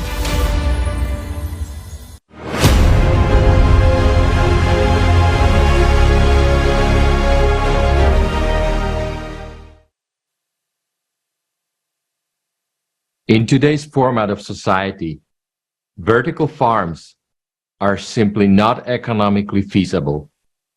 They require large financial investments and, most importantly, a lot of energy. But already, during the transition period to the creative society, energy will become a free resource for every person and for the entire economy, because it will belong to society.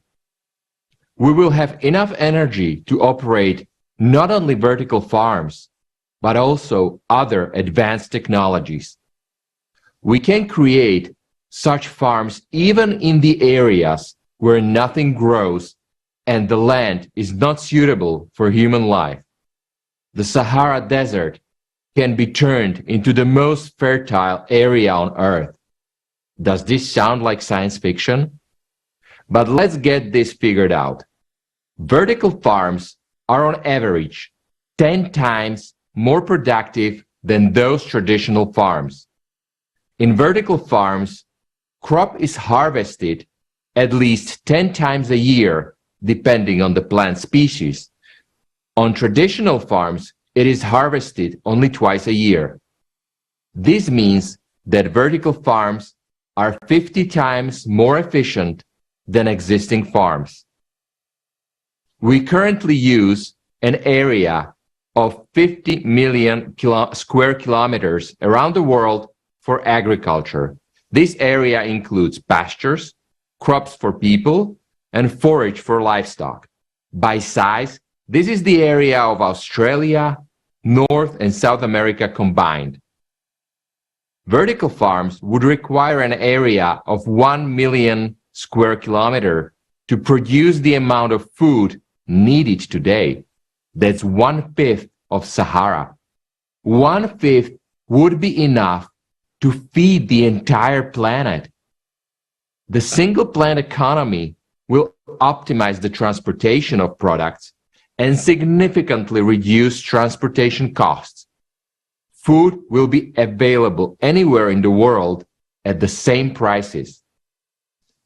The transition to universal multipurpose complex technologies should be gradual.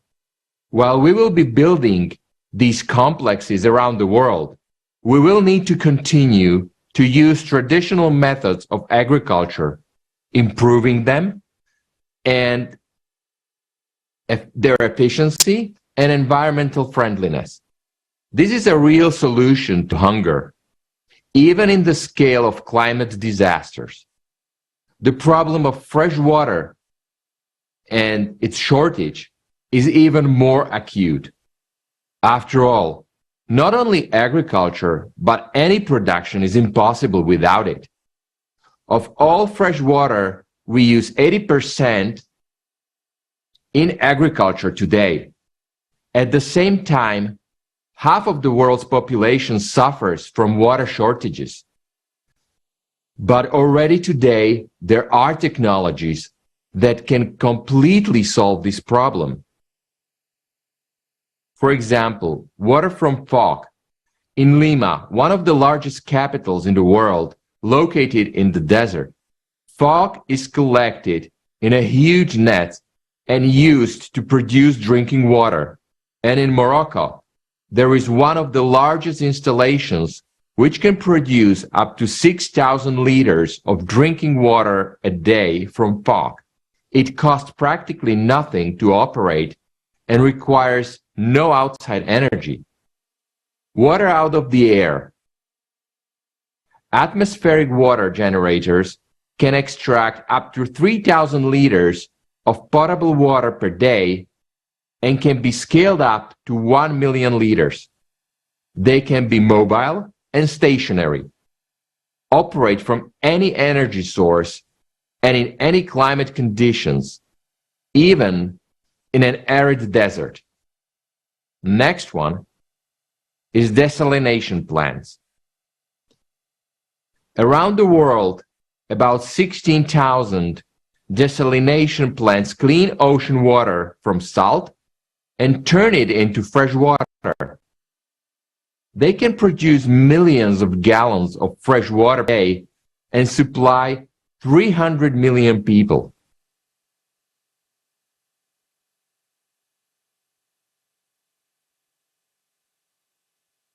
Water recycling. The technology has undergone many tests. It allows the purified water to be used for watering, cooling, and any other technical needs. The quality of water purified in this way exceeds the standards of the World Health Organization. And this is just a small part of the technology we know. Now we are being told that there are too many of us. In the consumerist format, we are offered the only solution, population reduction. Whereas in the creative society, for the development of humanity, we will need at least 50 billion people, which our land can easily feed, and even the climate will not be an obstacle. Because only in the creative society, advanced technology will be able to work for the benefit of all people. And when we pass through the transition period to the creative society, we will get such technologies that we won't even need vertical farms. Now back to our hosts. Yes, as we see it, humanity will forget the problems of hunger if we choose the creative society. That benefits everyone, but not everyone knows about it yet. Today, thanks to volunteers, scientists, experts, video editors, translators into 150 languages, we have been given this unique information. We have learned about such great perspectives. This forum was made by people for people. Now it's important that the idea of the creative society goes viral. You can share this video with all of your friends on all your social networks. We repeat once again that it is allowed to use, publish, reproduce, transmit this information presented on this forum, regardless of the form of its presentation in any way, at the discretion of individuals or legal entities, in whole or in part, without distorting the text of the transmitted information while maintaining links to sources. If you need access to videos of this conference in your language for distribution, write to the email info@creativesociety.com. The following topic will not leave anyone indifferent. Vertical farms are a temporary solution to the food and water problem in the transition to the creative society. And already in the creative society, we will have an even cooler technology. Let's see a video about it.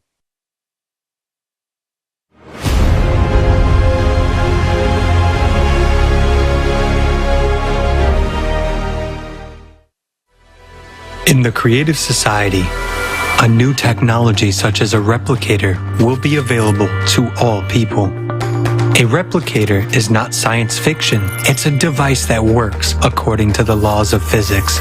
Let's take a lobster, a t-shirt, or a phone, for example. In appearance, they are completely different, but if we look at them on a micro level, we'll see that they are made up of the same elementary particles. Only their number is different, and they are arranged in a different way. These particles form atoms, and atoms form molecules. Due to a given combination of these elementary particles, we get either a lobster, or a t-shirt, or a phone. The working principle of the replicator is basically to assemble the elementary particles in the proper combination to get what we need. A hot breakfast, or fashionable trousers. Moreover, they are brand new, already ironed, and of the highest quality. Everything depends on the program you've set up. For example, in order for a new gadget to appear in a replicator, you need 3 components: energy, particles from which the object will be created, the information about the sequence of their assembly. Energy has been successfully used by humanity for a long time. In the creative society, we'll be able to use both new and long discovered types of energy. Information about an object will be received by scanning the desired objects and uploaded into the replicator. A similar principle has already been implemented in beverage molecular printing technology. Any beverage is printed directly from molecules. The main thing is to have the appropriate amount of particles from which the object we need will be materialized. To do this, we need a utilizer. Unnecessary things will be put in it to be decomposed into elementary particles and placed into cartridges. And the replicator will create whatever you need with the use of the cartridges and information, so you dispose of the garbage and get everything you want. Having a utilizer, you will no longer need to wash the dishes. Just put in it dirty plates, a tablecloth with crumbs, and you're done. A replicator and a utilizer are devices about the size of your microwave or a small cupboard. The magnetic power inside them will help rearrange the particles according to a given combination. In milliseconds and at any moment, you get everything you need and completely free of charge, without harm to your health or the planet's ecology. A replicator will not only benefit every person, it will also benefit the entire planet. For example, to enjoy a delicious, fresh bun at breakfast today, a whole chain of complex production processes must occur. You need to plow a field, and you need a tractor for this. To produce a tractor and all its component parts, we have to build different factories. And all these factories emit tons of poisonous gases, whereas their wastewater contains dangerous chemical compounds. We also need raw materials that people extract from quarries and mines. To grow wheat, we need pesticides and chemical fertilizers, which poison the soil and the crops. Delivery of everything we need requires a huge expense, fuel and lubricants. We need transport, trucks, ships, and trains. Look how much damage an ordinary bun does to the environment. And the same story is in every manufacturing sector. In the creative society, all these destructive to the environment processes will disappear, as everyone will have a replicator at hand. Just press the button, and here's a bun for you to eat. Everything will be enough for everyone, anywhere on the planet. We'll be able to cleanse the air, the earth, and the ocean of all dangerous radioactive pollution. Garbage will become the most valuable resource, that is, a source of elementary particles for creating new, beautiful things. The creative society is a world where you will enjoy the most advanced technology and your life will be financially independent, comfortable, and prosperous.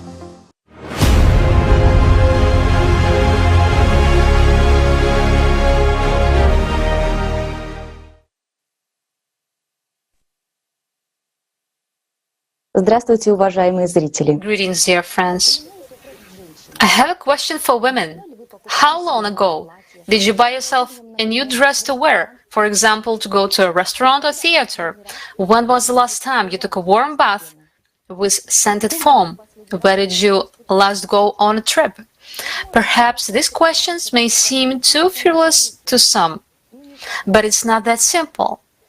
When was the last time you felt truly happy and free? When was the last time you even felt like a woman? Be honest. After all, the answers to this question provide so much insight. A woman is a source of love and life. Each of us has infinite creativity that is now trapped in the cage of routine, obligation, duty, and the absurd rules of consumer society. Instead of enjoying life, it's like a woman is running a cross-country obstacle from a kitchen to the store, from the store to work, from work to daycare or school, all the while hugging a day planner with an endless to-do list. The day planner certainly has dreams and plans in it, but is there a time to accomplish them? A few minutes ago, we watched the replicator video. Just think about it, how much time this technology alone could free up. No more endless cooking, no need to puzzle over what to wear. The replicator closet will create new, stylish, and perfectly ironed clothes for you in seconds. The clothes that will fit you exactly, but that's not all. You have no idea what the future holds in the creative society. We can talk about it for a long time, but it's better to see it with your own eyes. For this, we have created a film about the life of a woman in a consumer format and what it will be like in a creative society. Surely, you will recognize yourself in it. I appeal to every woman. This is a gift for you to understand that what you are missing out without creative society.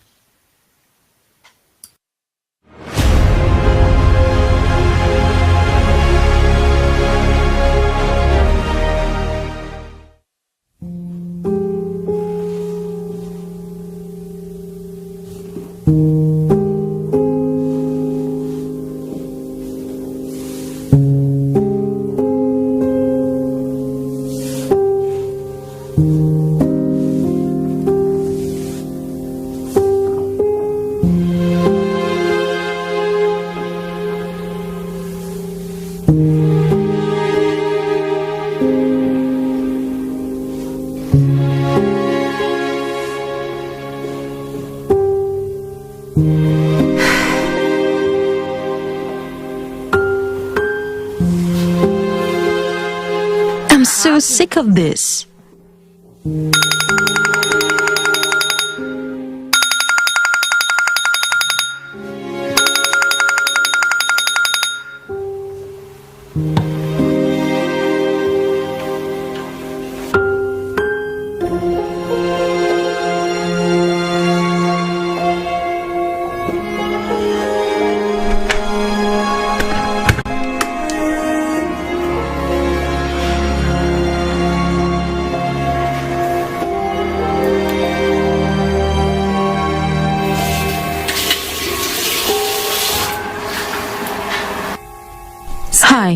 My name is Maria. I'm a housewife. My husband, Alex, provides for our family. Thanks to him, I don't have to work. This is how my usual day begins. One of the 365 days of the year. Evelina, wake up! We are gonna be late for school again. Mom, where is the skirt from my uniform? Should be on the hanger. I ironed everything yesterday.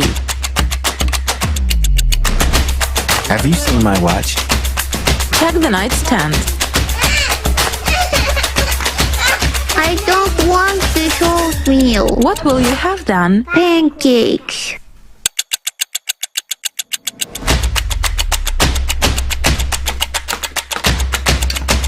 My uniform, Mom! Just change quickly. It's not there.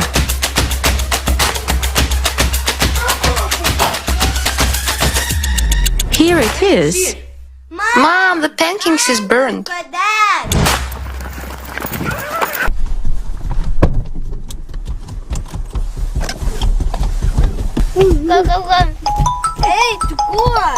Hello. Hi. You didn't forget you're supposed to come for a haircut today.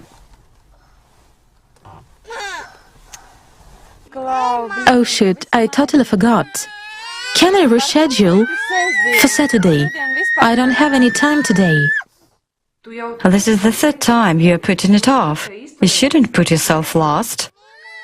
I know. How do you manage to find time for everything with your job on top of it? But I don't. I'm sick of it already. After coming home from work, I wash, cook and clean until midnight. Every day the same thing. I wish I could retire already, take a break from all this. Okay, I got you. Let's make it Saturday.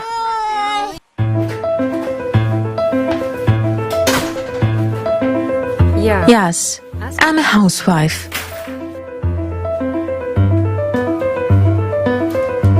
It would seem that I don't work. But I have no personal life at all.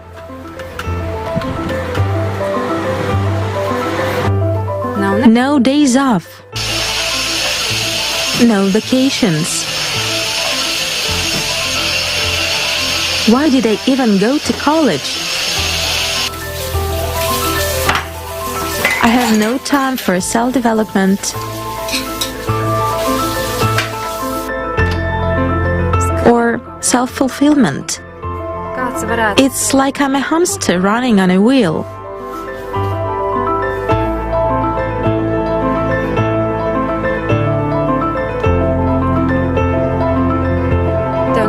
Some might say, what are you whining about? Your life is not so bad.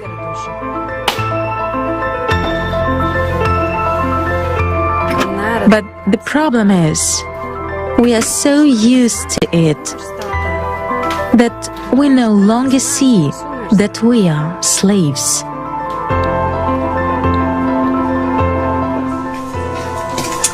Hello. Well, hey there. Have you got something for pain? My back is hurting so bad. Of course it's going to hurt. Look at your bags. I too can barely make it home after such weightlifting. Let me get you something. Oh, I forgot milk.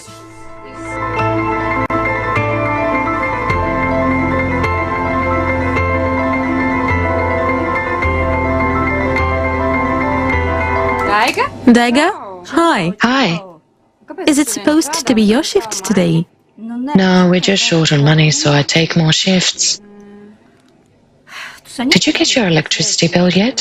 Not yet, but I can imagine what's there. I'm so tired, honestly. Some things got to change. Yes, but what can we do?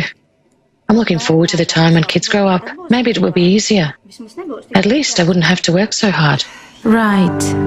Only when kids grow up, we'll have grandchildren.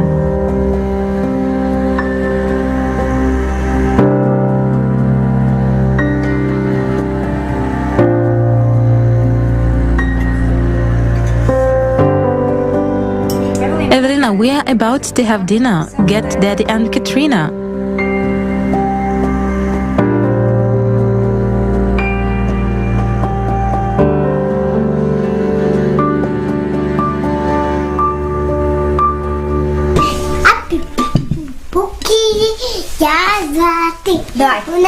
And where are you going?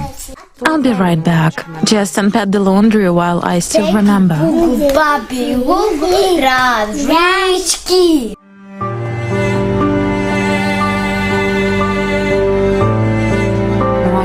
From early morning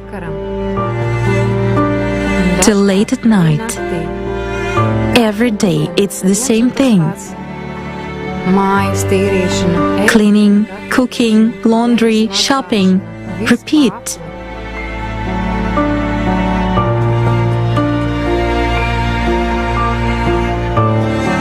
Taking kids to and from school. But when do I get to leave?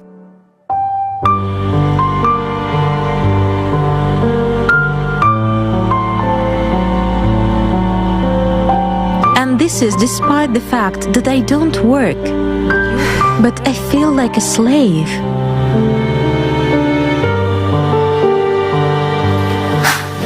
Did God really create humans to be slaves?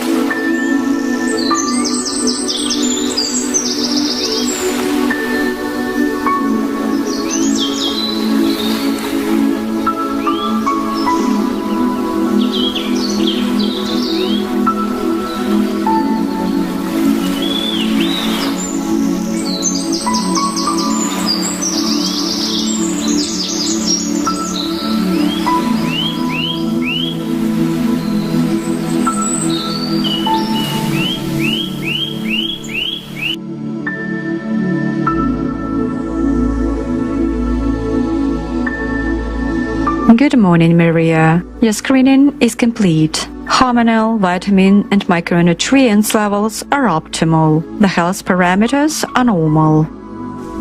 Cody, today I'll have medium roast coffee with hazelnut flavor. Done.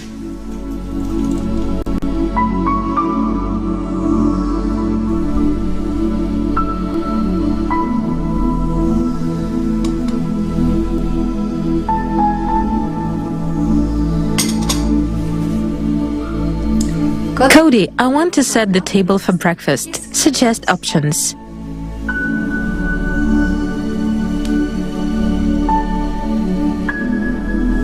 This one's good.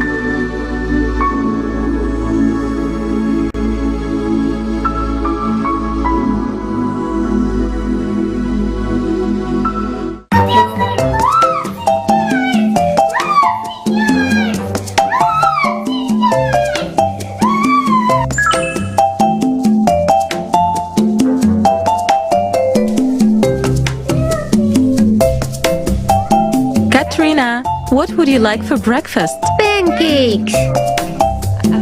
With your favorite jam? Yes. And I'll have baked rolls.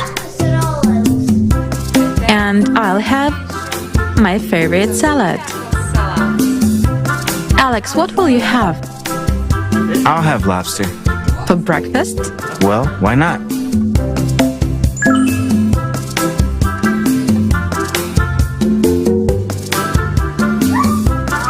Lobster. Is that a lobster? Oh my god, that is so ugly.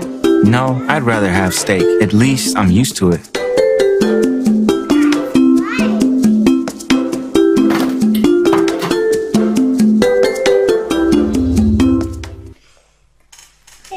We're going to the water park today.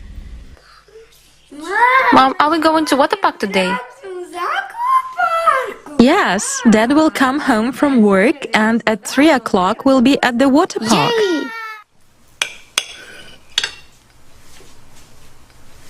You know what I like about the Creative Society? What? You don't have to sharpen your knives. They're always sharp.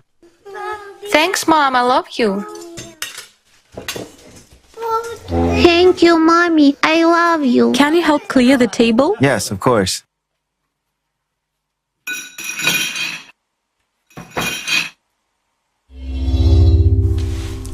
It's empty. Empty.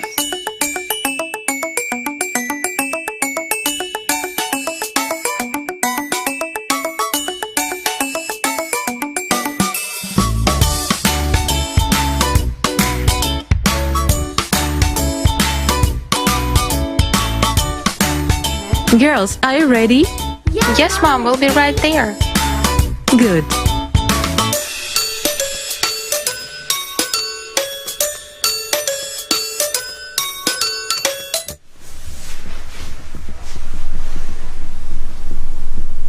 Cody, let's read that book we started.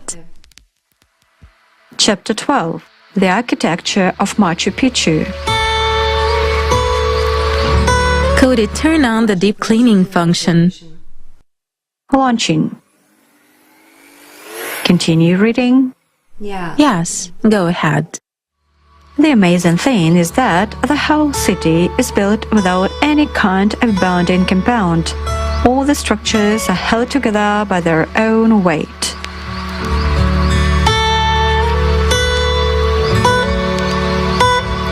Mom, we are leaving. Have a nice day. Cleaning is complete.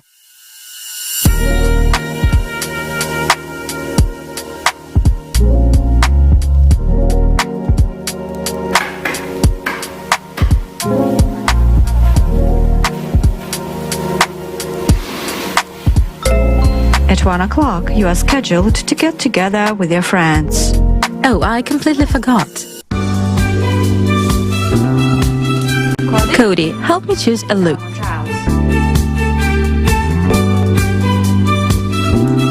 No.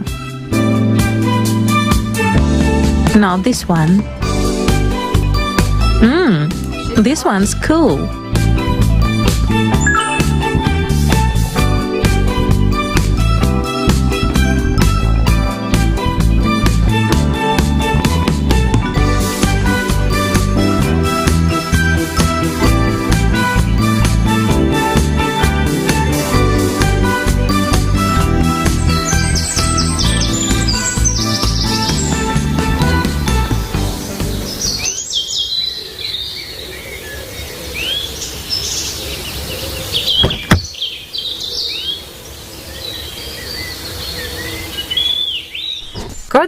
Cody, that Levy restaurant. Fasten your seatbelt. The travel time is 7 minutes. Would you like to listen to some music? Of course.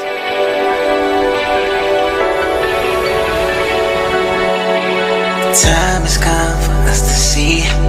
It's up to you, it's up to me, to build a world we wanna be, the creative society. Take a look around, there's so many wars. Do you even know what we're fighting for?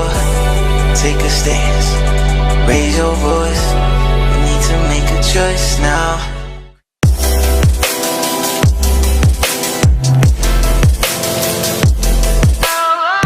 So now we finished developing this technology, and soon it will be in every shower room. Girls, you will be scanned and cured of all diseases in a matter of 5 minutes. Wow. Yeah, and it will be available to everyone. And that's not all. If you want to change your appearance, that's easy too. you can lose weight, or on the contrary, gain weight and sculpt your body, and even change your height. Even change the height? How is that possible? Girls, I look at you and I'm so happy. How beautiful you are. Finally, we became women and stopped being slaves. Yes, the creative society cannot be compared with the past. It makes me shudder just recalling it. It's good that you found that website back then, and we were able to do our part in building such a beautiful world. Yes, girls. How quickly everything has changed. Maria, how are your megaliths? We are going to Peru one of these days to see the complex. Wow, how cool! Yes, very. I'm so excited. Girls, I could talk to you for hours, but my family will come home in 15 minutes. We are going to the water park today. That was a scary black pipe back there. No, it wasn't scary. Which one did you like most? I like the blue one best. I like the blue one too. Oh, look. Oh. No, Katrina. Don't fish out the lemon. It tastes better with it. Bon appetit.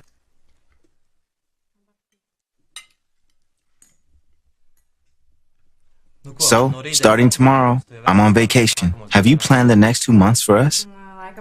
Well, we'll probably go fishing first. Yeah, I'll never say no to fishing. Right, and then we are going to South America, just like we've always wanted. Yay! And then we'll fly to New Zealand to visit our parents. And then we'll decide where to go next. Hawaii or Fiji. Or Turkey. Then maybe we could sail on yacht from there. Great idea. Cody, plan the route. Working on it. Life is always the result of our choice. This is how my day in the creative society ends. One more best day of my life. Are you saying this is science fiction? This is the reality. This is the absolute reality of tomorrow. If we build the creative society today.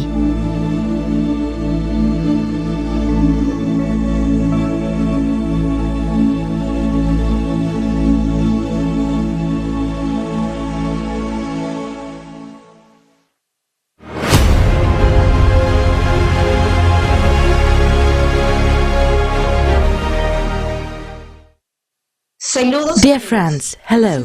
To be honest, this video makes me want to burst into tears of shame that we still do not have the creative society. Oh my God, I want that kind of life. Everything you've seen about the life of a housewife in consumer society is true. My life and the lives of my friends look exactly like this, if not worse. I would also add that the whole routine is endless. I'm catastrophically short of time. I cannot even spend enough time with my husband or just sit quietly to read a book. All the time I have for myself is when I'm in the bathroom or taking a shower. And that's it. I have tons of business ideas and plans for my life, but I just don't have time or resources to do it all. As you've understood, all the time is taken away by household chores. Every day, I just work like a horse, without days off and breaks, and no one pays me any money for that. The entire life of a housewife is in cooking and cleaning. And I also keep thinking that my life is not successful, and I haven't achieved anything in it. Even though I love my husband and children, I often have such thoughts.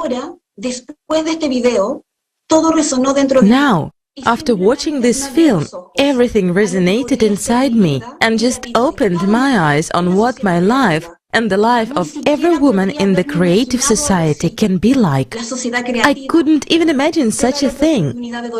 The creative society gives you a chance to get enough sleep, gives you a lot of free time for self-development, acquiring new skills and fulfillment of your desires. The most important thing is that all household chores will be done by robots. No washing, ironing or cooking. Just imagine robots do all the chores at the snap of a finger. That is everyone's dream, isn't it? Even my children want to live in the creative society. I was scrolling through Instagram the other day and found a photo of a kid from Africa with a poster of the Creative Society. He wants the Creative Society. He supports it and informs about it. Meanwhile, there are adults who know about the Creative Society but do not say anything to anyone. Don't they want the Creative Society? Don't they want to free their women from household slavery so that they can be free and reveal themselves as true members of society?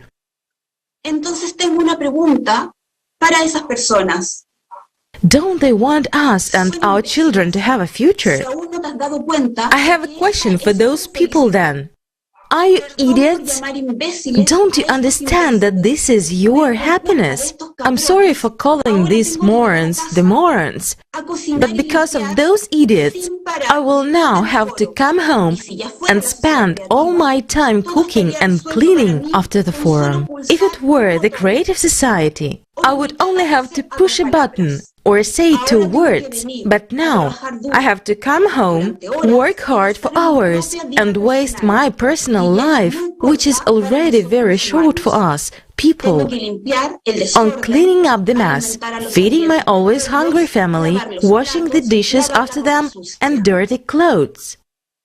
I live in such a shithole because of those stupid people who don't understand simple things, that today we can make our world better, more beautiful and safer. I have a question. Why do these morons think that women were born to exist in this household slavery? Yet they dream of being welcomed home by a queen. Right now, I have neither physical strength nor mental energy. Why do I have to live in constant stress and worries? Why do I have to worry whether my child will return from school alive and unharmed, whether there will be a nuclear war, or worry about the uncertainty of tomorrow, and a lot of housework that can never be done? And what awaits me tomorrow? More cleaning and cooking and the same fears? Why do I have to suffer? Because there are idiots who don't understand the prospects of the Creative Society for themselves and for all people. In the Creative Society, all wars or threats to life are impossible. So what should I call those who don't want to build a Creative Society? Friends? They are not friends. They are bastards. They are so stupid that they cannot see further than their own noses. I'm tired of all the worries and anxiety. I just want to be a woman, not a tractor that plows from morning till night. I just want to enjoy life, spend time with my husband and children, develop and always be beautiful and rested. Isn't that bliss? Isn't that a dream? It's a dream that can become a reality. For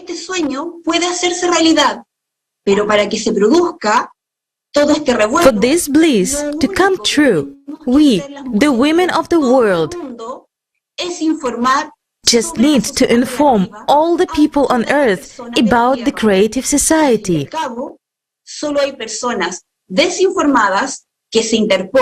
After all, there are only uninformed people standing between us and our wonderful lives. We should remember that if we now have someone around us who doesn't know about the Creative Society, he is the reason that you and I, dear women, remain in this household slavery. In order to get out of it, we only need to inform everyone because we all want to be free and happy. So inform everyone you can, whether in the street or in a hair salon, in a store, or at the doctor's, wherever you talk to people. Inform them and support this topic. If you cannot do anything at all, you are sitting at home, write a poster, I support the Creative Society, and hang it outside your window or put it in your yard. Let people read it. Use every possible way to inform them. Women, I appeal to you. Let's build the Creative Society and finally be free, happy and enjoy life. We deserve it. This is a very timely topic, and indeed, only in the Creative Society will a woman feel fully as a woman, as a mother, and as a wife, and finally enjoy life. I wish this could happen as soon as possible. Now we are in the first stage of building the Creative Society, which is the informational stage. We are being asked, what can be done right now? We have a simple answer to that question. There is nothing simpler than a small action. You can start wearing a t-shirt with the Creative Society logo on it, a baseball cap, a sweatshirt. Start wearing them to make people aware of the Creative Society. All the designs are now available on the Creative Society website.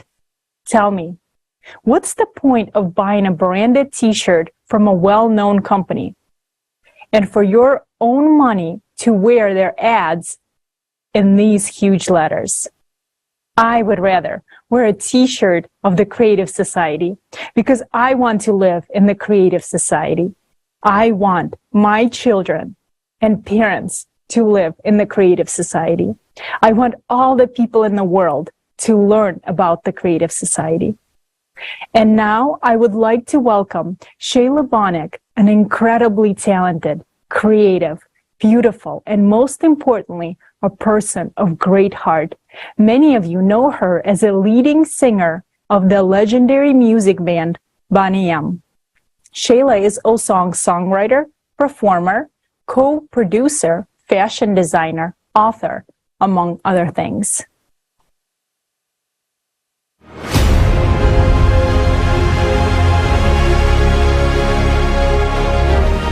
Together.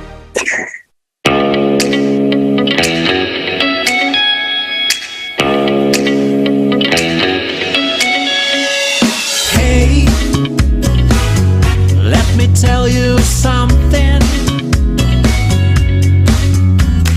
Hey, lend me your ear. We're here to tell you it will be okay. We'll find a better way. There's no need to be afraid if we unite today.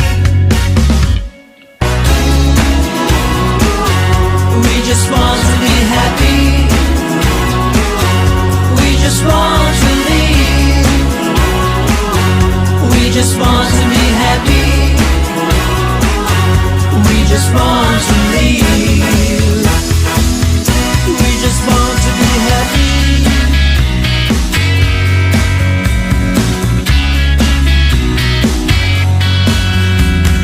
We hear you loud and clear. No, we don't fear. Society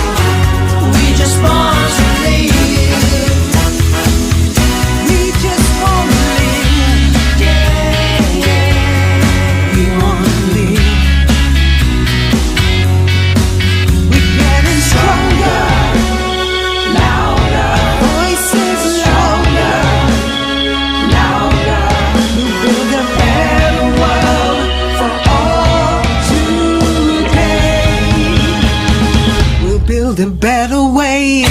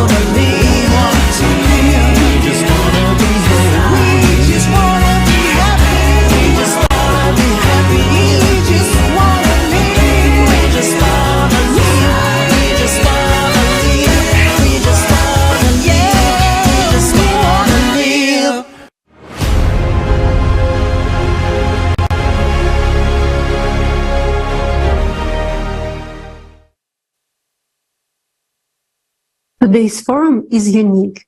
It's filled with both the awakening truth and the love of those who reach out to humanity through their actions and creativity.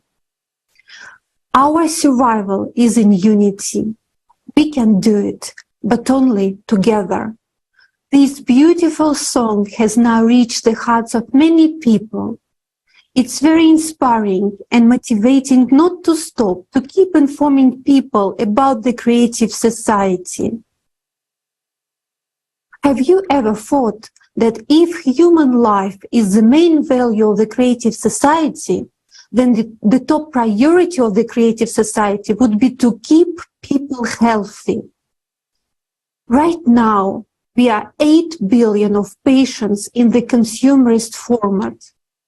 On the one hand, there is a lot of money circulating in medicine. And on the other hand, people are getting sicker and sicker. Pandemics have taken millions of lives. Diseases that are unknown to doctors continue to appear. In this block of our forum, we will look at the situation in medicine through the eyes of a doctor and a patient of the consumerist society format. And also we will learn about the incredible technologies of health improvement and life prolongation, which will be available for everyone in the creative society. Our guest today is Mr. Vladimir Razumenko. Vladimir Razumenko, Doctor of Medical Sciences, Professor, Academician of the Ukrainian Academy of Sciences, corresponding member of the National Academy of Medical Sciences of Ukraine, the Chief Neuro-Oncologist of Ukraine, neurosurgeon.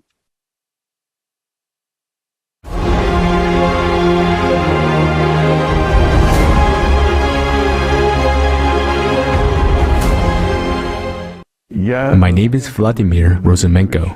I am a physician by occupation. That's the main thing in my profession. I am a doctor of medical sciences, professor. I am also an academician of the Ukraine Academy of Sciences and a corresponding member of the National Academy of Medical Sciences of Ukraine. By position, I am the chief neuro-oncologist, that is, a neurosurgeon who deals with oncological diseases. I spend almost every working day in the operating room. I perform the most complicated surgeries on the brain in case of brain tumors. Without the development of medicine, it is impossible to further discuss the issue of health of the entire world's population. With the current population of about 7 billion, unfortunately, not in all countries people are able to get adequate medical care. It's a negative moment in the development of the healthcare industry in every country. Medicine today has to be highly technological. Medicine today should be highly effective.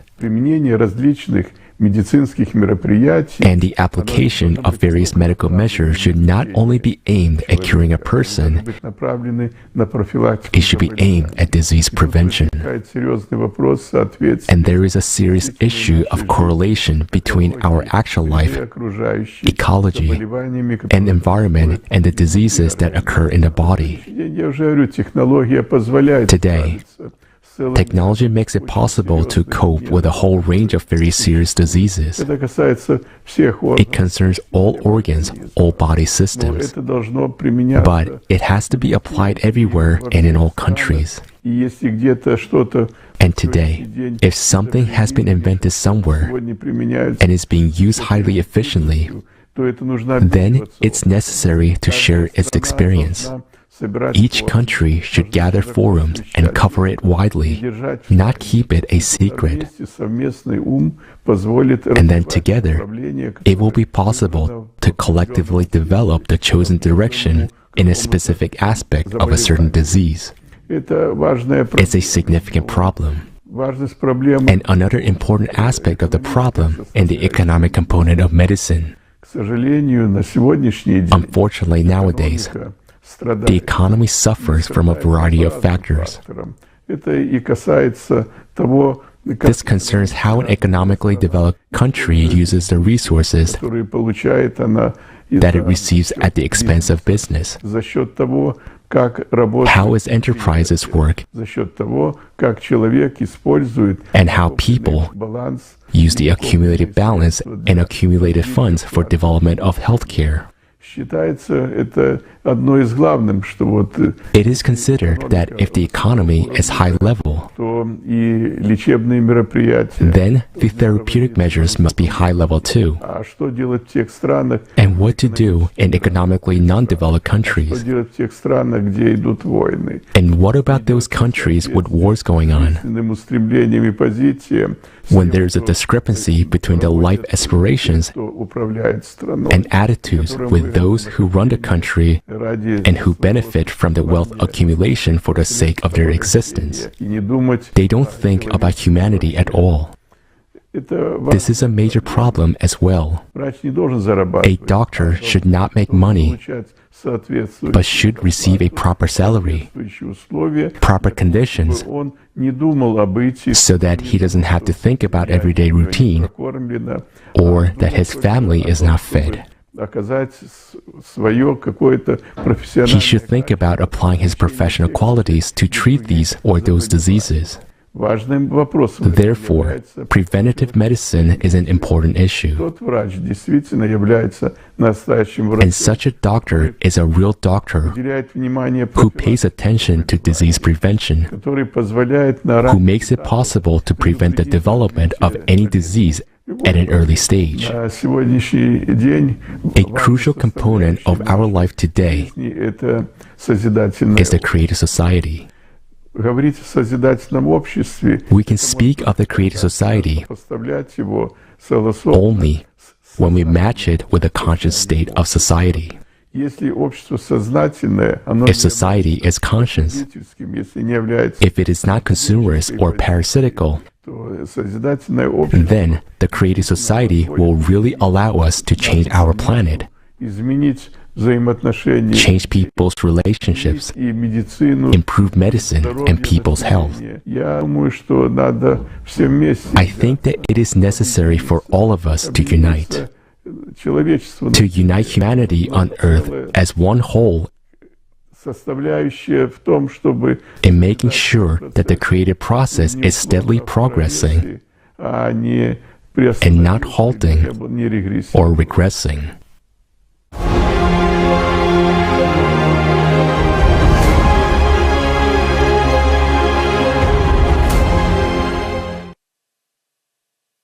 Professor, thank you for being honest about what's going on with medicine.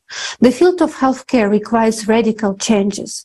Today we say with certainty that the medicine of the creative society will provide the most important thing, the protection of a person's health.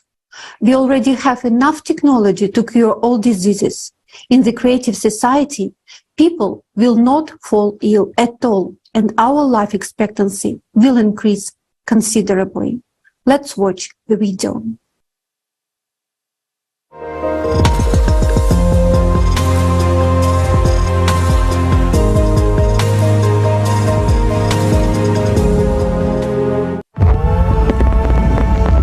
You would be surprised how many diseases can be cured even today,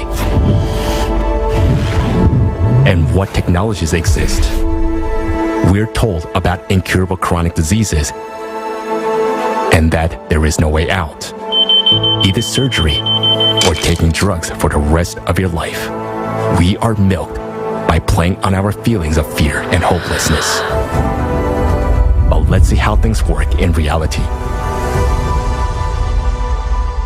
Genetic engineering technologies are already working wonders.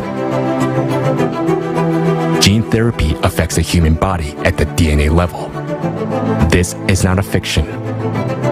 There are many successful results of its application when patients have been completely cured.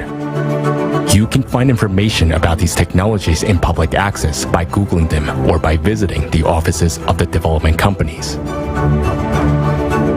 For example, Tessera Therapeutics' genetic engineering technologies can already rewrite DNA fragments, eliminating most genetic diseases. Tessera Therapeutics believes that rewriting genes will make it possible to treat genetic defects that are the basis of most modern diseases. Just imagine, people will be able to get rid of diabetes, cancer, asthma, hypertension, joint diseases, allergies, heart attacks, autoimmune diseases, and many others. To date, leukemia is often a fatal verdict for a child, accompanied by long periods of suffering, and it is a terrible grief for his parents. But this is only because advanced technologies are not used, but they do exist.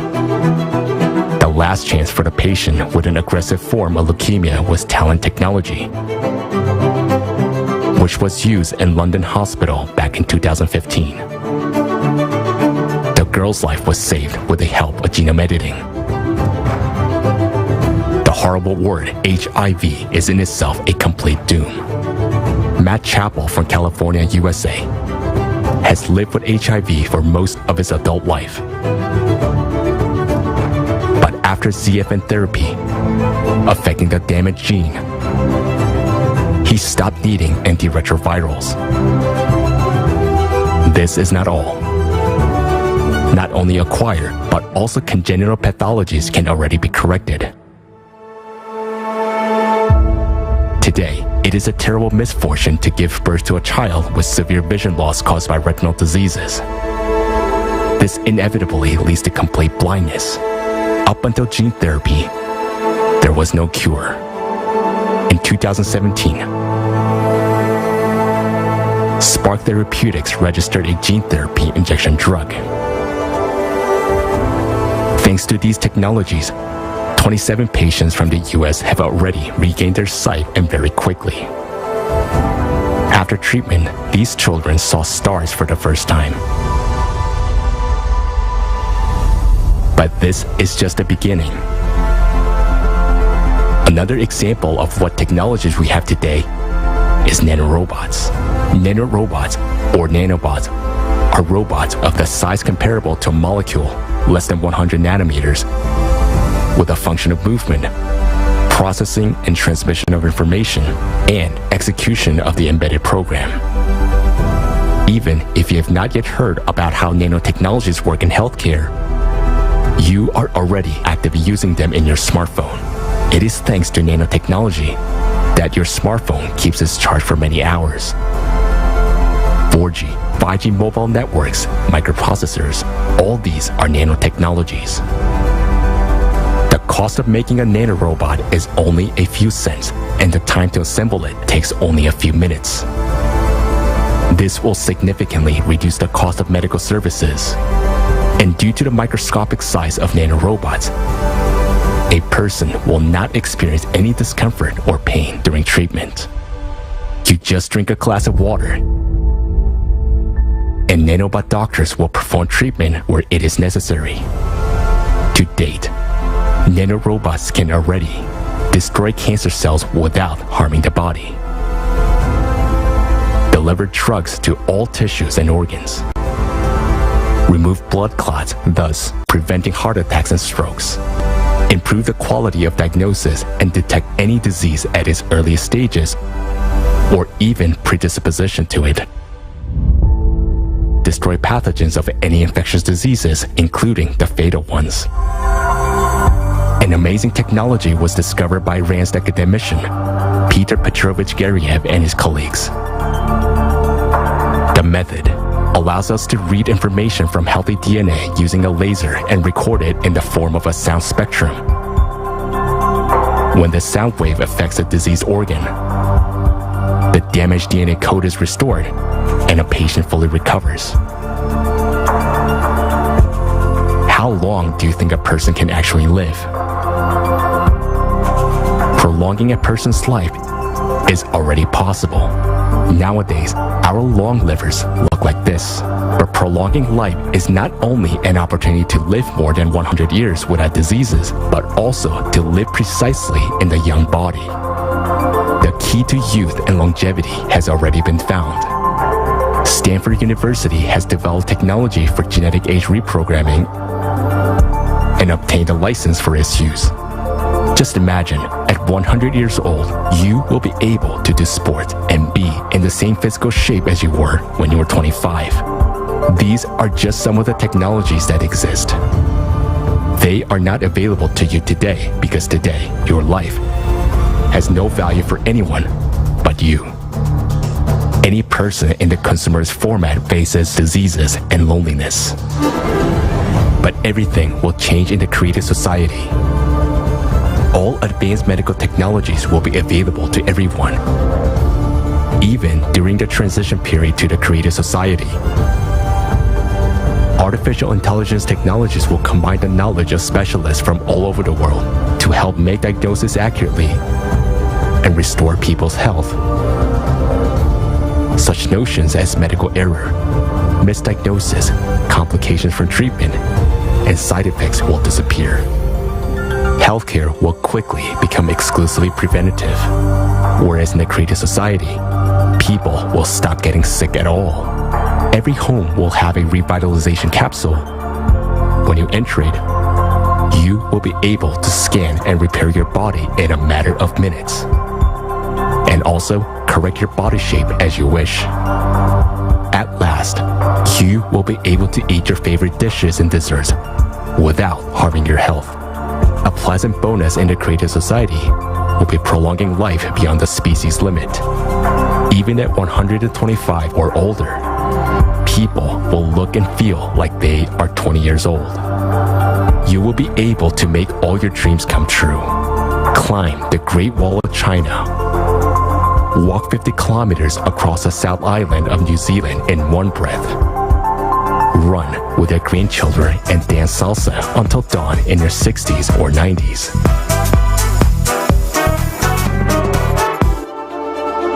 To date, healthcare is a business and health is an expensive commodity that many people cannot afford. It's time to make healthcare high quality and free for all. Eternal youth and good health is your reality in the creative society. Share this information with everyone right now.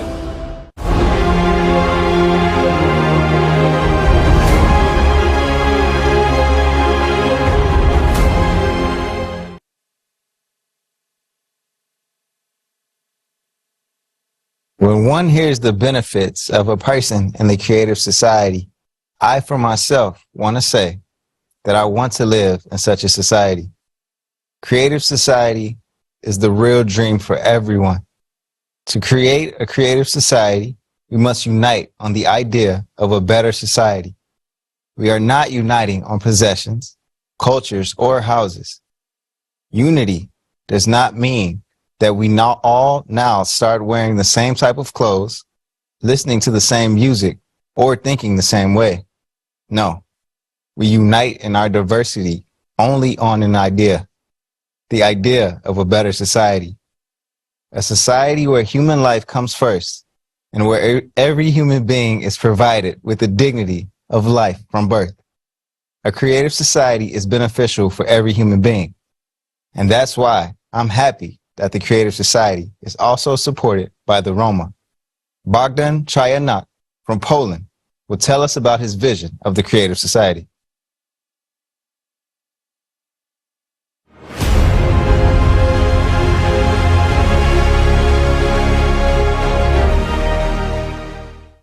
Let the gracious God grant everyone goodness and happiness. Let everyone be healthy and happy. Roma all over the world.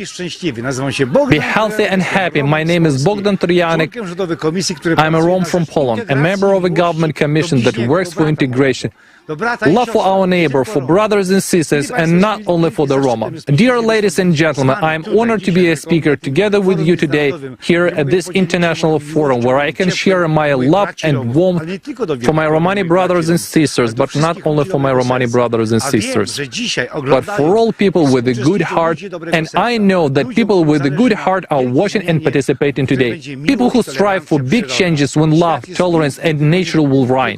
The world is beautiful. It's just that people spoil it, but thanks to all of us, tremendous support and great love, this world will become more beautiful. What is the use of a tree without leaves? It withers away. So if we all seek together and speak the same words in one voice, and we all say, stop violence, stop destroying the world and nature, our world will become more beautiful. We live all over the world, Roma brothers, we have our own and our love. We certainly feel great in our countries, but my appeal to my brothers around the world is that we should be able to find ourselves and learn. Ladies and gentlemen, it's a great honor to say today that I have a favor to ask.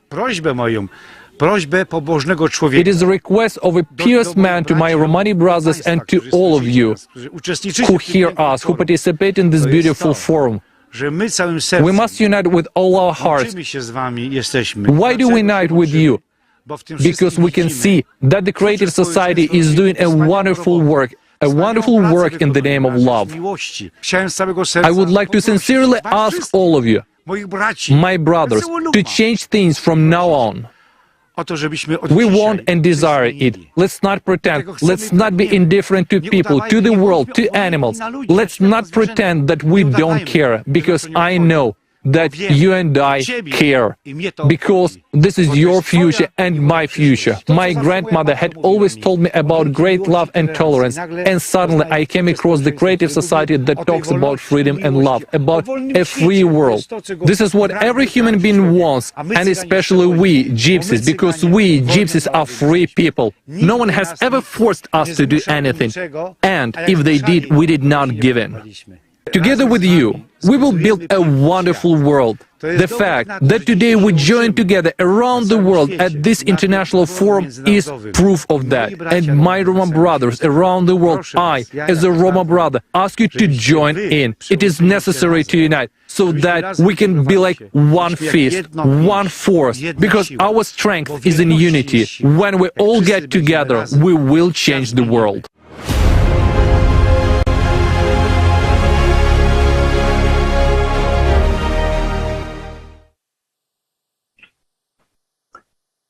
У вас может возникнуть вопрос, кто же все эти люди? А действительно, кто мы? Мы — это человечество. You may be wondering, who are all these people? And really, who are we? We are humanity. The creative society is all of humanity. It is not some saintly call. It is a society where everyone has a place. And when I say all, it means all.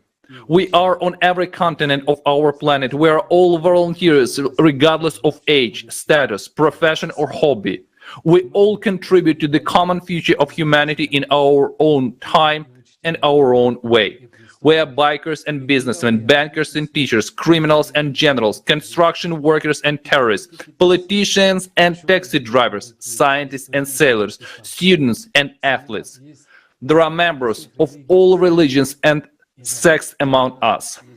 And yes, there are even Freemasons among us, and they too are doing a lot of good and working for the common good of the whole of the people. Even alcoholics and drug addicts share our views. Are they not human beings? Don't they want a normal life? от талибов, орков, бандеровцев, Whoever коммунистов. you name, they will be in our ranks anyway, from the Talibs, the orcs, the banderas, the communists, the fascists, and the mafia. I will tell you more. There are even Democrats and Republicans among us. Do you know why they are? Do you know why we are so divided? Because before we didn't have one common idea, we didn't have the creative society. The consumerist format has fragmented us all and put us in our own niches, forced us to get our own bread in different ways, turned us away from each other in pursuit of personal happiness. There are true heroes and geniuses among us. They've been working for years for the good of humanity. Some have already given their lives for the survival of humanity. The consumerist format does not allow us to say their names because the consumerist format will inevitably exterminate them. Yes, we are heroes, but we're also the outcasts of today's. Take the Taliban, they are terrorists. Why did they have to take up arms? Have you ever asked yourself this question? We do not support terrorism or justify their methods, but right now in Afghanistan, our members are translating this form for the same Taliban who have taken up arms under compulsion of the consumerist format, because they dream of being humans, of fulfilling the precepts of Prophet Muhammad. They dream of the creative society. I will shock you once again. There is even the all-to-know common mafia among us, Yakuza, Triad, Sicilians, Russians, Mexican, and American. And do you know why they are our members? Because they are human beings, and under different conditions they would be true people. But now they are victims like the rest of us.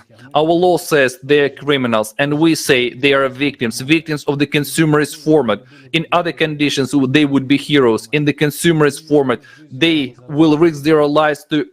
In the consumerist format, they risk their lives to earn their bread. And in other conditions, they would risk their lives to improve everyone's life. They would be heroes. They are risk takers. They have a risk character. They are not afraid to risk life, to sacrifice their freedom and their lives. But for what? Today for a piece of bread. In other conditions, in the creative society, they would be explorers. The most extreme and dangerous professions would be for them. Every person on the planet would know and be proud of them. Let's be honest, many people have been pushed on the criminal path into the ranks of the mafia as a protest against the injustice of this consumerist format. Isn't that a crime?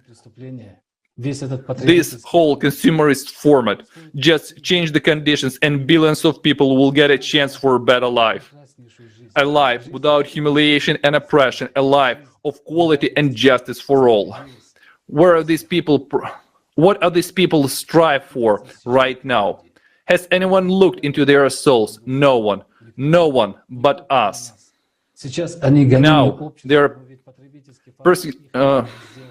Now they are persecuted by society, but they in the consumerist format that has made them to be like that. The consumerist format has divided us, made us banderas, fascists, communists, anything but humans. The consumerist format has divided us as much as it possible, but we want to unite and become one civilization. When one lives in prosperity, there is a tomorrow, and the whole world is beautiful. All the best will flourish in every human being, and that's the point of the creative society, not only to save humanity physically, but also morally. And we will not have to protect pedophiles condemning children to abuse. We will not have to fight for gender identity. We will be able to live and enjoy life, because life is given once on this planet. And life is given to humans for much more than just to quarrel or die for someone else's interest. For someone to steal another billion, tens of thousands of people must die. Isn't it nonsense? What are we fighting for? For someone else's ambitions? When the whole world belongs to humanity, everyone will take care of the common good, and there will be no need for quotas on ecology. We will live in symbiosis with the planet, not as parasites, but as symbiotics. The planet will benefit from us. The planet will benefit from us, and the planet will benefit us. They are saying now it is necessary to reduce the number of people because we're eating away the planet. But believe me, in the creative society, nobody will eat anybody. There will be enough food and resources to feed 50 billion people because the goals that we set for humanity are ambitious, realistic, and achievable, unlike the goals that the consumerist format set. In the consumerist format, the main thing is consumption. We want to live in a beautiful future where we are united, where we are a united civilization. We want to save not only humanity, but the human in each of us. Thank you. We are all people. We are all united by the fact that we want to live, but to live decently, safely, and happily, to live in creative society, because in creative society, everyone will benefit. And right now, I would like to pass the floor to American politician, 2020 presidential candidate, ambassador, and International Human Rights Commissioner, Robbie Wells.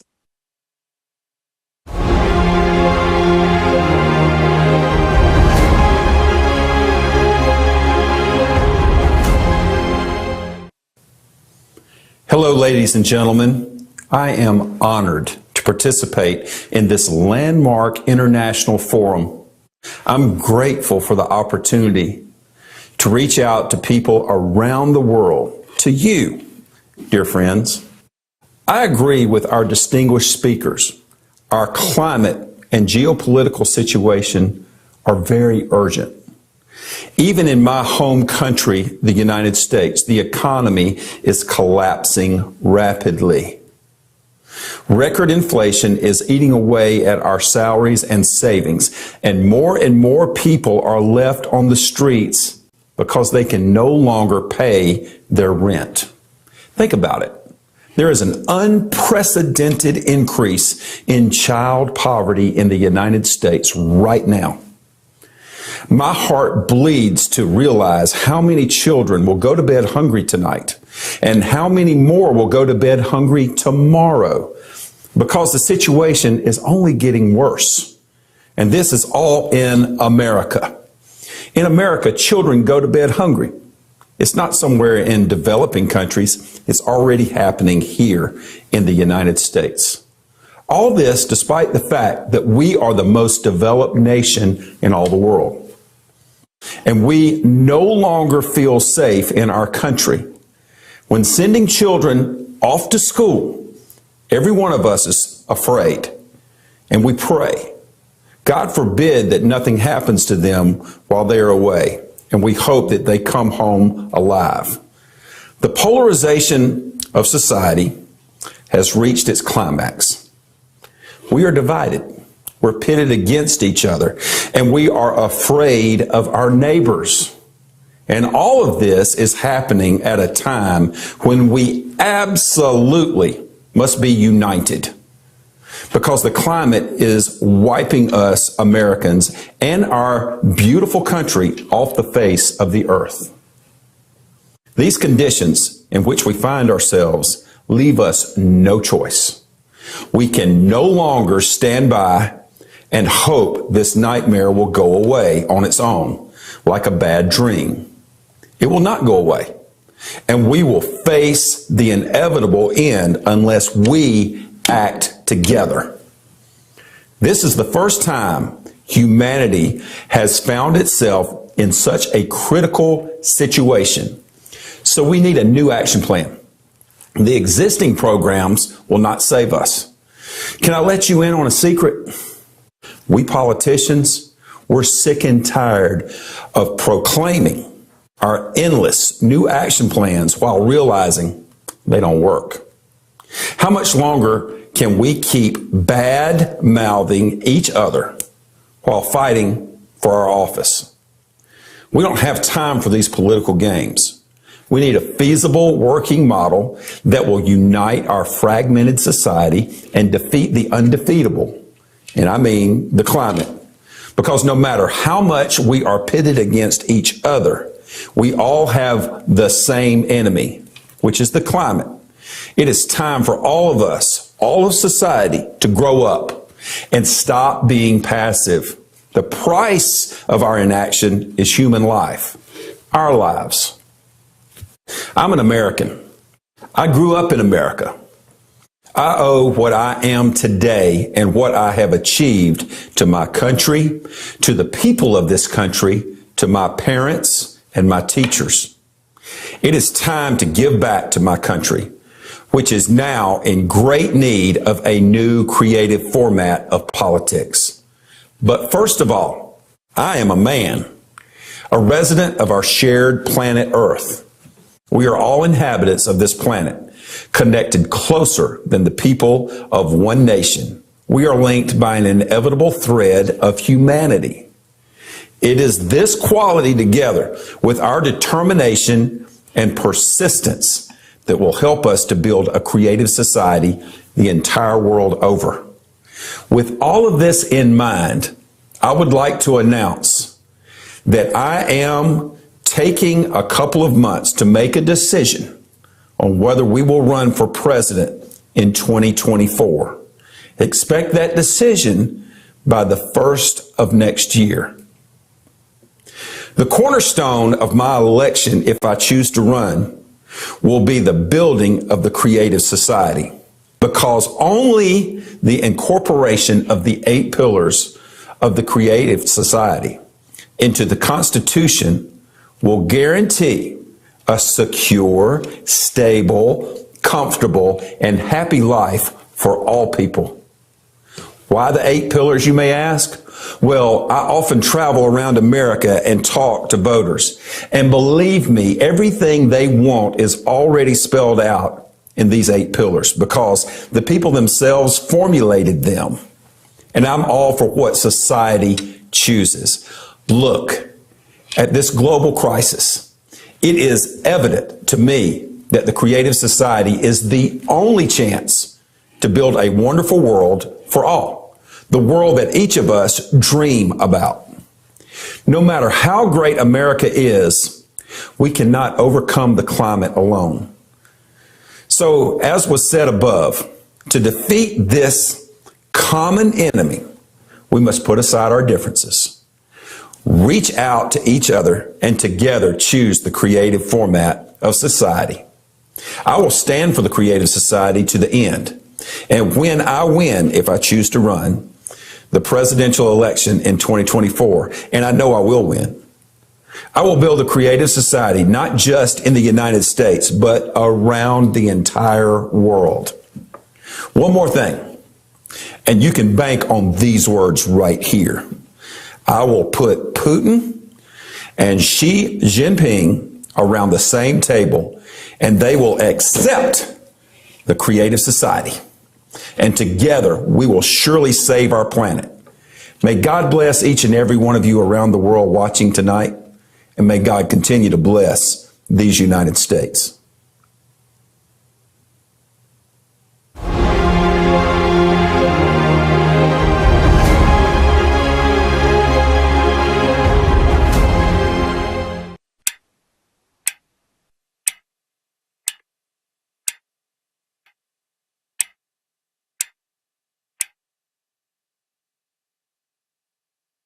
Wow, this is a very honorable promise. And absolutely all people want to live in the creative society. But many don't know about this format yet. At today's forum, we described in detail how the creative society will benefit each individual. Now, let's watch a video and hear from the people themselves.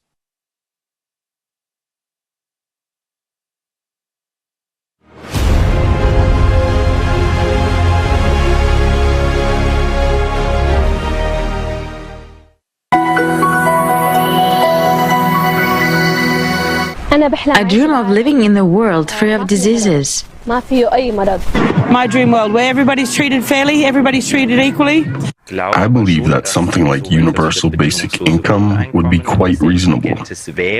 Everyone has the right to water, safety, an education, and either a supply of food or the means to provide food for their families.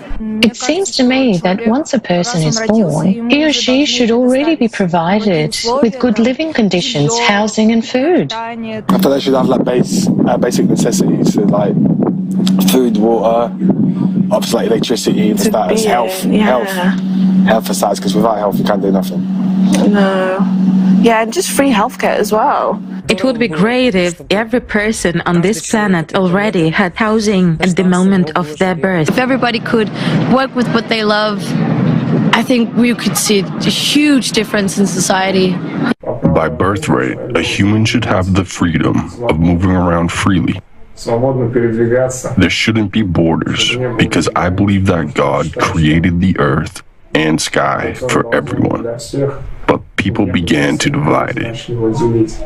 I think every person should be given a fair rights. A child should be able to have a loving home, I think, and maybe the government shall support families that don't have that much money on their child. I think there should be benefits to help mothers and raise kids. First of all, it has to do with freedom of movement. Primary education should be free. It's a basic fundamental human right. Free health benefits still 5, because some parents, they're going through crisis. And don't fight each other. I think it's important for people to have clean water and good food. Of course, a peaceful world, ideally a world without diseases, so that we could cure as many diseases as possible, the whole spectrum of diseases. So everyone should have a roof over their head, everyone should have employment, access to free education, access to free healthcare.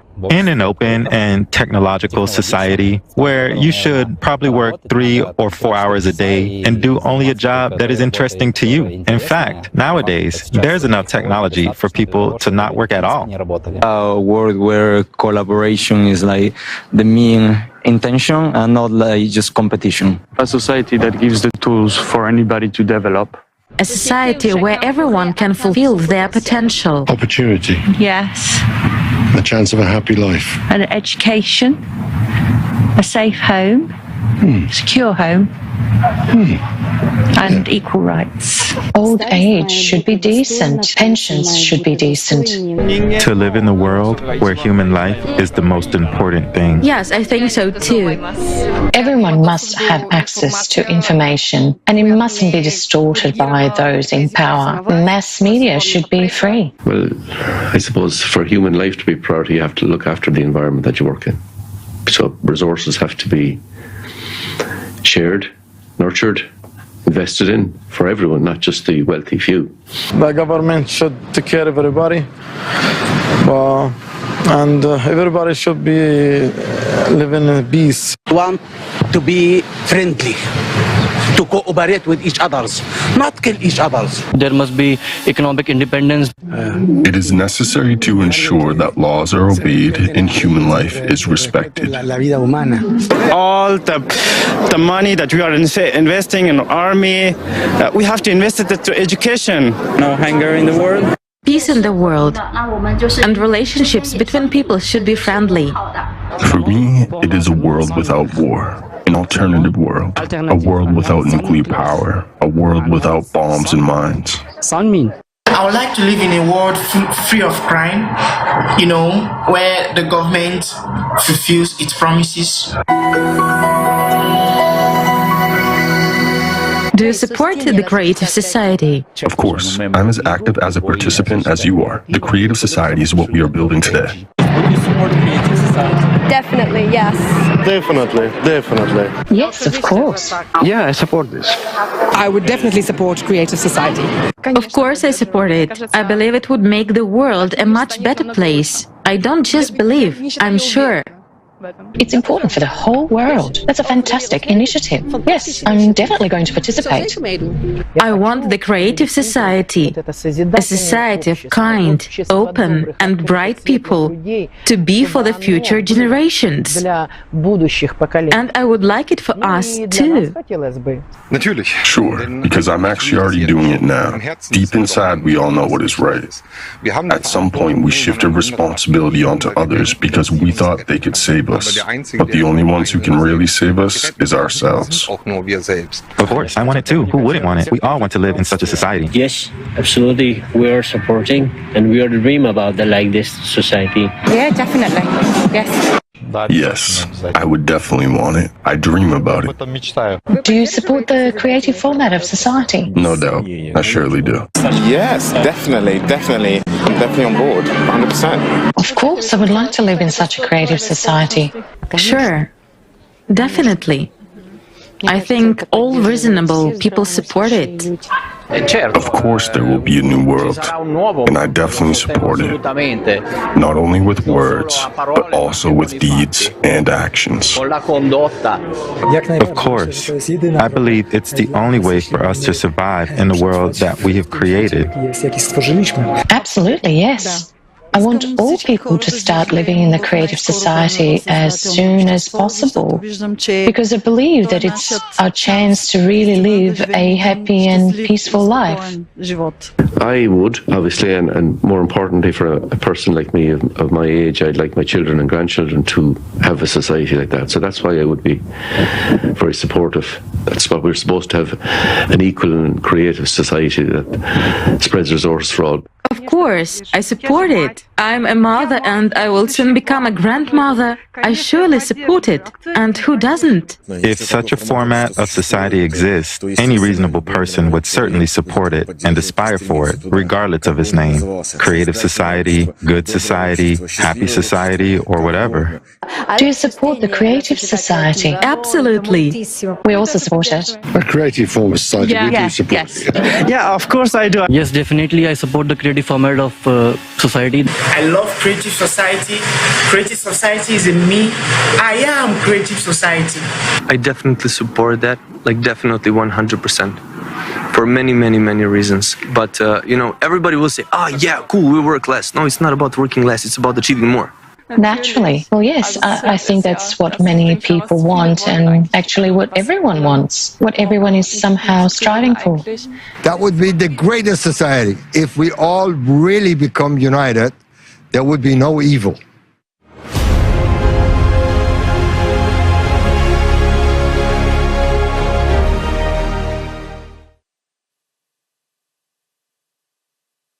Now we're at the stage of informing about the creative society. We need to start talking openly and loudly to everyone that we want to live in the creative society. We need to spread this information. Now you can tell everyone about the creative society, and in this way, we will form an electoral request to politicians. At the next election, we will vote only for politicians who support the creative society. And if there are no such people, then we will not vote for anyone. This is the only way we will change the format of society to the creative one, peacefully and quickly. There is nothing more valuable than human life. It cannot be returned or bought. Let's restore our right to life. And now, we want to present the song prepared for us by participants of the Creative Society from Africa. The song is called We Will Rise.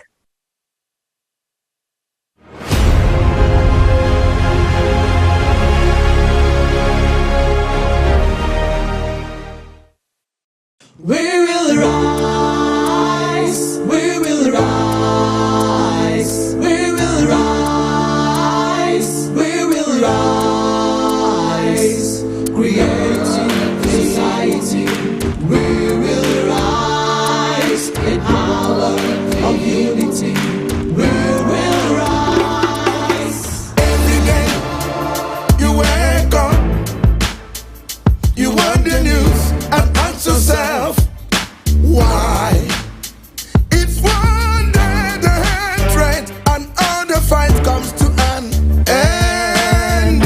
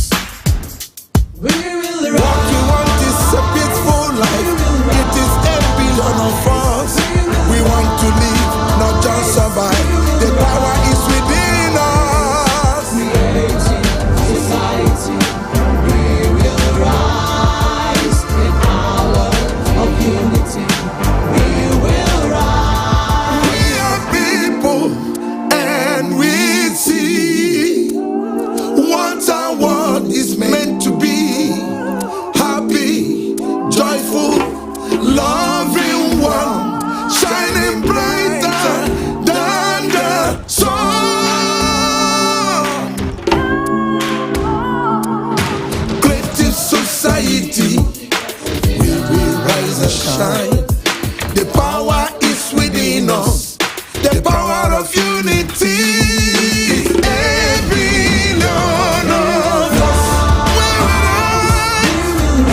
We will shine. Creative society. We will rise. We will rise. We will rise. The power of unity. Power of unity. We will rise.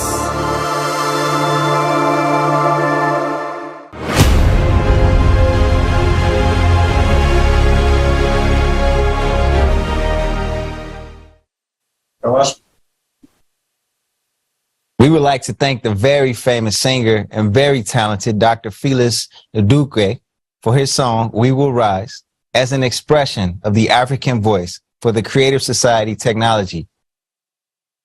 Technology, as we know, should always serve to improve our lives. But today, it's impossible to achieve this.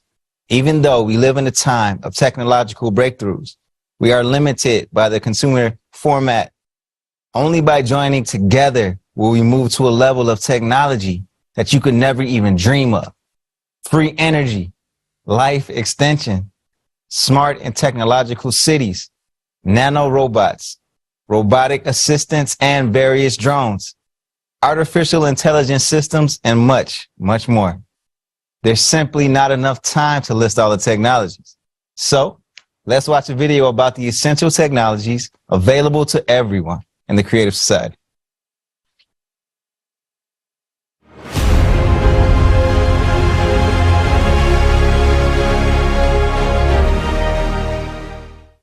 Any sufficiently advanced technology is indistinguishable from magic. Arthur C. Clarke.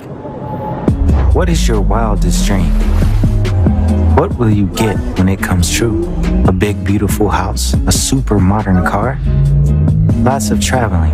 Do you want to work less and spend more time with your family and friends? What do you personally dream of? What if dreams come true for every person on Earth and the Creative Society will come? What will your life be like? Have you thought about it yet? A human being is the most valuable element in the Creative Society. Therefore, the first thing that will be developed and applied is technology that will free you from hard, grueling, and dangerous labor. It will be done by robots and artificial intelligence. Nowadays, in the consumerist format, the introduction of advanced technology will leave you without work, but in the Creative Society, it will be different. In addition to the universal basic income of $10,000 a month, you can earn extra money and work at a pace you feel comfortable. No more than 4 hours a day, 4 days a week. And if you're an entrepreneur or businessman, schedule your time the way you want without worrying about anything, because both you and your employees have a universal basic income, and all the cutting-edge technologies and robotics are there for you. As of today, robots are already capable of taking on the most labor-intensive tasks in agriculture, metallurgy, mining, automotive, and other industries, and even in the neutralization of radioactive waste. If you don't want to work, then don't work. You can afford it. But how long will you be able to lie on the couch? A week? A year? You'll have lots of opportunities to do what you love and earn an income that you could only dream of before. You will be able to learn new professions and skills and educate yourself as much as you want. In education, there will be use of technologies that will make the learning process super interesting, easy, and interactive. Virtual reality glasses and holograms are already being used today. One of the most important areas that will be upgraded with the most advanced technology is the protection of human life and his safety. Thus, you will be safe and secure everywhere. You won't be afraid to come home late at night. You won't be afraid to let your child be alone outside. You will be able to go anywhere in the world and nothing bad will happen to you. Safe city systems have already been created based on artificial intelligence. They can quickly respond to emergencies, protect citizens and visitors every day, investigate and even prevent crimes. Intelligent systems and road infrastructure are already capable of controlling traffic throughout the city and ensuring safety. They can prevent traffic jams, send a signal to the car about a pedestrian who is about to jump out onto the road, and even intervene in case of a possible collision and activate the brakes. Imagine that you're going home in such a smart city, for example, and an autopilot air taxi. You chat via video call or watch your favorite movie. You walk into your beautiful big house, and you already have a hot dinner waiting for the whole family. Smart gadgets and artificial intelligence have already washed, ironed, tidied everything, and ordered food delivery. Who has cooked the dinner then? Home robotic kitchens can already scan your refrigerator, find the right gadgets in your cupboard, and cook a meal of any world cuisine on its own. The updated version will be able to put dirty dishes in the dishwasher and put clean ones in the cupboards. And these innovations will become available to you already during the transition period from the consumerist format of society to the creative one. And in a few years in the creative society, there will be even more pleasant surprises awaiting you. There will appear replicators of food, clothing, and everything you need. Have you ever heard what a replicator is? It's a device which creates an item you need, from a hamburger to a t-shirt, or earrings from elementary particles. To do that, it uses the information about the object and a small amount of energy.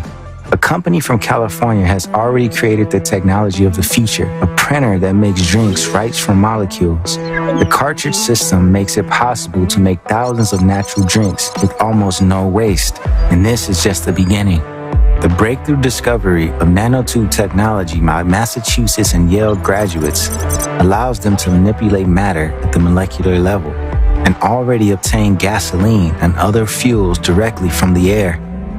When this technology is everywhere, what does that future look like? What I'm picturing is something like the size of a mini fridge that essentially can take waste materials and turn them into useful products like fuels and building materials, or it can pull CO2 out of the air and turn it into fuels or building materials. The use of replicators will not only make our lives easier, but will also greatly improve our health. We will stop eating artificial foods, as we do now, which contain a lot of harmful chemical additives and flavor enhancers. Food from a replicator will be real, very tasty, and healthy. It is made from elementary particles, the same as in natural products. Finally, we will remember the taste of really natural food. Of course, if you love to cook yourself, you'll cook your own pleasure, maybe even in tandem with the famous chef. Your smart house in the creative society is a house that not only takes care of chores and food, but also of you and your family. It will be able to monitor your health indicators. For example, acoustic tissue has already been developed. It can monitor your heart and breathing in real time without you noticing it. You can even talk through it, answer the phone, and communicate with other people. Smart toilet with the smart health function will take tests and send the results to artificial intelligence and, in case of abnormalities, to your doctor. It will advise you on how to adjust your diet. It will tell you what kind of food is not good for you and warn you about the risks of certain diseases. Smart mirror will track your health vitals while you're getting dressed. It will help your elderly parents stay in touch with the doctors. It will also take care of your skin. It will detect problems in time and even help to choose the right product for you. In the creative society, even for beauty, there will be used the most advanced technologies. You will be able to save time by getting your manicure in minutes and building your eyelashes by an ultra-fast robot, or try on clothes in a virtual dressing room. Sure, you like it already. What's next? Watch this. Thanks to the introduction of energy innovations, such as a fuel-free generator, the house will be completely autonomous. No more utility bills, not even for the heating. In the creative society, everything will be focused on the continuous improvement of goods and services. Imagine you won't have to repair your car or home appliances because they don't break. What will you do after a delicious lunch? Do you want to go to your favorite band's concert? The supersonic train will get you there in minutes because it can reach speeds of over 1,000 kilometers an hour. Countries such as the USA, Canada, China, and South Korea are actively developing vacuum and magnetic train technology, and they are competing for leadership in this futuristic technology. Do you want to spend a vacation somewhere on uninhabited islands or meet up with a friend on the other side of the planet? Already today, NASA is developing a silent supersonic aircraft for commercial use. It will cut the duration of flights by at least in half. And this is just the beginning, because space technology and the creative society will serve people on Earth as well. You will get anywhere in the world, not only quickly, but absolutely for free. No visas, no bureaucracy. There will be complete freedom of movement for everyone. You will be welcome in every corner of the world. There will be one world. No wars, no enmity. We'll have nothing to fight about anymore. True human values will finally return to society. Cutting-edge technology will cleanse the planet of all garbage without harming the environment. Even today, innovations make it possible to completely recycle unsorted waste into raw materials for repeated further use in industry. You will be surprised to know what great prospects await us in the creative society. Garbage will become the most valuable raw material because the introduction of replicator technology will help to completely break down garbage and unnecessary things into elementary particles, and then read everything we need from them without leaving home, from food and clothes to gadgets and so on. We will no longer have to destroy the planet and kill animals to survive. In the creative society, we will be able to breathe clean air again, drink crystal clear water, and enjoy the pristine beauty of the oceans and forests. Have you decided what you'll do in the creative society? Have you long been dreaming of spending more time with your family or changing your career? Or would you like to learn how to surf on the best beaches in the world after work, travel with friends? Or maybe you dream of seemingly simple things, for your parents to be protected and live long, for your children to be healthy, and that for you, yourself, that you won't grow old and live more than 100 years. The creative society is better than your dreams. You'll have something you couldn't even imagine. And it's a society focused on your needs. It's the implementation of the best technologies, the world's best practices, all for you. Imagine your dream. It will become a reality in the creative society.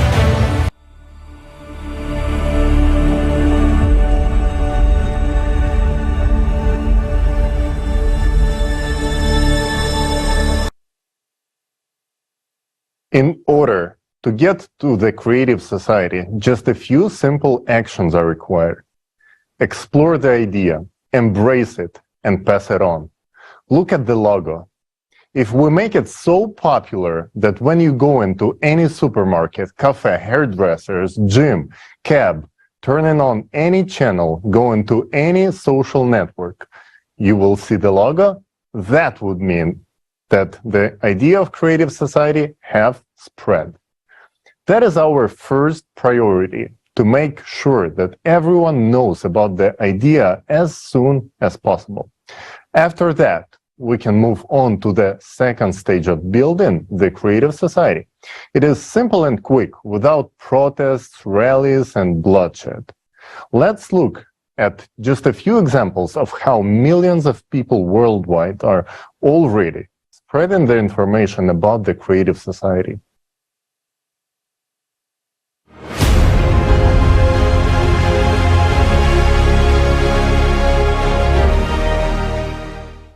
It is important that all 8 billion people learn about the Creative Society project and support it.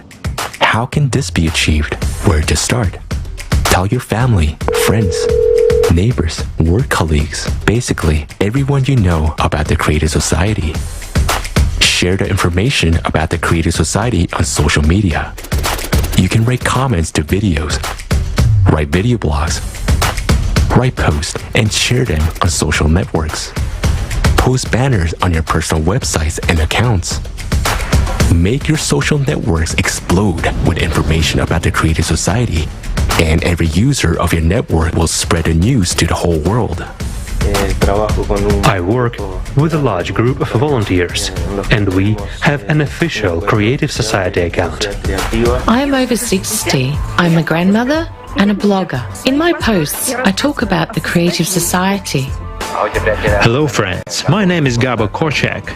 I'm a chef. Informing is the first and most difficult stage in building the creative society. That's why I do my best to inform people about the creative society at every opportunity, whether it's meeting different people, guests, and so on. Because every person I talk to wants to live in peace, love, and prosperity. We're clothed with a Creative Society logo, such as t-shirt or a baseball cap. We use pullovers, t-shirts, and caps. We hand out cards with the logo and the webpage. You're always on trend when you wear the Creative Society logo.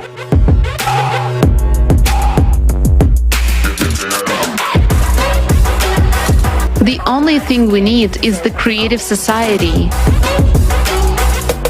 The creative society.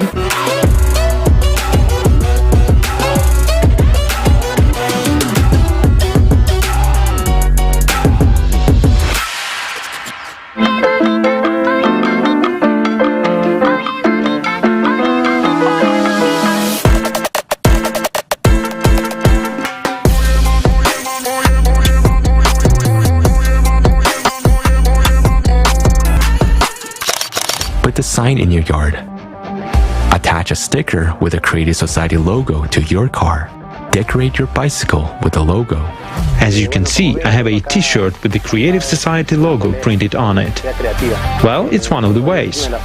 I also put a sticker on my car, which says the Creative Society and has a QR code which people can scan to access the project homepage. I support Creative Society and I inform people every single day about Creative Society, as you can see on my car and even on the plate.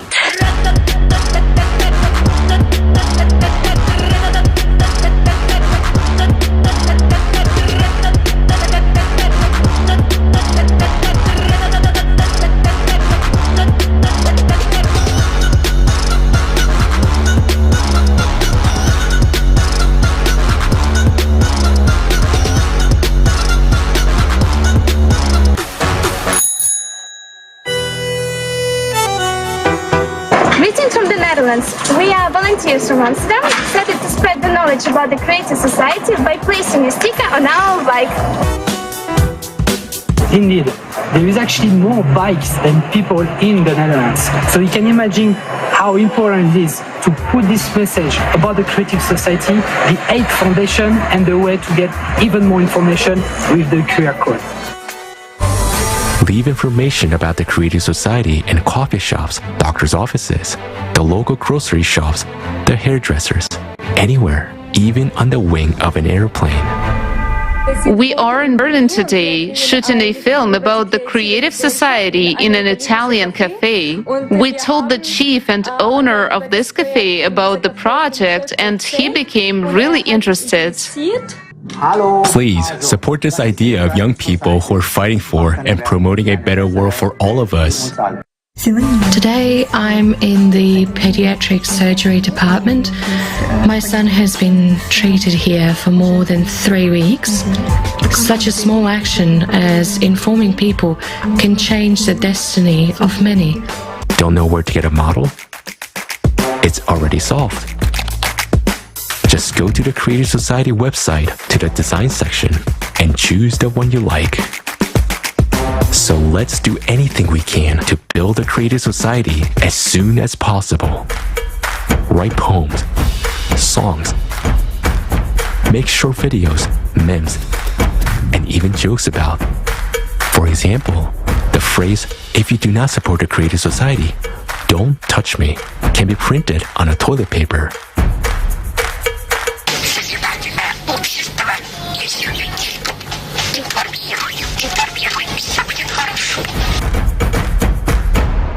If you are a business owner, put the Creative Society banner on your website or add the logo to your products. Show that you care about all people. Since I have my own tailor shop, I inform people when I'm at work. One of the fastest methods of conveying the information about the creative society is via media. Participate in talk shows, podcasts, news, or any other program about the creative society and its benefits. It's the most important thing I can do in my life, and it's the most important thing I can do for all of humanity. We were also invited as guests to the Storytime program on Radio Italy, where we talked about the creative society. You can also put advertisements about the creative society in articles, newspapers, magazines, and on billboards. Place the creative society content on television, both local and global. Great news! Soroka TV is now showing interviews and excerpts from various videos about the Creative Society project. The more creative content there is, the faster we will succeed in building the Creative Society. The Creative Society project's logo should be everywhere, all over the world. It should be recognizable in every corner of the world.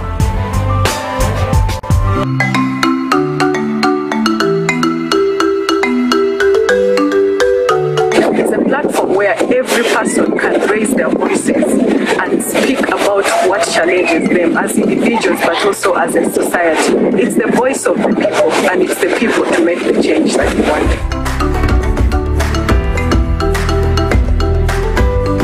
It's only together that we can change the world. It's you and me to come together for the betterment. That's why I call upon everyone, friends, brothers, sisters, to come and be part of this great project for the betterment of our world. Be creative and think of other ways to let the world know about the Creative Society. But don't forget that everything has to be within the framework of the law. The sooner people learn about the Creative Society, the sooner we will be living in it. If you want to have a decent life, tell everyone about the Creative Society. World Unite on one platform, like the Creative Society platform, and we talk about the fact that we need to change the system with it. From the one that's consumer-oriented with money and power is number one to the one where we deserve to live well. I have a big flag, and when I ride my bike, I attach this flag and the small ones to show that this way I draw people's attention to the Creative Society. The marathon is a great way for the city to learn about the amazing project, the Creative Society.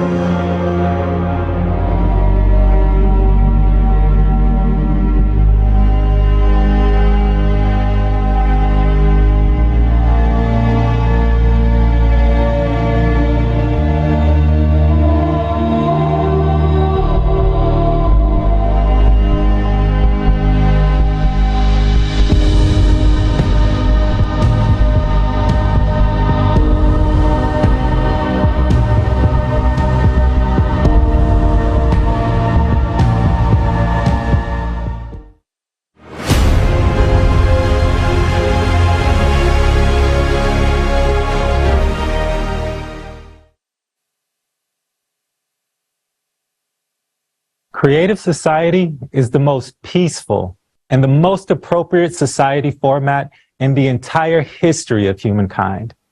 Only in the creative society can we cope with the climate threats and the crisis of the entire humanity. The best investment in your future is an investment in the creative society. Every active volunteer of the creative society, those who are implementing the hardest and most difficult part, that of informing people, deserve to receive a Peace Prize from the creative society. Every participant of the creative society deserves to be recognized and remembered in the future by grateful descendants. In a transition to the creative society, anyone who devotes time and effort will be rewarded. Let's discuss bringing understanding to this. An award should be structured in such a way that it reflects the efforts of people who inform about the creative society. A volunteer Peace Prize can be broken down into 5 categories. First, those volunteers who currently inform a few people, those are the people who put stickers, "I support the creative society" on their cars, who talk to their colleagues, friends, and acquaintances everywhere, who just work with a few people. Those people will receive $1 million. Second, those people who inform dozens of people, those who could be cafe owners, bloggers, those who travel, explain, talk, who are not shy to talk in buses or somewhere else, and massively inform dozens of people, they get $2 million. Third, those who inform hundreds of people get $3 million. Fourth, those who have the opportunity to communicate with people and notify thousands of people get $4 million. And fifth, those who are able to inform millions of people, bloggers with multi-million followers, people who speak on huge platforms, who participate in conferences, singers who can create concerts watched by millions of people, they'll get $5 million. We must recognize that such incentives will only be given away in a creative society, not now. Awards are determined based on how much personal responsibility a person assumes when making information about the creative society available to others. A new history will begin with the names of the volunteers who contribute their hearts and souls to the creative society. Building a creative society is true heroism. It is saving the lives of billions. It is saving all of humanity. Therefore, we should not only thank such people financially, but we should also write their names in our history. After all, they really deserve to have their names immortalized. There'll be a monumental building raised in honor of those heroes. The building will have 6 levels. Each person's name, every volunteer who informs millions and thousands will be on the first floor. Furthermore, there'll be the same gradation from 1 to 5 million Peace Prize recipients. 2nd to 5th floor will be dedicated to the real philanthropists, those who supported the informational stage and made creative society possible. On the top of the building will be tributes and portraits of all politicians who were so courageous and the first to declare their support for the creative society. In addition to help us create voter demand for a creative society, these politicians will remain in the public memory for generations. A creative society logo will be installed on the top of the monument. The effort we are now investing into the building of the creative society is the greatest thing we can do. We are building the future, not only for ourselves, but for our children and the generations that will come after us. And we can only do this by uniting the whole world.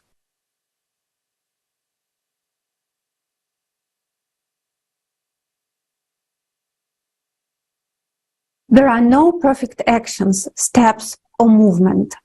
While waiting for the perfect moment, we are losing the most important, most valuable resource, time. On the subject of time, I have an example to show you. Tell me, what are the statistics on average life expectancy in your country? Let's say 80 years. Let's take 78 years, which is inactive life. So, 78 years. Look, this is our lifespan. 78 years. So the span of our life is roughly this long. You can take a piece of paper and draw a line for your 78 years. Look, some of us are 30, some are 40, some are 50, 60. I will cut off the time of my life that's already gone.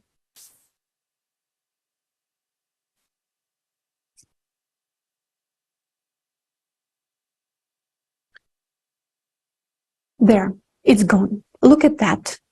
We have very little left.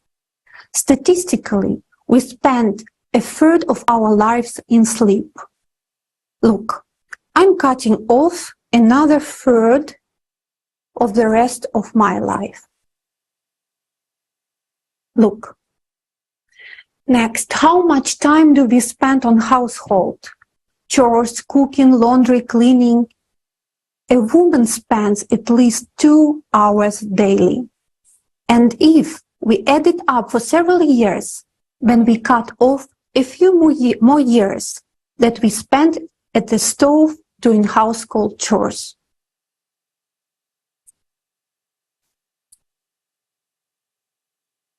That's how much quality life we have left. And if we subtract from that the time for work, often unloved, for the struggle to survive, too bad, but we have to cut off another slice.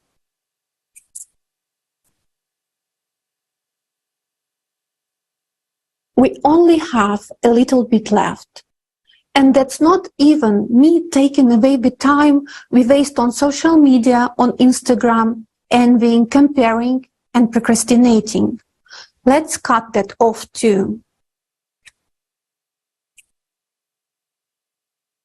And look what we are left with. We have only 6 years and we don't act. When will we act? We have almost no time left. I didn't take into account the climate threat that's hanging all over all of us. It doesn't really matter how old you are now. The climate situation has leveled us all. We have 6 years old. We will sleep for 2 years and walk for 2 years.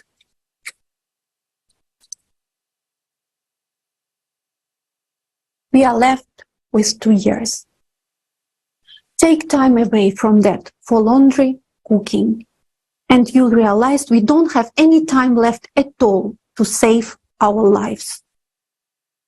And we are not talking about saving lives and continue living in the hellish conditions of the consumerist format again. We are talking about completely changing of our lives. The creative society is the future in which your life is society's most significant value. There you will forget what fear is. Live in safety. Stop selling yourself in slavery for money and be provided for and able to create, able to become a better version of yourself. All the advanced technologies will provide for and serve your life in a peaceful, beautiful society without wars and threats to life. So think about whether it's worth wasting time on any doubts and fears, or whether it's time to start acting right now. Ask yourself the question, what can I do that is useful? All fears must be put aside. You need to think more about the benefits of creative society for yourself and those you love. Take actions right now. Take action the best you can. There are many examples of what people all around the world are already doing today to build the creative society. But don't compare your beginning with someone else's middle. You have to be yourself. Be honest. Be open. Be a real person. Be someone who is pro-life, not pro-death. To be the one who is for creative society.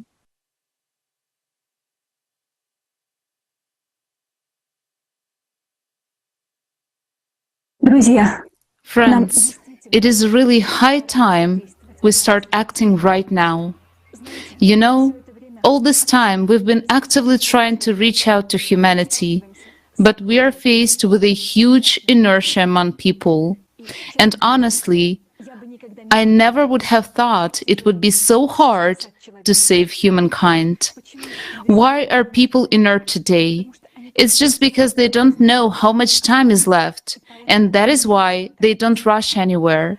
That is why it is so crucial to inform them about the progression of all catastrophic climatic processes and about the real way out of the climatic collapse, by changing the format of society from the consumerist model to a creative one. Everyone on the planet needs to know about it. This is the only way. Otherwise, we simply will not have time to do anything. And that is why we're now appealing to all people who want to live, who want their grandchildren and great-grandchildren to live. We cannot stop the progression of climate cataclysms on our own, and we cannot reach out to everyone on our own either. There is no point in placing our hopes in politicians expecting that they will come to an agreement and do something about this. We people need to start talking about this, and you and I need to get this message out to all the mass media, to every person out of the 8 billion people living on Earth. This is the only opportunity we see right now. We have a chance to leave this planet as dead as Mars, but we still have chance to save our planet. And right now, as we speak, right now on our planet, magma is making its way to the surface through new faults that are being formed because of earthquakes. It is a fairly rapid process. This is a fact that we have been living for more than 10 years. And as of today, you also will have to live with it. Because now you too understand that this is really an apocalyptic doomsday bomb with a clock. And now you understand too that the only solution for us as a civilization is the creative society. And everyone has to learn about this. Each second of our inaction here diminishes our chances of survival. Today, it is up to each person to make a choice.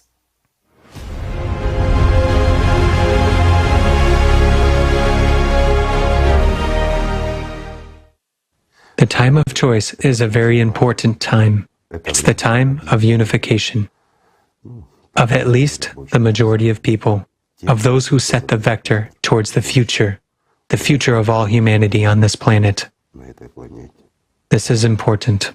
That's precisely what the crossroads is. And it depends on everyone's decision where we will go as humanity. Our task isn't simple, friends. But we have no one to hope for. If good people come to us and help us, that's wonderful. But if not, you and us will proceed from our own conscience and capabilities. Believe me, a lot of people on this planet are competent, intelligent, honest, and decent people. That's whom we should rely on. As for all the rest, the opportunists, such spineless jellyfish who can only do harm, sting, or throw feces like a monkey in a zoo, why would we pay attention to them? We're actually talking about people. Therefore, friends, we have a lot of interesting work ahead. Busy days, I would say. Lots of meetings with good people, and that's already wonderful. So friends, let's just love each other. Love and take care of this world. And let's not shift our responsibility onto someone else. Let's grow up. Thank you. Thank you so much, Igor Mikhailovich. Thank you, friends. Peace be with you.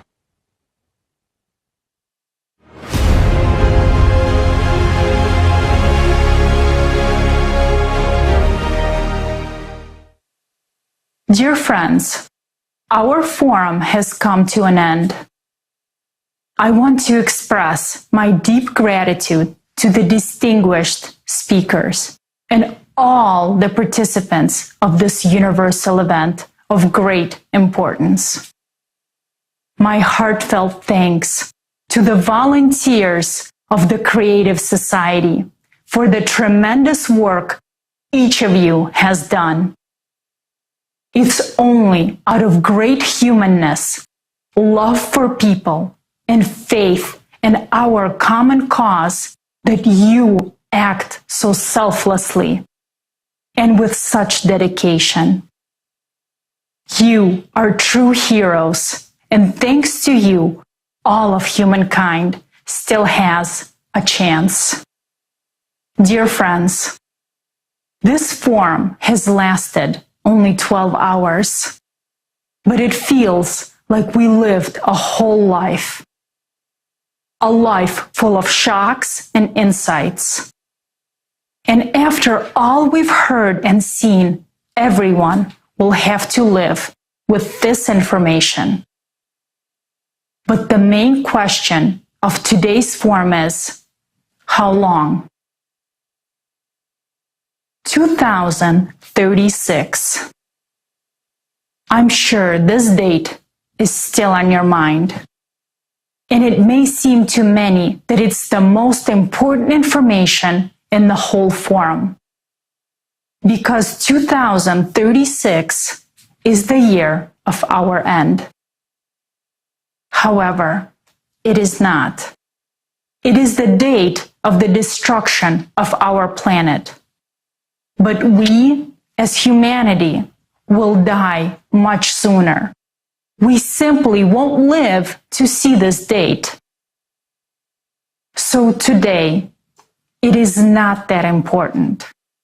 For us, it's much more important to have time to unite, to build the creative society, and as a result, to find a solution that will stop the destruction of our planet and save us from death. After all presented studies and facts, it should be obvious to everyone.